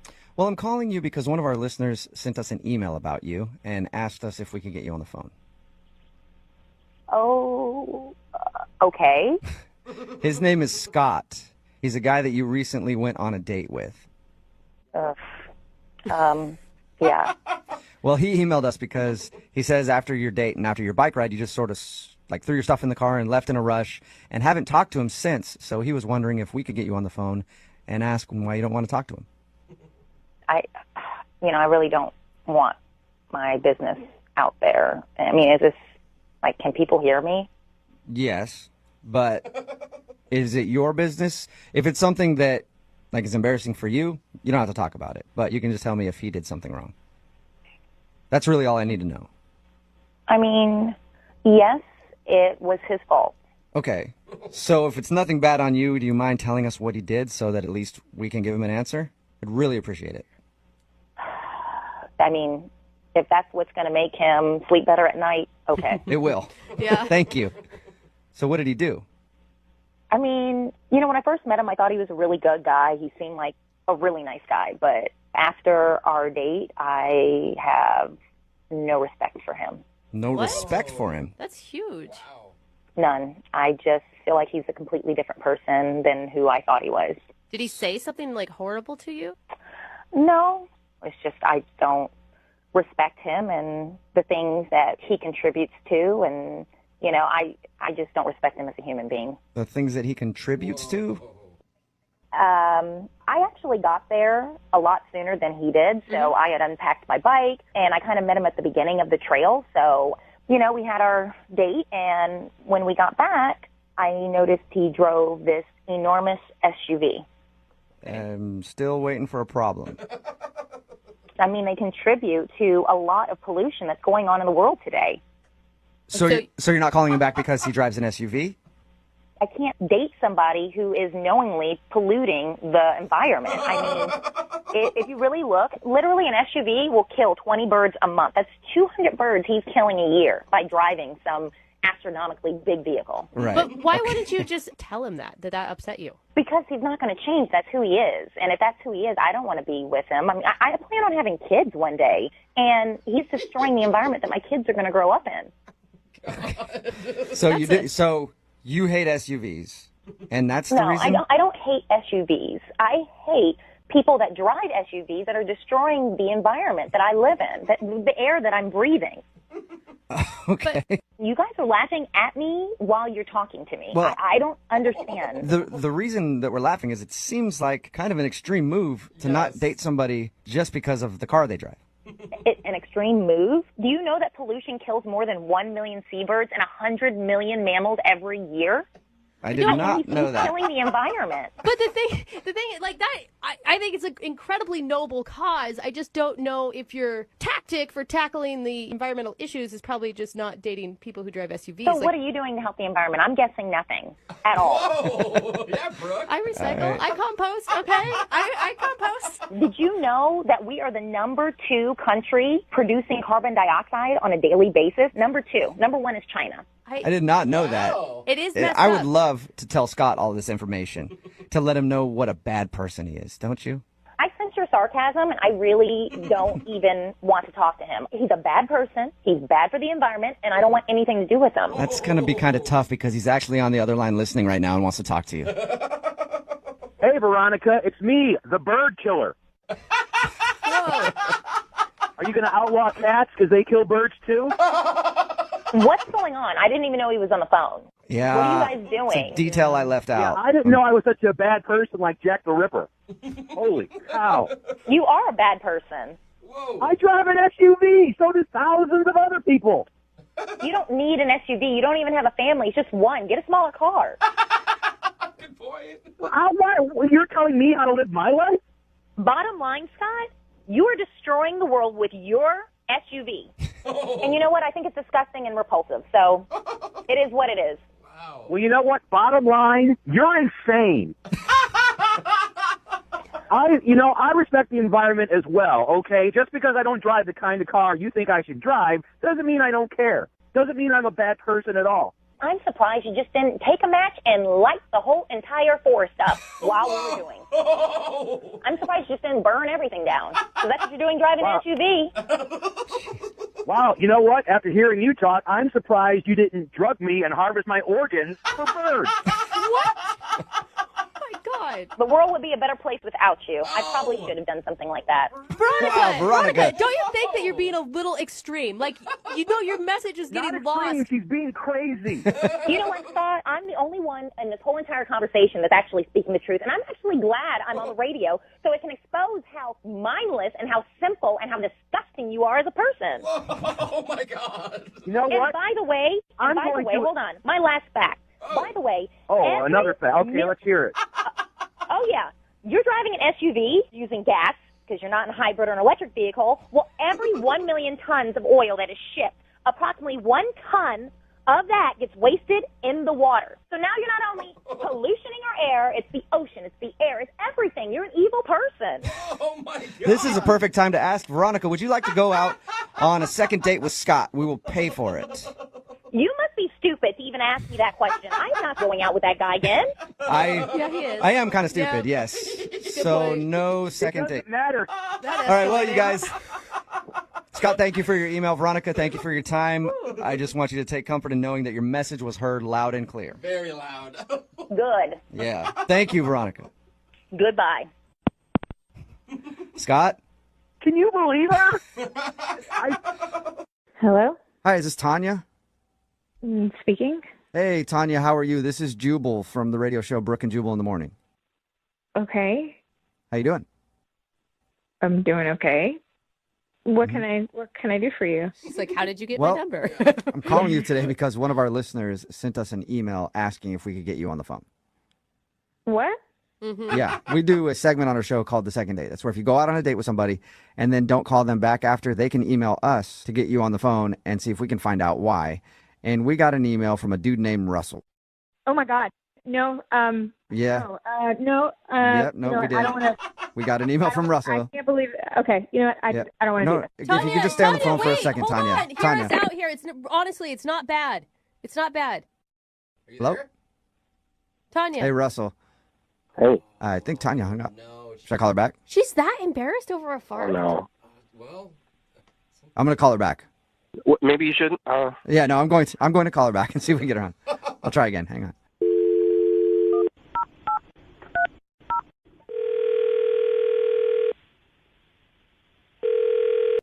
Hello? Tanya, hey, it's Jubal from Brooke and Jubal in the Morning again. Please don't hang up. Please. I can't believe. Oh my God. Can we just steal a minute of your time?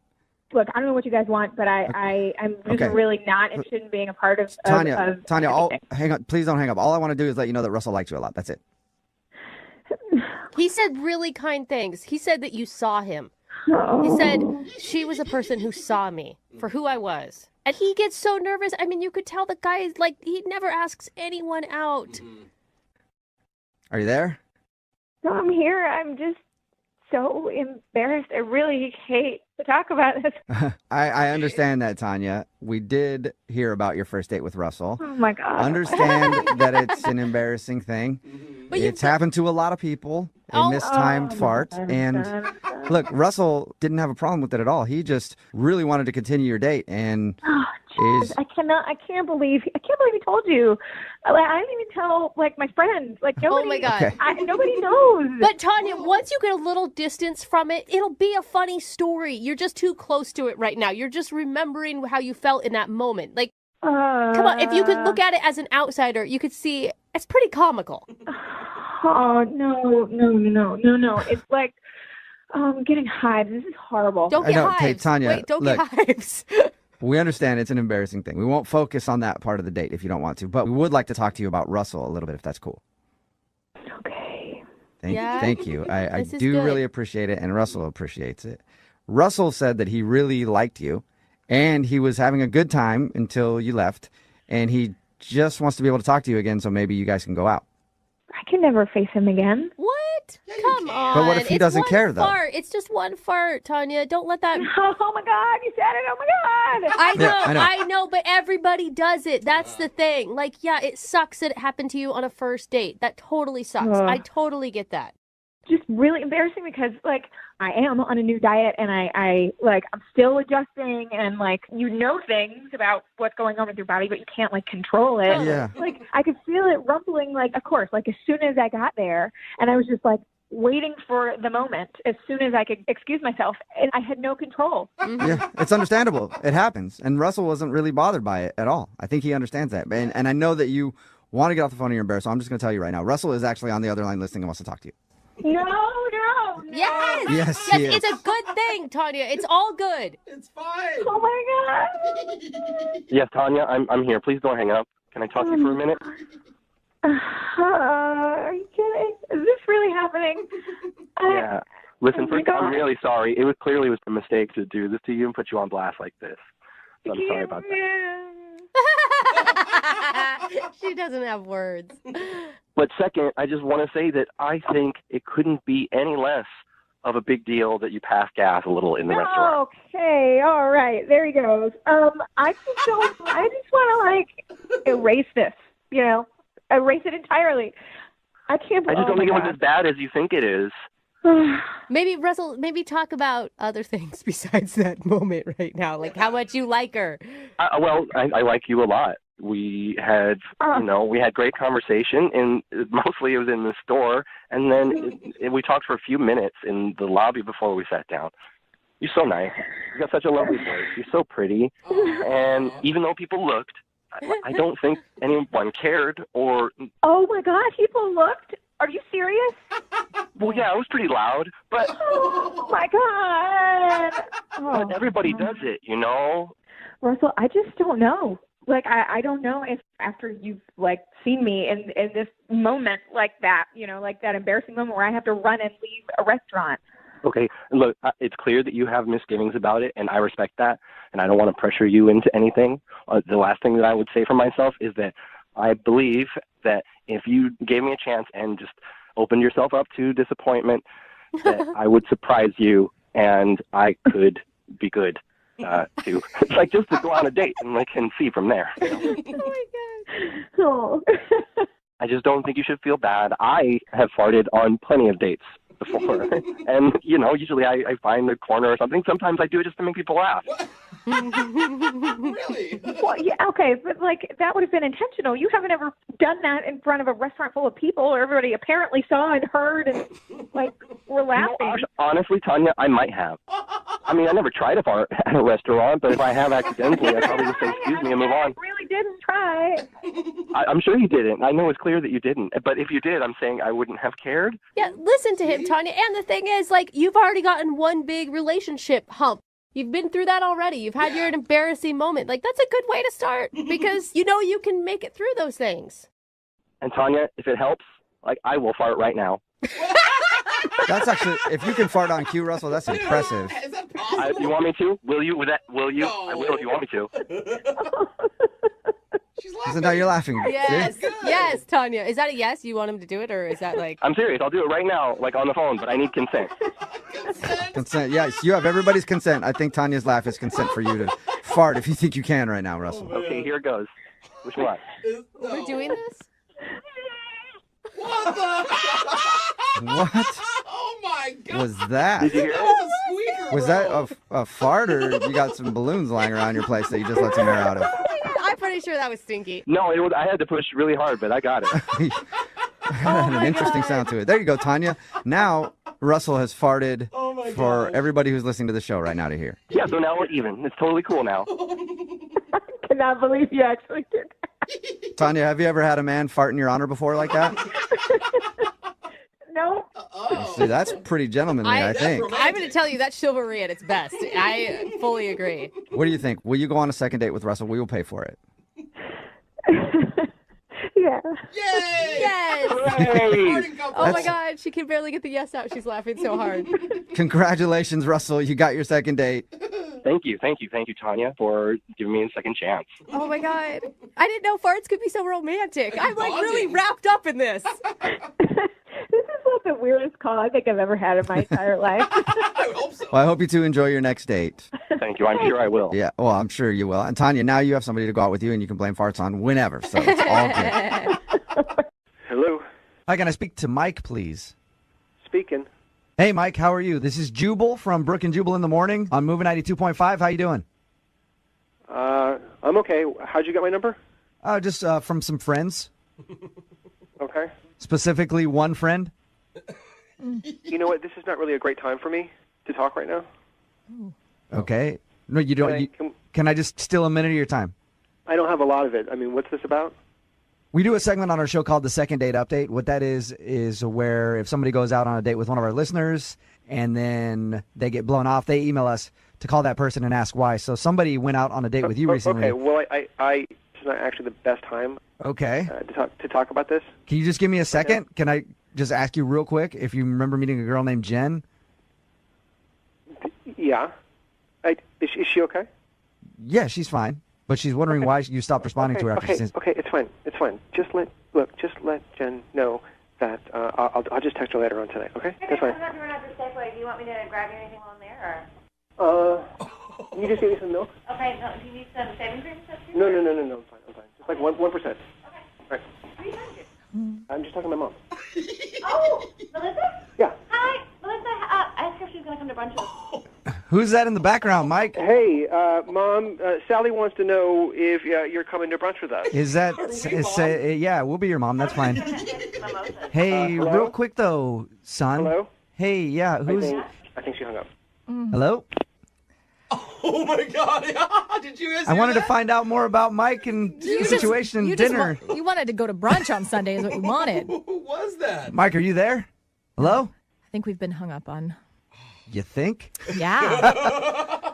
I don't even know what to say. I want to throw up. Well, I think you're jumping to conclusions, Jen. No, I don't think she is, Jubal. Stop. Let's try to call him back. I want to try to call him back. Oh, man, you guys. No, she was leaving for the store. That's what I heard. So maybe she's gone now. Oh, God. I'm sorry. Listen, man, just don't call me. You know, it's cool. Hey, who was that, though, in the background? No, it's just a telemarketer. She's nosy. Just please do not call me She's anymore, okay? I just nosy. don't want to be harassed anymore like Does she do that every time you answer the phone? Jeez. Oh, man. Mike, you there? Oh, man. Oh, wow. Gosh, you know. I don't know. Now I'm maybe starting to believe you guys that it could be a girlfriend or a wife or something think? there. Yeah. You think? Investigator Jubal. I don't even have words right now. Can you guys call that ass back? Because I do actually have something to say to him. Yeah, how about this? Hey, Jen, how about this? I'm going to call him back, but I'm not going to say anything. You can just start. Okay. That way you can just yell at him right away if you want to before he... Because you know he's going to hang up if I start talking to him. Is this a good idea? Of course it is. No.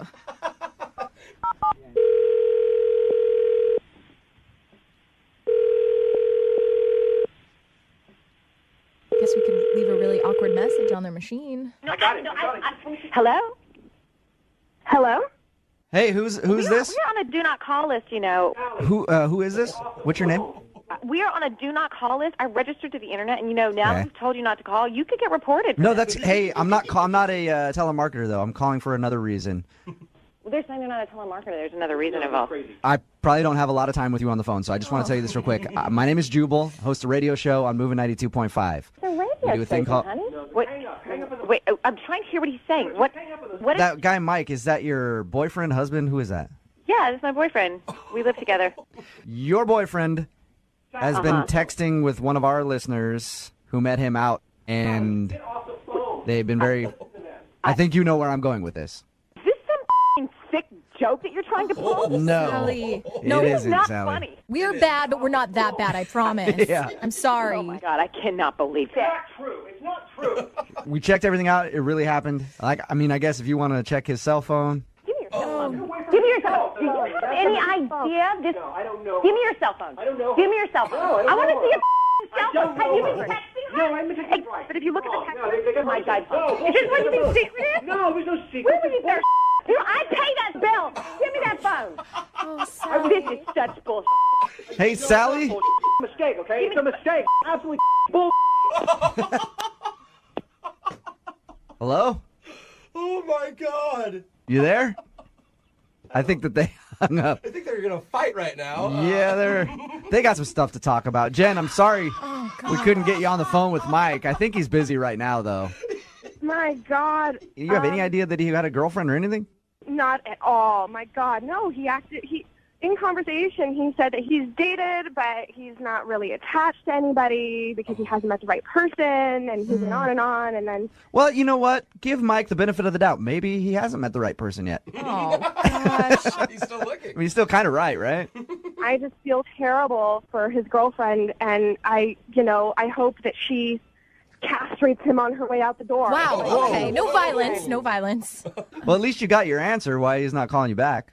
I don't know what to say. There was nothing indicative of a relationship or anything, like nothing. So now I'm kind of terrified because I don't know how I'm supposed to proceed in dating if this guy... Yeah, but Jen, not every dude is living with his girlfriend for 2 years, and go ahead and feel free to send out those pictures whenever you want. Don't listen to him. You're here in studio. Yeah.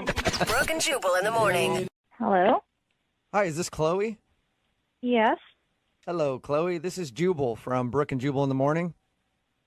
Okay. How are you? Good, I guess. What is this about? Well, I wanted to call you because we actually got an email about you from one of our listeners. I'm sorry. Do you have the right phone number? I think so. Let me ask you. You tell me. Your name's Chloe, right? Yeah. Have you recently gone out with a dude named Carter on a date? Yeah. Perfect. Then I do have the right person on the phone. Hey, because Chloe. that's why we're calling you today. Carter actually emailed us and asked if we could get you on the phone because apparently you left in the middle of your date and now you're not responding to his text messages or phone calls, and he wants to know why. Oh, my God. I can't believe Carter did this. I just got to say, lots of respect for you. I mean, to be able to do that in the middle of the date and just face the awkwardness head on takes some pretty big cojones. Yeah. Do what? I don't know what you're talking about. When you left Mm-hmm. in the middle of the date, when you stood up and said, sorry, we can't continue this date anymore, and then left the table. Oh, my God. How you guys knew that? Because Carter told us about your date. And that's why we're calling you today. He wants to know if he did something wrong so that maybe he can fix it in the future. Oh, this is kind of embarrassing. Really? Is it embarrassing for Carter or embarrassing for you? I mean, it was just bad timing, I think. Like the date? Yeah, it was bad timing in general. What do you mean? Like something else was going on that night? I don't get it. Well, I got a text from an ex of mine, Okay. and I thought I should just give him another chance. So What?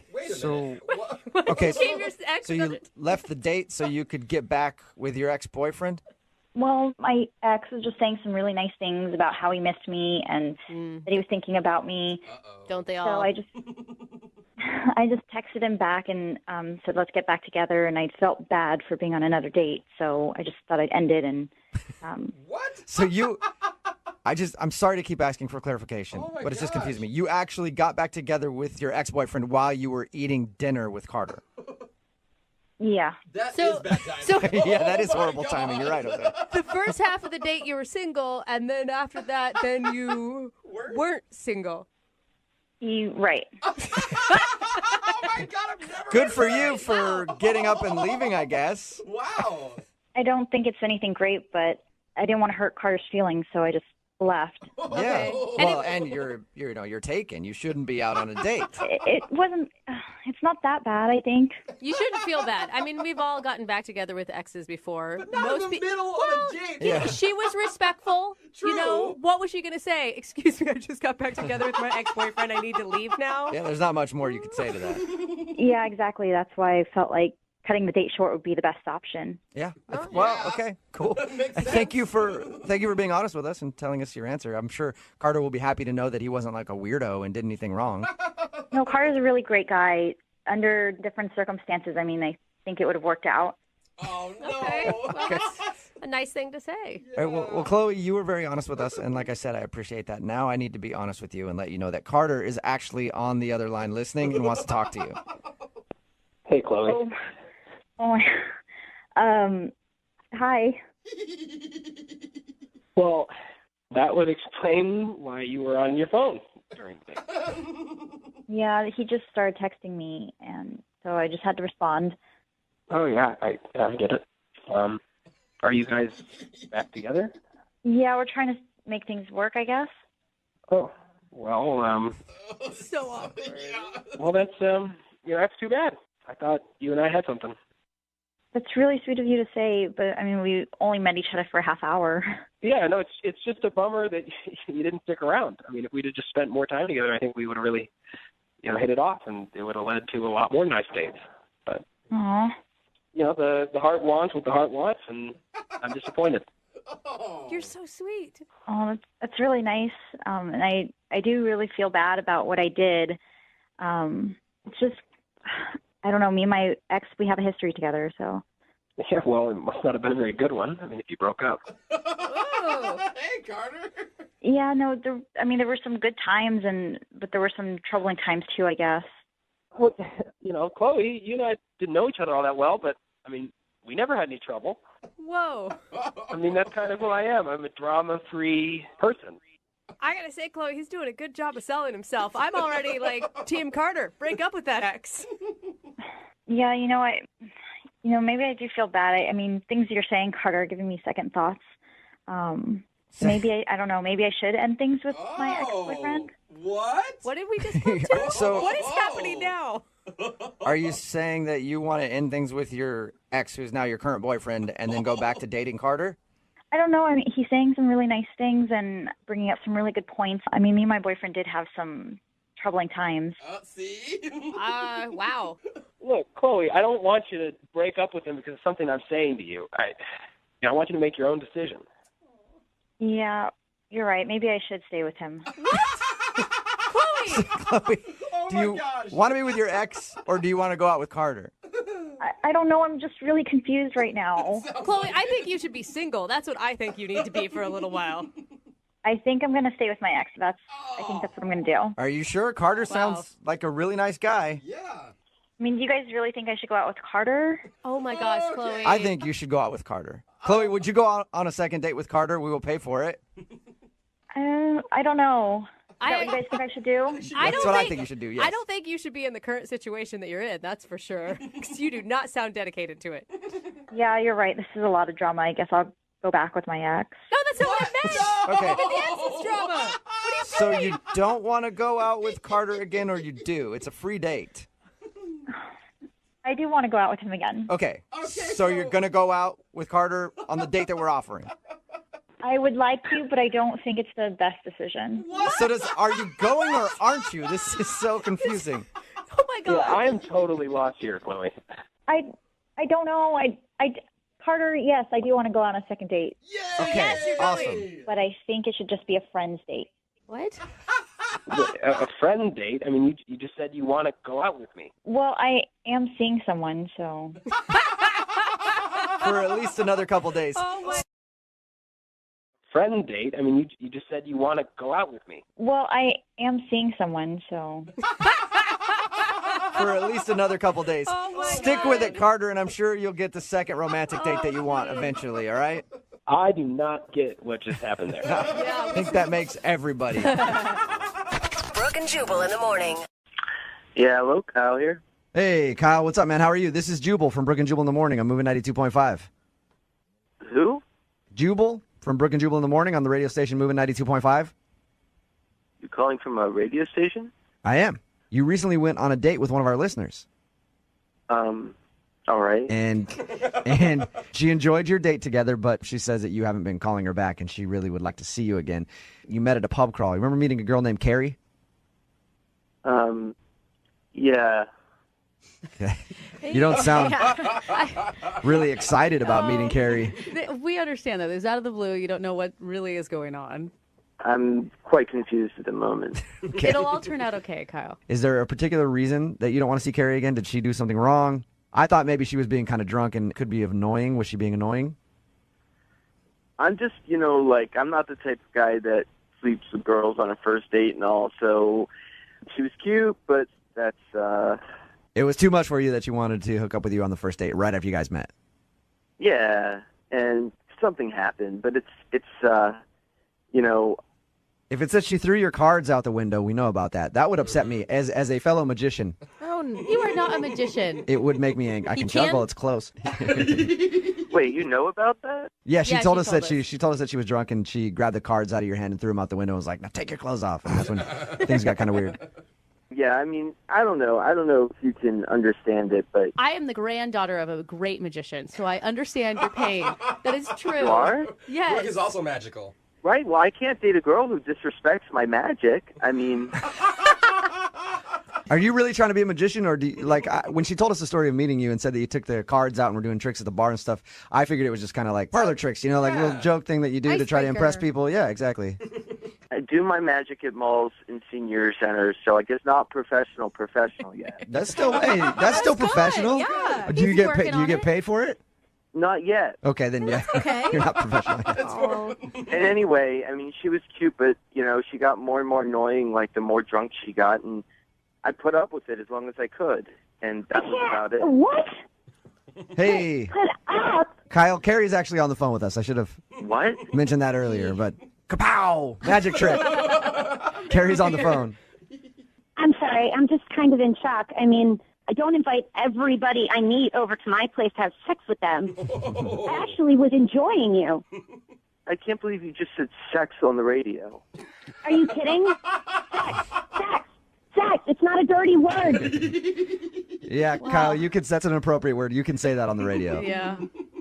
Well, maybe you can say it, but you shouldn't. Yeah, All right, Kyle. Okay. Oh my God! It definitely put you in perspective for me. I mean, you act like your cards are your baby. It's kind of disturbing, actually. Well, that's his. Hey, Carrie, that's his art. You know what I mean? Like. Yeah. That's great. It's fantastic. And when he starts making money doing it, then it really does become art. It sounds like you guys have been dating for years at this point. When he starts making money and stops sitting around the house and playing with his cards all day. I mean, he uses it to pick up girls. That doesn't sound like art to me. Carrie, don't you think maybe you owe him like a little bit of an apology for being too aggressive? I was drunk and having a good time, and he didn't have to walk into my apartment. He could have left me at the door. I have nothing to apologize for. I was just trying to be nice there. You needed somebody to walk you home, and Kyle, if I did not meet you at the bar, my friends would have taken me home. You're the one who made it like you had to take me home, and you had to walk me up into my apartment. You didn't have to do anything. Carrie, that was your choice. Carrie, look, I mean, now you see me, now you don't, Carrie. Kyle the Great. And today's second date update. Sad. All right, Carrie and Kyle, at this point, I would like to offer you guys a second date. We will pay for it. Oh, hell no. No, okay. That was quick. Hell no. Kyle, would you like to reappear in Carrie's life on another date? I think I'm going to take the invisible cloak route on this one. Yeah, there you go. My God. I must have been really drunk that night. Kyle, did you ever get your cards back? I'm just curious. Oh, yeah. Yeah, I went downstairs and I collected them all from the street. Oh, Yeah, that's so Kyle. sad. All right. I'll Maybe come I should to be your- sending him and his cards out together. Yeah. Any kids' bar mitzvahs or birthday parties? No, I'm not that good yet. No. Hello? Hi, I was looking for Amy. Yeah, this is her. Hey, Amy. This is Jubal from Brook and Jubal in the Morning on Moving 92.5. What's up? I'm calling you because you recently went out on a date with a friend of mine. And who is that? His name is Ben. Oh, Ben. You remember Ben? Yeah. Yeah.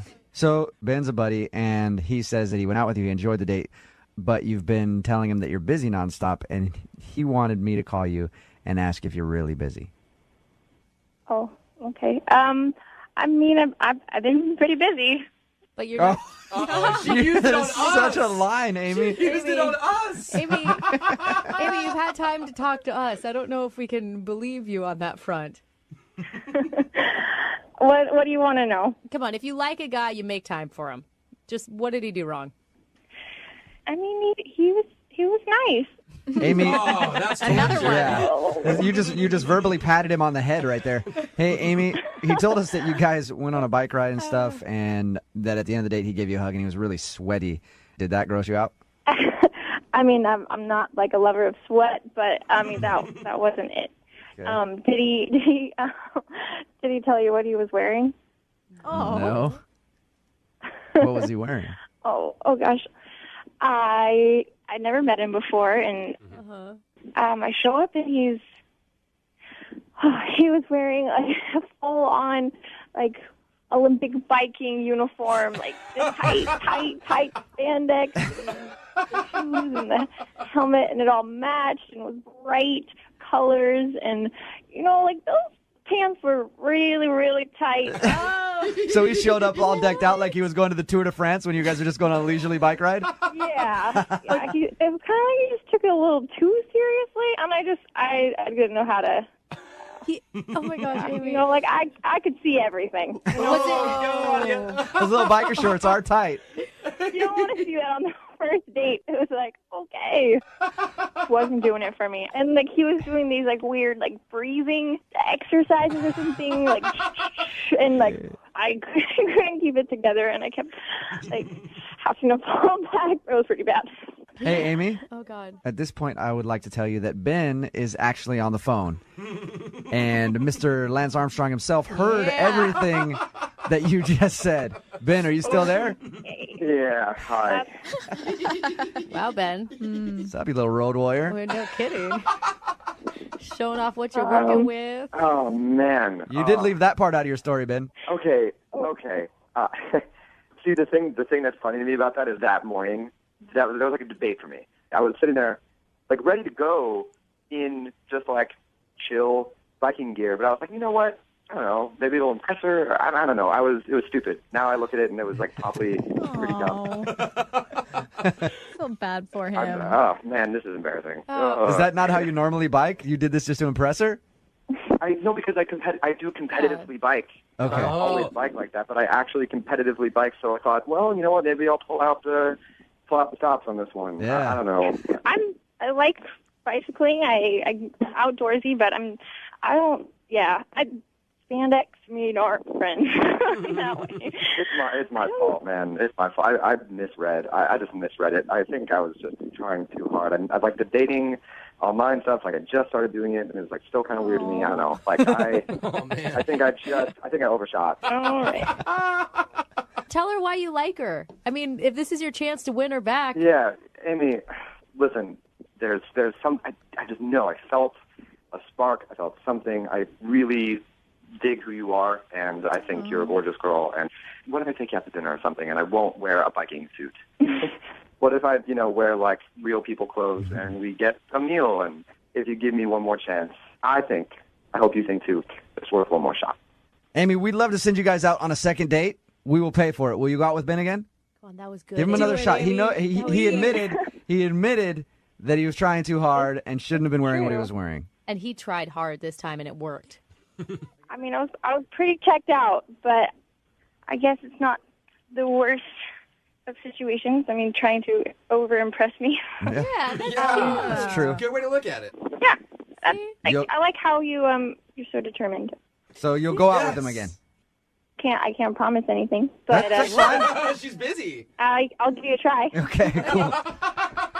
Congratulations, Ben. You got a second date. Yeah, I'm stoked. I'm excited for a second date. I really am so much. This is really good for you because if you think about it, with the clothes you were wearing earlier, she already knows what you're working with too. Brooke and Jubal in the morning. Hello. I was looking for Spencer. Yeah, this is Spencer. Spencer, how are you? My name is Jubal. I'm calling from G&M Construction. You recently broke into one of our construction sites and climbed on top of our crane. Do you remember that? I don't know what you're talking about. Yeah, good answer. Spencer, this is actually Jubal from Brooke and Jubal in the morning. I'm moving 92.5. How are you? Okay, I'm good. You familiar with our morning show at all? Yeah. Okay, I'll obviously not really. No. Well, I know it exists. That's all we really care about. Hey. Well, listen, Spencer, you recently went out on a date with one of our listeners, a girl named Diana, and she enjoyed your date very much and is wondering why you're not calling her back. So she emailed us to ask why. Do you remember, awesome, Spencer. You remember going out with Diana? Yeah, yeah, sure. I remember the name Diana. Yeah. Okay. The name? You climbed to the top of a construction crane. Does that ring a bell? Okay. So what's going on? She just wants to know why I'm not calling her or whatever. Yeah. What this is. Yep. Because you had a hot, steamy makeout session. So you have to give her an answer or something? You're going to send her a reply back that you spoke to me, or is that how that works? Is exactly what's going to happen, yeah. Okay, so just tell her, look, Diana's just not for me. Simple as that. Ooh. Nothing major. She's just not my cup of tea. Okay. That's it. So you sound like, and we're good. You sound like you're angry about something, or that you didn't you sound like you really didn't like her. Mm-hmm. Did she do something on your date that was unattractive? Look, I'm the kind of guy that likes to do crazy stuff, right? Like I am, lack of a better word, an adrenaline junkie, like total daredevil risk taker, and she is like a timid, reserved, conservative, cautious individual. And that's just not going to work for me. You know what I mean? Yeah, but you got her to climb up to a top of a crane at a construction site that you broke into. That's not enough for you? No, that's it. We finally got to the top of the crane. Like, that's an amazing experience. Had this amazing view.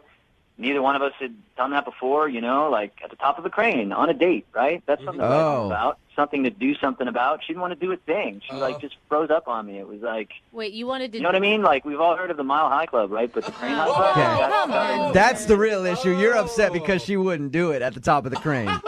Why would you not want to? That's my point, right? Like, that is a once-in-a-lifetime opportunity. How many people can say that, right? I'm not arguing with you there, buddy. Like, the safety concerns aside, because you're so high up and whatever, maybe she just doesn't like to have sex on the first date. That's also an option. Like I said, this is not the average date when you're on the top of a crane, and it wasn't even dangerous. We were in the operator's cab there. It's not like we were hanging off the edge, and I'm asking her to, like, bend over. You know, this is ridiculous. Oh, my God. Hey, in a cab, like a closed cab. It was totally safe. Spencer, I do want to tell you that Diana is actually on the other line and heard everything you just said.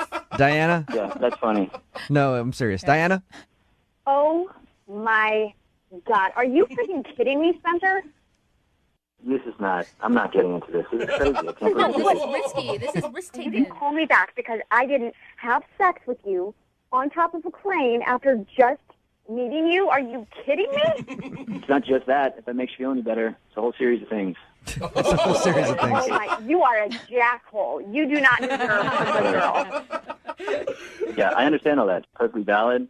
That's kind of my point. So, it's all good. Like, I don't have a problem with you. Oh my God. Oh, you don't have a problem with me? That's very kind of you. I'm shaking right now, Spencer. I am so livid. Well, look, I'm sorry for this. You know, I didn't do this. These guys set this up. I didn't do this. He's kind of right. Yeah. Really, like that's how you think that? That's what you think if a girl doesn't do it with you hours after meeting you, you're done. You're out. It's a case-by-case basis, all right? Oh, my gosh. Can you hear yourself? I don't see this as a crazy thing. This would have been a fun thing, all right? A completely enjoyable, once-in-a-lifetime experience. That's how I see it. I don't see it as some horrible thing that I'm asking you to do. All right, like having sex is like we're not the first people to do that, right? It's like not such a big deal. I mean, I'm sorry you have issues with it. That has nothing to do with what I asked you to do, which was supposed to be fun. No, because you're a freaking psychopath with serious mental issues. That is not a first date. Well, thank you for your diagnosis, doctor. I appreciate it. But whatever. I'm just trying to have a good time. Obviously, you're not. So, I don't know what your problem is, but I'm glad. I'm glad we didn't do it because I don't think it would have been any fun. Spencer, that's what my grandma always told me. If a girl's not willing to do it on top of a construction crane, it's not worth your time. Actually, you have no idea how I am in the bedroom, and do not ever judge someone that you don't even know just because they wouldn't do some insane stunt. See, yes, I have no idea, but I would also bet that no one else has any idea because I'm sure when you're in the bedroom, you're by yourself. I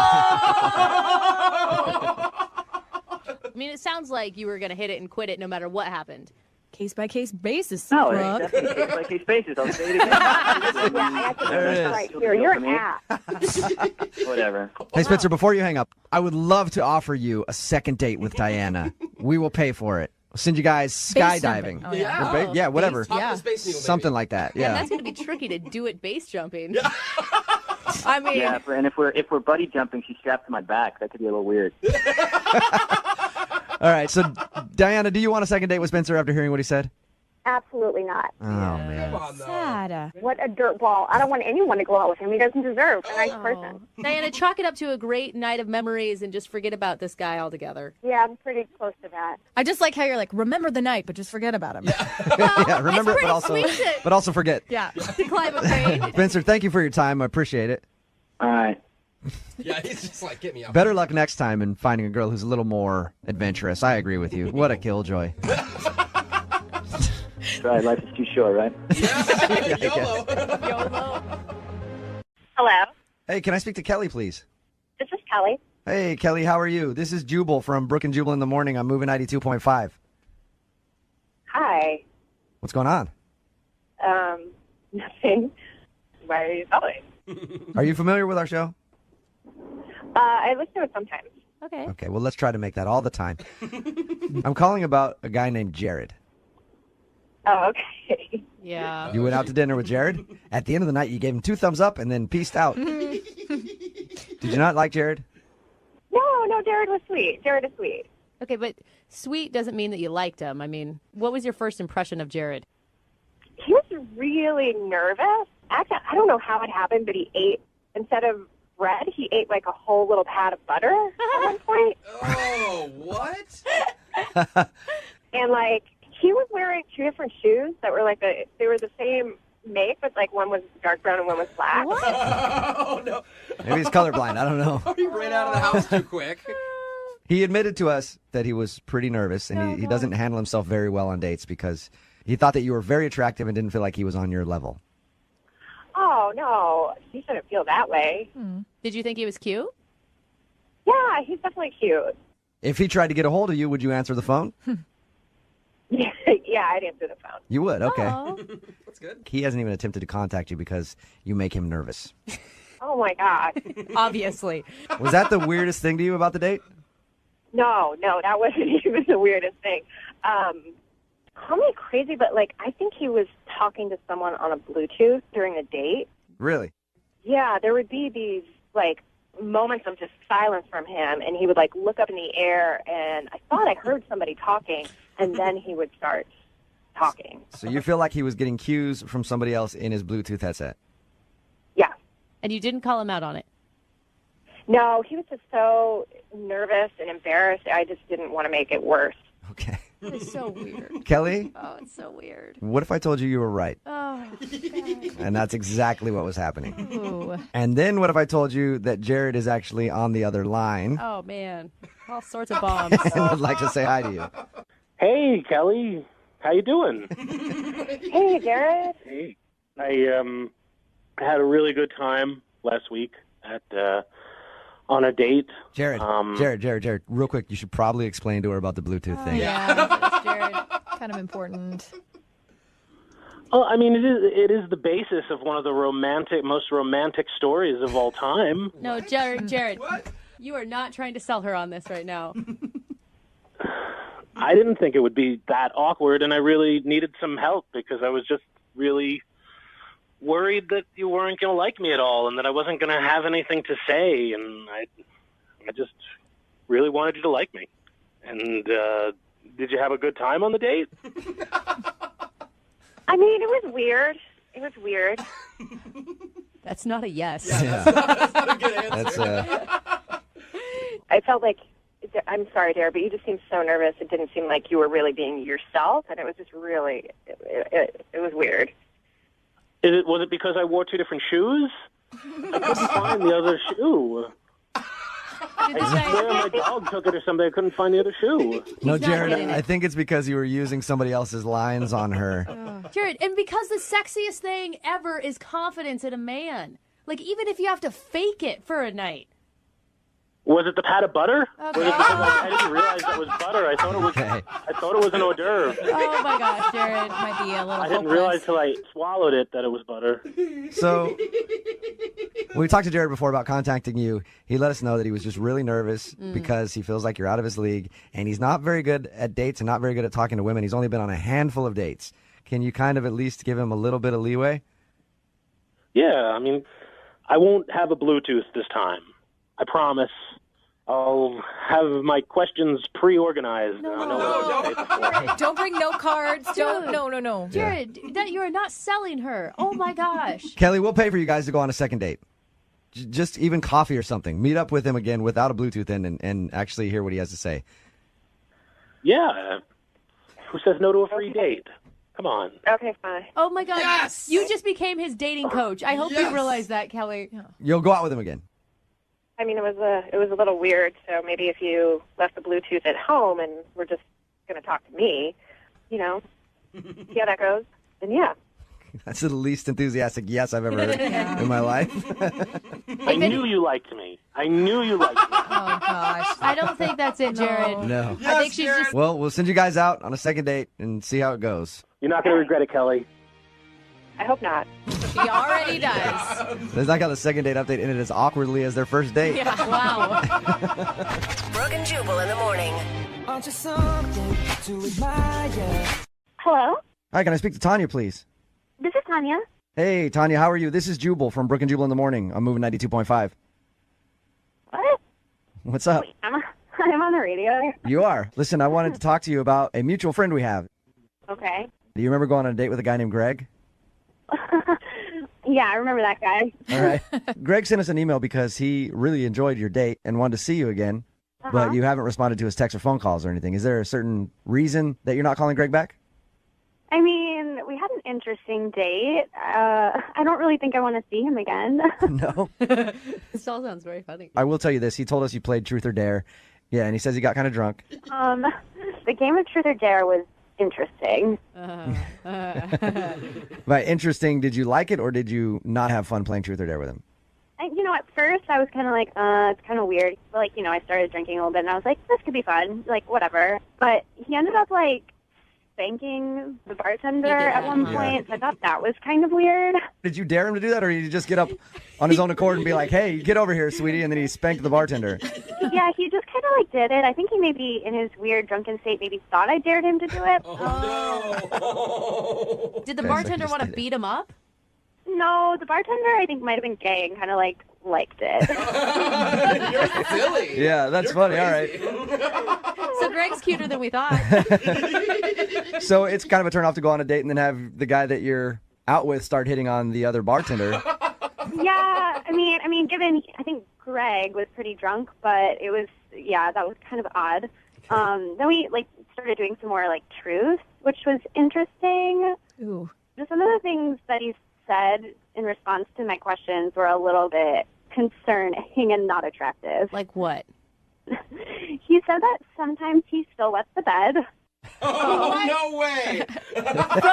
From being drunk or just he has a bladder problem? He said it just happens sometimes, maybe once a week. Oh, no. Hey, that's nice to know on a first date. No wonder she didn't get in bed with him. Well, I mean, like I said, he was pretty drunk, but I thought that was still kind of disgusting that he told me that. Yeah. I can't believe you continued to talk to. I mean, I would just write it off after the bedwetting.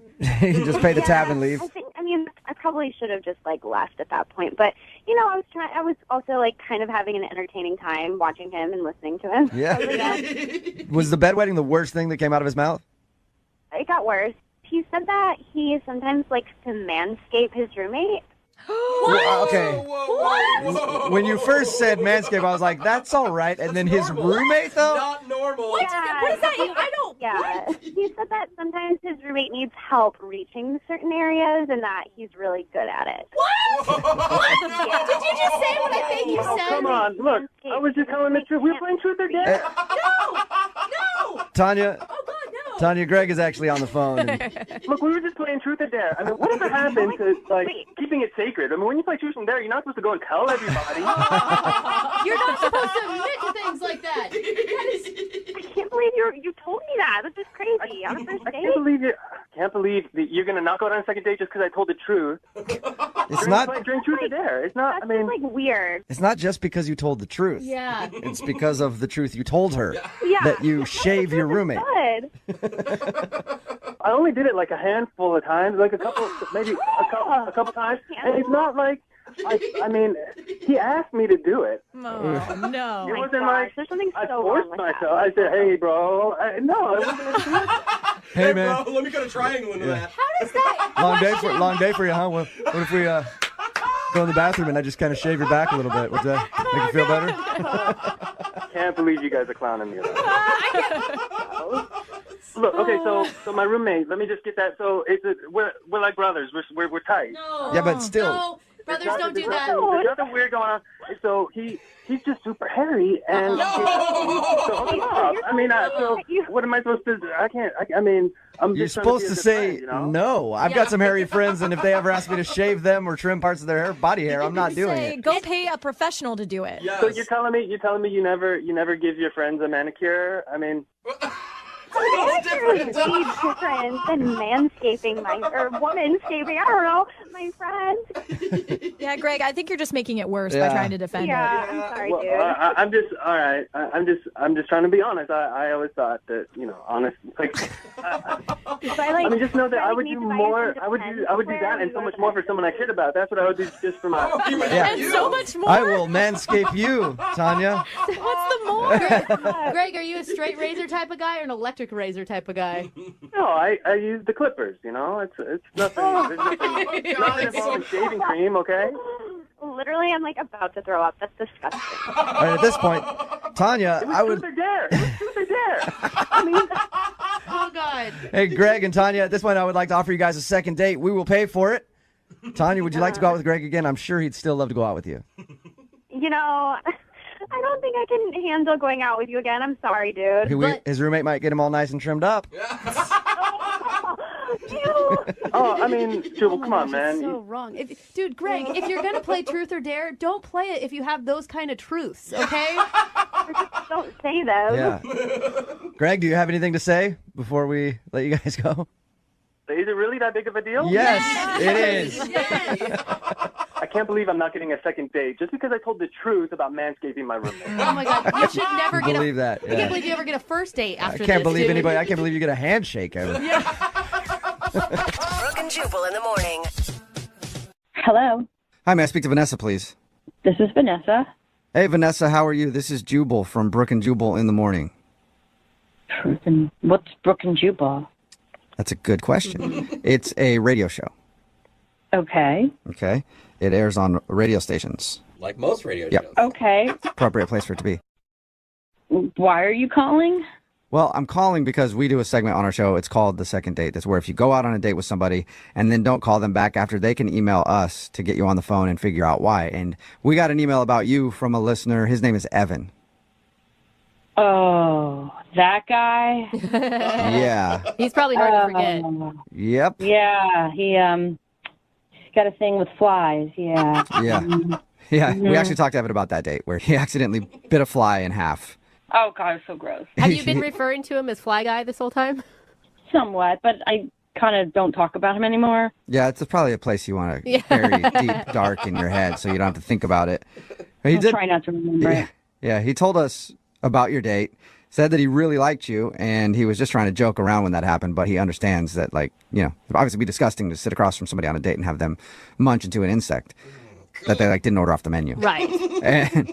And he's wondering why you're not calling him back or texting him back. It's not so much about the fly. I mean, yeah, that's gross and whatever, but the guy is, like, really kind of rude and full of himself. I mean, he, like, pop culture shamed me, I guess is what you might want to say. Pop culture shamed you? He did tell us that he tried to tell you a Karate Kid joke and you didn't get the reference. Right. There was some Mr. Nagi, Shaggy... Mr. Miyagi. From the movie Karate Kid back in the 80s. What's the name? Mr. Miyagi.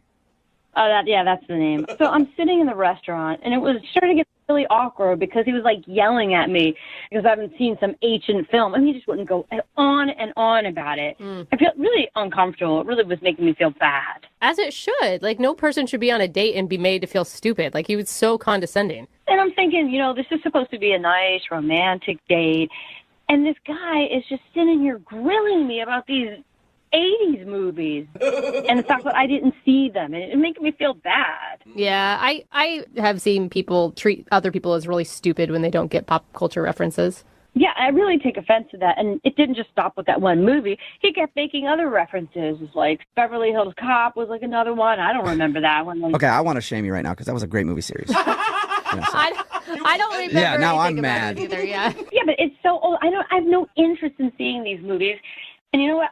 I don't even think they're probably funny either.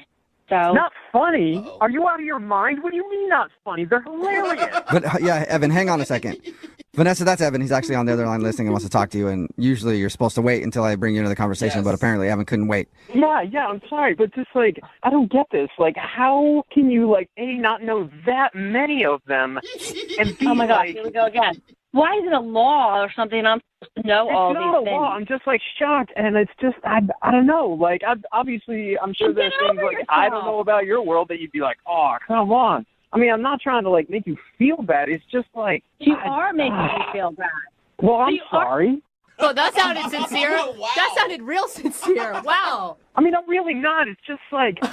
Yeah, I got that. I was also being sarcastic. You're posting a judgment on me. You are. You're being very judgmental. Oh, wow, I can't believe this person did. So it's all the world according to Evan. It's like, you know, you don't have room for another person for a relationship if this is the way you're going to behave. Well, I mean, if you watch the movies, you change your mind. Evan, why are you so hung up on comedies and films from the late 80s, early 90s? I'm not hung up on them. I've seen other movies since then, but, like, those are just gems of cinema. Evan, come on. I mean, they're just movies. Don't you think you're overreacting? These are classic movies that you just need to see, like, just as a person growing up in America. Like, and yeah, if you were, like, 2 or whatever when they came out, then, like, go rent them or whatever and watch them. Are you really this fired up about it, Evan?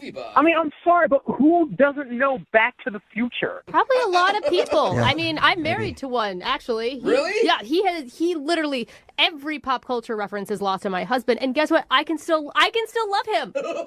I'm sure it really bugs you, doesn't it? It doesn't at all. But he does miss a lot of jokes because of it. I will say that. See? Vanessa, are you still there? This is just so ridiculous.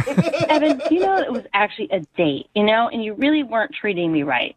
So a little advice to your future dates, don't be so judgmental if somebody doesn't remember or know of all the movies in your arsenal that you insist that they know in order to be an American. I mean, it's crazy. It's not like all of them, but those are in anybody's basic. Oh, my God, movie I gotta go. repertoire. I don't want to talk to you. I don't care about your damn movies and whoever karates and police movies and whatever the hell it is, all right?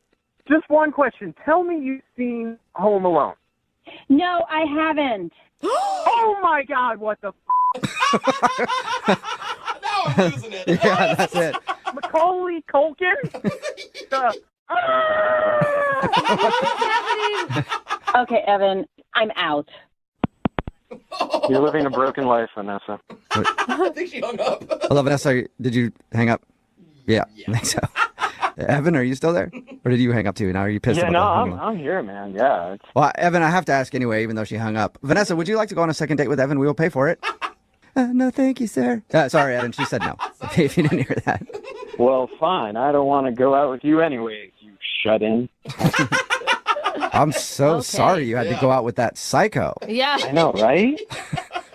Dude, Evan, why wouldn't you use that as like an opening to say, hey, that's awesome you haven't seen those. I can watch them with you next time. I mean, I started out that way, but after like the first one or two where she's like, yeah, I don't know about that. Weren't the 80s a long time ago? Like, just that crap? Like, that was it just fired me up, man. Like, I can tell. Yeah. You hide it well. You don't know those movies? That's like the same as not knowing that Bill Clinton was president and that he got a in the office. I don't think so. Explain to me that you don't know that. Wait, what? That happened, Evan? I had no idea. Can I speak to Rebecca, please? This is she. Hey, Rebecca, how are you? This is Jubal from Brook and Jubal in the Morning. Who is this? Jubal from Brook and Jubal in the Morning. I'm calling you because one of our listeners recently sent us an email about you, and I wanted to ask you some information. About me? An email about me? Yes. It's a segment that we do on our show. It's called The Second Date. It's basically if you go out on a date with somebody and then don't call them back, they email us to see if we can get you on the phone and ask why. Okay. Have you been out on a lot of dates recently? I wouldn't say a lot, but I've definitely been dating. I'm single, so. All right. Well, this guy's name is Chuck. You know Chuck? Is that a yes? You know him and you're not impressed by Chuck? Because that's what it sounded like to me. Or you don't know who Chuck is. I know who Chuck is. Okay. I'd appreciate it if you could just tell us maybe why you're not calling him back. I mean... He said you guys met at a singles mixer and ended up going to an art exhibit.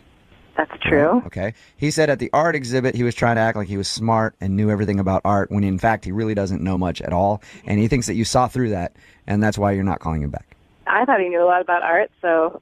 Oh, you did? Really? Oh, so he fooled you. He like pulled it off? I thought he knew what he was talking about. I mean, I don't know too much about art either, so maybe that was... Really? That's awesome. Okay, so there's some common ground between you guys. Yeah, I mean, we had a good time. He's very charming and a little rough around the edges, but in a way that was nice and what I liked. So if the date went really well, then why did you sound so disgusted when I brought up his name? Well, he kind of creeped me out. I mean, and not for anything that happened on the date. The day went well. I came home. I felt good. You know, went to bed, and the next morning I got up and logged into my Facebook, and I had a ton, like hundreds of notifications. Whoa. And I was like, what's going on? Why? And he'd gone through, like, every single profile photo that I've ever posted and liked them. So all of these notifications were him liking my photos. And they were photos, I, like, swear to you, from, like, the beginning of my Facebook, like, lifetime. Like, I mean, when did Facebook start? This must have been from, like, 2006 or 7. Like, maybe even before that. Like, oh, man. But maybe... Anytime anybody's ever been on my thing and I get a like from, like, 5 years ago, like, oh, that's creepy. No, it's totally creepy. And what's worse, it didn't just stop at Facebook, though. He went to my Instagram and, like, left a few comments, too, on, like, old postings, like, kind of in a way that seemed aggressive almost. It was like, thank God I didn't have a Twitter account, or, like, what would he do? He's retweeting tweets from 10 years ago. I mean, you're telling me that you didn't look up all of his old pictures and Instagram? Well, that's a good... I did look at photos, but I didn't, like him, and I did not go back to, like, the beginning of his Facebook profile and be like, oh, you look adorable as a 24-year-old or whatever, whenever Facebook started. But that's, like, a huge red flag to me that... I mean, whether or not he knows the etiquette. Thank you for sharing that with us, by the way. There is a difference between just looking at the photos. We know everybody social media stalks. Yes. We know that. There's a difference between looking at it and a difference between liking those pictures. Every single one, and old ones. I think that's too far. You're telling me that if somebody went on your Facebook, a guy that you dated, and started liking pictures from like 5 years ago, and how many pictures do you have on your Facebook, Rebecca?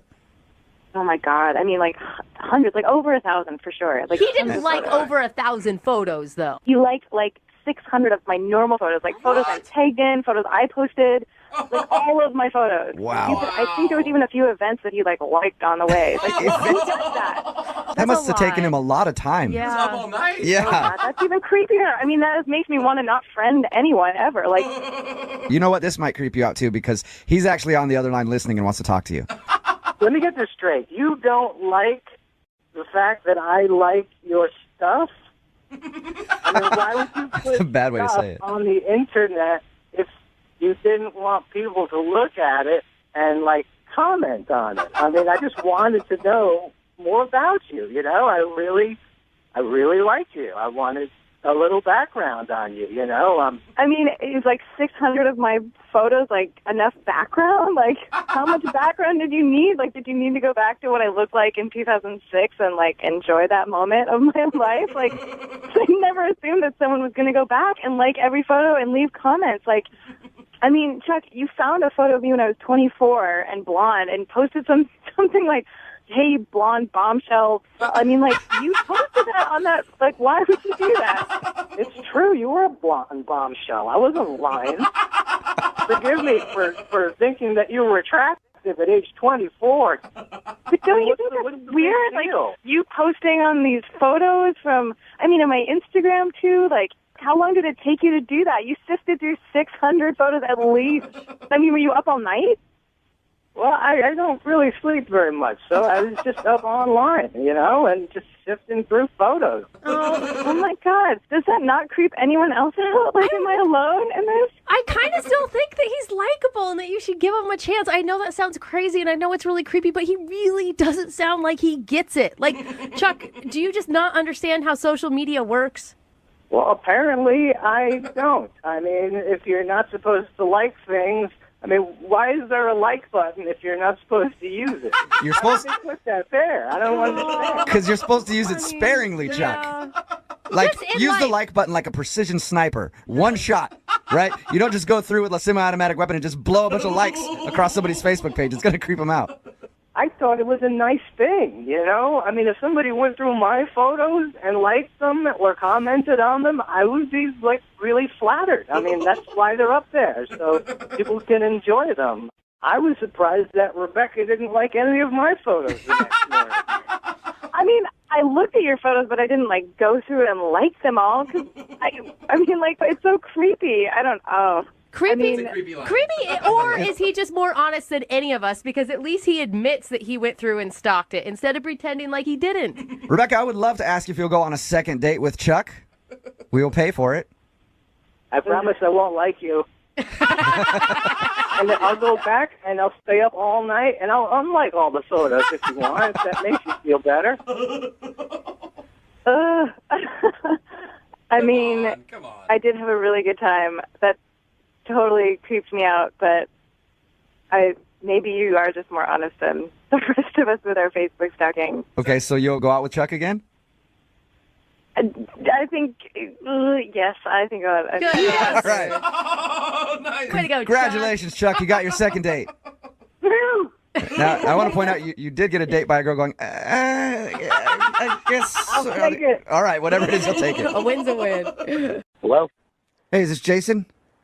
Is he? Jason, how are you, man? This is Jubal from Brook and Jubal in the Morning. Okay. It's a radio show. Are you familiar? I think I heard of you guys. What's up? Well, not much. Just calling you to see how you're doing today. Trying to recruit new listeners to the show. Is that really what you're doing? No, because probably after we tell you why we are calling, you might never want to hear from us ever again. Don't be so pessimistic. This could be great. This could be a great call for you, Jason. All right, so just let me know what's going on. Like, I'm kind of interested now. Oh, good. Okay. Well, we do a segment on our show called The Second Date. That's where if you go out on a date with somebody and then end up not calling them back after, they can email us to get you on the phone and see if we can figure out what happened. And we got an email from a girl named Colleen. Okay. Yeah. And Colleen told us all about your date. She said that you met through a friend of hers. Yeah. Yeah. And she said that she had a really good time, but it's been over a week now and she's heard nothing from you. Is that true? Yeah.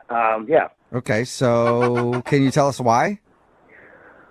Yeah, I don't know if I have, like, enough time for that. I mean, it might be a little, So it's not just you've been busy and you haven't had time to get back to her? I mean, if you want to tell her that. Okay. Well, if it's a lie, I don't want to tell her that. Is there a particular reason? Like, did she do something wrong? No, she was awesome. I mean, Okay. I'm really into her. I mean, it's not that, Yeah, Wait, usually when you're really into somebody, you don't call them back after a really awesome date. You don't know my situation, right? I know. I'm trying to find out your situation. I'm trying to see if I can help you out, actually. Hold up, Jason. Are you in a relationship? No. I'm not in a relationship right now. I'm single. So Okay. wait, why would you not call someone back that's awesome and that you're really into? It's really complicated right now, and I just don't want to really talk about it. Okay. Well, can you tell us anything? Because here's the thing, though. She really liked you, and from the sounds of it, you really liked her. Yeah, I mean, I really do. And, like, I will get in touch with her. It's just- Right. But I'm telling you right now, though, if you wait too long, that ship's going to sail. Because she actually did tell us that it's been so long since she's heard from me that she's just thinking about cutting it and not even trying anymore. Yeah, she doesn't want to spend her days thinking about some guy that's not thinking about her. Like, that's you have to understand that. She doesn't want to waste her time. Look, I really f***ed up, and yeah. Okay. Well, can you tell us what happened? All right, just you're not going to tell her? No, we'll tell her something else if it's that bad. Yeah. Like, I want you guys to go out again because you both liked each other, so we'll try to figure out a way to sugarcoat it, I guess, whatever it is. All right. So our friend Tracy told me that she was into cats, so I showed her a picture of a cat. Yeah. It had 3 legs, and it was named Snowflake, and I told her that it was my cat because I wanted to, like, look, good in front of her. And the thing is, I don't have a 3-legged cat. Oh. Shut You up. lied about the cat? I didn't expect her to be so into that story. Oh my God. That is, most So- men lie about like how much money Yeah. they make or what their position is at work or what car they drive, not whether or not they own a 3-legged cat. She said you showed her a picture and everything.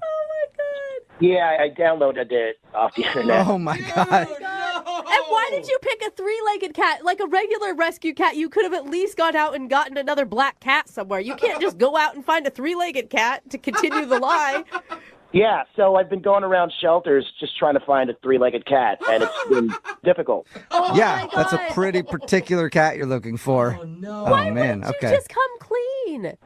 I figured if I found a 3-legged cat, I mean, it would cover the story. The problem is, like, I found a 3-legged cat, but it was a different color. Yeah, how hard can it be to find? How hard is it to find a 3-legged cat in this city? Damn it! This is like weirdly romantic, though, in a really strange way. Hey, Jason. Yeah, I know. I f***ed up. Yeah, you did, and you know what? I did too, because I lied to you and told you that I wouldn't tell her. She's actually on the other line listening and wants to talk to you. What are you talking about? I mean, Colleen is on the other line listening. Yeah. I told you that I wasn't going to tell her, but sorry.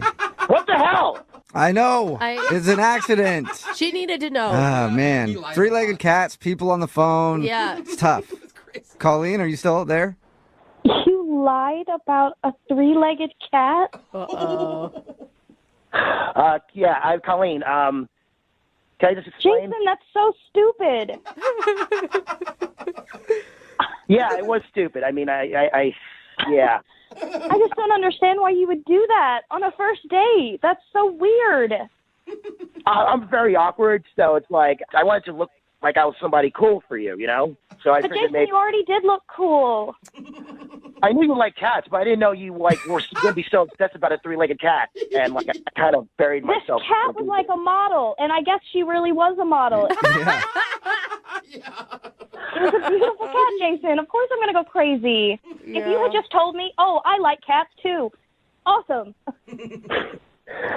I really wanted to call you back though, but you were really in a Snowflake, and I just wanted to find Snowflake for you, you know?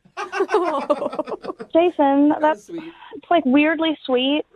Wait, so are you mad, Colleen, or are you cool? I'm just confused. Yeah. Okay. Listen, I get it. I get, like, wanting to make a good impression. I just wish you hadn't lied to me. And that kind of makes me a little weary because my last boyfriend lied to me. And the rest of what you told me is true, right? Like, you love karaoke and you went to drive-ins as a kid. Like, that's not just a fake story you read in a book somewhere. No, those are true. I mean, I really do that stuff. I mean, everything else was, like, straight up real. Except the 3-legged cat. Yeah. The most standoutish part. Stop bringing it up! Okay. Oh my God. My bad. Sorry. It was such a dumb lie, though, Jason. Like, you got to think into the future. You can't lie about things like that. Yeah.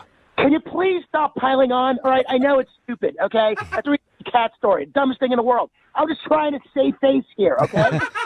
Well, all right, Colleen, if you think about this, it's obvious that Jason doesn't lie very much because he's a terrible liar. Yeah. And it's obvious he likes you. Is that true, Jason? Yes, I'm a good guy. I mean, I just wanted to make everything work. I wanted to make everything, like, great for you. I was just searching all around the city for a cat with 3 legs that looked like the cat in the picture. He was Well- willing to adopt a 3-legged cat. Yeah. I mean, True. a specific colored 3-legged cat. That is a big commitment. Jason, would you like to go out with Colleen on a second date? We will pay for it. We still probably should ask Colleen if she wants to go too. But anyway, Yes, I do, and I hope she forgives me despite the craziness. Aww. Okay, Colleen, do you want to go out with him again, knowing what you know now? I think I do. Yay! Yay! So Cat love! That's good. That's awesome, and can I stop looking for the cat now? For now. For now. All right. For now. But yeah, eventually, Jason, you're going to have to supply a three-legged cat to this relationship, all right? Well, congratulations, Colleen. You got your second date. Thank you, guys. You're Oh my welcome. god, that was so cute. I'm happy. I know, me too. Hello. Hi, is this Kate? Yes. Who's this? Hey, Kate, how are you? This is Jubal from Brook and Jubal in the Morning. Okay. Are you familiar with the show?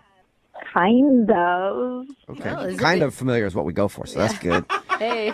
Well, I'm calling today because actually one of our listeners emailed us about you because you're super hot on Instagram. Yeah. Okay. Okay, so we just want everybody to follow your Instagram. So you want to shout out your handle or no?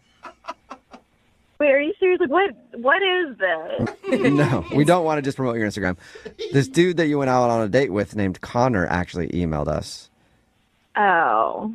Yeah. Yeah. What does he want? Well, we do a segment on our show called The Second Date. And Connor has been trying to get a hold of you, but apparently you don't want to go on another date. No, I don't. Did you just find that he wasn't the right person for you? Just like when we were talking before we actually like met in person, I thought he was going to be like a nice guy. Yeah. He seemed like a gentleman, and then we went out one time, and he was not. He wasn't a gentleman? No. So he didn't like open your doors and stuff? Like he did that. I don't know. Like it was okay at first, but then he decided to be like a jerk at some point during the night. Was it because he stopped listening to you to watch sports for a second? Wait, how do you know about that? Well, because we talked to Connor and he told us all about your date. Okay, so did he tell you about how I like broke my heel on the date? Yeah. Mm-hmm. And he said that you guys. Oh, that's right. He did say he laughed at you a little bit. Well, it was like, okay, it wasn't even the fact that he laughed, because, like, I mean, like, I laughed too. Like, it wasn't, like, that part wasn't a big deal. But then, like, so we went to go get new shoes, because, like, obviously I can't walk around like that. So we're at the shoe store, and I just kept, like, trying to drop hints and be like, yeah, like, these were, like, my favorite shoes. I'm so upset. Like, this happened on our date. What's the hint, though? I don't get what your hint was. Hint to what? Well, like, I keep mentioning, like, over and over, like, yeah, like, it happened on this date. Like, you know, we're on a date, and he just doesn't seem to be getting it. I don't get it either. Yeah, I don't get it. You guys don't? Like, how do you not get it? What? I don't Yeah, understand. I don't understand what the problem is. You're in a shoe store, and what? You like your shoes. What I'm saying is my shoe broke on our date. So I feel like that means it's his responsibility to buy me new shoes. What? Wow. Why would that be his responsibility? Did he break your shoe? It's not like he physically broke it, but it's kind of his fault, because if I was sitting at home, my shoe would not be broken. No. Okay. No, that is a stretch. That Yeah. is such a big stretch. I don't feel like that should be his responsibility. Well, okay, think about it this way, though. Okay, he invited me out. Like, I expect him to pay for, like, the meal, drinks, like, whatever we do, I would expect him to pay for. Okay. So, like, by the same logic, if my shoe breaks, that's just an expense of the date. That's a date expense? That's like saying if while on your date your car gets stolen, he has to replace your car. I mean, but that would never happen, because I would never drive myself to a date. Like, obviously, he's going to be picking me up. It's just like, it's a thing for me. Like, you know, like, I want to date a guy who's going to be, like, considerate. You know, like, obviously, if I'm upset that my shoe is broken, he should care. Like, he should want to fix that. He should want to make me feel better, not make me have to pay for shoes on a date that Oh my God. Okay. You are so high maintenance. Wow. I'm not, like, high maintenance. Like, I don't like being called high maintenance. I'm just saying I know how I deserve to be treated, and I'm not going to settle for less. Like, Okay. I just think, He didn't treat you Well, badly. Okay, whatever. you- Oh my God. You, I can't. you have your standards, I guess. This isn't a standard. This is dumb. Well- I do, and if he's not going to meet them, like, somebody else will. Okay, so you're just looking for a sugar daddy. I'm not looking for a sugar daddy. This is different. Like, Wait, if I wait, was looking stop for a sugar interrupting. daddy, like, sure, I could have some dude pay my rent. Like, that yeah, wouldn't be yeah. a problem. Okay, hold on Uh-huh. one second, because I think I heard Connor try to chime in there, because Connor's actually on the other line listening and wants to talk to you. Yeah, I was gonna say, could you guys like chill out and let me listen to what she has to say? What? Huh? Wait, what's going on? Oh, yeah, Connor's on the other line, Kate, and wanted to talk to you. Oh, my God, of course. Kate, honestly, I'm just shocked. I had no idea that you wanted me to pay. It didn't even cross my mind for a second. Okay, but that should cross your mind. You know what I'm saying? Like, if we're on a date, you know, like you asked me out, my shoes broke as a result of me being out with you, and I don't understand why you wouldn't think that you should even offer. Look, you're probably right. What? I just wish you would have asked me. I'm not a mind reader. Yeah, okay, but like, I don't feel like I should even have to ask. I think that's just obvious. And then I'm like dropping hints too that you should have picked up on. Hints. Well, then I need to pick up like a copy of Dating for Dummies at the bookstore because clearly I don't know the rules of dating. I'm so sorry. Yeah, apparently not. Like, that was just extremely rude. Like, It was extremely rude that he didn't pay for your shoes that you broke on the date. So there's actually some women who would think it'd be extremely rude if he insisted on paying. Like, I don't need you to pay for my things. I am a successful woman with my own job, and I could pay for my own damn shoes. no, that makes no sense. Like, I'm not asking for a lot. I'm just asking for you to act like a gentleman. Like, that's it. I'm so sorry. This just has never happened to me before. I've never been in this situation. I just really didn't know how to handle it. So I don't really know what more to say. Well, maybe you just haven't been on a date with girls like me before. Like, quality women. Like, I don't know what kind of like trash bags you're normally dating. That would just settle for like that kind of treatment, but I'm certainly not going to. You're 110% right. Oh my God! Connor, is that really okay with you? All this? Like, you're still attracted to Kate?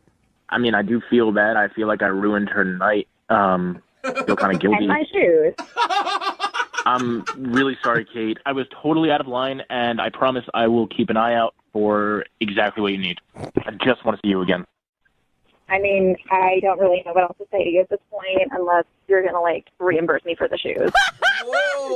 Don't you dare, Connor. Oh, my God. Still on the table? I mean, if you want me to, I totally will.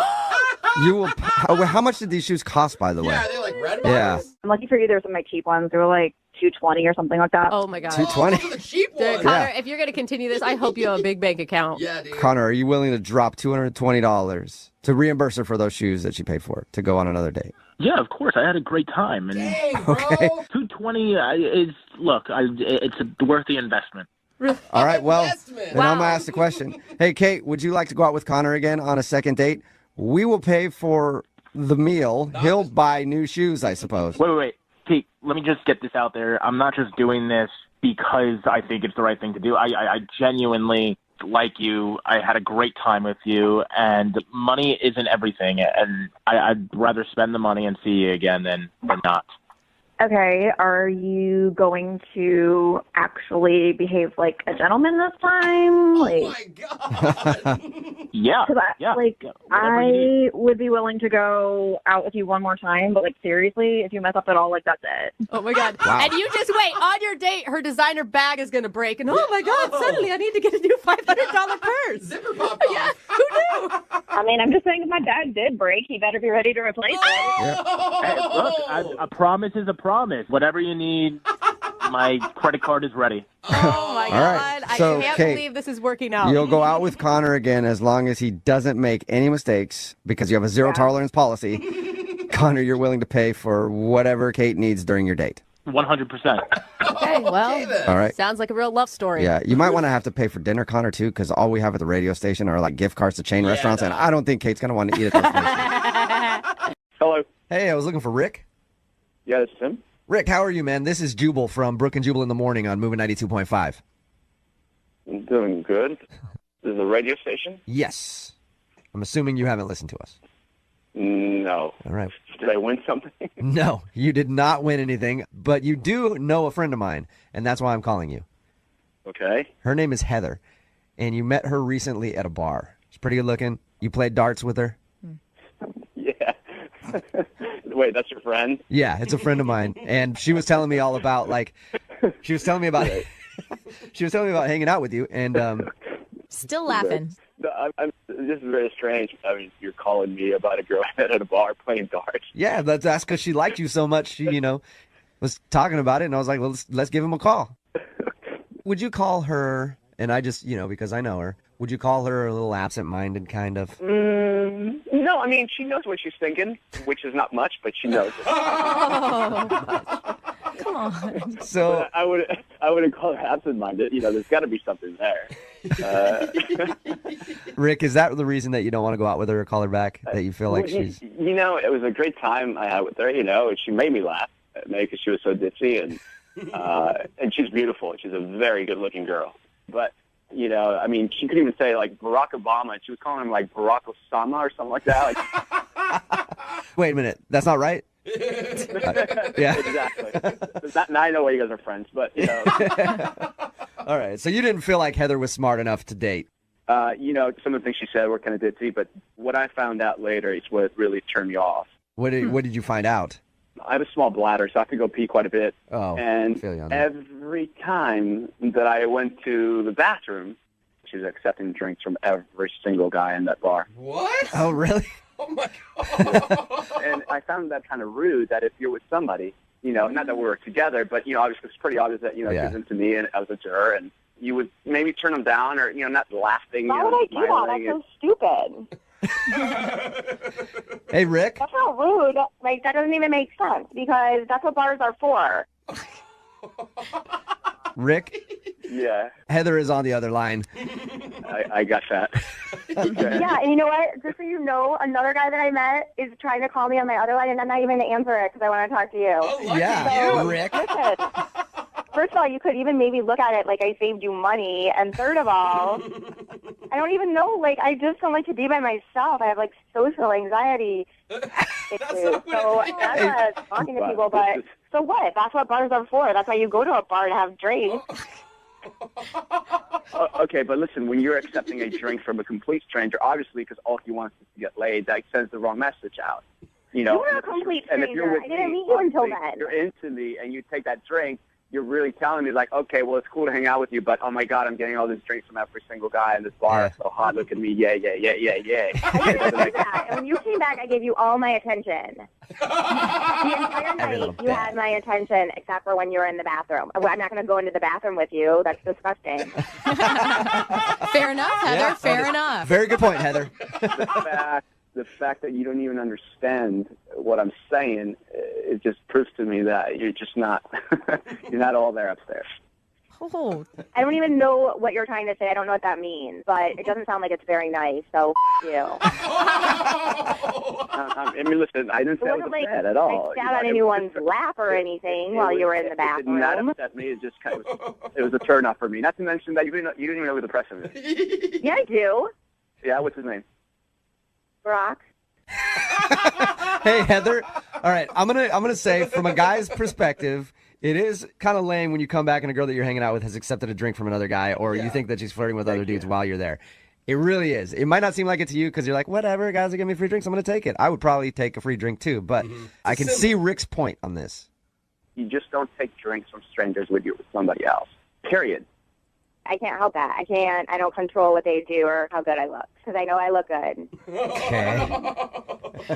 Okay. So you know what? It's fine if you don't. I'm not going to beg you to go out with me. Obviously, I can get somebody else, and you know what they say about guys that have tiny bladders anyway. It's not very attractive. Hey, Heather, I can't let you go there, all right? I have a tiny bladder too. And even though it might be true, I don't need you pointing that kind of stuff out on the radio. All right? At this point, Rick, I would like to ask you if you'll go out on a second date with Heather. I will pay for it.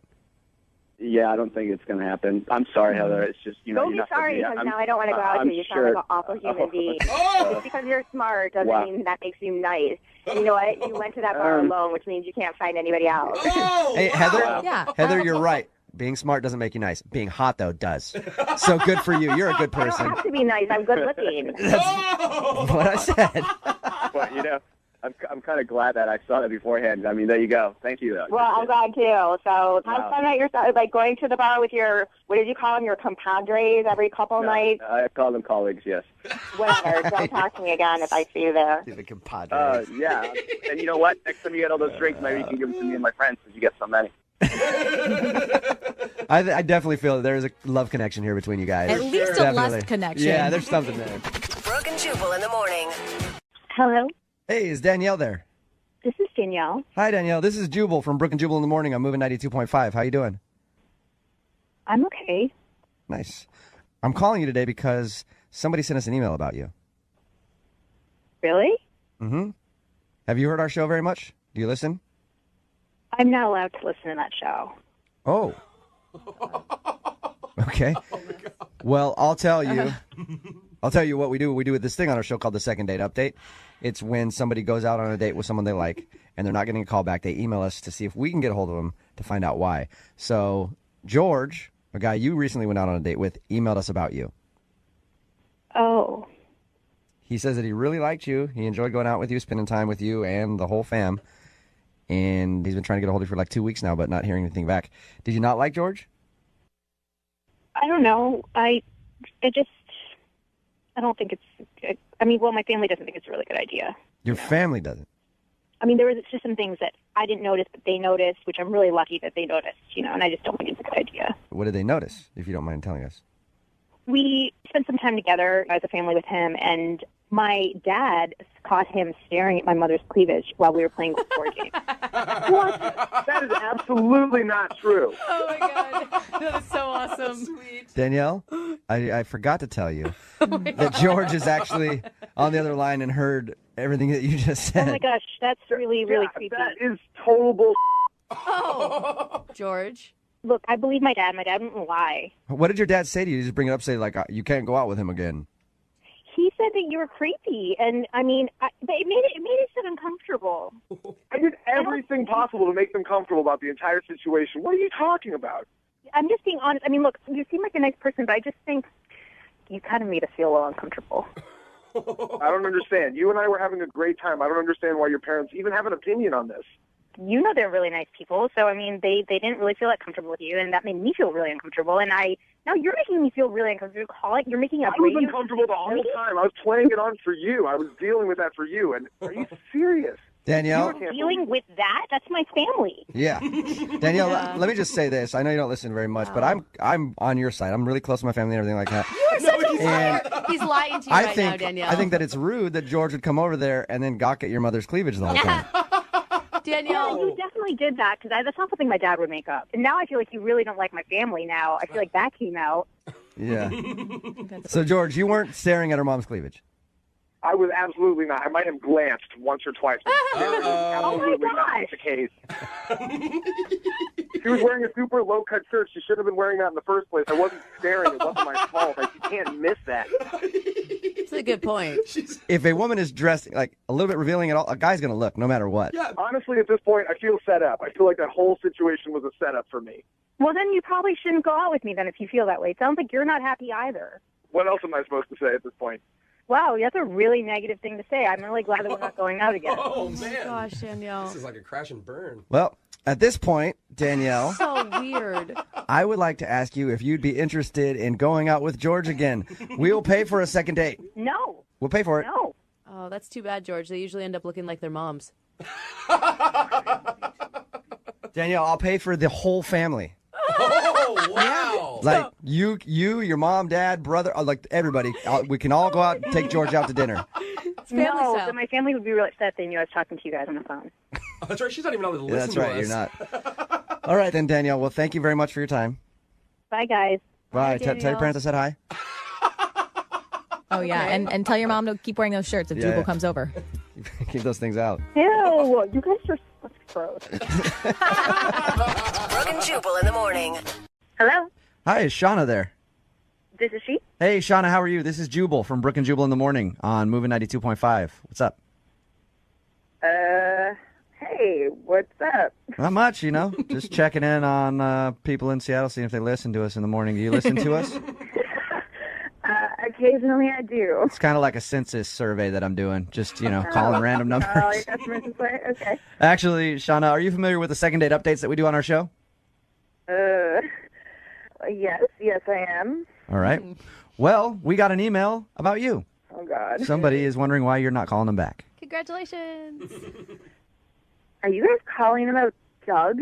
Ooh. Yes. Yay. Ding, ding, ding. Yeah, we're calling about Doug. The guy that won't get the hint. So Doug told us. Seriously calling for the second date update? I hate that guy. He was a creep. He was crazy. Whoa. Wow. Okay, so what did he do that was so creepy? He says that you guys ended up hooking up and everything. Yeah. Wow. Okay, I don't know what he told you, but it was a completely embarrassing, awful night, and I would rather not talk about it. What? You Can you better just- set the record straight here. Yeah, can you just tell us what happened? Shauna, if you won't tell us what the big problem is, obviously you don't like the dude. Yeah. Doug? Yeah. Hey, Shauna, that's Doug. good news. He's actually on the other line listening. Do you want to tell Doug why you won't talk to him? Oh, man. Yeah, tell me, Shauna. Okay, well, Doug, when we got home and I was like, no, I don't want to sleep with you on the first date, and I turned you down, you were like, oh, yeah, that's cool, yeah, whatever, I'll just sleep on the couch.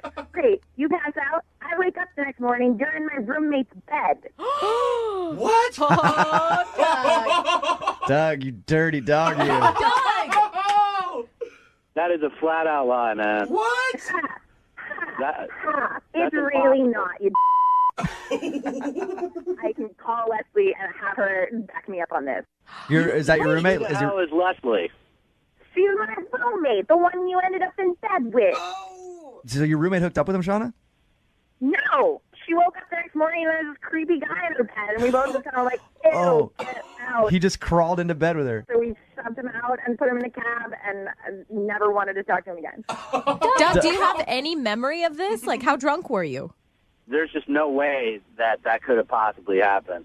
Hey, Shauna, can I put you on hold real quick? Can you give producer Boyd your roommate's phone number? Can we call her? Will she talk to us, Nick? Oh my gosh. Yeah, I think she will. All right, I'm going to put you on hold then, okay? And Hey, give him the number. Shauna. Hang on. We'll talk to Doug while you give him the number. All right, Doug? Yeah, man. You don't remember any of that? I mean, if you got the roommate's number, then you need to give her a call because I know there's just no possible way. Can we rewind, though? At the beginning of this phone call, you claimed that you had this great romantic night and you totally nailed this girl when you didn't nail anybody at all. Like, you're just a big fat liar at this point, Doug. You It never- doesn't matter. You should be able to remember Hey. that and then not make false claims if All you right. don't. All right, Shauna is back on the phone with us. She gave her roommate's number to producer Boyd. Shauna, Ridiculous. Doug says he thinks that he hooked up with you. He still won't.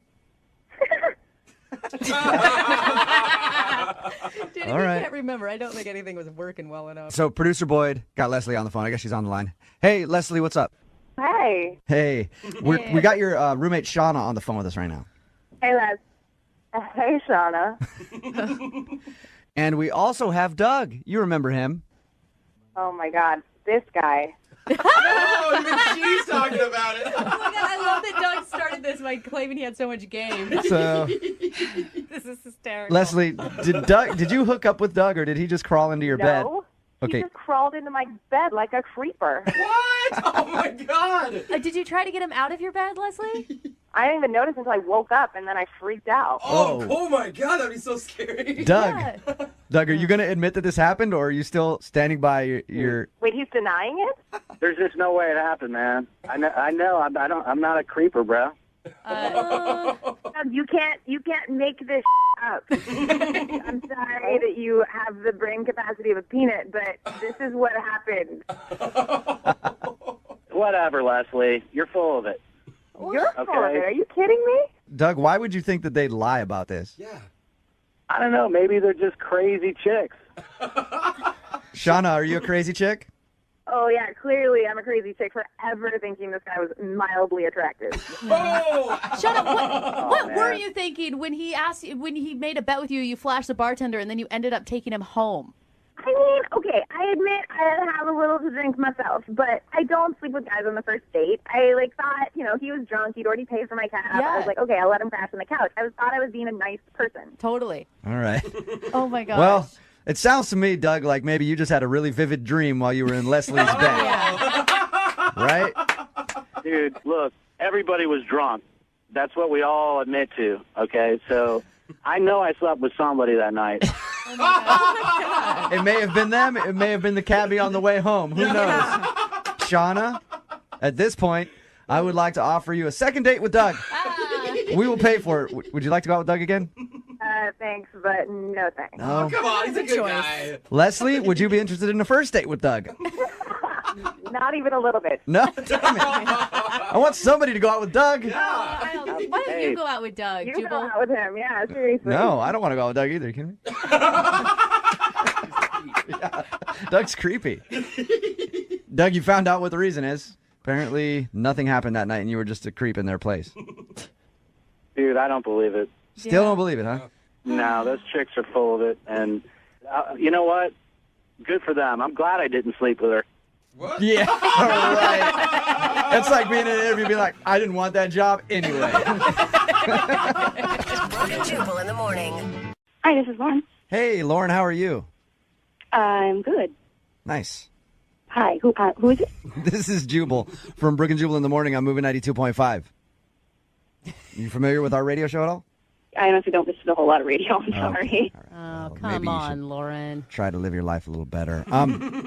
It's nice to meet you, though, Lauren. The second date update is basically this. You went on a date with somebody, they liked you a lot, and now you're not calling them back to go on a second date.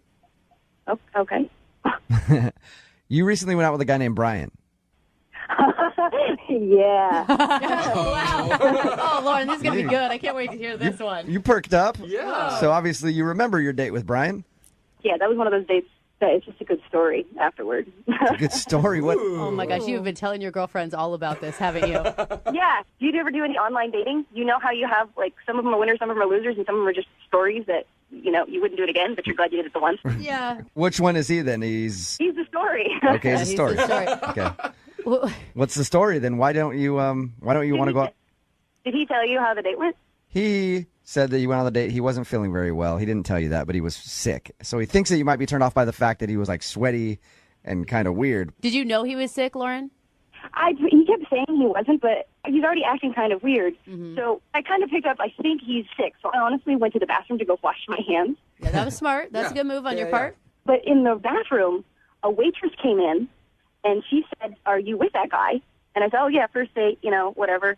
She said, "I'm going to tell you something. He used to date one of my good friends, and she now has a restraining order against him." What? Are you serious? Wait, what? He was acting weird. Hold on, wait, what? What did you just restraining Hey. order against somebody else that he went out with? No, Lauren, the person that's asking you what is actually Brian. He's on the phone with us.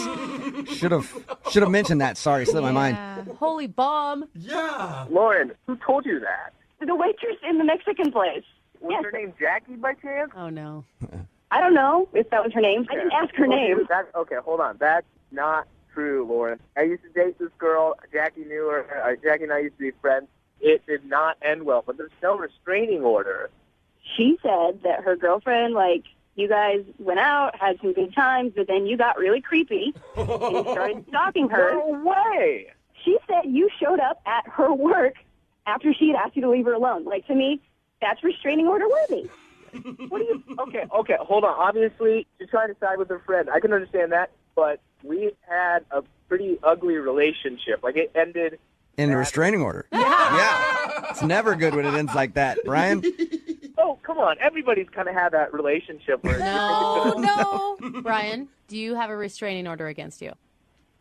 I do not have a restraining order against me. And, yeah, we had that conversation at her restaurant, at the same restaurant, but there's no restraining order that I know. Why would you take me to that restaurant? Yeah. Yeah. I was thinking that too. It's a weird place to take somebody if you know that there's a possibility someone you dated See, used that's a or good point. Why would I take you there, Lauren, if I knew that there was some sort of restraining order against me? Okay. I don't work there anymore.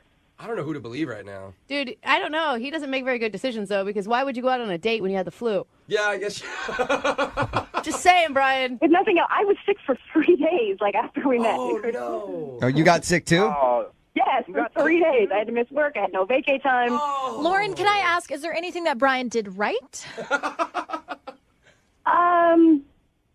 You know, honestly, it wasn't a great date anyway. Like, Wow, and his personality sucks. Yeah.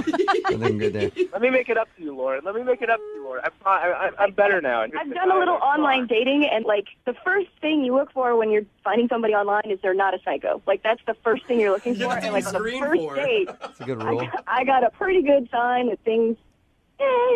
Yeah. Okay. Well, You didn't even come over to my apartment and meet my cat. If you met my cat, you would... That's weird, Brian. you are You're not helping your case right there at all. Brian, You're saying that I'm weird. Why don't you come meet my cat first before you called me weird? Dude. Hey, Lauren, we would love to send you on a second date with Brian and his cat. I'll pay for it. It That will is be. really sweet. I will have to pass. Good girl. Good girl following those red flags. Sorry, Brian. Did you learn anything from this? I didn't do anything wrong. There's nothing to learn. Yeah, So it wasn't nothing. you. It was the cat. Yeah. Brooke and Jubal in the morning. Hello, Hey, can I speak to Mandy, please? this is she. Mandy, this is the Seattle Aquarium calling. You recently visited our lovely establishment? Yeah. Why were you calling? Well, we're missing a sea otter from the gift shop and wondering if you might be the culprit. What? This is Come actually on. Jubal from Brooke and Jubal in the morning on Moving 92.5. How are you? I'm fine. What's going I on? like how they went from weird to weird again. Yeah.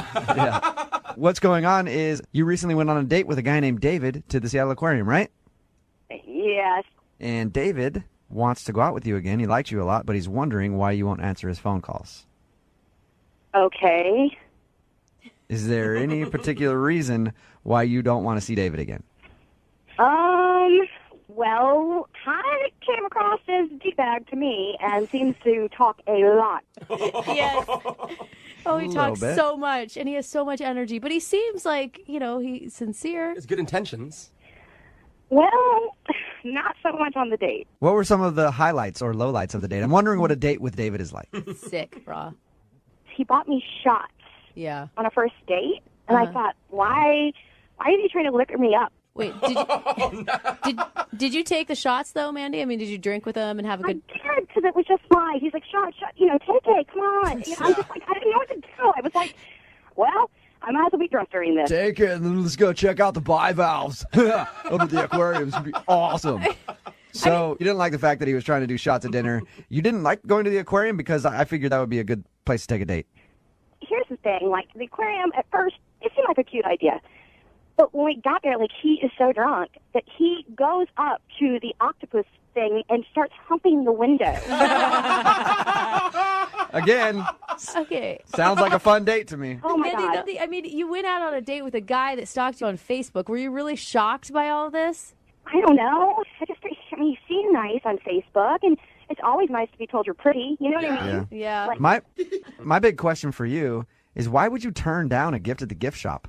He asked me if I wanted to gift the gift shop. I'm just like, no, that's fine. So he pulls out a gift from his pocket. It's a locket with a picture of me in my bikini. A picture he must have gotten on Facebook. What? And his face on the other side. No. It was mainly my chest. Okay. No. This just got creepy. Wait, no. Can I just say something? I'm sorry. Hey, Mandy, what up? Sorry, what up? Mandy, that's David. He was actually listening the whole time. Oh, weird, David. No, I was just trying to be funny because, like, I thought it was just going to be like a thing, like talking snack on it. I wasn't trying to like be creepy or anything. I'm sorry if it was. Like, what's weird about that? Everything is weird. There are so many levels of weird. What? It's a bikini. I see bikinis all the time. Not helping, David. Yeah. Oh my God. Yo, and who doesn't like to get faded before the aquarium? Like, I just like getting faded. What's wrong with that? Is it something you do often, David?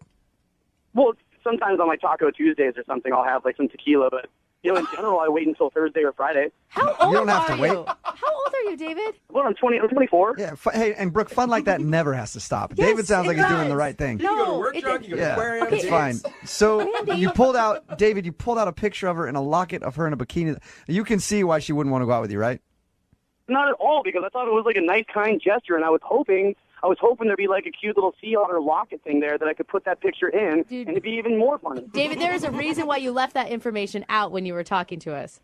No way! And what's wrong with humping an octopus? For real. Like, obviously, not like I'm serious. I'm not like trying to get off humping an octopus. I just was like being a Wow. Yeah, he actually went by the sea otters and tried to hump them too and French kiss them. So. Oh my gosh. It sounds like a fun time. I want to go out with him. I'd Yeah. love to have some octopi. Yeah, it sounds like a lot of fun. Just screws out with me because obviously Mandy didn't take it, and like obviously we'd have a good time, bro. So maybe we can be wingmen and go rage it. All right. That sounds like a plan to me.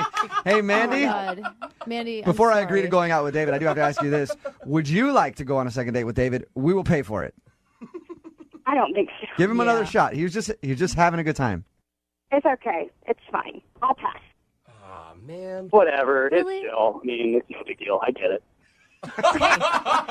David, you at least you got a wingman out of the whole thing. Right? Hell yeah, dude. Thank you, bro. Like, you get me. Yeah. You're freaking awesome, man. This is why I listen to you guys all the time. Like, you guys make sense to me. No one else makes sense, or I guess I don't make sense to them. I don't know. And I'm proud that we're the only people that make sense to you. This is I'm why- proud of that. This is what I worry about with our show. I just want to let you know that. David?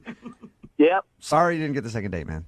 Dude, bro, it's not the end of the world. It's okay. Obviously, Mandy's kind of lame and does not have a good time. So David, move on to the next one, bro. On to the next You know what I mean? And I don't even know if Mandy's still there. If she is, sorry.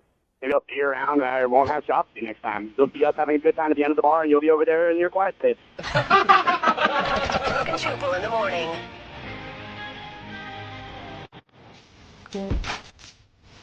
Hello, Hi, I was looking for Crystal. this is Crystal. Hey, Crystal, this is Jubal from Brooke and Jubal in the Morning. I'm moving 92.5. How are you? I'm fine. How are you? Pretty good. You sound hot. Oh, come on, Flash. I hate to just throw it out She there, but said like 5 words total. yeah, just the way she said it, right, Jose? Hey, Crystal, I'm calling you because you recently went on a date with a friend of mine. Mm-hmm. His name is Preston, Oh, God. and you're not That's calling awesome. him back, and he wants to know why. Is there any reason why you're not calling him back? He really enjoyed going out with you. Preston called a radio station to find out why I didn't call him back. That's pretty much it, yeah. That's the dumbest thing I've ever heard in my life. I like you. I like you, Crystal. We've been called that before, Yeah. Crystal. That wouldn't be the first time. So what's the deal? Why don't you want to go out with him again? Well, since you've already talked to Preston, I don't have to tell you how dumb he is. So that's one of the main reasons that I Okay. haven't been calling him back. He sounded kind of chivalrous. I mean, he wanted to, he paid for the date. He wanted to give a coat to you because you were cold. I'm not saying that he wasn't hot and gentlemanly or whatever, but he was dumb as Oh, wow. So you went to the fair with him. Did you not have a good time with him at all? I mean, we went to, the House of Mirrors. Yeah. Where it's a maze of mirrors, and I got through the maze in like 5 or 10 minutes, however long it takes a normal person to get through the maze, and he gets lost in there. Like he's so legitimately he's calling for me to come and find him to help him get through this maze. I'm like, do you think what the hell? How do you get lost? It's for kids. Yeah. Do you think it was just a ploy though to get you into the dark maze so he could like make a move on I you? don't think so. I mean, normally you get the hotness or you get the brains, and obviously this guy only got the nice face. What was the dumbest thing he's done? He wanted to get food, and he kept saying he wanted starberries. Starberries? And I'm like, what the hell are starberries? And he's like, the red berries that you put whipped cream on, or, And I'm like, are you talking about strawberries? And he said, yeah, I call them starberries because that's what I've been calling them since I was a little kid. I said, Okay. dude, you sound like a 10-year-old. Don't call them starberries. Go get starberries. Starberries was pretty bad, but I think the worst thing was the bumper cars. Oh, no. One of the attendants had to come and unbuckle his seatbelt for him. Was this? You know what? That whole bumper car ride, that was not my fault. The ride was broken, okay? That's why I needed assistance.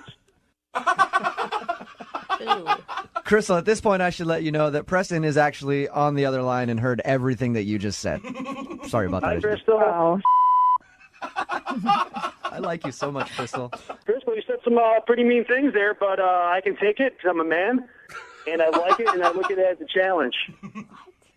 You like it? Are you kidding me? No, I'm not kidding you. I'll take anything you give me. I think we're a match made in genetics. We're both super hot. There's absolutely no reason why we should not be going out on a second date. Oh my There gosh. are a lot of reasons, like one, you're dumb as a box of rocks.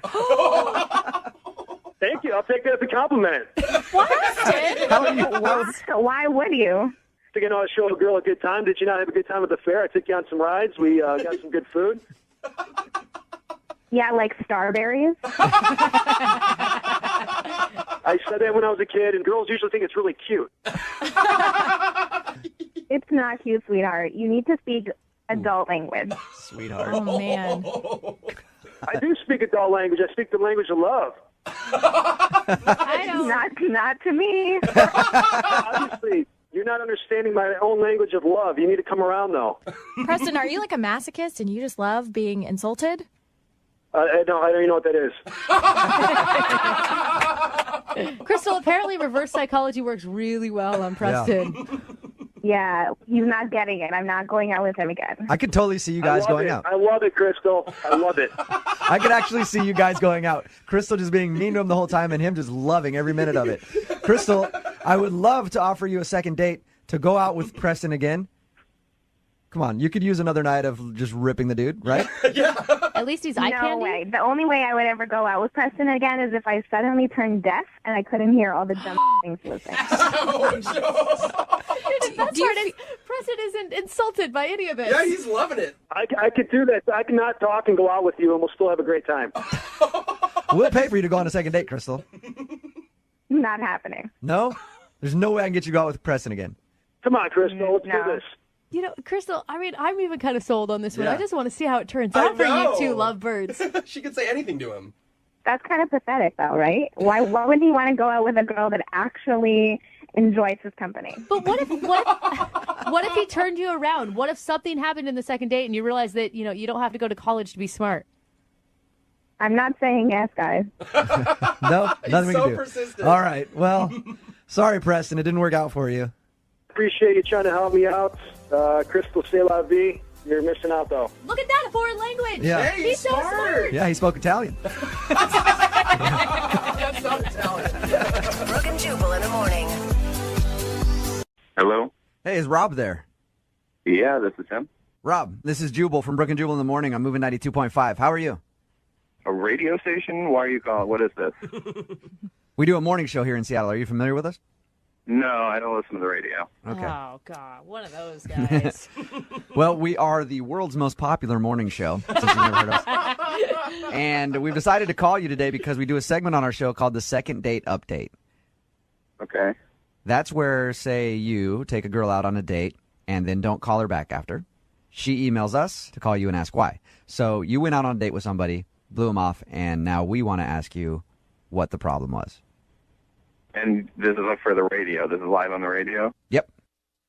Oh, I mean, who is it? Her name's Amanda? Yeah. That's who you're thinking? Yep. Yeah, that's kind of who I figured. So Amanda's tried to get a hold of you since you guys went out on your date. She said she had a great time, and it seemed like you did too. Why have you been blowing her off? She's just, she's very sweet. She's a very nice girl. All right. That's what people usually say when there's some sort of an issue. Come on, Rob. Don't do that, Rob.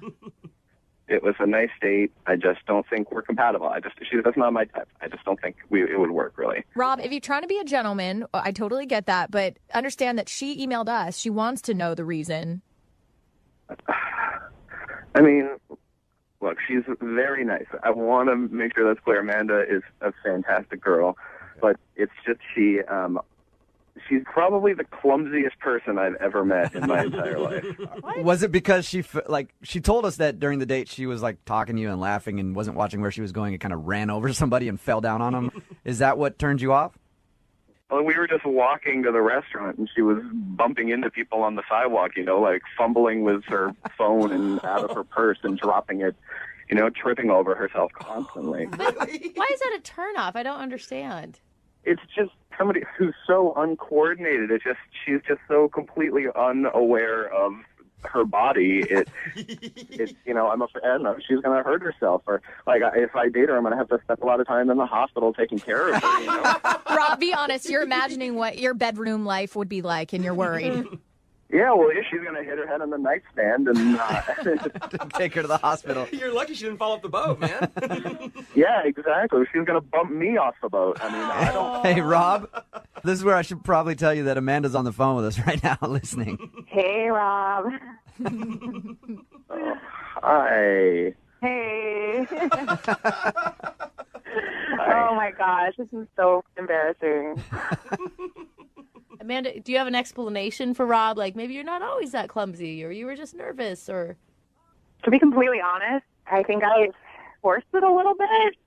I thought maybe guys kind of think that's cute. So wait, like Drew Barrymore, and I'm just being klutzy, So you... Oh, no. You really thought about that before the date? Like, I'm going to fake to be clumsy so he thinks I'm cute? Is that the thought that actually went through your head, Amanda?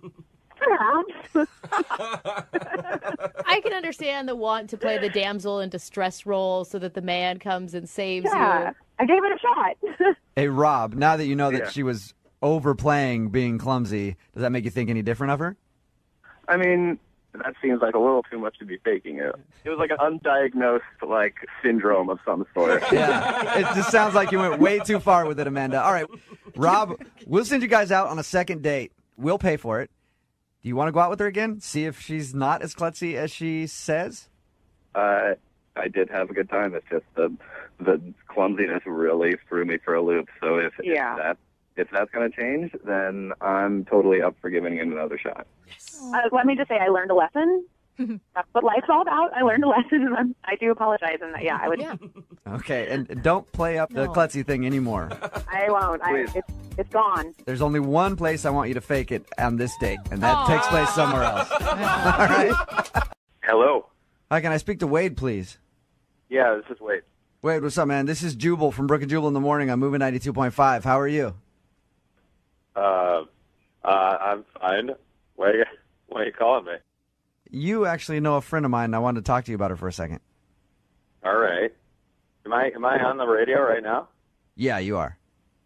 All right. What, you don't get calls from radio shows all the time?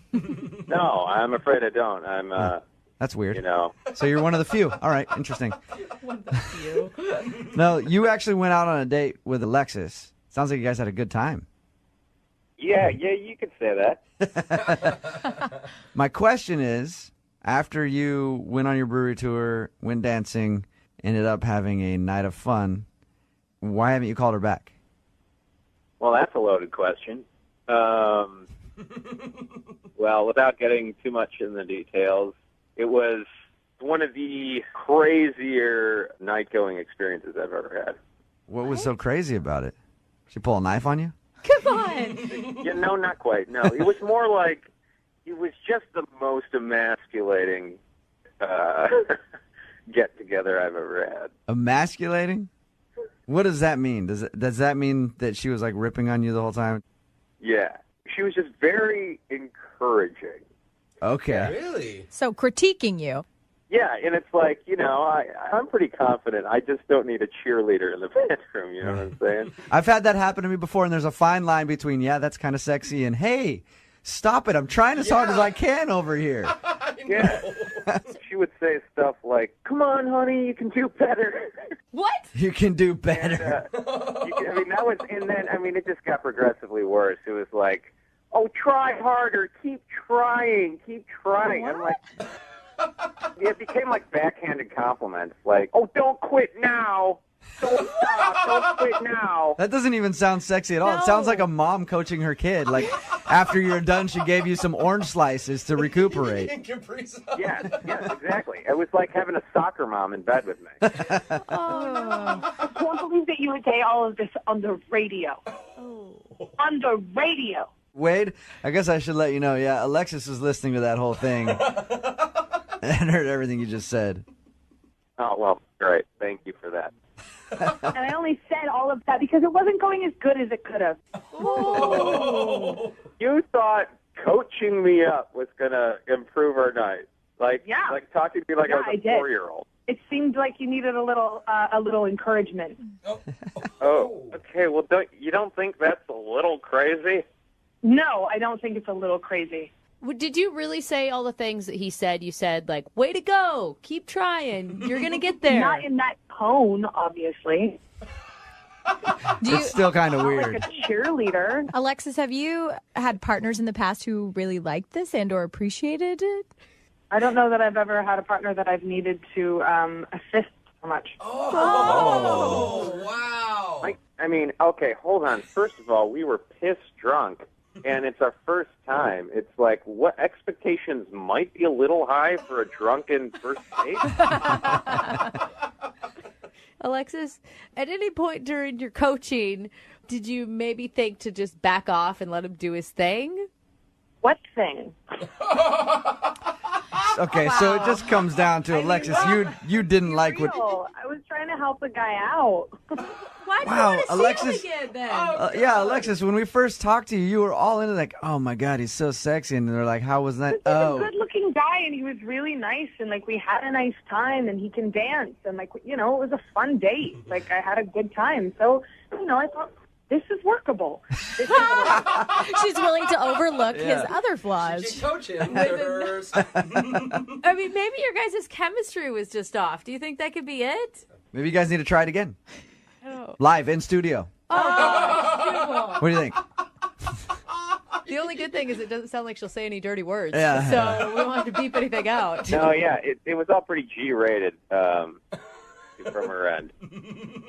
Well, at this point, I'd like to ask you guys if you'd like to go on a second date. We'll pay for it. Alexis, do you have any interest in going out with Wade again after hearing what he said? No, I think I'll pass. Think so. I don't need to go out with someone that needs an instruction manual on the sack. If you were to grade his performance, what would you give him? Scale of 1 to 10. 4.5. Well, I also think she's a little butthurt because she got called out on the radio. So, I think you got to add at least 3 points I think for you're that. a little butthurt because So we're looking at a 7.5. Way to look at the bright side of things. Brooke and Jubal in the morning. Moving 92.5. Hello? Yeah, I was looking for Zachary. This is Zach. Hey, what's up, man? This is Jubal from Brooke and Jubal in the morning. I'm moving 92.5. How are you? Who is this? Jubal from the radio station Moving 92.5. We have a morning show here. We're calling you about someone that you know who is a mutual friend of ours. Okay. Zach, I'm going to give you props right now for walking up to a girl in the mall and just like going, hey, let's get coffee, and then taking her to coffee. That's a very manly move. The girls in the room are very impressed with you. Do you know what? Do you know? He's so confused right now. Do you know what instance we're talking about? I'm sorry. I guess. Okay. I mean, I know who you're talking about. Okay. So you know her, or she works there, or what? It's a girl named Jenna. She actually emailed us about you. She's confused because you went up to her in the mall, asked her for coffee. You guys had what she said was a good time. She wants to know what she did wrong. What? Yeah. Hey, come on, you cannot be that shy of a dude. You approach women in the mall. I'm not shy. It's just weird, and that's like... Yeah, it's a lot to take in Yeah, for yeah, him yeah. out of nowhere. I'm letting you process it all. So what's the reason that you haven't called her?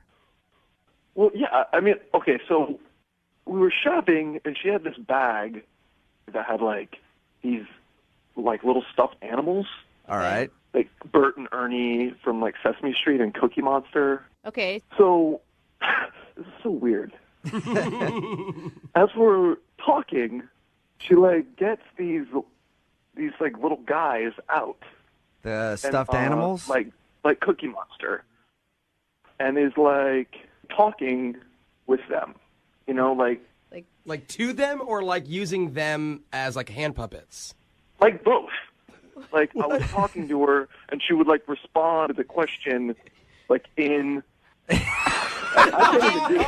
Okay, wait. I'm like kind of good at it, like in like the Cookie Monster voice. Zach, do you know the voice? So you'd say, like, what do you do for a living? And she'd be like, I work as a teacher. Like that? Yeah, exactly. You want coffee? For how long did this go on?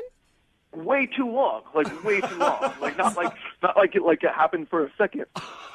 And at first I was like ha ha ha ha ha, and then I was just like, Hey, Jenna? Yeah, I did not do it for that long. Zach? She's on the phone? Yeah, Jenna's on the phone with us. I should have probably told you. Yeah, you probably should have led with that. Jenna, were you playing with toys at the table? You are blowing it way out of proportion. I was being like goofy and playful. Yeah. Okay. I don't know. Too playful. She says that she was being playful and joking around. The way that Zach describes it is she was basically putting on a puppet show. I can't believe you're that affected by the fact that I had like puppets. I was just joking around. And it's not like you were much of a conversationalist. All right. Were you buying those toys for yourself, or were they a gift for someone else? I was buying them for my niece, and I felt self-conscious that I had them. Zach noticed them, and yeah, I was like goofing around with them. Okay. Jenna, let me ask you this. Do you think that you were goofing around with them and then it was like, someone who has a joke that's kind of funny and then it just goes on a little too long? I don't know. Zach? Maybe we weren't even there that long. So if I was talking in a character voice for 20 minutes, who cares? Yeah. 20 minutes is a long time. Jenna. Zach, I don't Zach, think it matters. did it feel like a joke that went on too long for you or something? I don't know. The whole thing was just weird. I mean, I thought it was just weird. It weirded you out. It would be like if I went up to a girl and asked her out, and then I found out that she liked to talk baby talk. Honestly, I regret it. Okay. No more voices. All right. Well, it's kinda cute. we will pay for you guys to go on a second date if you'd like to go out again. If Jenna promises to leave her toys at home, will you go out on a second date with her? I mean, does she want to? I mean, she's kind of said a couple, like, kind of rude things. I mean, So have you, Zach. You called her crazy, basically. So have I you. didn't call her crazy. I said what she did was weird. Okay. Well, you called her weird. Okay. Now it seems weird, right? I mean, I don't know what to. I mean, I'd say I'd go out with her again, but is it going to be weird? No. No, she's not going to bring any toys with her. She's not going to bring any stuffed animals with her. We'll send you to like an adult place to Not go the get some Disney dinner. store. We'll send you to Rainforest Cafe. Yeah, No, I'm we'll just send kidding. you over there. I'm just kidding. Okay. All right. I would suggest alcohol on your date. Yeah. All right, you guys. We'll get your information and send you guys out on a second date, okay? Okay, cool. All right. Yeah, they're definitely not going out. I do not feel the vibe at all. No. Brooke and Jubal in the morning. Hello, Hey, is this John? this is John. John, how are you, man? This is Jubal from Brooke and Jubal in the morning. I'm moving 92.5. You got a second? Okay. Am I on the radio? Yes, you are. I just wanted to talk to you about a friend that we both have. Okay, what friend? It's a girl named Sarah, and I know that you guys went out on a date. It was like a blind date, which I can understand has got to be kind of weird. How was that, by the way, when you met up with her and you'd never seen her before? So she gave you my number. Yeah. Honestly, dude, was she not hot? No, she was. I was pleasantly surprised. She's very attractive. It sounds like something bugged you about the date. So what was it? I don't think it's a good idea to really talk about this on the radio, honestly. Is it that bad? It could be interpreted as pretty bad, yeah. She had a tongue ring, and for me, I know tongue ring means pretty easy. So I've had that phase of my life already, and I just don't need to be dating anybody who's... So you feel like because Sarah had a tongue ring that she's not the kind of girl you want to take home to mom, basically. Yeah, exactly. Like right now I want something more serious. Hey, more serious. can I say something? Hey, John, Sarah's actually on the phone with us right now. She heard everything you just said. Oh, my gosh. Sarah's on the Hey. phone? Yeah. Okay. Well, You just made this giant assumption about my whole personality and decided that's true, and it's not, first of all. well, it's just in my experience, any girl that I've dated who's had a piercing on her tongue or different parts of their body, it's like the sex is going to be great, but the relationship's not. Maybe the problem is with you, and maybe you've just dated a lot of sluts, but I'm not like that. John, have you turned down girls before because of piercings? Yeah, or like a lot of tattoos or so. I mean, there's nothing wrong with it. It's just not what I'm looking for right now. You know, if you know that about yourself, why did you even lead me on? Like, why did you talk about going to a play? Like, it's not like you suddenly realized I had a tongue ring. It's pretty obvious. Honestly, I already knew in my head that things weren't going to work out, so I just threw that line out there to kind of get out of the date, just end it. John, the one thing I'm really confused about is who cares how many people anyone has slept with? I mean, if they're gonna, I think a lot of people do. Yeah. I've slept with 1,000 people. I am not hooking up with you. You gotta listen. If a girl says I've slept with 10,000 I'm guys, asking John. I'm asking Okay, John. ask Why does John. that matter? I really I think honestly everybody don't get listening it. right now is like, I think it matters. That's because Brooke's hooked up with the entire promotion staff, so she doesn't want us to judge her. I think you guys are really missing the point here. I really do. I think that it doesn't I think matter. everybody understands exactly the point. I'm the only one in a loving, healthy relationship, by the way, You've out been of in this lots of entire them. group. Yeah. And I would like to know, John, what happened to you by some chick that makes you think that a girl with a tongue ring is promiscuous, and then what bad will happen from that? I don't get it. I've been on a date with a girl who had a tongue ring, and it was easier to take things to the next level. And within a month, everything had kind of flamed out. You know, it didn't last. It was good for a flash, and then it was over. I agree with you, John. I think most girls I've met with tongue rings, same thing. Really? Yeah, absolutely. Piercings, tongue tattoo. No, I don't know. You know, it's a blind date, so you got to take what you see and what you get. You know, I didn't have time to get to know her a lot, so I just had to base my understanding of her on what I saw and what I heard.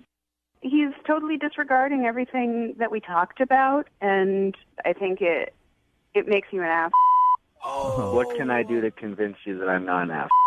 Hey, I'll tell you what you could do. John, I would love to pay for you guys to go on a second date. We will send you out again. The show will pay for it. Will you go on a second date with Sarah? You know what? Yeah, I will. If nothing else, just to prove that I'm not an ass. That's a good way to put it, yeah. Way to sell yourself there, John. Oh, my God, Sarah, would you be willing to go out with him again? We'll pay for it. I don't want to go out with a guy who thinks like that. Amen. Amen. You've proven you are an ass. You can't unprove that. Once you go a-hole, you never All go right. back. John, you heard her. She will not go out with you again. What do you think? Well, honestly, now I'm a little bit disappointed because I thought for sure that it was going to be a done deal that night. Brooke and Jubal in the morning. Hello? Hey, can I speak to Nick, please?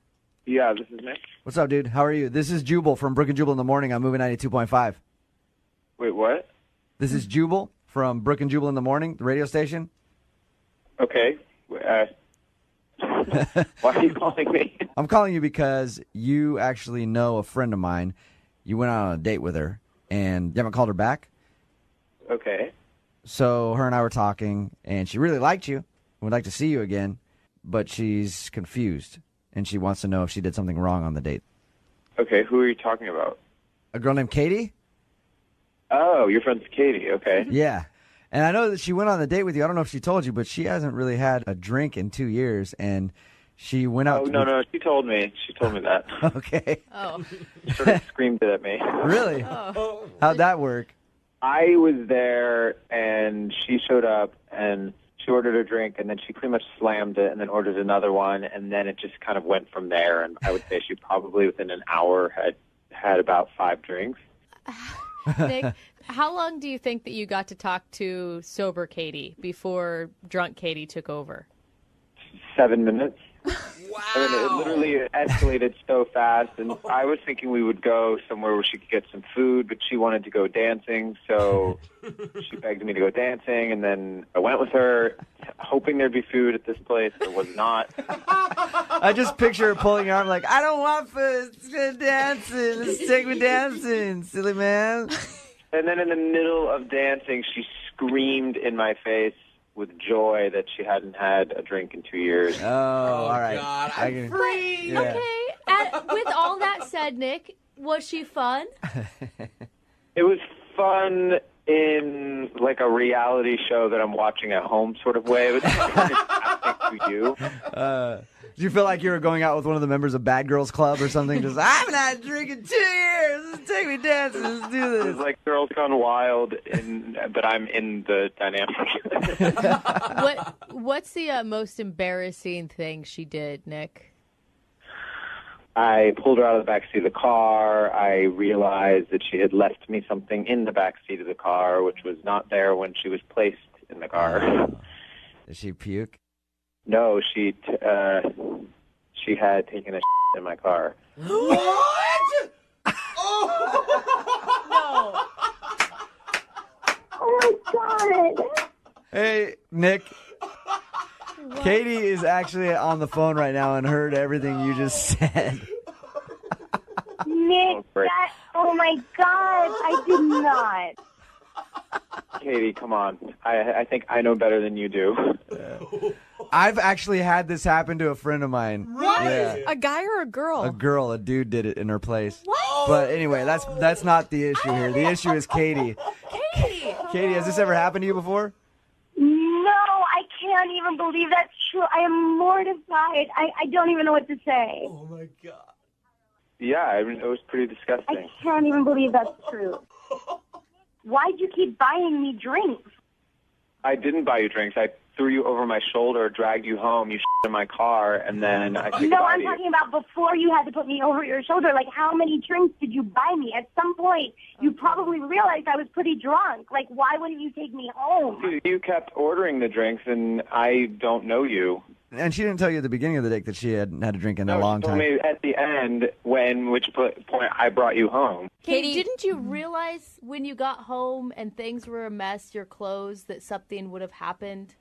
Honestly, I really don't remember. And my roommate had sort of threw me in the shower and cleaned me up because I think I threw up. And I absolutely think he's exaggerating. I really don't think that happened. Katie, I know it's embarrassing, and I understand being defensive, but do you think maybe a better tactic would be to apologize and kind of admit that perhaps you did something wrong? Yeah, if I did that, I'm sorry. I can't. It's so not me that I can't even believe. Obviously, Hey, it's always a I don't good know. time when you your pants. That's what I say. I think you guys had a great time. I'm just saying, like, I wish that was a joke, but you're being serious. Yeah, Katie, I'm not judging you. You know how many people I've peed on that I've been and beds I've ruined and clothes? Like, I do that all the time, so I'm not judging you for it at all. I'm joking around, but like, you know what? It happens sometimes. I just I don't know. Maybe we could get to a point where Nick could forget that moment and remember why there was a connection between you two. I don't think you forget that Nick- moment. Yeah, there's no way. I mean, it was awful, and then the fact that she just tried to flip it and make it my fault. Okay. All right. Yeah. Well, Nick, I'm not making it your fault, Nick. I'm just saying take some responsibility. I did take Alleviate it. responsibility. I brought you home, called your friend, and you in my car. hey, Oh my god. Nick, at the end of these second date updates, we always offer a second date. We will pay for you to go out with Katie again if you'd like to. Would you be No, willing? you guys, it would be great is if you could pay to have my car interior cleaned. Yeah, no detailing, no auto detailing. Sorry. All right, so here now. None of his friends are ever going to sit in the back seat again. Yeah. Katie, at least you got a good story to tell. I will never tell this story as long as I live. Come on. Thanksgiving dinner, the fam's around. It'd be Oh. hilarious. To your grandkids? Yeah. No. I remember when I in a guy's car. Brooke and Jubal in the morning. Hello. Hi, can I speak to Gianna? This is she. How are you? This is Jubal from Brooke and Jubal in the morning. I'm moving 92.5. Hi. Hi. How you doing? Good. You recently went out on a date with a friend of mine. His name is Chris. Okay. You remember going out to dinner with Chris? I do. Uh-huh. Cheesecake Factory. It's a nice place. I like it. Okay, yeah. I'm calling because Chris really enjoyed the date, and he's wondering why you haven't called him or texted him or returned his email asking if you wanted to go out again. That's a little weird. I don't know. He's a really nice guy. Yeah. Really, really, really, really nice. Okay. All right. Usually that's not a glowing review of a dude. I guess I figured that when he asked me out, he would have a plan of some sort. Okay. Yeah. Was it just the restaurant choice? Because he did tell us that, he let you choose the restaurant. I mean, that can't be that big of a deal. Oh, well, it wasn't just the restaurant. He didn't make a decision the entire date. Oh, well, should I pick you up or will you meet me? And I ordered first, and then Chris was like, oh, I'll have what she's having. Oh, really? He didn't even make a decision on his food? Wow. And it goes like this all night. Yeah. And I decide that I want dessert. Okay. And so I say, what dessert would you like? I give him the opportunity to order something. He goes, well, whatever you would like. Oh, my God. I'm halfway surprised that he didn't ask me if he could go to the bathroom. Hey, Chris? Oh, man. Yeah, I'm here. Gianna, I should probably tell you that Chris is on the phone. He's been listening the whole time. He heard everything you just said. Are you kidding me? Say hi, Chris. Hey, Gianna. Oh, hi, Chris. I was just trying to think about your needs. I was just trying to be considerate because most guys don't do that. Okay, but you asked me out, dude. You've got to You got to man up. Like, have a plan when you ask a girl out on a date. If I wanted to date another girl, I'd date another girl. I went out with you because I thought you were a nice guy, but there's such a thing as just being, like, too nice. It's been a little bit of a while since I've been with a woman, so I'm just not good at these things. I'm not used to it. I'm not used to it. That's what I should say. I'm not used to it. You're okay. Yeah, that was a weird way of saying it, Chris. I'm just going to tell you that right now. So you haven't been out on a date in a long time? That's what you were saying? My job is just so demanding, God. so I don't get a lot of time generally to go on dates. Can I hear Gianna's interpretation of the kiss at the end of the night? Oh yeah. Oh God. Okay. Can we actually not do that? No. That embarrassing, huh? Gianna, tell us about the kiss. He drops me off at home. I'm going to leave the car, and I'm opening up the door, and I guess, like, this was his time to, like, finally, like, be a man. He lunges over this, like, console, and I thought he was going to fall into my lap. It's hard to do that in a car. You're right, Chris. It is very difficult to get that kiss in a car. The girl to the door. Were you just nervous, man? Is that what happened? I just feel like the expectations are too high. Like, what do you want from me, He's still indecisive. I want you to know where you want to go. I want you to know if you're going to pick me up. I want you to not fall into my lap. I want you to know what kind of cheesecake you like. I don't feel like I'm asking a whole lot from a guy to know what kind of cheesecake he would like to eat. I feel like I can do this. You do. I like it says, I feel like I can do this. Not, I can do this. Okay, I can do this. There you go, Chris. That's that Confidence. go-getter, can-do attitude. Confident Chris. And Gianna, you got to think, it took a lot of cojones to call a radio station to deal with No, this. it didn't. It takes a lot of cojones to call me. Yeah, that's true. If we continue to go out, if every time something goes wrong, you're going to call Jubal? Personally, I would love that, Gianna. Yeah, he has a hotline. He does charge. Yeah. He gives horrible relationship advice normally. Well, you did pick up the phone, though, so this seems to be working in some sense. There you go. Well, yes, I pick up my phone when it rings, Chris. Oh, man. Well, Hey. you didn't answer my emails. You sent one email that was just a question mark. Like, I don't know. Oh my God. Gianna, It's so funny. I'm sorry, Chris, but that is funny. Gianna, at this point, I would like to say we will send you out on a second date. We'll pay for it. Chris obviously wants to go out again. Gianna, would you go out with him? If you guys could send me, like, a project plan so I have, like, in my email, so I have an idea of what it is that we're doing, so that I do know there is a plan. Oh, God. Sure. Yes. Why not? You were so Love it. nice. Yes, You Go were so Chris. nice. Chris, you got your second date, man. I'm so excited. I can't wait. Wow, You you sound- can tell. Yeah, I can hear Leave it in him your voice. alone. Come on. Chris, any idea where you want to go? Well, I hadn't really thought about it, honestly. Brooke and Jubal in the morning. Hello? Hey, Sarah, it's Jubal. Hey. How's it going? It's okay. You doing all right since your date with Guru? It's over, so I'm doing great. Oh, you poor thing. We just talked to Guru, and of course, he told us about the date that he took you on. Apparently, you took you to the butterfly exhibit, Yeah? to Costco. Oh, he admitted that. Okay. Yeah, he said. He said you were into it. Oh, God. Yeah, Sarah, can I ask what your initial impression of him was? I thought it was weird. Yeah. But, I mean, but it wasn't weird, like, in a way that I couldn't spend some time looking at butterflies. Guru's like quirky and eccentric. That's what I would say. I wouldn't call him weird. He's an interesting character. He'd be a fun guy to hang out with, I would Yeah, think. you wouldn't call him weird, but I would. Yeah, I think that's fair. Yeah, plus the other stuff's really weird. So maybe taking a woman to a butterfly house is not weird. The other stuff's weird. How did he get you on the bus to Costco? Oh, God, how did he get me on the bus to Costco? He said he had this great, new hot spot that he thought was really unusual. We're helping save resources by taking a bus. I thought, cool place to eat that I've never experienced before. Mm-hmm. And I was right on top of it. I've never experienced eating at Costco before. Aren't the chicken bakes delicious, though? Not when a guy you met like an hour before asks you to eat it Lady in the Tramp style. Oh my God. He asked you to eat a chicken baked Lady in the Tramp style? Yes. I mean, I think I should have run then. I thought he was just making a joke. I realize now that was no joke. It was just getting weirder and weirder. And he has these long monologues about paper being the future, and I don't understand what he's talking about.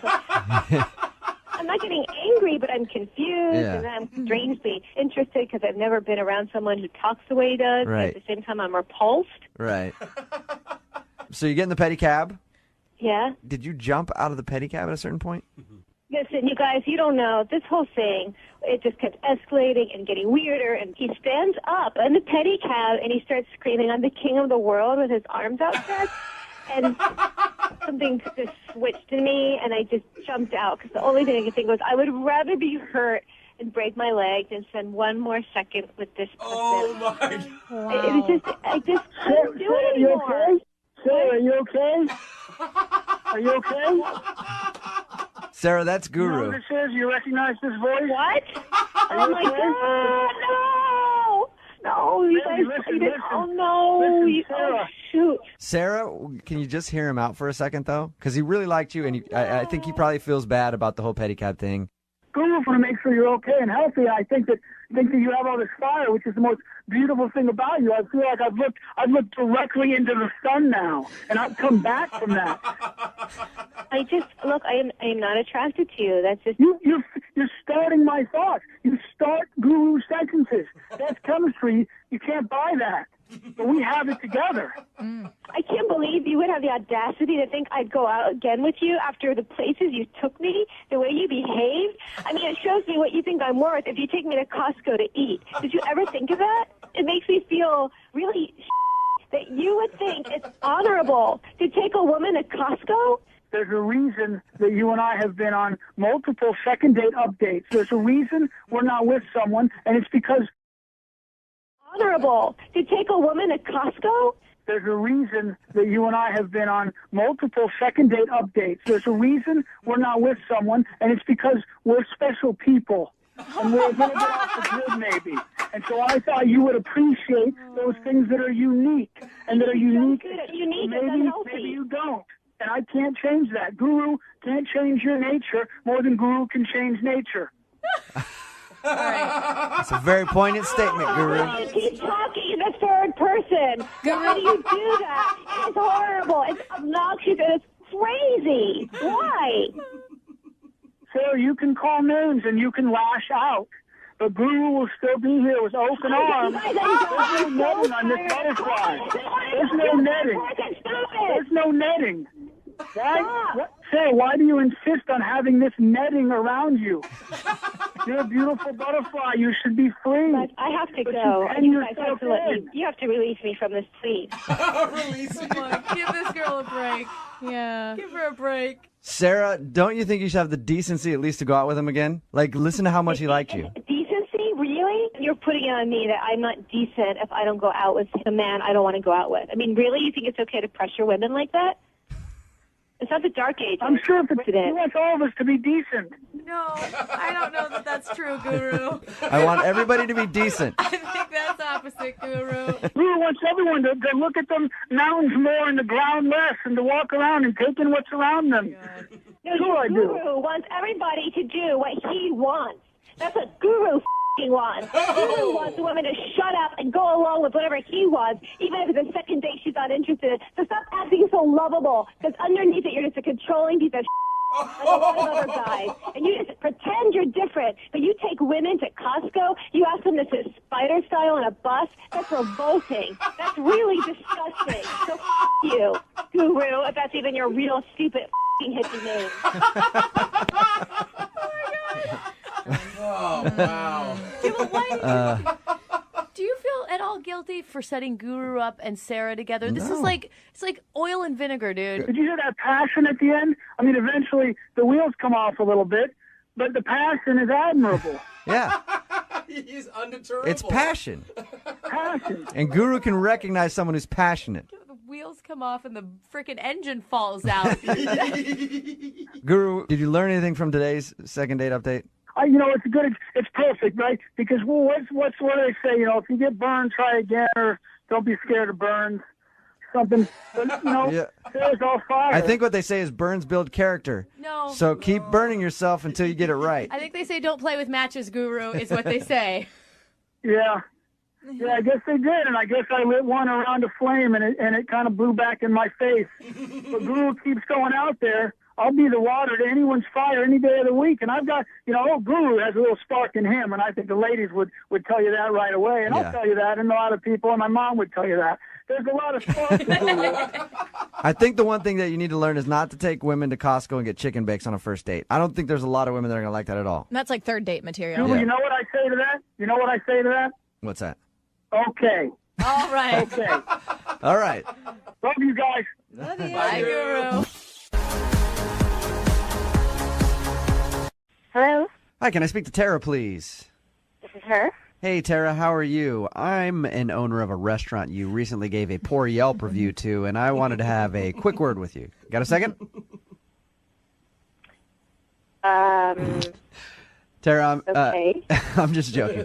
This is actually Jubal from Brook and Jubal in the Morning on Moving 92.5. How are you? Who is this? My name is Jubal from Brook and Jubal in the Morning on the radio station Moving 92.5. We do a morning show here in town.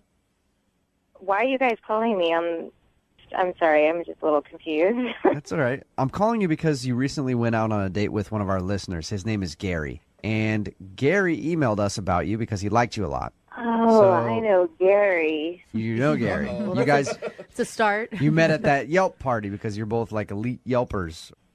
Yep. Okay. Yelp. It sounds like you don't like Gary very much. Well, I don't know if I should be saying this on the radio. Tara, I want to say I appreciate your time. And if you're like scared to say something about Gary on the radio or whatever, remember, he actually asked us to call you because he wanted to know if he did something wrong. Just think of it as a Yelp review. Yeah. Honestly, a girl expects a guy to be a little chivalrous, like on a first date at least. And you mean just like opening doors and all that kind of good stuff? Well, yeah, I don't know. I consider myself a lady, classy. I like to be treated like one. But the bill came at the restaurant, and he said, "How do you want to split this?" Oh, on a first date that he asked you out on. On a first date that he asked me out to. Yeah. And I was really taken aback. So I just kind of like reached into my wallet. I gave him a 20. I was like, okay, I guess this should cover it. And then he had the balls to just say, well, I think you had a bit more bread than me, and you also had a second glass of wine. Stop it. So he wanted more money? It. Wow. He was not counting what your charges should be. No. I gave him a little bit more money, and he goes, well, actually, I think maybe just a little bit more because that tip is only about 15%. Hey, Tara? Tara? Yeah. Gary is actually on the other line. Gary? Oh, Look, I always give 20%. I don't know why you wouldn't want to give 20%. So it's later. Even if I leave a bad review, I still leave 20%. okay. That's all you I know was what? saying is we Tip weren't leaving aside, that. I shouldn't have had to pay for anything. I mean, if we had But decided, I paid for the valet. I mean, I picked you like, up and stuff. I don't know, I wasn't doing too chivalrous expensive for you. stuff. Maybe we should have gone to a Jack in the Box, Gary. I mean, seriously. And this was like our very first date, and I didn't choose this restaurant. We both said we wanted to review it together. I don't think it's weird to be split the check on our very first date.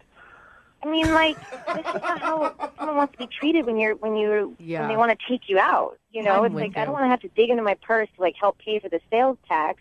I don't know. It made me feel like honestly. Tara, would you not have had a problem with it if you had chosen the restaurant? Maybe that would have been different. Maybe it would have been different. Yeah, okay.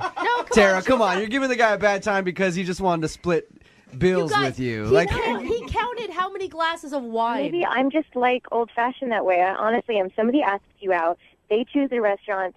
He's taking me out. Like, he should pay for the bill. If that would have been that kind of date, I would have paid for it. But this was like a mutually agreed upon, like, we're going to go review this restaurant together. I don't know. Sounds like a business deal, not Yeah. a date. Yeah. You know what it's like to be on a date with you? I mean, you literally were like, nobody does that. Guys don't do that. They don't. We were gonna go review the restaurant, but to me, like, I thought it was like that was an excuse to like have you take me out. you know, like, because I liked you. Like, I thought it would be fun to go. It was, you know, it was a date. Now, Gary, would you have been okay if she would have just given you the 20? In hindsight, maybe that was where you should have drawn the line. No, I mean, 20 didn't even begin to, like, cover it. I don't know what that was. I don't know why I should be expected to pay for everything, especially because Exactly it's a what lot you of should be doing. expensive It's things. the first date. After this, like, the second date, third date, maybe we can split it. Like, that's just what happens on dates. You know, whoever takes them out pays for it. But you were ordering a $14 glass of wine. I mean, just think about that. Oh, It's like, yeah. really expensive. Why would you do that on a first date? What's the difference between a $12 glass and a $14 glass? It's a $2 difference. Are you counting pennies? Like, are you super poor? Like, what's going on here? Tara, Really? practice a little self-control, all right? When you're out on a date. And don't order the most... We're going out to a French restaurant. Yeah, come on. Get All the right. house Merlot. You're fine. Well, how about this? How about this? We take money out of the equation and send you guys out on a second date, and we will pay for it. Yelp anywhere of your dreams. Yep. I don't know if we can afford Tara's taste. Tara, will you go out with Gary again? We will pay for a second date. Oh, man. I mean, maybe I should go out with you guys. No, because I'll make you split the bill for sure. Will you go out with him again? You know what? I would love to see Gary take himself out. You know? I think that he should see what he's like on a date with himself. Wow. Gary, I'm sorry, man. Yeah, I guess our Yelp ors don't vibe or whatever. Gary, I'm also going to need your address because I need to present you with half of the bill for this phone call. That's cool. Brooke and Jubal in the morning. Hello? Hey, I was looking for Alex. Yeah, this is Alex. Alex, how you doing, man? This is Jubal from Brooke and Jubal in the morning. I'm moving 92.5. I'm sorry, who is this? Jubal from Brooke and Jubal in the morning on the radio station moving 92.5. How are you? I'm fine. You're calling from the radio station? Yes. Okay, why? Well, I'm calling you because you recently went out on a date with a listener of ours. That's kind of weird. It is. A woman named Daisy. Yeah, we'll admit it is not a normal to receive this kind of phone call. A woman named Daisy that you recently went out with emailed the show saying that she really enjoyed your time together, but you've been blowing her off and haven't been answering her phone calls. So she said, hey, can you give Alex a call and see if you can find out if I did something wrong? So that's why we're calling you, Alex. Okay. Do you remember going out with Daisy? Yeah, I had dinner with Daisy. Did you like Daisy? We had a fine time. Dinner was fine. Daisy told us that she doesn't put on her dating profile that she's a mom, and she kind of dropped that at dinner. Did that scare you off? I mean, I wouldn't say that scared me off. I mean, it was a little surprising that, you know, that's like a big part of a person's life. And like in other profiles, I feel like that information was on there. So it was a little bit shocking that she just sort of dropped that in the middle of our dinner. But, you know, I'm not against dating someone who has a kid. Okay, so that wasn't it then? No. Do you want to see her again?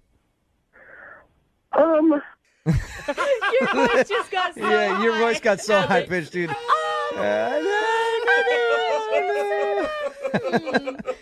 I'm taking that as a no, Alex. You're not necessarily into Daisy. Honestly, the date got a little weird, and so I don't think that I would want to see her again. You know, Define weird, if you could. this is weird to talk about with strangers on the phone, but towards the end of the meal, like she sort of got kind of quiet and emotional and sort of intense. And then she told me that her car was in the shop, which I knew because I had to drive. She asked me if I could pick her up, which is totally fine. But then she asked me if she could borrow some money to help pay for the car repair. No, stop She it. asked for a loan on your first date? Like how much money?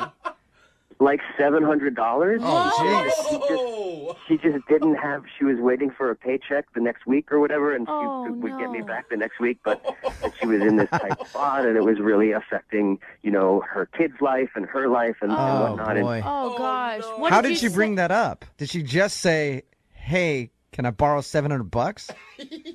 No, I mean it wasn't like that. I felt like she felt uncomfortable having to ask, but it was just really weird. And I was like, I don't really have that kind of cash flow. You know, I don't have $700 $6 to give to someone that I've met like 45 minutes ago. But I understand, people are in a tough spot, like car repairs. Yeah. So, but then she's like, well, what about like $400? Like, I have another friend that I could get the rest from. She was bargaining with you? Yeah, so then she bumped it down to $4, and I was like, just as a general policy, I don't do loans on first dates. And then, we had dessert, we went home, and I, got out of there. Oh, that's Yeah. so awful. I have a tough so time many levels. loaning money to good friends of mine, let alone somebody that I just went out on a date with. It seemed like a situation I didn't want to get into, so. Not to make things weirder Ugh. than they already are for you, but Daisy is actually on the phone and heard everything that you just said. Hey, Alex. That's Daisy on the phone? Yep. It's me. Hi? Daisy, did you failed to tell us that you asked him for a loan on your first date, Daisy? It was just one little question. You know what I mean? It didn't. Huge question. Daisy, that's a $700 question. I was going to be able to pay him back by Friday. I mean, I got paid on Friday. It wasn't like I was never going to pay him back or going to drag this out or anything like that. And, I mean, what am I going to do? I can't ask my ex-husband. He's a jerk. You know, so it just, to me, it was like a little question. And I didn't hold it against him at all that he said no. So I guess it never dawned on me that he would hold it against me that I asked. Yeah, but I don't know you. It just seems so weird that you would think that it was okay to ask to borrow money. Don't you think that's weird?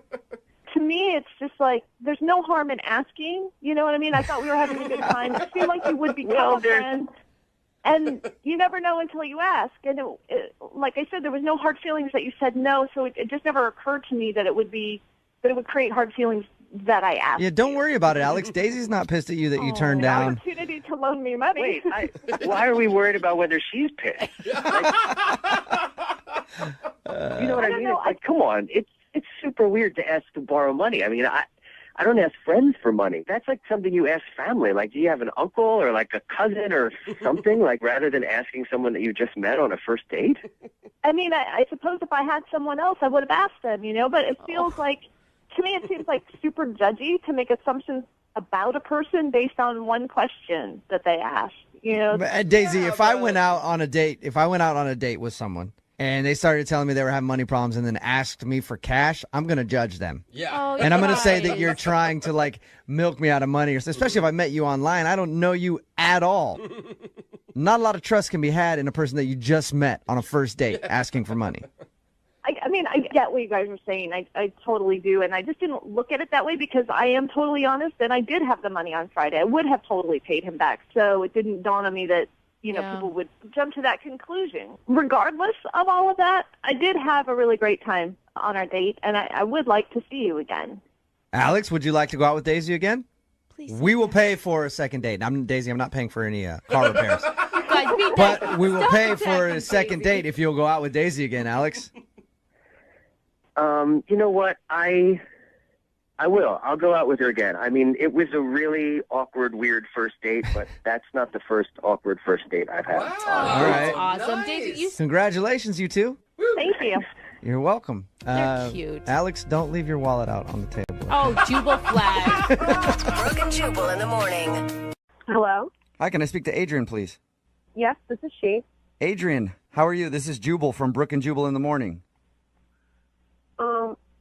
I'm sorry. Could you repeat that? Who is this? Yeah, this is Jubal from Brooke and Jubal in the morning, the radio show. Oh, okay. What is this regarding? This is regarding a date that you recently went on. We do I'll tell you what it is before you get too weirded out. We do a segment on our show called The Second Date Update. You recently went out with a guy named Jesse, and he emailed us about you. So we're calling to find out why you're not calling Jesse back. Well, this is really weird to be put on the spot like this. I know, I understand. Do you not want to go out with him again? I don't. Okay. I don't. I'm sorry. That's all right. Hey, I don't care. You're not saying no to me. You're saying no to him. Why don't you want to go out with him again, though? So, I mean, I went over to his house for dinner, and he had talked himself up as this really great cook. like one of the best in his circle of friends or whatever. And Yeah, he told us the same thing. He said he was a pretty good cook, and he said that he made you his signature chicken casserole. yeah, first off, chicken casserole is not. That's not a food. That's something you take to a potluck. That's something. I was actually kind of thinking the same thing. Yeah. I mean, it's a casserole. It's like a throw-to meal that you do when you're like a working mom. See, I don't cook. I heard the word casserole, and I was like, wow, that sounds hard. But, you know, you got to give the guy a break. He's like a single dude, so. Yeah, I thought it was great. And like, I'm a huge foodie, but you know, if it's good, if it's delicious casserole, like by all means, you know, change my mind, like prove it to me, you know. But it was, I mean, it was the worst thing I've ever tasted. Really? It was that bad? It was so bad, and he had talked it up so much. He said that you ate it and seemed to like it. Well, I was brought up in the Midwest. I have certain manners that I try to, you know. So you were being polite. Was it like can of mushroom soup bad type of casserole? Oh, it had to have cream of something soup. Like, Again, I'm not tracking with you guys because cream of anything soup sounds good to me. No. Sounds delicious. No, that cream of mushroom soup that like you get at the dollar store and you pull it out and it's like this gelatinous mass. Like listen, my grandma used to make that. Dude, the cream of mushroom soup. I love that stuff. Okay, well, I mean, if you like it so much, fine. But personally, I would not give that slop to my dog. All right. Yeah, it sounds like he made a delicious meal to me, but I guess I don't get it. So is that the only reason then that you just didn't like his cooking? It's one of my deal breakers. You know, one of my priorities is that if I'm going to date someone, he needs to be able to cook. He needs to know how to cook for a woman. He needs to know how to set a table, present a meal. All right. Wow. The comic book thing have anything to do with it? I know that you voiced your concerns about the food. He thought the reason you didn't want to go out with him was his big comic book collection. Actually, I mean, we looked at that stuff after dinner, and I felt physically ill. So I was just trying to, like, keep it together. It couldn't have been that bad. Oh, no. No, it was. And I don't understand how, I mean, I'm really worried because if that's his signature dish, right? And it's cold in the center. It wasn't even cooked all the way through. I mean, if that's his pride and joy, then, like, what does everything else taste like? Like, I'm completely terrified to think about that being inflicted on another woman. I feel like the second date update has turned into a Yelp review. Yeah. And you're just destroying him. It's like Food Network right now. Yeah, well, one of his friends needs to sit him down because they've clearly, like, let him think that he's good at this. Okay. Well, Adrian, I do have to tell you that you kind of have already told him because he's actually on the other line listening. You're kidding me. No, I'm not. Jesse, you there? You really didn't like it? Oh my God. I mean, I've made that for people and they love it. Like I don't understand. I hate to be the bearer of bad news, Jesse, but they were just being nice to you because it tastes like trash. Oh. Wow. That's disgusting. It's unconscionably disgusting. Are you Jesse, nobody's ever told you that your food is bad before? I mean, the way Adrian is describing it, it's the worst thing on the planet. Like nobody has even said anything remotely like this at all. Dude, Jesse, she is being so mean to you. Even if your food is that bad, like, I don't know why you're still, like, even being nice to her at all. Well, I mean, if she's right and my cooking's that bad, I mean, I can't fault her for being upset about it. I mean, they could, like, nobody's told me this before. Listen, someone needed to tell you, and someone's told you, so you can move forward now. I guess. You need a class. You need a class. You said class? I thought you said slap. I heard that. I thought you were like, you need a slap. I was like, you want to physically assault him, Adrian? No. I mean, maybe someone could, but no. Just take a class. You know, if you like to cook, you can get better. I'm sure you can. You can't cook for another woman like that. Like, you just can't. It's not right. What if I just had an off night? Like, I just wasn't up to snuff. Maybe you just didn't like that particular recipe. What if we have a do-over and I make you baked ziti? Ooh. No, absolutely not. No do-overs. No, like, if you can't cook a casserole to warmth in the center, Like, that's basic cooking skills. That's common sense. Adrian, you should be on one of those cooking shows as a judge. Yes. Like, you Oh, are yeah. perfect for it. I just know good food, and I know what I like, and it's important to me. Okay, well, at this point, I need to ask you anyway. Would you like to go on a second date with Jesse? We will pay for it. The only way I would ever go out with Jesse again is if he took a cooking class and he completed it, and I viewed the certificate with my own two eyes. Wow. Well, why don't we take one together? Then you know firsthand that I've gotten better. No, I'm not taking a class with you because I don't need it, frankly. You take the class, you show me the certificate, maybe we can talk. Maybe we can talk. So I can call you after I take this class? Oh, Jesse, come on. Doing? Get a spine, man. Say no. Yes, you can call me after you take a cooking class. We'll see. Okay, I'll do it. I'll go Jesse. take a cooking class. Come on, man. Like, really? You're going to go take a whole class and everything and show her a certificate just to get a second date? Well, she's made a lot of good points. I mean, nobody else has told me this. At least she's upfront and honest with me about it. Yeah, but she doesn't care about like the time, the energy, the effort you put into the night. I mean, if I'm that bad, then yeah, I mean, I guess she has a right to be upset. Thank you. At least you're open to improvement. You know, like, if you want to be better, then that's something I can get on board with. Well, there you go. I think this is kind of a successful second date update, sort of. It's so weird. I mean, they always say that in couples, hey, you guys should make each other better. Doesn't matter if you do it by just degrading the other person until they do it. And that's what Adrian just did for Jesse. Oh, nice. Thanks for your time, you guys. Thanks for the help. And if you guys know of any good cooking class, let me know. I'll have people text it in 78592. Where can Jesse find a good cooking class?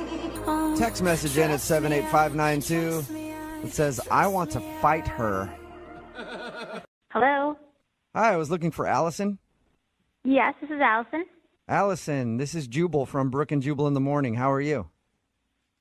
Good. How are you? I'm good. Who's this again? I'm sorry, I'm This is Jubal. I host the radio show Brook and Jubal in the Morning. I'm not sure what that is.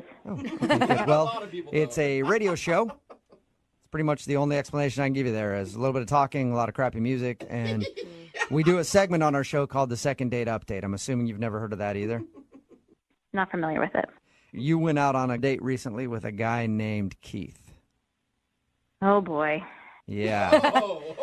Keith told us about your date. Oh, really? What do you know? Do you know that he proposed to me? We do. Yeah, he told us all about that. He says that he feels bad, but he also wanted to get you on the phone and tell you that he liked you a lot and wanted to see you again. Really? Let me ask you a question, okay? How did you feel when he proposed to you on your first date? I thought it was really weird. I feel like that's an understatement. Definitely. Has that ever happened to you before? No, definitely not. Was it scary, creepy, a little bit of both?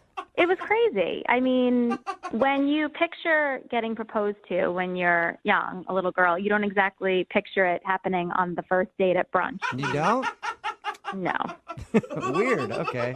Yeah, he told us all about your date, and he said that he feels really bad, and he's tried to apologize to you, and he just wanted to be able to talk to you again to see if you'd go out with him. I mean, he should feel bad. What was I supposed to do? Say yes and marry the guy? Right. Was there any part of you that thought like, well, it's romantic? No, I was completely shocked. It was one of those things where you just pause. It took me about 3 minutes to even get a reaction, and I didn't even know what to think. So I'm guessing that the reason you aren't calling him back for a second date is because of the wedding proposal. Was there anything else? Does there need to be another reason? I don't think so. That's enough of an explanation. You know, Keith did talk to us, and he doesn't sound like a weird guy. He just says he got caught up in the moment, and he was super excited because you're like the best girl he's gone out on a date with ever, and he handled it the wrong way. That's sweet that he says that, but I mean, we were vibing, we got along, we had, a good connection at first, and I felt a spark, but when he broke into tears and started proposing, I thought he was crazy. Yeah. Yeah, it changes things a little bit, changes your whole vibe.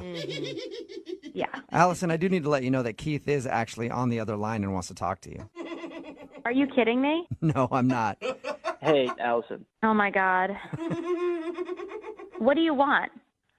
I just want a chance to explain myself. I told you I'm sorry. I know that what I did was crazy. I know it was insane. I got caught up in the moment.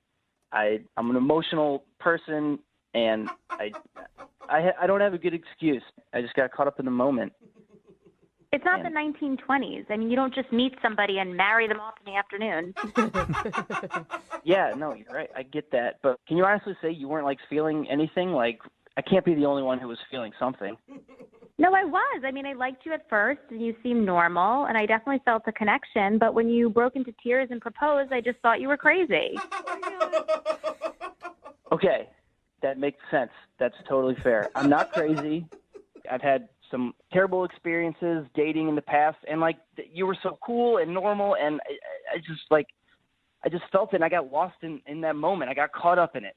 I feel like if that's the kind of guy you are, then who knows what other reckless decisions you'll make down the line. Oh, no. Dude, red flag is what she's saying.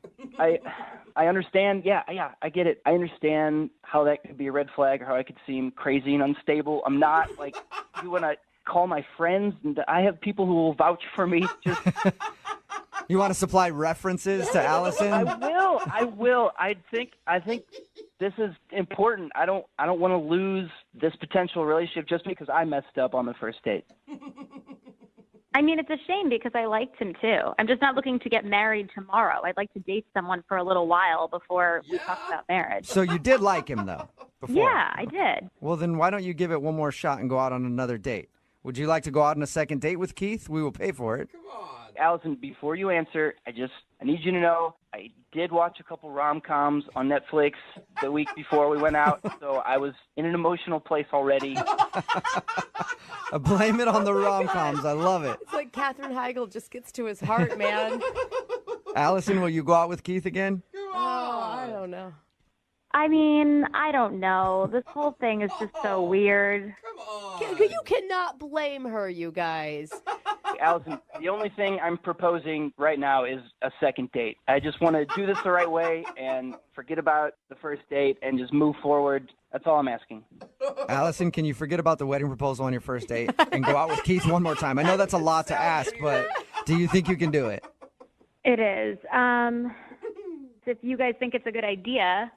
I do. I think it's a great idea. At least see one more time how he handles himself. I mean, he's not totally crazy. See, right there. You said he's totally crazy. I'm going to change my mind again. I'm going to go back. I said he's not totally crazy. Yeah, but he just got a little worked up, you know? You're saying partially crazy, though. Everybody's partially crazy. And you can't find somebody that's fully sane. Yeah, no, I just can't. I'm sorry, I can't. No? Oh, man. All right. What happened? We were there, and then I don't know, man. I'm sorry. What did we learn? What have we learned, though? Okay, this is all about learning. What did we learn from today's second date update? that love isn't real. No. That's so sad. We've learned that, but we've also learned no rom-coms before your next date, okay? Brooke and Jubal in the morning. Hello? Hi, can I speak to Carla, please? This is she. Hey, Carla, how are you? This is Jubal from Brooke and Jubal in the morning. Who is it? Jubal from Brooke and Jubal in the morning, the radio show. Okay. Do you have the wrong number? I'm pretty sure I don't have the wrong number. Did you recently go out on a date with a guy named Justin? Yeah, why do you know that? Because Justin listens to our show and asked me to call you. What? Why? Because he told us about your date, said that he really enjoyed going out with you, but you won't return any of his phone calls or God. or text messages, and he wanted to see if we could get you on the phone and find out why. So I don't answer his text, and then he calls a radio show to get a hold of. Oh my God. Yep, that's exactly what happened. Any interest in telling us why you won't call Justin back? I can't believe that he wants me to call him back. Why is he so interested in me? He said he really enjoyed your date and wants a chance to go out with you again. Oh my God, what is wrong with this guy? What's wrong with this guy? Is it hard to believe that somebody would want to go out with you again, Carla? I mean, I don't think that it was that great of a date. And why is that? It was long and painful, and I think I was getting kind of cranky at the end of it, and then it was a very abrupt goodbye when I left, and then, and then I haven't responded to any of his texts or calls. By long and painful, let me ask you this. He told us about your date. He said that he drugged you to a bunch of bars, and by the third one, you said your feet were hurting and you didn't want to go to the fourth bar, but he made you go to that one. Did that piss you off? Yep. Okay. What? Why wouldn't you just leave at that point, though? Like, call a cab on your own, get an Uber. I know. I was going to leave after the third one, but he really wanted to go to this fourth one, and he was like this sad little kid that really wanted to go to this fourth bar. And he kept saying how great it was, and I was like, well, what's great about it? He goes, oh, see, you guys see, it's just so awesome. And I felt bad for him. He had this whole plan. I felt like I'd let him finish this master date plan that he had. So Okay, that was nice. It sounds like you absolutely hated being out with this dude. I mean, it was like fun. You know, he bought me a bunch of drinks, so that was nice. That was fine.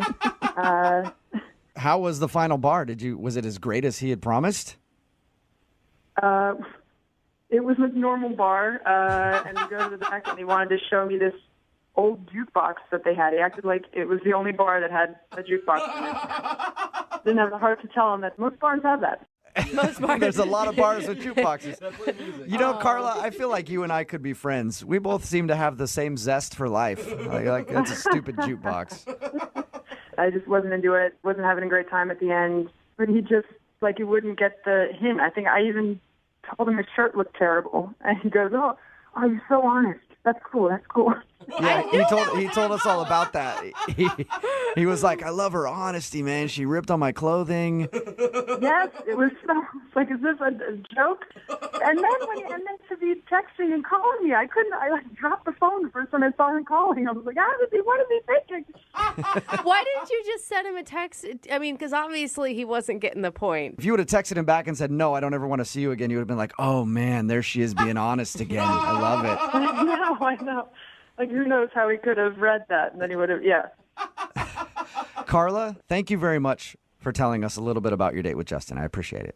Talking about the date was ended up being more fun than the actual date. Oh, sad. Well, since you were honest with us, I feel like I should be honest with you and let you know that Justin is actually on the phone listening to this conversation. No, he's not. Yes, he is. Why? Because we think it's funny. That's true. Is he for real on there? No, he's not. I don't understand. We so clicked. I know you're the last part wasn't so great, but the first part was really great. And I took your advice to heart. I got all these new shirts and everything. No, I just don't think that we did click though. No, but you totally got me, and that's what I was like. You were so authentic, you were so honest, and I was just like, that's amazing. That's the kind of person I want to date. That's the kind of person I want to be around. That's very flattering, but I just unfortunately do not feel the same way. And that jukebox is like an authentic, from 1963. It plays old 45s. I mean, you can't find that anywhere anymore. And it's functioning, and it's amazing. It's got it's just not a match. I'm sorry. I made fun of your shirt. I feel like I just looked bored the whole time. I was texting with friends while you were talking. What were you not getting that I wasn't interested? You had to force me to go to the fourth bar. I was ready to go home. Carla, I feel like you didn't even give him a chance from the beginning. It sounds like he walked into the bar and you were already done with him. No, it started off fine. The first bar, we had a couple drinks, and it was kind of small talk. And then we got to the second bar, and that's when boredom set in, and I was just bored, but I felt bad, and I felt like I had to do, the whole bar crawl for him. I don't know. I guess I just read this wrong. I thought we were a great match. I thought we had a really good chemistry, and I don't know. I'm shocked.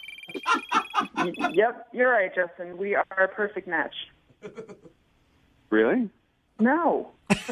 Justin, I'm being sarcastic again. Come on. You got to follow along with the conversation. Poor Justin. Hey, at this point, I think it's a great time to ask Carla if she would like to go on a second date with Justin. Carla, I will pay for a second date. Would you like to go out with Justin again?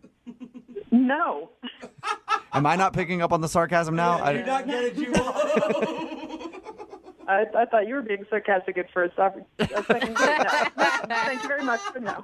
Oh, man. Justin, sorry, man.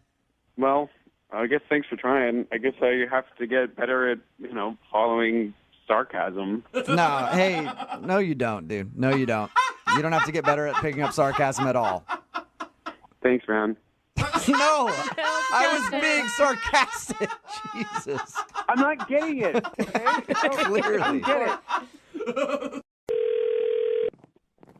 Hello? Can I speak to Jesse, please? Hi, speaking.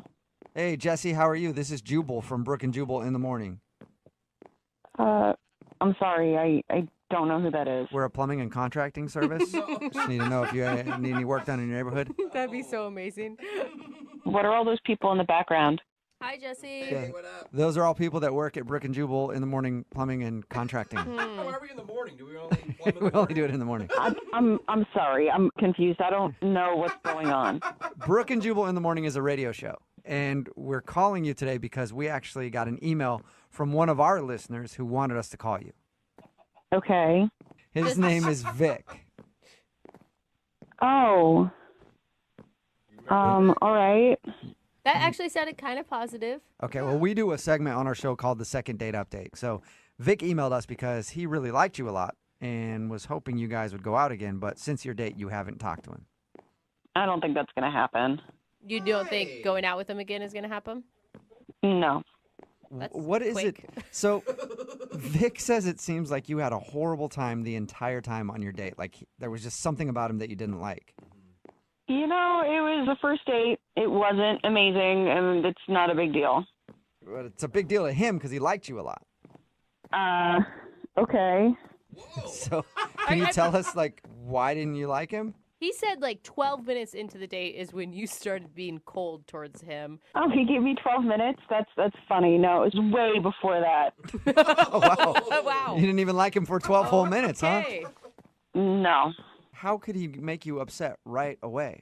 Well, for starters, he looked different than his pictures. Really? He said all of his pictures were taken within the last year and looked just like him. Oh, well, sure, but in his pictures, he was clean-shaven. Okay. Okay, so he showed up sporting a beard or something, and you don't like facial hair. No, I'd be fine with a beard. He didn't show up with a beard. What did he show up with? He had a Hitler mustache. What? Like a fake one that you get at a costume store? No, like a real one growing out of his face. Like he grew it on purpose. Was it to try to be ironic and hipster? And... I don't care if he's trying to be ironic. No one should have that. Yeah, I agree. Except for Michael Jordan. For some reason, Michael Jordan can wear a Hitler stash, and it's okay. He's the only person in America that can do it. But Vic... It helps if you're a multi-millionaire basketball star, though. That's true. Vic obviously couldn't pull off the Hitler stash. He didn't tell us anything about that. Well, maybe for him that's normal, but it just doesn't work for me. But the thing is, okay, I can get where the mustache was a turnoff for sure, but that is something that can be easily changed. I guess, but it just gave me this bad first impression, like I'm climbing up this rock wall and I look next to me and there's Hitler. Yeah. No wonder you hated him. You could see how that'd be a little disturbing. Yeah, disturbing is a good word for it. Did you ask him about it at all? I mean, I don't know how you ask somebody. It's a first date. I don't need to ask about it. But then it just got worse. How does it get worse than Hitler? Yeah. Literally worse than Hitler. He kept staring me down and being like, "Are you having a good time? Are you having fun?" And I'd be like, "Well, I'm trying to figure out how to climb this rock wall. I've never done that before. And I'm trying to figure out this difficult thing." And he's like, "You're not smiling. I don't think you're having a good time." You're like, "Well, I'm trying to." It's like you were actually on a date with Hitler. You will have fun. Have fun. You will have more fun. You're not having enough fun. Come on, man. So I can't believe that you left the gym and then went and got drinks with him. I thought maybe alcohol might calm him down a little. I was wrong. I shouldn't have gone to the second location with Hitler. I'm not going to do that again. What happened then? Oh, just more of the same. He's staring me down. Are you having fun? You don't look like you're having fun. Now I picture him doing it and like his bangs falling in his face and him like angrily getting him out of his face like, oh, you're having fun, just shouting at you the whole time. That's pretty much what it felt like. It was just so weird. Yeah. Not to get weirder on you, Jesse, but Vic is actually on the other line listening and wants to talk to you. Wait, seriously? Yes. Mm-hmm. Oh, God. So you didn't have a presentation?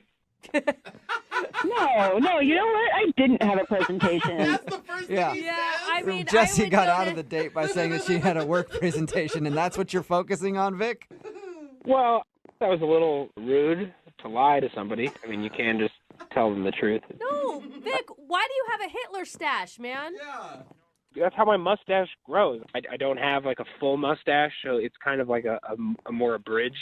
You're trying to get sympathy because your mustache doesn't grow full? Then don't have a mustache! I do not think it looks like a Hitler statue. I've watched hours and hours of Hitler's speeches, and I do not. Whoa!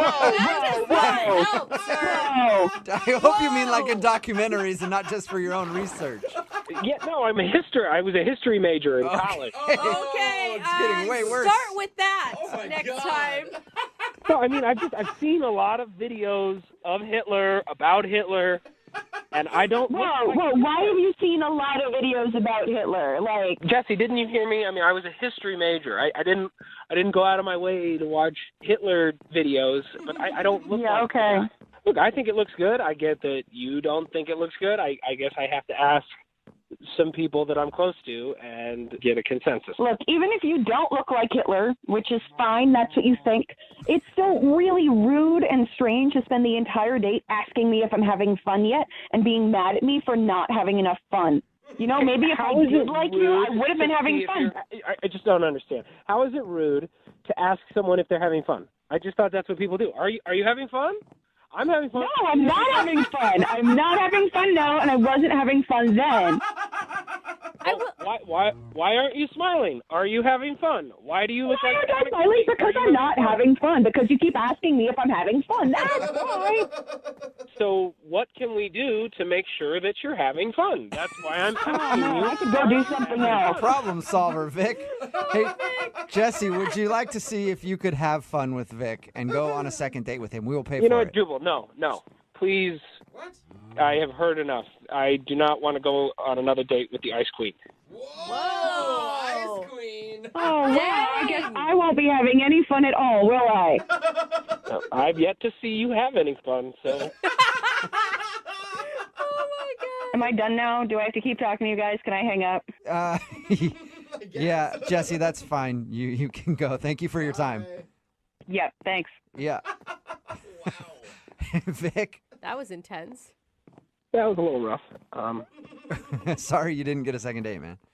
No, I'm even happier that I called now. Really? You know now. No, you need to shave that mustache off is what you need to do, Vic. I think you really have the wrong idea of what this mustache looks like. No. It's very professional. I can go out into the world. Like, I think that if I was walking around with a mustache that looked like Hitler, one person other than the crabbiest person I've ever Yeah. met. Well, and you think that she probably would have liked it. Like, with her attitude, she'd have been like, sweet. Hello? Hi, I was looking for Paul. This is he. Hey, Paul, how are you? My name is Jubal from Brook and Jubal in the Morning. Who? Jubal from Brook and Jubal in the Morning. It's a radio show.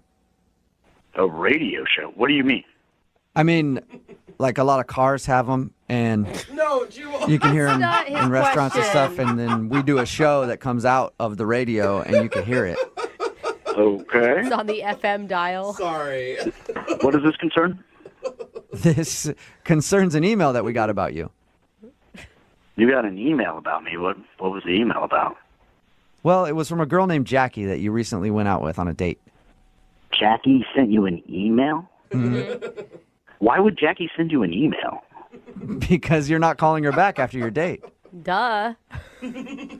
This concerns our one date. We had one date, and now she sends an email to you guys. Yes. You guys had one date, and you haven't called her since, so she emailed us to see if we could get you on the phone and find out if there's a reason you don't want to go out with her again. In the email that she sent you, did she by any chance tell you what happened on that first date? Did she? She told us a little bit about it, yeah. She said that You showed up to her house, and she surprised you with her twin sister, and then you and your buddy went out on like a double date. That's the vanilla version of it, yeah. And she... And the vanilla version.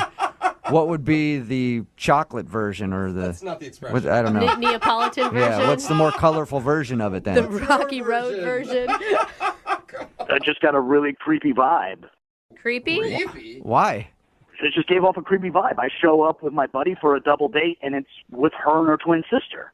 So, wait. Creepy? What's creepy about that? That's awesome. Because they were doing the thing where they dress alike and they finish each other's sentences and they're speaking in twinsy or whatever. I'm kind of with you on that one. That does come off a little weird. What if like a secret language? At first, I thought it was kind of cute, kind of funny, and I'm like, all right, I'm in on the joke. My buddy Nick, he's in on the joke. We both think it's kind of cool. And then it just kept going. So was it just annoying then? Yeah, there is a certain point where you're like, okay, let's drop it and let's get to know you individually. Because it was I met a girl named Jackie, and I was like, well, what's the other girl's name? Well, it eventually comes out her sister's name is Jill. But which one's Jackie? Which one's Jill? Jack and Jill, get it? Isn't that funny? They thought that was hilarious, too. But you can't be mad at them. That is their parents' fault. That is not their fault. I can be mad at them for being so amused at it. So, like, 2 decades later. Yeah, if they love it, it's one thing. So did it feel like, if you're going to date me, you got to date my sister? We come as a package. Oh. Well, they were in love with the fact that they're both twins so much they didn't even seem to care that they were on a date. Oh, no, they're showing What do you off? mean? Like they were putting on a twins show for you? A little bit, like an exhibition. Like, isn't this so amusing that we're twins and that we look alike? And so they started doing weird twinsy stuff. Like, one of them would be like, I'm the evil twin. And the other one would go, no, I'm the evil twin. Oh, man. You think that after your whole life living as a twin, the novelty would wear off. The joke would Exactly. get old Yeah. eventually. It was very obvious very quickly that they weren't there for a date. I was there to meet a woman, and they were there to play their twin game. I wasn't having any of it. I just wasn't cool.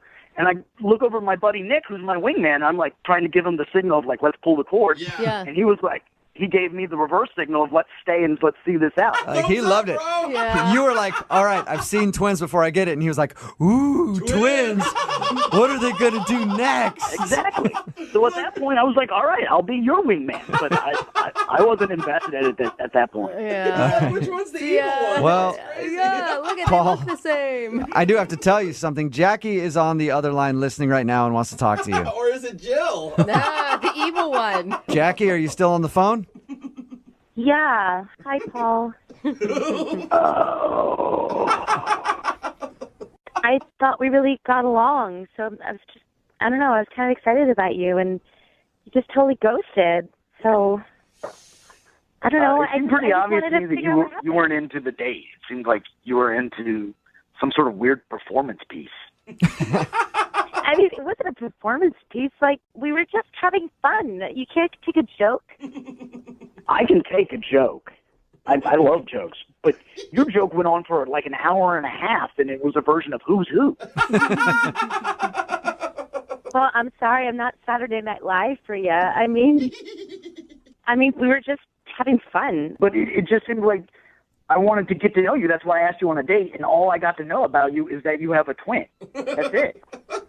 I mean, I don't know. I'm really close with my sister, and, like, she's a big part of my life, and we're twins, and it's kind of really cool. We actually like each other.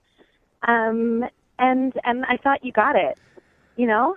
No. Yeah. No, I really didn't. I mean, I have siblings, and I don't think I would ever bring them along on a date. Maybe next time just bring it up on a date, like, oh, I have a twin sister, and then it's like an interesting point of conversation, but don't actually bring her on the first date. If that would be my suggestion. Jackie, I don't think that he's saying anything mean. I think he's just saying that he didn't get a chance to know you at all, and it felt like you were like hiding behind this twindom thing or playing into some sort of twin fantasy that he obviously doesn't have. Exactly. I mean, I don't really see what the problem is. Everyone else thinks it's really cool. Like, people love that we're twins. And, I mean, your friend Nick didn't seem to have a problem with it. I mean, he's going out with my sister now. So I don't understand what's up your butt about this. It was a fun Well, night. I think you hit the nail on the head. Nick is going out with your sister. He's not going out with the two of you. He brings up a very valid point right there. Well, Paul, why don't you try going out with Jackie? Yeah. Would you like to go on a second date with Jackie? We will pay for it. I appreciate the offer, and I think you're a very cute girl. I think you just need to learn to be on your own and not have your sister as a security blanket. Dude. So you're not going to give me that chance to learn how to be on my own, so to speak? I really don't think that we should go on another day. I think we gave it a shot and it didn't work out. Oh. Okay. I mean, I think there are a million guys out there who would love to go out with a twin, a hot twin. So I think that's just your problem. Okay. That he doesn't share the twin Yeah. fantasy. Well, Yeah. sorry you didn't get a second date, Jackie. Whatever. I mean, obviously he's really weird and doesn't even know what's good. So Well, the good news, Jackie, is there are a ton of people who do know what's good. We're getting a lot of texts in right now at 78592 of people who would love to take you out, your sister out. One guy named Rodney says he wants to bring his wife along so all three of you can go out. That'd be a lot of fun. hello. Hi, is Julia there? Hi, this is she. Hey, Julia, how are you? This is Jubal from Brook and Jubal in the Morning. I'm sorry, who? Jubal from Brook and Jubal in the Morning, the radio show? Okay. Nothing? Okay. Do you want to know why I'm calling you? I would love to know. I'm calling you because you recently went out on a date with a guy, and he emailed us seeing if we could get you on the phone. Uh-oh. Have you been on a lot of dates recently? No, not too many. I mean, I feel like I do maybe 2 per week. I try not to overwhelm myself. Okay. Well, this one was with a guy named Ronald, and you went to an arcade. Yes. All right. I So, definitely remember that one. you remember your date with Ronald? Oh, I do. All right. Well, Ronald emailed us because he thought you guys had a great time, but he says that you're not getting back to him, and he'd like to go out with you again. So he asked if we could maybe get you on the phone and find out what went wrong. He told us that the date went awesome. He even told us that you guys were making out and stuff, so it's kind of confusing. Wow, that's private. Yeah, but you know how Ronald is. Not a whole lot's private with Ronald, I feel like. Oh, my gosh. But you liked him, right? Like you were into the date, obviously. I mean, he had this whole, like, tough guy facade going, and in a way I appreciated it because I thought, oh, like, he's trying to impress me, you know? I thought that was kind of cool. Do you mean him getting kicked out of an arcade for kicking a machine and then making out with you? Whoa, he told you guys everything. Yeah, he did. You liked that, though. That part, yes.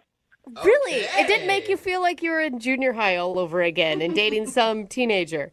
No, it felt, I don't know, it felt really risky and, like, fun and thrilling. So I thought, yeah, I'll go with it. It was fun. Okay, so you enjoyed making out with him there, and did you enjoy the makeout session when you went back to his place? Wait, why are you asking me? It sounds like he told you everything already. He pretty much did. But the reason that we're confused is you were making out with him, and then you stopped and left. Yeah, he had no idea. Like it was out of the blue. So we're wondering why you don't want to go out with him again if you were, like, all into it. Well, what he did was out of the blue. What did he do? It's really embarrassing for him, not me. Okay. I don't want to say it on the radio. No, I definitely think you should. If it's embarrassing for him, he's the one that set up this whole phone call. Like, he's the one that's putting your business out on the radio. So we've already talked to him, and he says he doesn't care. He just wants to know why you won't call him back. Well, if you must know, yes. we were, we were really into it. Like, we were making out. It was good. It was fine. And then all of a sudden, he was touching my boobs, and he honked it and said, "Woohoo!" Wait, what? Did you just say he honked your boob? Yeah, only one of them. He honked my left boob and said, "Woohoo!" Did he? Wait. Was he trying to be funny? I don't know. It's almost like he didn't even know he did it. He didn't acknowledge it. He didn't call attention to the fact that he said woohoo. No, and I mean so I stopped because I thought, okay, he's throwing in a joke while we're getting hot and heavy, which I think is lame, but I was like, whatever. He's just trying to be funny. It's okay. But he definitely was not joking and just continued. Like, he didn't miss a beat. Like, I don't know if he knew he did it. But it's like, I mean, to be kind of on his side, he has one bad moment in a long, sounds like, makeout session. You couldn't get past a little boob honk? I mean, a honk is one thing, but going woohoo along with it, that just kind of put me over. I could see how that would kill the mood. That would have been followed up by a yippee if you'd have let him do other things, I think. Yeah, I mean, I was like, okay, he's got like a list of these little celebratory chants that he does. I don't want to stick around for the next. Okay, so that's when you stopped and took off?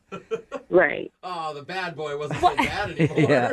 Why wouldn't you tell him that was a turnoff to you? Because he seemed so oblivious to it, but I thought, let me just run now. Yeah, why waste the time and have a conversation? Yeah. I mean, for me, it was like, this is the first date.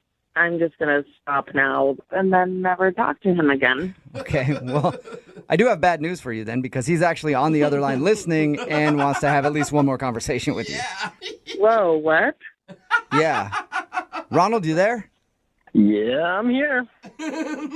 I'm sorry you had to hear that. Yeah, but you're exaggerating a little bit. I mean, I grabbed it, but I didn't say woo-hoo. The most I said was woo. It doesn't matter if you said woo or woo-hoo. It's just strange to hear those noises while we're in the middle of something like that. This isn't a sport where you're going to win something. So what? I like to spice things up. It was my natural reaction, I was going for it. I can't believe I'm saying this, but I kind of agree with Ronald. Really? Julie, yeah, like, I don't know, it takes a while for two people to learn their likes and dislikes in the romantic sense, and I don't think you gave him a shot. You don't like one thing and you turn him down? I mean, maybe we're just different. If you would have had Ronald making out with you, honk your boob, yell woohoo, would you have gone on a second date with him? There's a lot of reasons that I wouldn't have gone out with Ronald to begin with. But if I got to a point where he's honking my boob and I didn't like it, I mean, I would have told him and we probably would have continued making out. I don't know. If he said woohoo in the middle of, yeah, right. That's an excited thing. It's not like he was disappointed. Yeah, but he sounds like a Simpsons character. Woo! Like you guys are making fun of it, but she was into it at the time, She was moaning, like, So, yeah, I went for it. That wasn't moaning. That was me trying to hold back my vomit. Whatever. You know you liked it. Chemistry is All good right. here. Well, Julia, I would love to ask you this question. Would you like to go out on a second date with Ronald? We will pay for it. I'm going to go with no. Oh, No? that's so weird. Really? Maybe you grab your butt and get a Zoiks out of the whole deal. Oh, gosh. Definitely not. I really don't want to feel like I'm on an episode of Mickey Mouse. All right. Well, thank you for talking to us and being honest with us about your date. I appreciate that, Julia. Sure. Thank you. You're welcome. And Ronald, I'm sorry. No second date for you. That's all right. I can honk on somebody else. Oh, wow. All right. Honk Get away, after sir. it then, Ronnie. Hello. Hi, is this Kelly? Yes, this is Kelly. Hey, Kelly, how are you? This is Jubal from Brook and Jubal in the Morning. I'm sorry. I don't know who that is. it's Jubal okay. from Brook and It's a radio show? No, not really. Not really? It is a Jonas? radio show. I promise you, Kelly. That part you don't have to disagree with. Sorry, guys. I really don't know what's going on. All right. Well, I'll explain it to you. A guy that you went out on a date with emailed us and asked if we could call you. Oh, really? Yeah. Yeah, weird. His name is Brian. Brian? Yeah. Really? British Brian? Yeah. You can't forget British Brian. Why is he emailing you guys? Because he told us that you guys went out on a date and he really liked you. And he's only in town a little while longer and he wanted to see you again, but you're not responding to any of his phone calls or text messages. And he had to call the radio station? Apparently his friends thought it would be a good idea to get a hold of us to see if we could find out why you won't call him back. That's really weird. Why would anybody do that? Well, actually, a lot of people do it. We have a segment on our show called the Second Date Update, and that's exactly what it is. Brian's friends told him that it might be a good idea to have us call you and find out what went wrong. That's not weird at all. You mind telling us what it is then? I mean, he was nice. We had a really good date. I just decided I just don't really want to see him again. Is it because he lives in England? Yeah, a little bit. Okay. Okay, I can what's- understand that. I mean, he said he comes to America a lot, but a long-distance relationship would be tough. I mean, it's not so much the distance, but it's the other part about being from England. What's the other what part? What other part? The drinking. What do you mean the drinking? Like all the movies I've seen, all the English guys go to the pub after work and just slam beer after beer and get crazy drunk. And I'm not. No, that's not for me. Wait. You're basing your opinion on someone based on movies you've seen? It's not just movies. It's the TV shows. It's the news reports. It's like the whole English culture is pretty much how they do things. Did he get drunk on your date? No, he didn't get drunk on our date. He was probably just trying to be on his best behavior. So you're telling me that you think that he gets hammered all the time, and that's why you don't want to call him back? Absolutely. I know English guys. Like, I've seen everything. They go out to the bars after the pubs, and they get drunk with their guys, and they sing all the British songs, and they make up stuff, and I've seen it all. You think that's kind of generalizing him being British a little bit? No. What are you saying? No, that's such a stereotype. That's like saying he should have bad teeth. Does he have bad teeth? No, he doesn't have bad teeth, but I've seen English culture. I know. Have you been to England? Have you ever visited England? No, but I've seen plenty of TV shows. All right, so you're convinced that if you were to date this dude, he would just be getting drunk all the time. Okay, you guys keep asking me the same question. I'm telling you, for me, that's not going to work for me. That's not my lifestyle. I don't want a guy that's going out to the pub every single day with his guys, getting drunk, arrested, phone calls from the police. That's not me. I'm not doing it. Jumped. Well, phone calls from the police. Okay, He's getting arrested and getting drunk. Like, did he seem like he was that type of dude on your date? He didn't seem that way, but I mean, he is English. Did you ever ask him if that's what he does every night? I didn't ask. I don't have to ask. I already know. I don't have to ask. All right. Well, I'd like to ask him.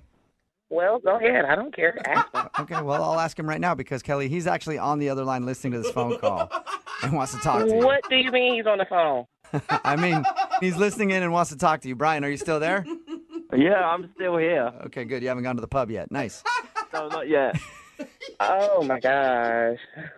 Hello, Kelly. That was the best hello we've ever had. What is this? Where have you learned these mythical things about English boys? What is going through that head of yours? I know English culture, Brian. I've seen all the movies. I've seen everything. You guys like soccer. After every soccer game, it's a brawl. It's always fighting. Like, I don't want that kind of lifestyle. I'm sorry. Like, I just don't want to. Have you ever been to a football match? I've been to American football games. I know there's not like a ton and gang of people fighting after the game. We don't have fights after the games. There's only the louts and the hooligans and stuff, and it's only like every so often. It's not like every game, is it? No, I don't even drink. I have a beer like once in a while. I don't even drink that much. Oh, so just one beer. So one beer for breakfast, one beer for lunch, one beer in the evening, one beer for a nightcap. I don't know. I don't know who you've been, what movies you've been watching, and what English blokes have been portrayed like this. But it's not me. It's not me, love. Brian, you were really a good guy. I appreciate you staying sober on the date for me. It was really nice, but I don't want you to change who you are for me at all. You don't know who I am. Just be who you are. Listen, I don't. Where are you getting all of this from? This is infuriating. I mean, that's like me saying that that all Americans like to get out there on their horses and hunt them some pigs and eat them some cheeseburgers. No, it's not. It's not all the same, is it? I mean, well, I do have to say, a lot of us Americans like getting on our horses and hunting pigs and eating burgers. So you might have got it right there, Brian. Well, howdy. This is getting really ridiculous. Are we done here? No, Kelly, we're not done yet. I do have a question for you. Would you like to go on a second date with Brian? We will pay for it. One more date before he leaves to go back to London. It's just a culture of thinking. I don't really think I fit in with his ways. Oh my God, Kelly, you are missing out on a good guy because of your ignorant stereotype that you have. You have to drop it. I don't think my stereotypes are ignorant or stupid at all. Like, what do you know about my stereotypes? That's why they're my stereotypes. That's how I feel. And I don't want to go out with him. All right. So that's my prerogative. Whoa. I'm not that guy, Kelly. Give me a chance at least to prove to you that I'm not the, football shorts hooligan that goes out and sings all the loud songs and smashes windows and cuts people from cheek to cheek. Like, I'm not one of those, I'm not one of those guys. I'm not. See, that's what I'm talking about. I didn't even know you did all that. So that right there scares me. Oh my God. He wasn't admitting to doing it. He was saying he doesn't do those things. You're killing me. Kelly, Yeah. I'm sorry to, just pop this phone call on you, and thank you for being honest with us at least.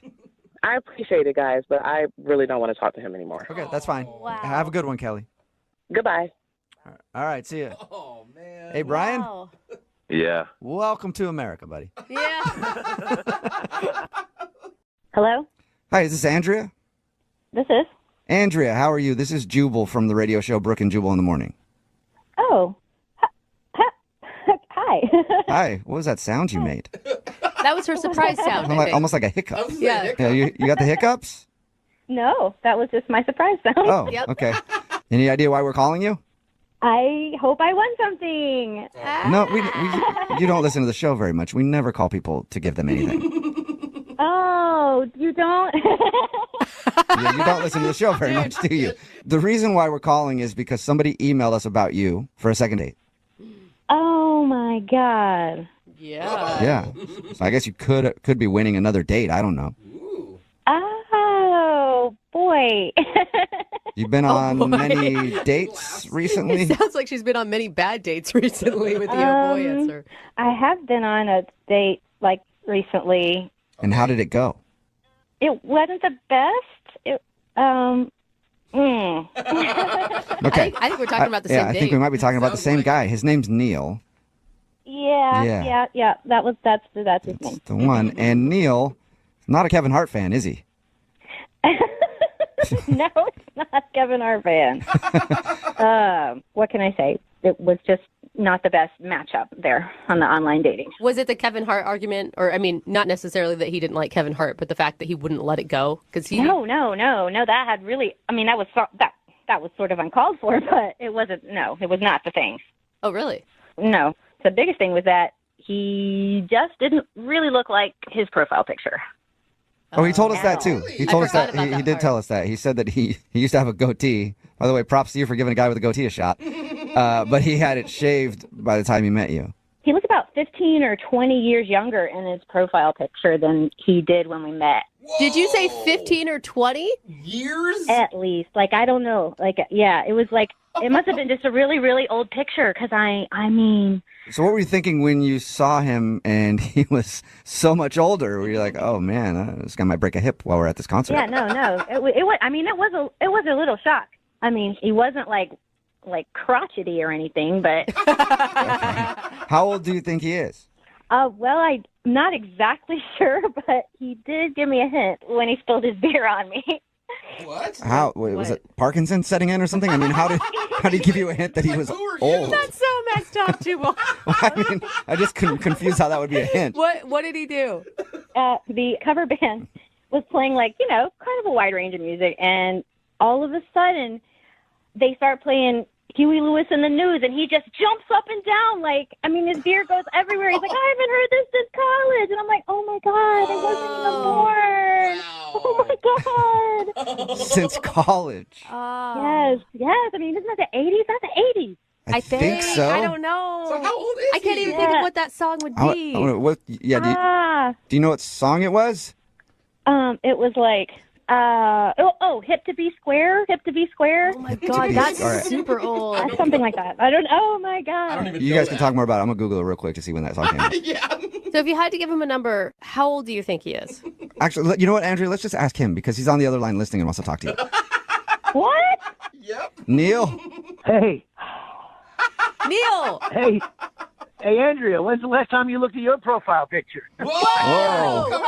Yeah, what is that? Neil. Holy crap. I mean, have you looked at your profile picture? I was assuming I was meeting someone around my age. Oh! At least it was taken in this decade. You couldn't say that for yours. That's the 90s. It's in the 90s. Oh! Oh, my God. You're making me sound like I'm B. Arthur or something like that. Who's B. Arthur? Arthur. I'm just saying. I think she was a golden girl. B. Arthur was a golden girl? I think so. Andrea, how do you not know who B. Arthur is? Golden Girl? Oh, my God. What's a Her golden comedic girl? timing is unbelievable. Okay. She is So- funny now that I know who she is. Neil, I'm starting to believe Andrea now that you're older than you say you are.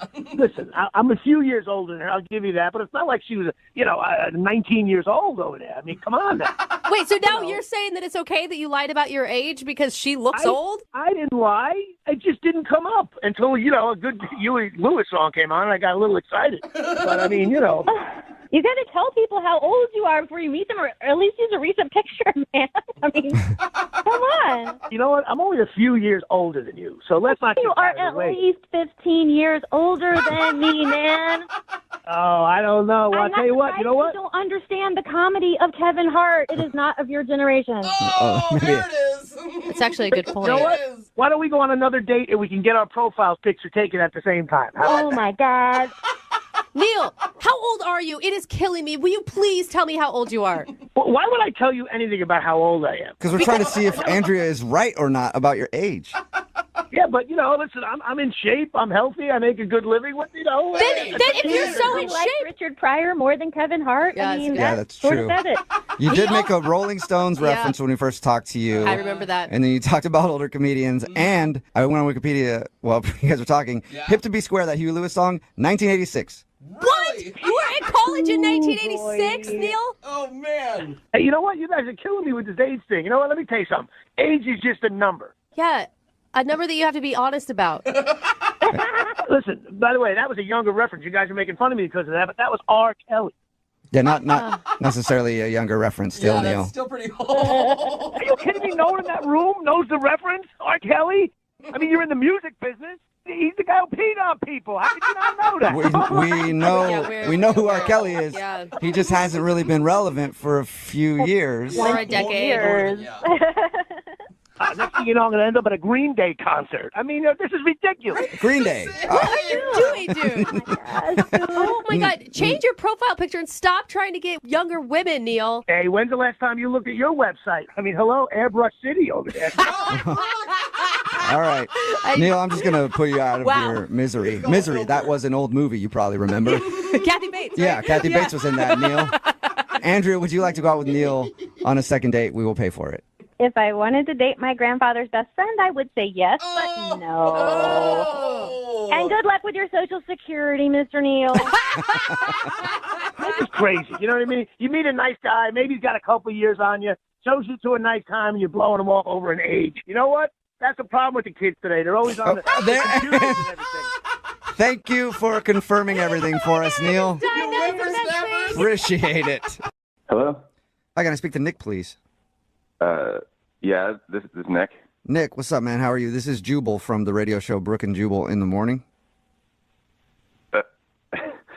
No way. I'm pretty sure it is. Yeah, hey. What's up, Nick? Wait. Seriously? Yeah. I think so, yeah. I don't know why else we'd be on the phone and I'd be claiming to be Jubal from Brooke and Jubal in the Morning, a radio show. Like, You sound like Jubal. that'd be a weird call to get if it wasn't for real. I mean, are you guys calling to do like a second date or something like that? Yes. How did you Actually, know? we are. Is by any chance the person who had you call is a girl named Ginger? What? Dude. Nick, what are you? Yes, it is. Was Nick. this like, what is happening? This is good. Okay, so she actually said that she'd do this if I didn't call her back. Really? She's a huge fan of your show, and she said it like I thought she was joking. She's like, "If you don't call me, I'm gonna put you on second date." Oh, no way. All right, well, you didn't call it. Did you? Is this just a test in? You didn't call her to see if she'd actually follow through? Because she did. Not exactly. It's a little bit more complex than that, but I don't know. I just didn't think that we necessarily had that much potential for, the future. Because Wait, hold up. Why didn't you have potential? You know how these go. We have to figure that out. this is going to sound a bit bizarre, but she's kind of obsessed with you guys. What? And well, okay, so we got pizza. We were watching Netflix. With I don't know, she probably meant it's kind of funny. My roommate had a girl over, so we ended up in the back of my car. Yeah, she told us all of that. Okay, all right. She also told us that she defines hooking up as making out. I thought that was weird. Me too, bro. I think a lot of people define it that way. She says you guys made out in the back of the car, and then you invited her upstairs, but she said no thanks, and that was the end of the night. I feel like this is so strange, but she really seems to be like she could not stop talking about you, Jubal. She was like, he's so funny, and like he always knows the right thing to say. And when I'm in a weird mood, like I'd love to meet a guy like that. There's just never an awkward silence. He just knows exactly what to say, and like there's never awkwardness. Are you sure she's talking about the same Jubal that is in this room right now? That's what makes him funny, though. I promise you. Really? Brooke, yeah. She. So should I be scared? Dude, she stalks you on your Insta. Oh, nice. So again, should I be scared?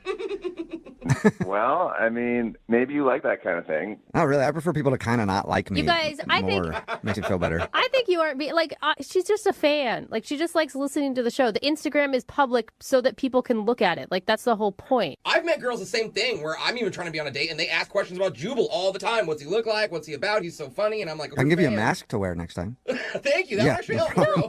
So Nick, is that the reason you're not wanting to call her back because she was like obsessed with the show or whatever? Obsessed with you, and she had this kind of glazed up. She looked out the window, wasn't really even like looking at me, like as if she was like, oh man, like kind of felt like she wished I was Jubal, and I was like, I'm a little. I can give you a mask too, Nick. I can give everybody masks, I guess. Maybe you can learn some of his voices. Yeah. You know what? I just want to let Jubal be Jubal, and I'll be me. And I think there's probably someone out there who might be right for me, and I might have just met the girl who's right for Jubal. I don't know. There it is. So, is this a second date for Jubal, or is it a second date for you? I'm so confused. Well, let's find out. And I'm scared to do this now. I can hear it in your voice. Nick Ginger is actually on the other line and wants to talk to you. I think you. Hi. Oh, poor Ginger. You're embarrassed, aren't you? I am. Like, it's not. It wasn't like that. I wasn't talking about it that much. I mean, like, everyone knows Jubal's hilarious, right? Not everybody. I don't. Not everybody does. Stop being so modest, cutie pants. Cutie pants? Oh my god. Oh my God, that's my the new first, I nickname. think. I mean, he does have nice jeans. Why can't we be Brooke in Cutie Pants in the morning? I would like that a lot, I think. What's up with the CP? So, Ginger, do you want to go out with Nick? I'm confused now. Yeah. I mean, I did, but he wasn't responding. But now I'm on the phone with you, so we can just talk. Oh, yeah, really? Ginger, I have a girlfriend, so I'm good there. But, like, you know, if there comes a time when you don't, like, I'm around. Okay. Ginger, don't do this. It looks desperate. Brooke, I've heard what you have to say. Don't worry. I can handle myself. I don't know if I can handle myself. Yeah. So, Nick, are you still on the phone? Yep. Oh, I'm not missing this. He's like confusing. I don't know what to do with this now. So, Jubal, I mean, I followed you on Insta for a while. Your girlfriends don't seem to last that long, so I don't. This one's not going to be around for a long time, right? No. That's messed up. Ginger, I will agree with you. Previous girlfriends, yeah, it was a lot of turnover there, but this one is going to be around for a long time. I think so. I think I've heard you say that before. You might have, but I was lying then. I'm not lying now. Yes. I'm telling the truth now, Ginger. It is hard to believe you at that. I mean, it sounds like Jose is also there in the background, and I mean, I love his laugh. It's so infectious. What? Wait, hold up, Ginger. Are you just going to the backup plan already? You want to go out with Jose? I didn't say backup. These are my morning men. I listen every morning. Morning Oh men. my God. So wait, if I say no, are you going to go for Brooke now? You're not going to say no, Jose. I probably would. Yeah, you should just hit Jose up. That is probably a pretty sure thing. Are you guys serious? Is there like a chance? Well, it depends. You DM me on Instagram. Ginger, are you a female, and do you have a pulse? You're gonna have to say yes to those things. Those are my Well, standards, then there you go. You should hit Jose up. Amazing. I mean, it's funny, but in all honesty, you were here for Jubal, and you were open about that. I don't think I'm down with all that, like being the backup plan. Not in public, but hit him up in his DMs. Yeah, right? Oh, so sad. Wouldn't be the first time. I have some kind of morals, kind of. But thank you for listening, Ginger. Seriously, appreciate it. Always. Yeah. And I should probably ask this question too. Nick, would you like to go out with Ginger on a second date? We'll pay for it. Yeah, that's a no. Oh, yeah, That's a no. Yeah. Oh, come on. We can tell the story to everyone of how we were on the radio together and that, so we worked things out. Wait, Ginger, Wait, you're so still now like you're- considering a date with You'll Nick? you'll go out with Nick now? You're still down to go out with Nick? I've been trying to go out with Nick from the beginning. Oh, my God. Okay, so This is confusing. Ginger will go out with anybody. I don't see what the big deal is. It's just going out. It's not like all three of us are getting married. How did all three of us now become involved in this? That is her new We're on the fantasy. show together, huh? Yeah. On the show, huh? Nick, you have anything to say? Yeah, I don't think what is this, third or fiddle at this point is gonna work for me. It just does, to my. You started as first fiddle. You could have just texted me back. Yeah, you were first fiddle. Oh, that's a good Then I was point. second fiddle. Jose was technically third fiddle. Now you're first fiddle, but like reheated. I don't even know how you heat up a fiddle, but you know what I mean. Like, Man, I don't know about all these fiddles. I'm just worried that Ginger's going to be in our parking garage tomorrow morning. Look, you know I love you, but you need to shut up. Yeah, I'm blocking her. I'm sorry, Ginger, I'm sorry you didn't get a date with anybody right Oh, now, Ginger. but I'm sure we can find you someone to go out with. Good. Open up the text phone, 78592. I know it. Text in 78592. Is anybody willing to go out with Ginger? Oh my God, it's so amazing. Hello, Hi, may I speak to Dylan, please? this is him. Dylan, how are you? This is Jubal from Brook and Jubal in the morning. In the morning, where? It's a good question. it's a radio show, and that is the name of the show. It's called Brook and Jubal in the morning. Oh, Hey, Dylan. In the morning, where? what are you guys doing? Dude, not much, just hanging out. You mean doing, or why are we calling you? Yeah, why? What's going on? Okay. I'm calling you today because we do a segment on our show. It's called The Second Date. That's where if you go out on a date with somebody and then end up not calling them back after, they can email us to get you on the phone and find out what happened. And we got an email from somebody that you went on a date with recently. Wait, what? Somebody emailed you about me? Yes. Yeah. Lainey. Her name's Lainey. Oh, Yeah, Lainey emailed us because she told us about your date. Okay. yeah. All right. So she told us she went out with you. She said she really wanted to see you again, but now you're not answering any of her phone calls or text messages. So she's confused and she's wondering why you don't want to see her again. She's wondering why. Wow. Yes. Should she know why? I mean, I don't know how much you know. I'll tell you what we know. She said you guys met up for happy hour. You drank a bunch, ended up talking about your coworkers and then getting onto the subject of exes. You talked a bunch about how terrible your ex was. Then she asked you if you wanted to go back to her place to take some pictures to make your ex jealous, and you declined. She told you almost everything? If that's almost everything, yeah, she told us that. Yeah. I just can't believe she put that out there. Are you mad about that? I mean, it's weird. I never got a phone call like this before. Right. I could understand that. Yeah. You said almost everything. Is she leaving something out? Totally leaving things out. Really? Okay, like what? We had a good time in the beginning, and she was all right. And She was all right. it was the middle of the week, too. I mean, we definitely had no business hammering shots at a bar on a freaking Wednesday. But it sounds like you guys had a lot to bond over. You both had crappy days at work, she said, really stressed out. Yeah, I had a particularly bad day, and I guess she did too. And we kind of bonded over having the same work environment, I guess you could say. Yeah. We heard. Then the topic of exes come up, and I'm like, I don't know if I want to go there, but we were kind of like bouncing back and forth between, what her exes did and what mine did and things like that. So In her description, it didn't sound like you guys were bouncing. It sounded like you guys were concentrating on you getting over your cheating ex and that you talked about her a lot. I mean, I guess I probably threw out a lot more info about mine than her ex, but I mean, I was drunk too. It's hard to remember the details. Right. So I don't know. Like I said, she was kind of supportive, I guess you could say, and it just got to a point where she kind of crossed the line in the course of the date, and I'm like, ugh, Was I it- kind of got turned off. Was it suggesting to go take pictures of you two together at your place to make your ex jealous? Yeah, that was part of it. I mean, she wanted to do half naked photos and stuff like that. Like she wanted to go that route, and I'm like, I really don't trust myself to be doing that, if you know what I mean. Right. Okay. She told us that, which is it's a good move to be like, yeah, I mean, that's nice. Yeah, and then she's like, oh, what's your ex's number? And give me all her info. I want her address, too. And Was she joking? I mean, that had to be a joke, right? Like, oh, I'll take care of it for you. yeah, I thought she was joking. I'm like, I was laughing with her. I go, what are you going to, like burn her house down? Like, why do you need her address? And she just keeps kind of prodding for it. She goes, yeah, give me the information. Just, I got a couple ideas. And, Like she kept going?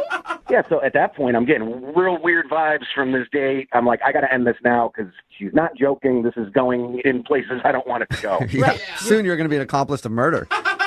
That was it, man. I was done right there. Okay. Well, Okay, that's understandable. it's good that you were done there probably, but you're not done here because guess what? Lainey is actually on the other line and wants to talk to you. Wait, what? Lainey, Sorry. you there? Hi. Hey, Dylan. No. Come on, guys. No, that's Lainey. I'm sorry, but your ex needs a wake-up call. Like, that's all I was trying to do. A wake-up call? What kind of wake-up call are you talking about, Lainey? She needs to know that her behavior is not okay. Girls like her ruin good guys like Dylan for girls like me. What are you going to do, though? I don't understand. Isn't the wake-up call that they broke up? Like, that's usually the wake-up call. It doesn't matter. Like, I'll handle it. You don't need to look, I learned my lesson with her. It doesn't matter. Dylan, you're a good guy. Like, that's why I want to do this. Do what, though? Do what, Lainey? If you don't have the to do it, I have them. I will tell her that this is not okay. No. Do what? I don't understand what you're doing. You want her address? What are you going to do? Everyone needs to, like, stop asking me what I'm going to do, all right? I'm not going to tell you guys on the radio, all right?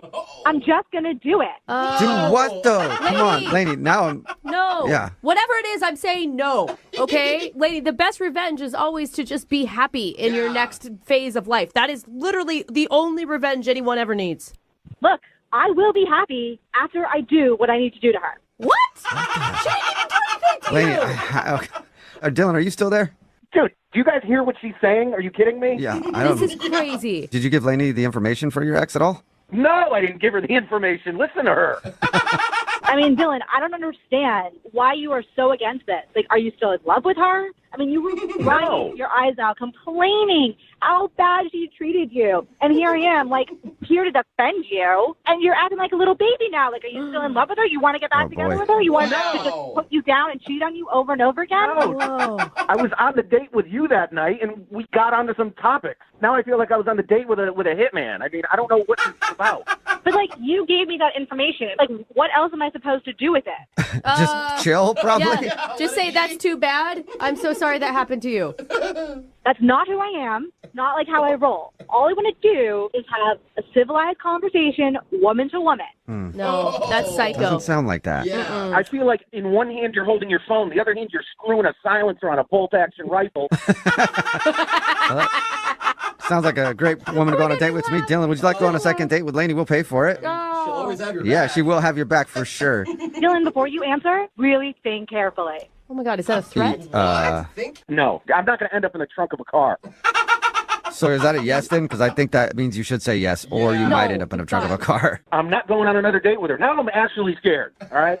Yeah, Lainey, I don't blame him, Lainey. I mean, whatever. You know, if that's how he wants to live his life, he wants to be a pushover, let people walk all over him, he's going to find another girl who's going to do the same thing to him, cheat on him, and put him down. Yeah.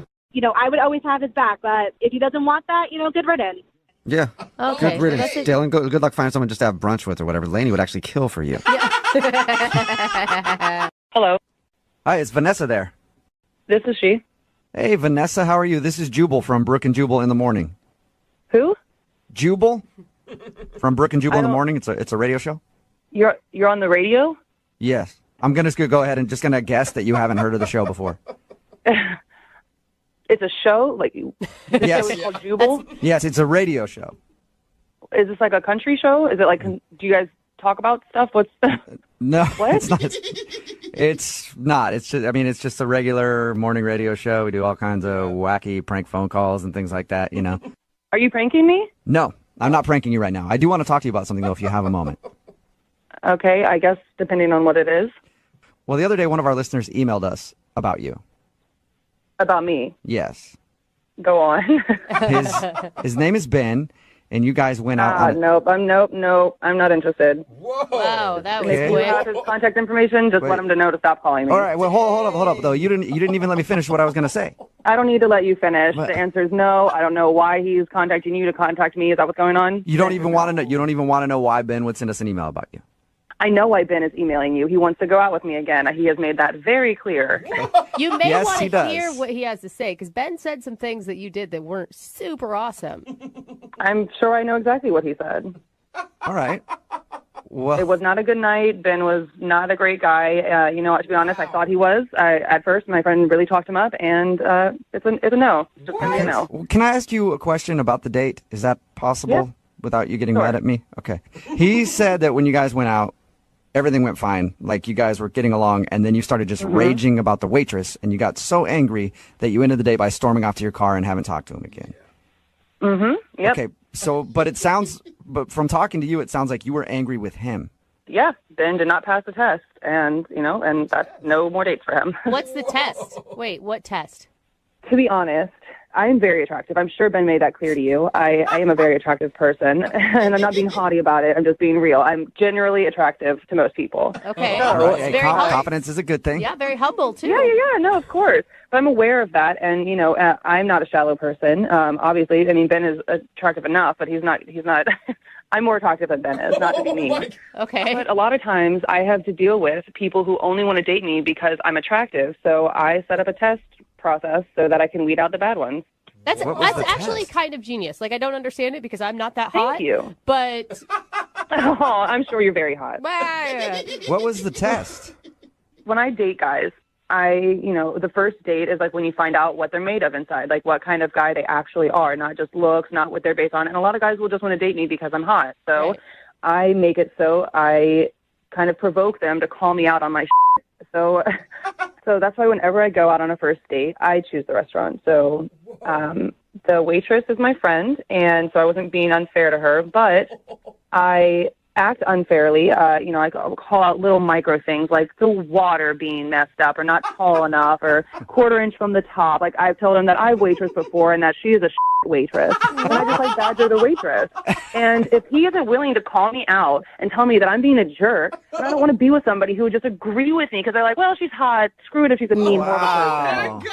this is the most, I mean, at first I thought you were super vain, but now I just think you're an evil genius. Genius! I was in the restaurant industry for years. This never happens. Oh, it's happened. You just don't know about it. I'm not the only girl doing this. Dude, I So the love waitress it. was your friend. Yeah. She knows all about this. And he just went along with the whole thing. Yeah, he just kind of like shrugged and was like, oh yeah, like we'll get another menu. And like, oh yeah, the water does seem weirdly small from the top. I'm like, that makes no sense. Is it almost fun for you? Like, how far can I go before this guy actually stands up for what's right? This is making me sound like I'm like an evil like sorceress who's like thinking of all these ways to do things, but it's not like that. I honestly want to find somebody of substance, like a partner who's willing to call me out.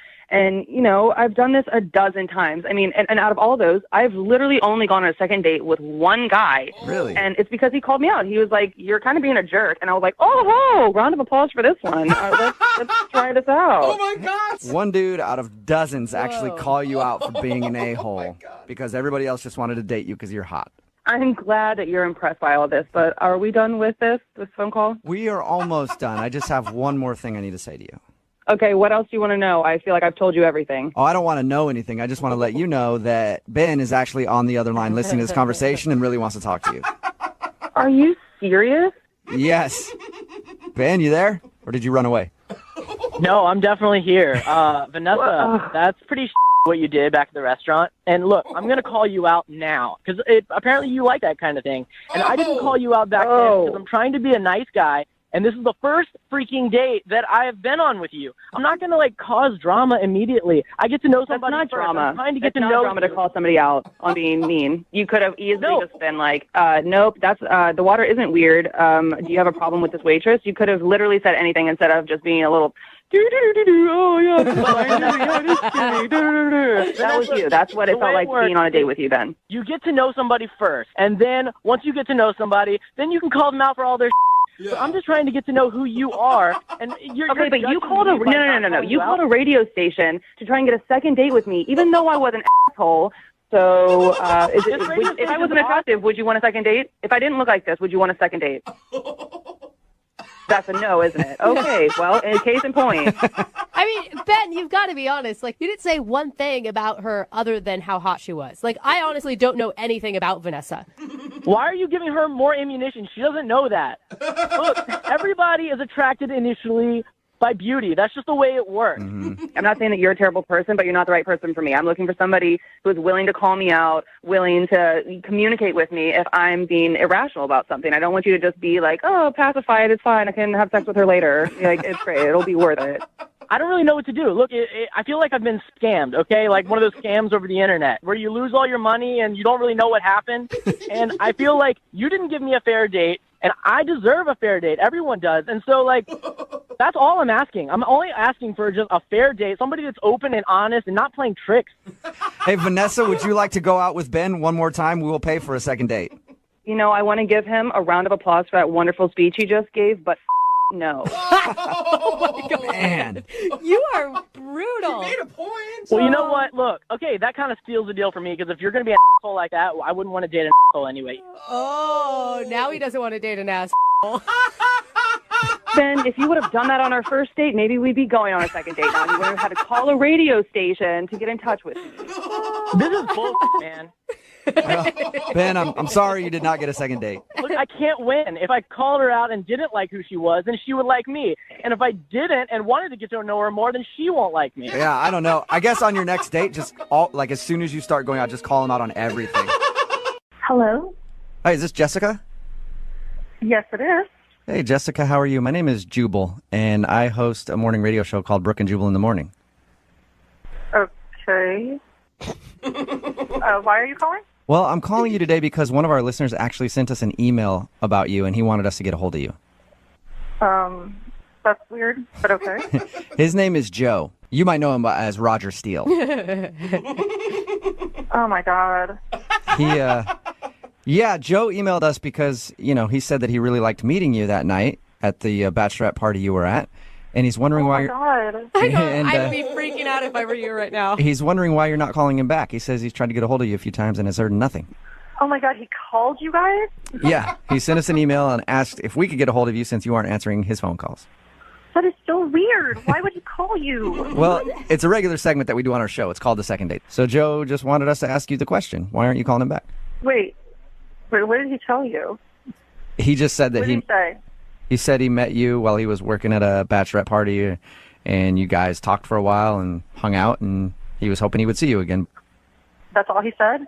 Yeah, pretty much. And he added that he really, really liked you a lot. So is there a reason that you don't want to call him back? No, I mean, it was just a crazy night, and I got caught up in things, and that's that. Like, I'm good. I don't need to. I don't need to remember that. That's fine. You don't need to date a stripper, is what you're saying. Is what I'm hearing. No. It's not because of what he does. It's just, look, it was just a really crazy night, and things got out of control, and I got caught up in like the whole bachelor party spirit, and yay, my friend's getting married, and I just I did stuff that I just never ever do, and I'm good. I don't want to discuss it. Well, he told us that you guys didn't hook up or anything. Yeah. He said you guys kissed and kind of messed around and did some other things. Yeah. Was it fun? Was it not fun? Like, I don't do that on a normal day, and I am embarrassed, and I don't want to rehash it. Like, you don't want to call him back because you kissed him the first night you met him? No, that's not it. But well, can you tell me what it is so I can at least just tell him? I just got caught up in stuff, and I'm very embarrassed, and what do you just rather not. Why are you embarrassed? There's nothing to be embarrassed of. I mean, I've made out with a couple strippers in my life. It's fine. It's fun, I did stuff that I don't normally do, and I don't want to say what it was. I was raised better than that, and look, I'm not telling, and I'm taking this to my grave. Like, what? I can't. Jessica, are you seriously not calling me back? We're talking like. What? Did I just hear that? What did you just say? God. Oh my God. What was that? That's Joe. Joe's actually on the other line listening and wanted to talk to you. Oh my God. not going to the grave anymore. Why would you say that on the radio? What is the matter with you? Well, Oh my sorry for God. butting in, but I thought it was cool. I bet you did, bro. I think a lot of Wait, don't be embarrassed about it. It's okay. Like, is Oh my God. You're on the radio announcing it to the world. Are you serious? well, not the whole world. We don't have that many listeners, Jessica. I wouldn't worry about it. Well, Now that it's out there, now that the salad's out of the bag, so to no, speak, stop it. is that why you're not calling? God. Is that why you're not calling him back because that happened? So embarrassing. I was raised better than that. I am mortified What's the for matter you. with you? well, no, it was more than that. You know, most girls don't do that. That's why I know. But I know you were like so uninhibited and free. I mean, it was a turn on for me. Oh my God. Oh my God. What? You shouldn't be embarrassed about it. Are you serious? Not only did that happen, then you go and announce it on the radio. So even if I wasn't embarrassed, I would be now. Well, honestly, I Oh thought my you had God. something. It's one of the reasons why, like, you turned me on. Like, that's one of the reasons why I like you. Oh my God. It's the key to Joe's heart, apparently. Yeah. Oh my Look, God, Jessica. you're Jessica. so gross. I agree Jessica, with you. nobody knows your name. You're like, it's a very common name. Nobody knows who you are. I'm sure it is embarrassing to have that news put out there, though. It was her idea. Oh my God. Joe, do you not know privacy? Like, there's just some things that you don't share. Like, you shouldn't even be telling your friends those details, let alone us. You know what? This is what's wrong with America. People are so uptight in America with sexuality. In Europe, this would be no problem. Everybody. Oh my God. Move to Europe then. We don't need you here. I think I want to move to Europe now if that's just happening left and right. Oh, I feel so bad for you, Jessica. Jessica, Oh, girl. okay, so you did something that you regret. We don't have to recap what it was again. Is that the only reason you're not calling him back? I mean, did you think he was a cool guy? I was drunk. I obviously thought he was a cool guy, but now, I mean, sober, better judgment. Oh my God. You are quite the giver. You really are. Oh my God. Jessica, we had a strong connection. It's worth doing this again. Gosh. I was drunk. We're humans. We have urges, and we let our urges take control that night. And that's not necessarily a bad thing. We can try so many different things. That's just the beginning. Oh my God. You're not funny. I don't think he's I'm not trying to be funny here. I'm trying to explain to you that it's okay to use your body like that. Like, you're a sexy person. I'm a sexy person. We can make this work. All right, well, then let me ask you, Jessica, would you like to go out with Joe? Oh, we will pay for a second date. Please say yes. Yeah. Oh, hell no. There is No. no way in hell. Oh no. Okay, all right. Okay, let's not a formal date. Let's just grab coffee. Let's start there. Coffee, anything, Jessica? No, I'm good. No? Yeah. All you can eat salad bar? Okay, that's enough, Jubal. She Tear it gets up there. it. Hello, Hi, may I speak to Tracy? this is Tracy. Hey, Tracy, how are you? This is Jubal from the radio show Brooke and Jubal in the Morning. Hi. Hi, Hi, Tracy. how are you? Good. Have you heard the show before? I've heard of the show. I can't say that I really listened to the show. When are you guys on? Well, the show's called Brooke and Jubal in the Morning. I'll let you draw your own conclusion there. Get it? Yeah, okay. Yeah. Okay, yep. So, in the morning. Good morning. And we do a segment on our show called The Second Date. That's where if you go out on a date with somebody and they don't call you back, you can email us to get them on the phone and find out what happened. So we got an email about you. Okay. All right. It's from a dude named Sean. Oh, yeah. So why aren't you calling Sean back? I don't really want to embarrass him on the radio. What if I told you we're an afternoon show? Would you be cool with it then? You better in the afternoon? I don't know if I should say. Did he do something embarrassing on the date? Not embarrassing like in the way that you think. Oh my gosh, where do I start? Because he has no idea. How well do you know Sean?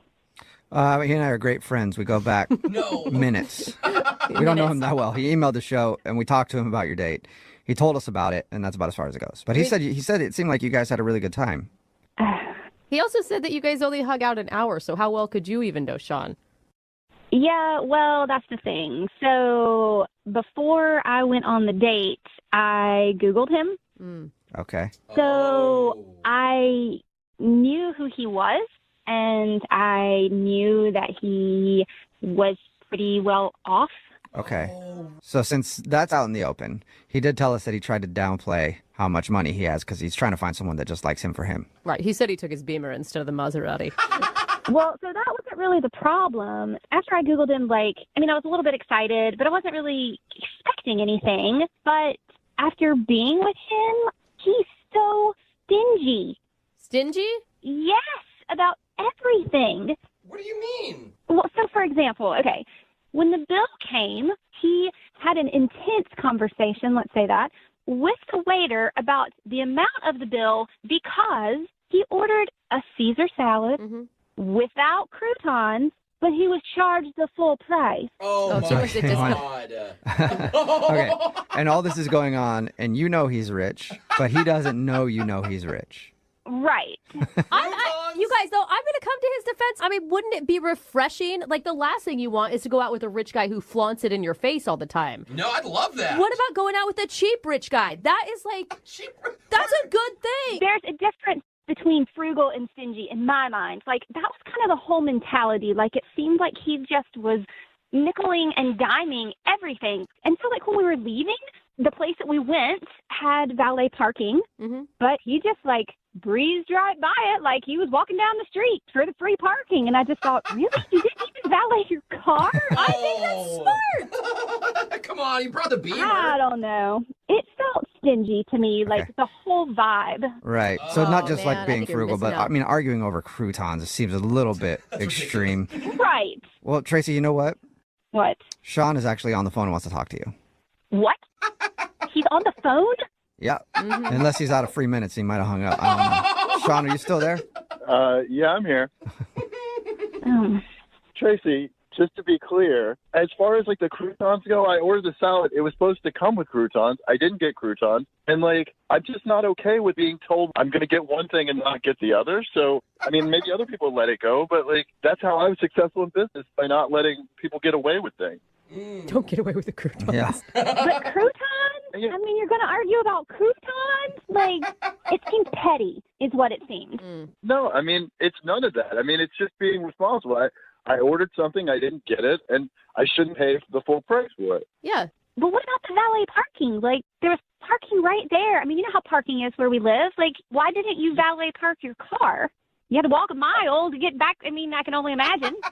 Well, I don't mind walking. It doesn't bother me. I'm in great shape. It's fine by me.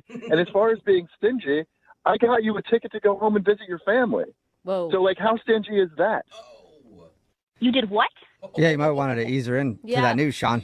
That was a bomb. Tracy, when we were talking about how much you missed your family and how you hadn't been home in a while, I thought to myself, wow, let me get you a ticket so you can go home and visit your family when you get a chance. So I don't really know how that's stingy, as you call it. Well, thank you, I think. Is it an economy ticket? What? What? You are not asking that. What? Do you want to go see your family or not? It shouldn't matter. Yeah. I'm just trying to prove a point. Is it an economy ticket? That's true. Are you? No, it's You not think he true. should have Okay, bought you a need to first-class slow it ticket? down. Wait, he's rich. What are you talking about? Of course he should buy me a first-class ticket. That's the point I'm trying to make. If he's not stingy, then he would have bought me a first-class ticket. He has plenty of money. So, Sean, what is it? Oh, my gosh. It's not a first-class ticket. And Tracy, no, you're missing the point. The point is you should be thankful for any ticket at all. And if you expect a first-class ticket, then you come off as a gold digger. Exactly. He is a billionaire. Obviously, you don't know much about him. He's a billionaire. So a first-class ticket to him is nothing. Wow. And so that's totally proving my point. His whole mentality is stingy. And I cannot be with someone who is stingy. Well, would you like to go on a second date with somebody who's stingy? We'll pay for it. Clearly, she wants someone else to pay for it. Okay, so here's the deal. Sean, if you will upgrade that ticket and email it to me to first class, then I will go on a second date with you. You will have proved to me that you are not stingy. Do not go Sean. out with her. Do not do it, Sean. Are you going to upgrade that ticket to a first-class ticket so you can get a date with Tracy? No, I think I'm going to cancel that ticket, actually. Yeah, Oh, but there's charges. There's usually charges associated with that. I don't know if you can handle that, Sean. I'm more than happy to pay for those charges. Oh! Wow. That's what I figured. I knew you couldn't handle it. You are so going to regret this, Tracy. Oh, your Sorry. family misses Like, you. Yeah, Tracy. You're the worst gold digger ever. You don't even know, like, you had a chance with a billionaire. And oh, my God. He's a billionaire that spends like $3 a day. No, thank you. He will die rich and alone. Well, Sean, at least you found somebody who doesn't want you for your money. Oh, yeah, for sure. For sure. Well, how about this, Sean? Text in 78592 if you have any interest on going out with Sean. Oh, really? I bet By the way, every single person is going to text in and want to go out with you, Sean. So we'll find you another date, all right? Let's do it. Line them up. Hello? Hi, may I speak to Nico, please? Speaking. Hey, what's up, man? How are you? This is Jubal from Brook and Jubal in the Morning. Oh, okay. Hi, Nico. Do you know what that is? I don't think so. Okay, I'll tell you. Brook and Jubal in the Morning, it's a radio show. Okay. Okay? Not a lot phases you, it sounds like. Yeah, he's not caring. You get calls from radio stations all the time? No, I'm just confused. Okay. Maybe he just has the same emotional range that you have, Jubal. Possible. Hey, Nico, I'm calling you today because we got an email about you from somebody that listens to our show. Oh, well, what did it say? Well, it said some very nice things. We do a segment on our show called the Second Date Update. It's where if you go out on a date with somebody and then don't call them back after, they can email us to get you on the phone to try to figure out what happened. And you recently went out with a girl named Kayla. Oh, yes, I did. Yeah. Yes, I did. Well, Kayla emailed us because she said that she thought the date went great, but now you're not calling her back, and she wants to know She why. said the date went great. Yeah. Yeah. Was she wrong about that? I just can't believe she remembers the date. She was on the phone the whole time. She was on her phone the whole time, you said? Oh, yeah. I mean, like, the whole date. She wasn't calling anybody, but she was, like, texting, I assume. Okay. I mean, it wasn't just, like, looking. It was, like, typing constantly. I mean, I don't know if she was texting, like, a different guy or setting up, like, a date after mine or what, but it was distracting. Couldn't get a conversation in at all. It was rude. All right. it sounds like it. Yeah, I mean, we talked to her about your date. She said that she actually had a great time and thought it was one of the best dates she's had. That's impossible. I mean, she was. I mean, like the whole time she was typing. It was so weird. I think the weirdest part. So I thought, like, okay, well, this was a bust. She must have seen me, wasn't into me, doing something else. But then walking back to the car, she just like, I mean, out of nowhere, just kissed me. Oh, she kissed you. She kissed me. What did you think about that? I was shocked. Like, I wasn't even going to go for a kiss or even a hug. I thought this was going to be like a peace, whatever. And all of a sudden she just like lunges at me, and I'm not going to say no. Of course. But I was just kind of like a mannequin, just kind of still let her do her thing. She thought the kiss was great. She told us about that. She also thought that you kissed her. Oh, that's impossible, since I was stationary. I mean, if she hadn't been on her phone, were you attracted to her? Yeah, she's definitely cute, but like all I really saw was her forehead because she was bent over texting the whole time. Looking at her phone the whole time. All right. Oh my God, your self-restraint that you didn't say anything on the date. I feel like I at some point would have been like, hey, can you put the phone away? Eyes up here. I'm just not that type of person. If that's your thing, you know, I'm not going to make a big deal about it. You do your thing. I'll eat this hamburger. So basically your date was you hanging out with someone who was on their phone the whole time. Yeah. And then you were sexually assaulted after, which he kissed you. I wouldn't say that, but it was aggressive. All right. Well, thanks for telling us why you don't want to call her back. I also should tell you this, though. She's actually on the other line listening and wants to talk to you. Wait, what? No. Yeah. Did she hear what I just said? Unless she was buried in her phone again, texting or something. I don't know. Kayla, are you still there? Oh. Yeah, Nico, I loved hanging out with you. I was so interested in the date. I really liked you. How can you say that? You were typing the whole time. That's because I was taking notes about the date on my phone, so then I can transfer it into my relationship diary when I get home. Wait. That is so much right now. Wait, I'm very confused. What do you mean you were taking, like, notes? It's what I do. Every time I go on a date, I have this relationship diary because I want to write down, like, red flags and pluses and minuses about the dates and details so that way I can remember things. Why? Do you have memory problems or something? No, I just think it'll be really cute to, like, one day look back on it all and reminisce about everything. So you thought she was being super rude, Nico. She was actually super listening to you. True, Yeah, but that's not normal. I've never gone on a date and the next day been like, oh, did I have a good time on that date? I should have written it down.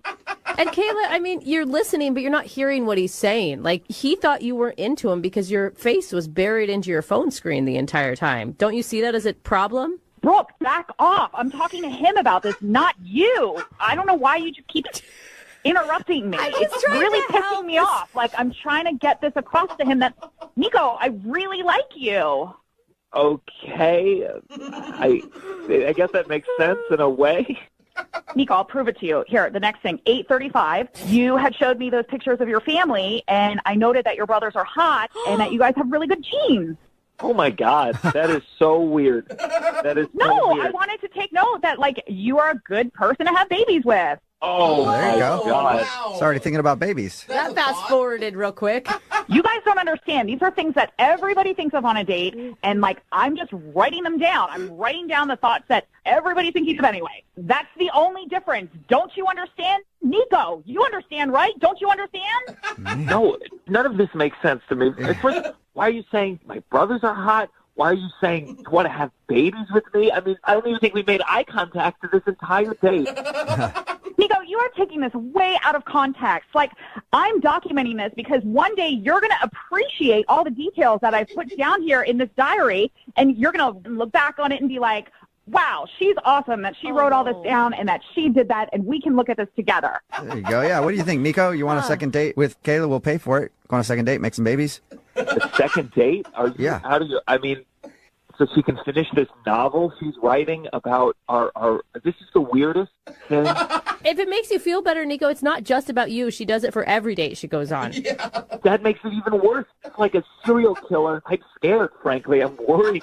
Okay, that seems a little... Come on, Nico, that's not fair. And, Brooke, you are not helping things. What do you think, Nico? I'm trying. Will you go out with her one more time? Brooke is the only one making sense right now. I wish Brooke had been there on the date to tell you to get out of your phone. Fine, I won't even bring my phone on the next date. Are you happy? There you go, Nico. Are you going to take notes with like a pen and paper instead? Or Yeah, whatever. I'll just write it down. I won't use my phone at all. I'll use the napkin next to me. God. Yeah, she'll take notes the old-fashioned way, Nico. Would you go on a second date with her? We'll pay for it. Look, I think you're very attractive and... Shut up. I know what you're trying to do. And, like, it's not. You're just sugarcoating it, and this is bull. And, like, just get to the point. I think that your intentions are sweet, but what you're... Nico, I'd get to the point before she stabs Yeah. you. I think what he's trying to get at is a no. Is that a no, Nico? It's a no. Yeah, that's a hard no. Hard It's no. a hard no. Kayla. Did you learn anything from this experience? The only thing I learned here, Brooke, was not to trust you with anything. I mean, Jesus. Whoa. You have done nothing for me. Well, I'm trying to help you, I swear. sorry, Kayla. No second date. I hate your show, especially when Brooke's on. I'm Okay. never listening again. All right. Well, but can I read? I want to read your journal sometime. Can I just read it? No, you, Jubal. Okay. Bye, Kayla. Yeah. You sarcastic piece of I actually wasn't being sarcastic. I really do want to read it. Whatever. Jubal, I'll give you like $20 if you just slap Brooke across the face right now. I'll only do that if you're in here journaling because I want to see what you say about it. Brooke and Jubal in the morning. Hello. Hey, can I speak to Nick, please? Yeah, this is me. Hey, Nick, how are you? This is Jubal from Brooke and Jubal in the Morning. From what? Jubal from Brooke and Jubal in the Morning, the radio show. Okay. Well, what do I got to say? What do I got to do? You don't have to say or do anything. I just have a few questions for you about a date you recently went on. Okay. Here's how it works. One of our listeners emailed us to call you. You recently went out with a girl named Lisa, okay? Right. And Lisa is wondering why you're not calling her back. Okay. So, what do I just tell you? What happened? Or That would be the goal. If you just want to straight up just tell me, that'd be awesome. yeah, I don't know what to tell you. I mean, it just didn't work out. Well, is there a specific reason? Not too much. I mean, There was way too much hesitation. There's definitely a reason. well, no, I mean, she just, listen, when you go out with somebody, have something in mind, and if they're not it, then you move on. I like how your voice just gets higher. I'm just saying, I mean, not everybody's for everybody. Why waste time if they're not for you? That's all. Nick, let me ask you a question. She told us that she had a profile picture on the dating website that was 8 years younger than she is. Does she look a lot different now, and is that why you don't want to call her back? I wouldn't say a lot different, but somewhat different. Like different enough to where you found her unattractive when you saw her? I don't know. I wouldn't say unattractive, but it's just I'm just particular, you know, and she wasn't my type exactly. So I'm just looking for Miss Perfect, and she wasn't it. That's all. Miss Perfect. What is Miss Perfect? Isn't that what everybody wants? Is, Miss Perfect for them, you know? I want Miss Willing. That's what I'm usually going for. Or Miss Damaged Goods. Or this Miss has a heartbeat. Yeah. I guess I just have high standards. I don't know. All right. Are you one of... Okay, I got a friend like you. You're one of those I only date perfect 10 model type guys, aren't you? No, I mean, not maybe to other people's standards, but to my standards, they have to have certain features or attributes that I like. So it was all just like a looks thing. Like her looks didn't meet what you expected and what you like. Look, I'm just saying, you know, I've been on a lot of dates. I've dated a lot of people here and back home, and just I guess I always find something wrong with each of them, you know? What do you find wrong, though? Like, her cuticles were a little, like, too white. Are you that picky? Well, if I notice that, sure, that could be something. But, For real? No, but it's usually bigger than that. Like, this one girl had, like, really big gums. You know, you ever see that when they smile, they're, like, very gummy? And that's just... Nick, I'm with you. I'm with you on the big gums thing. It is distracting. Yeah, like horse gums? Yeah. You guys are so shallow. It's true, though. Brooke, do you want to date a dude with huge gums? I don't know that I've ever even noticed gums. You know, obviously you're looking at their face most of the time, but, you know, you gaze and you look down and you see the boobs and stuff. Can I say boobs and stuff? Yeah, you can sure, say you can boobs. say that. Absolutely. Well, that was one problem with this girl. They were just kind of like weirdly shaped or something. I just couldn't. Are we you know, I didn't talking about a former date of yours, or are we talking about Lisa? Oh no, a former date. Okay. Yeah, no, not like Lisa. No. Okay. We're just going through a list of everything wrong All right. with every woman that he's ever dated. I'm just giving examples of why I'm picky. That's all. I mean, All right, big gums, weird looking boobs, things like that turn you if off. they look like that, then you know who knows what they look like when it's off. You know. Okay. So what was the thing that turned you my off God. about Lisa? Well, she had like really, like the nose part was fine, but like the nostrils were kind of small. What? You know what I'm talking about? Like No. they're just like tiny. Her nostrils are too small for her nose. Yeah, like the holes part. Yeah, I know what a nostril is. I'm just trying to picture a big No, I know, nose but, with like, little. They were just like really small, and like it looked kind of odd. It didn't look like that in the picture, which was surprising. Dude, you've got to be kidding me. Are you being serious that small nostrils are a deal breaker for you? Look, when you're talking to somebody for an hour and all you can focus on is the nostrils, there's a problem. But you and know, that's why I couldn't take it anymore. you know, you probably have a lot of your own imperfections too, right?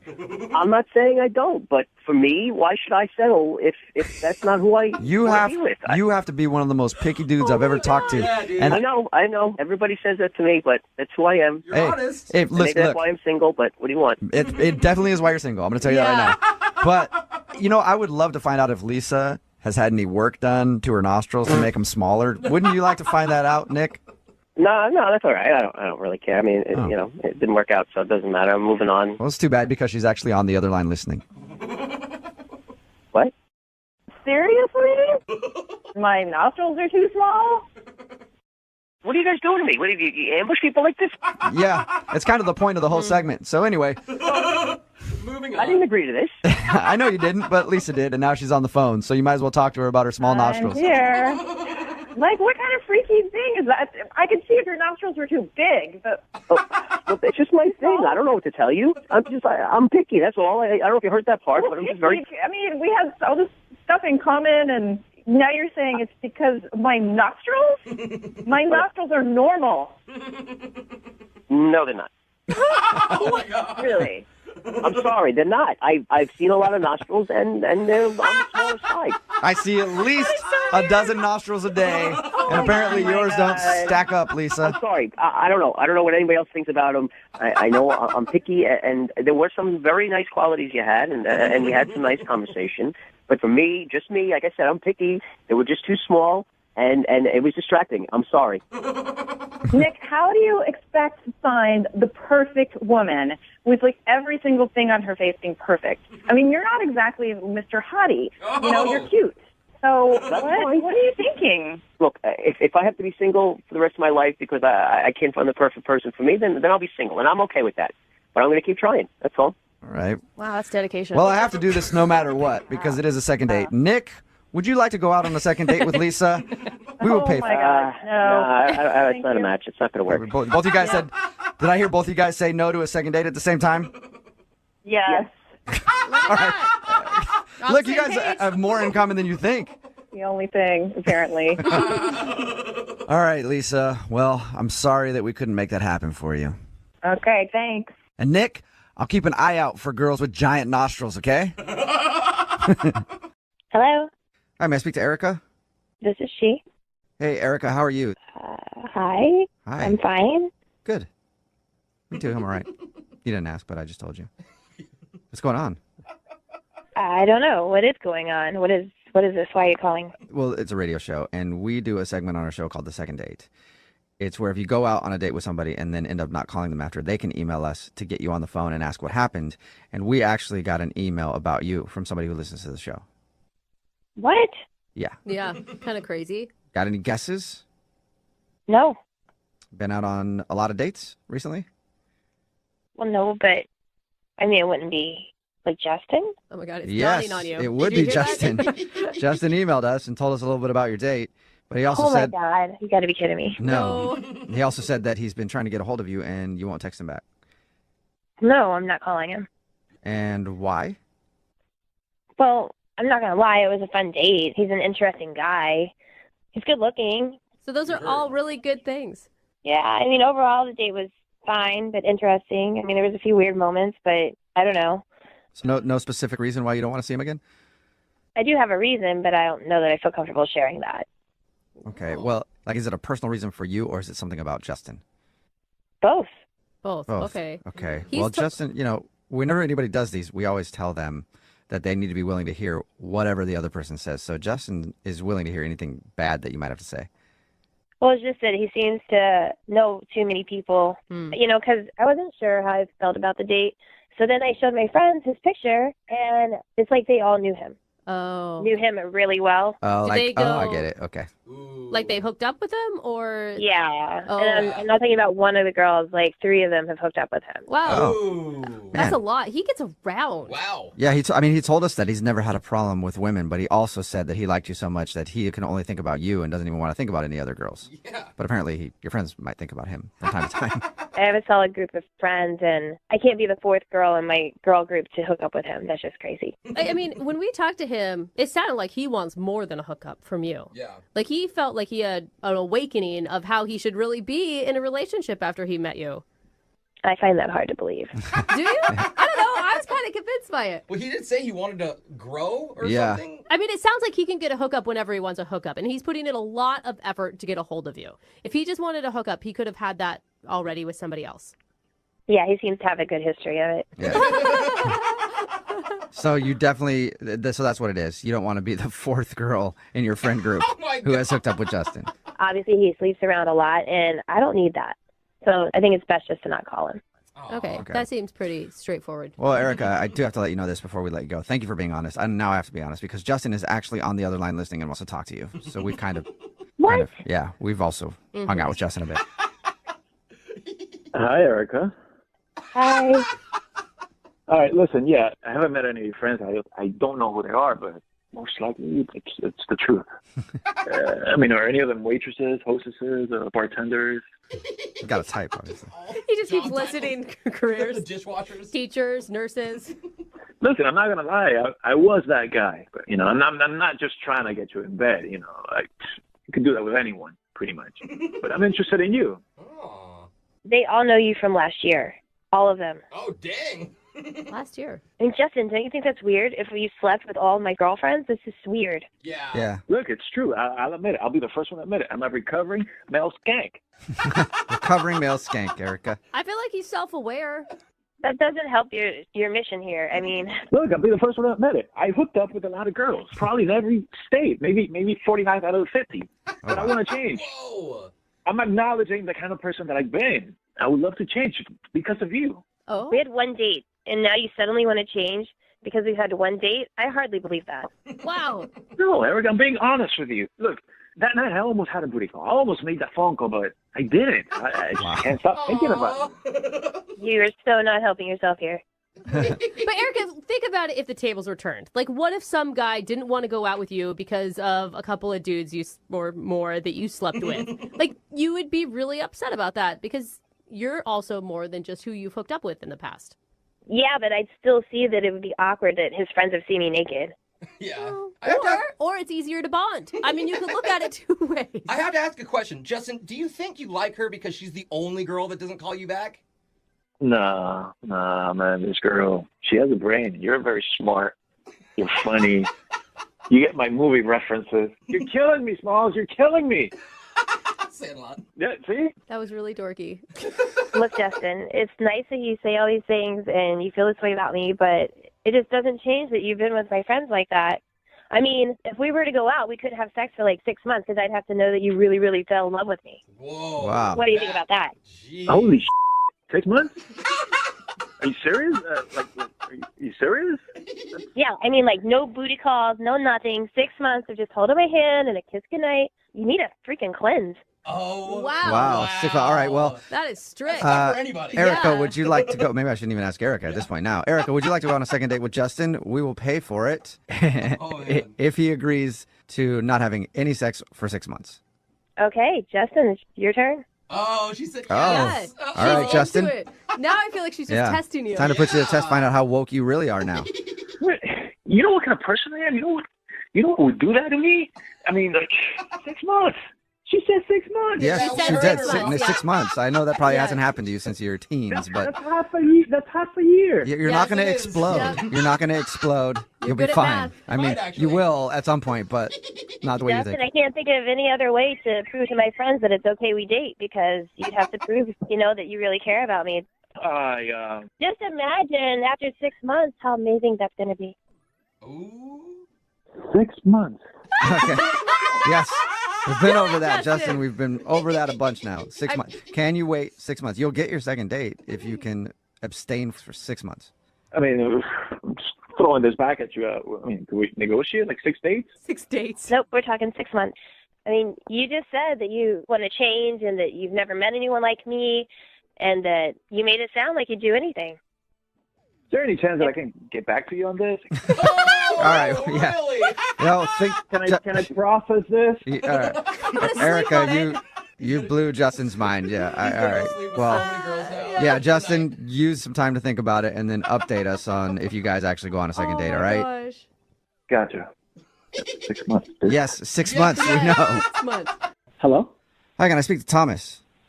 No, this is not Thomas. This isn't Thomas? This is Glenn. Can I ask who's calling? Yeah, my name is Jubal. I'm calling from Brooke and Jubal in the Morning. It's a radio show. Okay, hi. Hi. I was looking to speak with a Thomas. Yeah, no. Okay. Well, you said your name was Glenn? Yep, it is. Okay. Well, Glenn, let me ask you a question. Did you start kind of an online relationship with a girl named Kristen a little while ago? Sorry, what is this about? I knew it. I wasn't answering my question, Glenn. Yeah, exactly, Glenn.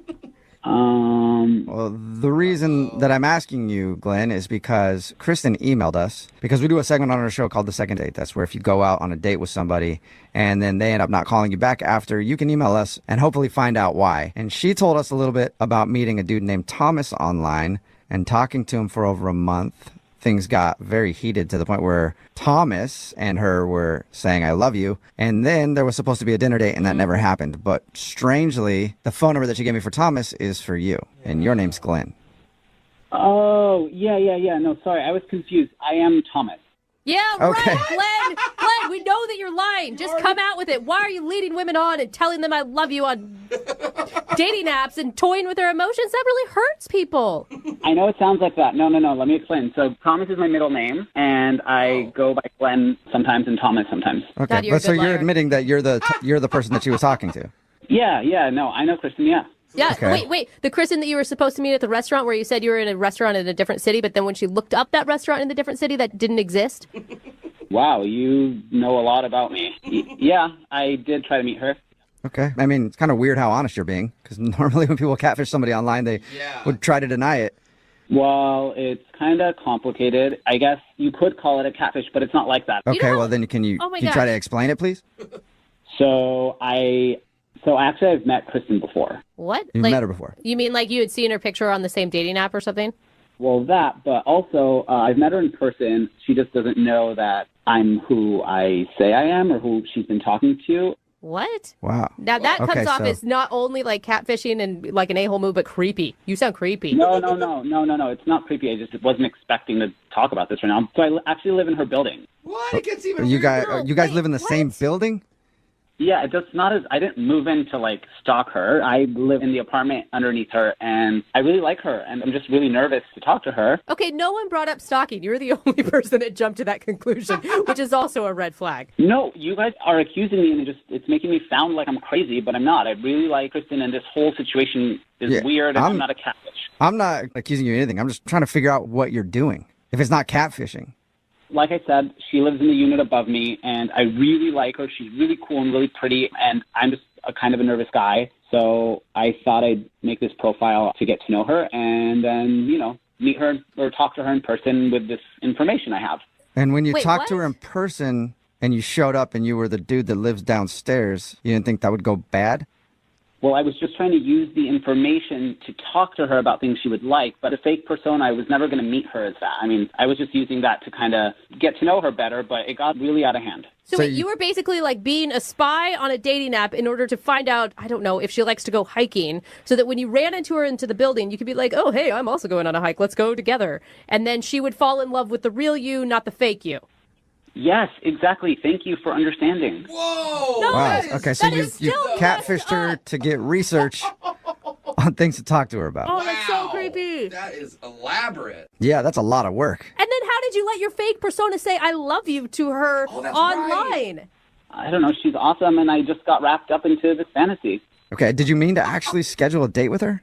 Well, she was the one who was pushing it, and then I just thought since we talked a lot, like she could see past the weird beginning to this relationship we're going to have. Did you have any plan of actually meeting up with her? I did plan on it, and then I freaked out at the last moment. Oh, wow. So then what was your... Wait, so everything backfired and now you're just giving up on everything? You're not stalking her anymore? Well, I was never stalking her, but yeah, I mean, it's all complicated. Yeah, super complicated. You know what else complicates it even more, Thomas? Kristen is actually on the phone listening and wants to talk to you right now. Oh my God. Oh my God. Oh my God. Oh my God. I'm so sorry. This is so embarrassing. I don't even know what to think. I don't think I don't either. Yeah. Who are you? Oh, Glenn? I don't even know who you are. Like, what do you look like?